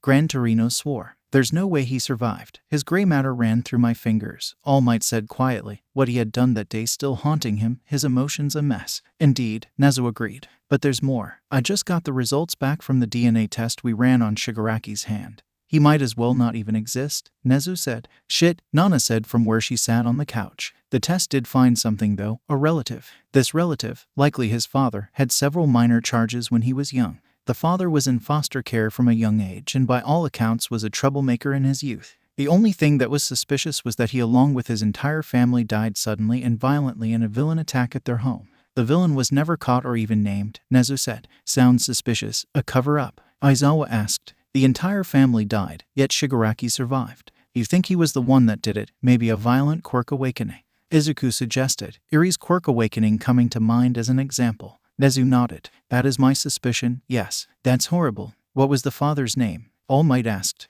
Himitsu, Nezu answered. Torino's eyes bulged and Nana shot to her feet. His given name. What was it? Nana demanded, voice threatening to break with emotion. Kitaro, Nezu said, the resulting silence deafening. Nana collapsed to the floor, her incorporeal body making no sound. She covered her face, tears escaping their restraints as her shoulders shook and her chest heaved for breath. Gran Torino rushed to his friend's side and began whispering to her, trying to calm her. My baby boy ... my grandbaby ... what have I done? She wailed before vanishing. Now that she had retreated back into his quirk, he could feel her grief. It was all-encompassing, all-consuming. He couldn't bear the weight of it. It was too much. Then, suddenly, it vanished. As if a string tied to an anchor was cut, the weight that was drowning him vanished. Young Midoriya, are you all right? All Might questioned, having bulked up as he caught Izuku. Caught? When did he fall to his knees? Was he crying? I think I'm fine, Izuku said unsurely as he wiped the tears from his face. What the hell just happened? Aizawa demanded. Himitsu Kitaro was the name Nana changed her son's name to when we put him in foster care to hide him from All for One ... We failed him, Gran Torino said, looking completely lost and overwhelmed for the first time since Izuku had known him. Everyone present sans Torino went silent in shock, empathy certifying their reactions as genuine. It seemed not even All Might knew of Nana's child. Yoichi, where is Nana? Izuku thought. She's here, 9. She severed her mental connection with you for the time being. We were serious about not influencing you again. Worry not. We will watch over her, the first said. Please do. I don't want her to be alone, Izuku begged. If that was what it felt like to lose a child, he was determined to never experience it again, at any cost. He knew he wouldn't survive that pain. Classes went by in somewhat of a blur for Izuku, too focused on Nana, what losing a child felt like, and the fact that Shigaraki was her grandson. His classmates were understandably worried by his absent-mindedness. His girlfriend and Neji promising to have lunch with him plus Yuki and Iri on UAS lawn when he confessed that he was thinking about what would happen if something happened to Yuki or Iri. So, when it was finally time for lunch, he was justly upset when he found the path out of the classroom blocked by a throng of curious onlookers. No fair. The class is full of babes. A purple-haired child complained. Move, he ordered reasonably. Not the least bit mad. Nope, not at all. You're blocking the hull. Rumi yelled, annoyed. Scooch, I want to see my baby. May yelled, annoyed as well. They're here to scope out the competition. Want to see the class that took on villains, Bakugo explained in a growl before he began all but elbowing his way through the crowd. If Izuku was thinking more rationally, he might have followed suit, but alas, he was not. Move, or be moved, he ordered again, definitely not threatening anyone. I'm from Class B next door. I came here to hear about the villain attack. Don't get too full of yourself. If you bark too much, it'll be embarrassing when you get into a real fight. A boy with shark teeth and truly extravagant eyebrows yelled. Bark, a real fight. He would, personally, show each and every one of these people standing between him and his daughters what a real fight was like. To think that they allowed such a brute, a delinquent, and a freak into UAS sacred halls, yet alone into the hero course, a too familiar snide voice taunted. Izuku's eyes snapped to a head of blonde hair. Monoma, Izuku growled. What the hell is going on here? Vlad King yelled, pushing his way through the crowd. 1A, my daughter included, fought for their very lives at the USJ and you harassed them for it. The crowd seemed cowed by the man's words, but Izuku didn't care. He waded through them like knee-high water until he was standing in front of Monoma. He laid his hand on the boy's shoulder in a manner more akin to a threat than the friendly gesture it seemed to be. There's something I've always wanted to ask you, Izuku said, his grip tightening. You rely on others to even use your quirk, he stated, his grip tightening further to the point of pain. So why are you so unlikable? He asked, genuinely curious how someone like him intended to become a pro-hero that relied on teamwork despite his atrocious attitude. Indignant rage flared within Monoma before he tried to shove Izuku. Tried being the keyword since Izuku didn't so much as budge, Monoma's rage swelling at his failed attempt. I challenge you to a duel, Monoma said, trying to sound as if he had won something. Yeah, the boy with eyebrows yelled in agreement. At a second look, the boy didn't seem all that malicious, just straightforward to a fault like Kirishima. How, they even looked alike. I accept, Izuku agreed readily. His lips pulling back not in a smile but a baring of teeth. First years aren't allowed to settle grievances by duels, Vlad King corrected. I'll allow it, Nezu chirped over the nearby speakers. Izuku leaned in close to the blonde. When you wake up in the nurse's office, remember that you asked for this, Izuku whispered, glad to finally have a chance to shut the annoying brat up that he had endured for all of high school. Monoma's only response was to laugh in his face in a feeble attempt to hide his fear before walking off, Izuku releasing his grip and allowing the retreat. The duel will take place 1 hour after classes at the PE grounds. I will be the referee, Vlad King announced to everyone present before leaning in to whisper into Izuku's ear. Teach him some manners, will ya? I haven't had much luck. Yes, sir, Izuku happily agreed. Lunch on UAS lawn with his daughters was exactly what the doctor ordered. He never felt more relaxed as he watched Sue and Ochako with Iri while Yuki was in a game of tag with Himiko, Rumi, Nejire, and Mei. In hindsight, he probably could have handled the confrontation in the hallway with a little more decorum, but he couldn't bring himself to regret his actions or words. Are you my new mamas? Iri asked Sue and Ochako from the frog girl's lap, Ochako right beside them. Izuku's blood pressure spiked immediately, having completely spaced on talking with Iri about Sue and Ochako joining their relationship and what that meant to the girl. That depends if you want us to be, Ochako said, hope rolling off her. It does, Iri asked, confused. Yep, ribbit, Ochako, and I love your papa and mamas very much, but that doesn't mean you have to think of us as your mamas, Sue said, so cool-headed that it made his head spin. Iri squirmed in Sue's lap and turned to look at the two. Would you want to be my mamas? She asked shyly. I would, Sue answered easily. Ochako looked like she was trying to rein in a squeal before answering, of course. Iri turned around fully and wrapped herself around Sue in a full-bodied hug, her eyes closed. Mama Tsu, Mama Chako, Iri sounded out, trying the words on for size before continuing. I like it, she said happily. Her small body squeezing Tsu. Ochako let out a strangled noise before she wrapped Tsu and Iri up in a hug. Rapid, happy croaks coming from Tsu. Yuki raced up to him, clearly out of breath, and slapped his shoulder, yelling, tag. You're it, daddy, before sprinting off on all fours, completely unaware of what she had just called him. Rumi, Nejire, Mei, and Himiko all stopped in their tracks to stare at him with wide eyes, none wider than Nejire's. Izuku, for his part, had so much serotonin flooding his brain that he couldn't remember how to articulate words. Did she just? Ochako asked. Yep, Tsu answered. Sisters, Iri yelled in triumph before getting up and running off, seeming to join in on the game. Well, now they really needed to talk about Nejire and Yuki. The bell rang. Once classes were over, Izuku and Momo headed to their first class representative meeting with their neighbors, Hero Course 1B. He really hoped that Monoma wasn't a representative. That would be a whole new level of awkward to have a meeting with the person you were going to fight in what was essentially a grudge match right after. Are you okay, Midoriya? Momo asked as they walked. Izuku ruffled his hair and smiled at Momo's caring nature that seemed to come so naturally to her. Yeah, just hope Monoma isn't a representative, he admitted. Momo's eyes widened slightly, not seeming to think of that possibility until now. That would certainly be Unfortunate, though I doubt someone with his disposition would garner much support, Momo said. Izuku laughed, finding Momo's roundabout way of saying there was no way anyone would elect in a hole like Monoma hilarious. You're probably right, thanks. Oh, this is it, Izuku said, sliding open a door. Holy shit, what are they feeding you to? A green-haired girl with sharp teeth asked the second they walked through the door. Izuku and Momo shared a look of both surprise and understanding.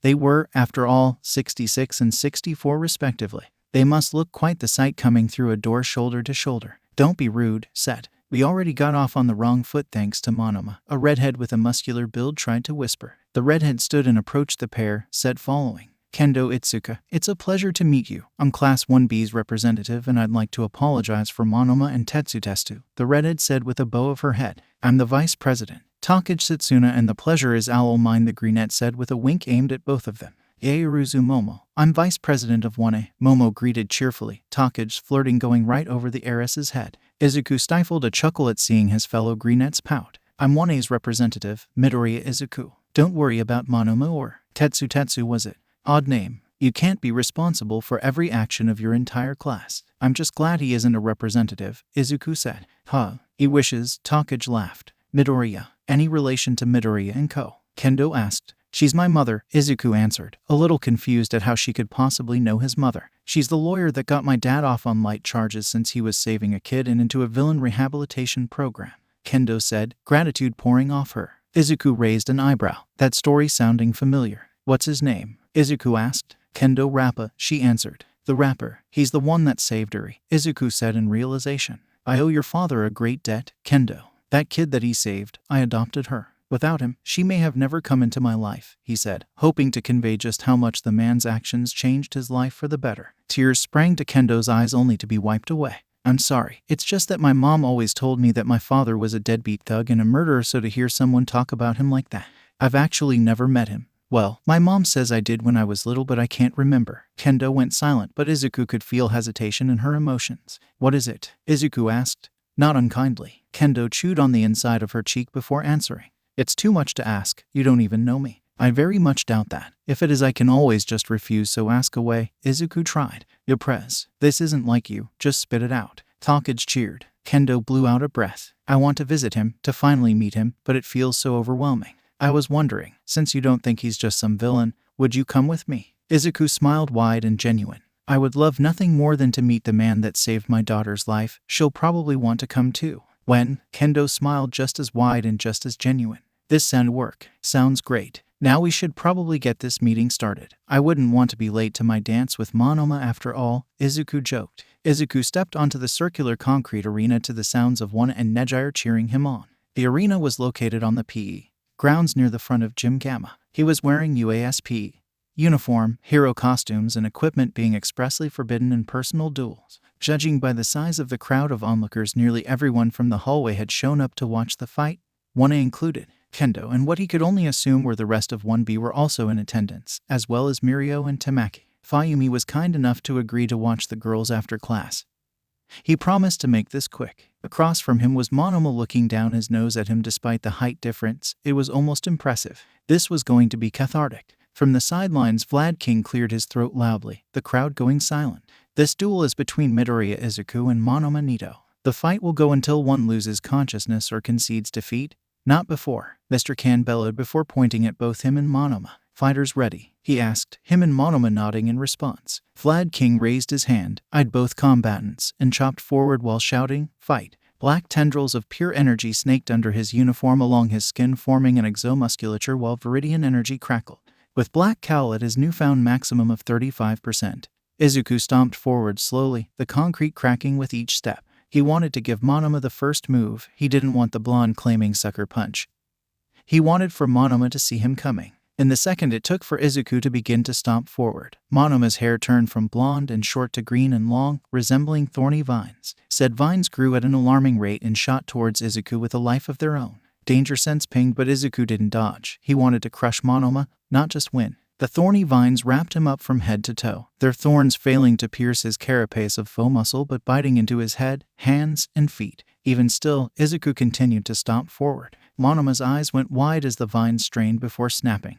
Izuku walking through them even as they tore at his exposed skin. His uniform was shredded to ribbons. If it wasn't for black cowl, he would be stark naked. Izuku barred his bloody teeth at his target as rivulets of blood ran down his face, the shallow wounds from the vines already knitting themselves close. Switching up tactics, Monoma's hair changed back to normal as he dropped into a crouch and placed both palms on the ground.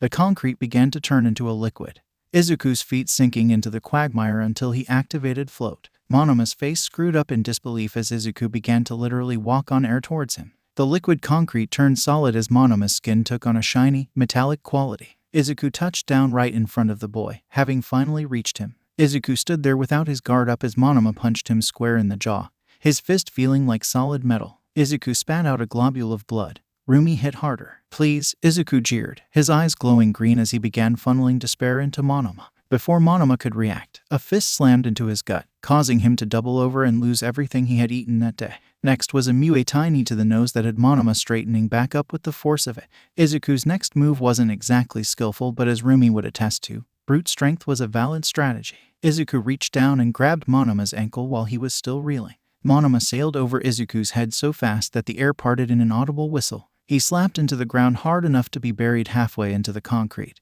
The only thing keeping him from being broken and bloodied was the metallic skin quirk. Concede, Izuku offered graciously. And never, Monoma refused, at the very least showing some backbone despite the amount of despair and pain he was no doubt experiencing. Good, Izuku said with some glee. Maybe there was hope for the blonde after his attitude adjustment. What preceded was, what looked to onlookers, more like someone beating a dirty rug against the floor than a fight. Izuku only stopped when Monoma's borrowed quirk finally gave out. Nearly a full minute later, the blonde completely limp, bloodied, and certifiably unconscious. Vlad King stepped onto the ring and bellowed, "Midoriya is the winner." Before muttering under his breath, "Heh, big surprise," Izuku stepped off the raised arena. All but one were shocked into silence. Todoroki and Bakugo were the only classmates not cheering or at least clapping, the two seeming contemplative. Himiko was biting her bottom lip hard, a dribble of blood escaping from the corner of her mouth. Rumi was actually panting, her hot breath misting the air as she rubbed her legs together. Sue was croaking in what he could only describe as a mating call, her tongue partly lolling out of the corner of her mouth. May's eyes were manic as they roamed his body, her hands clutching the front of her uniform in a white-knuckle grip. Ochako had a blush that reached the tips of her ears, a hand clasped over her own mouth, pinky out. Nejire seemed to be at a loss for words for what was likely the first time in her life, her eyes wide and unblinking as she stared at him. If it wasn't for the lust pouring off her, he might have thought she disapproved of what he had just done. Mina and Toru had laughably similar expressions of slack-jawed awe while they clapped robotically. He had to switch to infrared to see Toru's face and expression, but, as usual, it was worth it. Kyoka had her hands up in the air giving him double horns while sticking her tongue out. Momo was blushing nearly as bad as Ochako as she stepped towards him, her steps unsure. She handed him a new, folded, PE uniform. He looked down to see that the only thing covering him was black cowl, essentially making him a walking anatomy diagram. Izuku gladly took the clothes and put them on, hearing several boos as he did so. That evening, after watching a movie together, Nejire had taken both Yuki and Eri to her room for a sleepover. The moment they were out of their room, Rumi was tugging at his shorts. "Hold on, Rumi. We need to talk first," Izuku said, his girlfriend stopping immediately, albeit reluctantly. "Is something wrong?" Ochako asked. "Is it about Yuki calling you daddy?" Sue guessed. "Partly. But first I owe you two the truth about my quirk. It may be a lot to believe, but I hope you will," he stated seriously. His girlfriend sat at attention on the couch while Izuku paced in front of them. Izuku explained the truth about his quirk and its origins, as well as the significance of Shigaraki and what it could mean, something Rumi, Mei, and Himiko didn't yet know.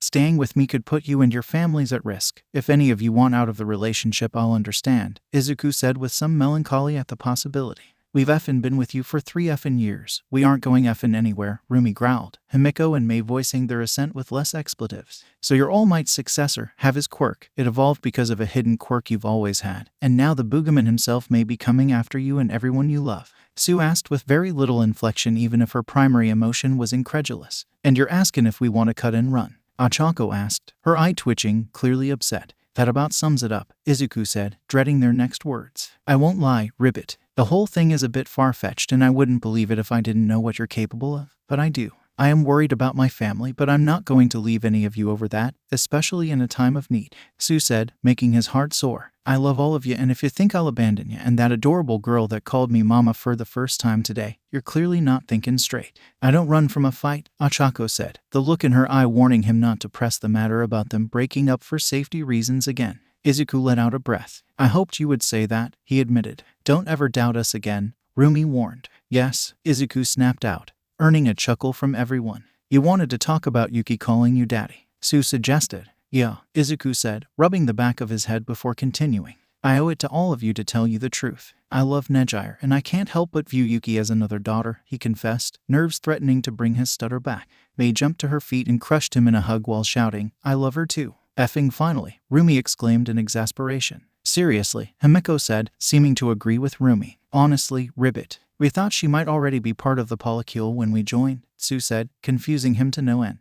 We saw her leaving your room early in the morning one day before we joined, Ochako clarified upon seeing his expression. So what does all this mean? Izuku asked, Mei still trying to squeeze the life out of him. It means we're okay with it even if some of us aren't as in love with her as much as you and Mei are. We'll have plenty of time for each relationship to grow, Himiko said. We care about Nejire and Yuki both. Our bed feels a little empty without them, Rumi said. Ochako and I are obviously okay with it, Ribbit, since we thought she was already part of the relationship when we joined.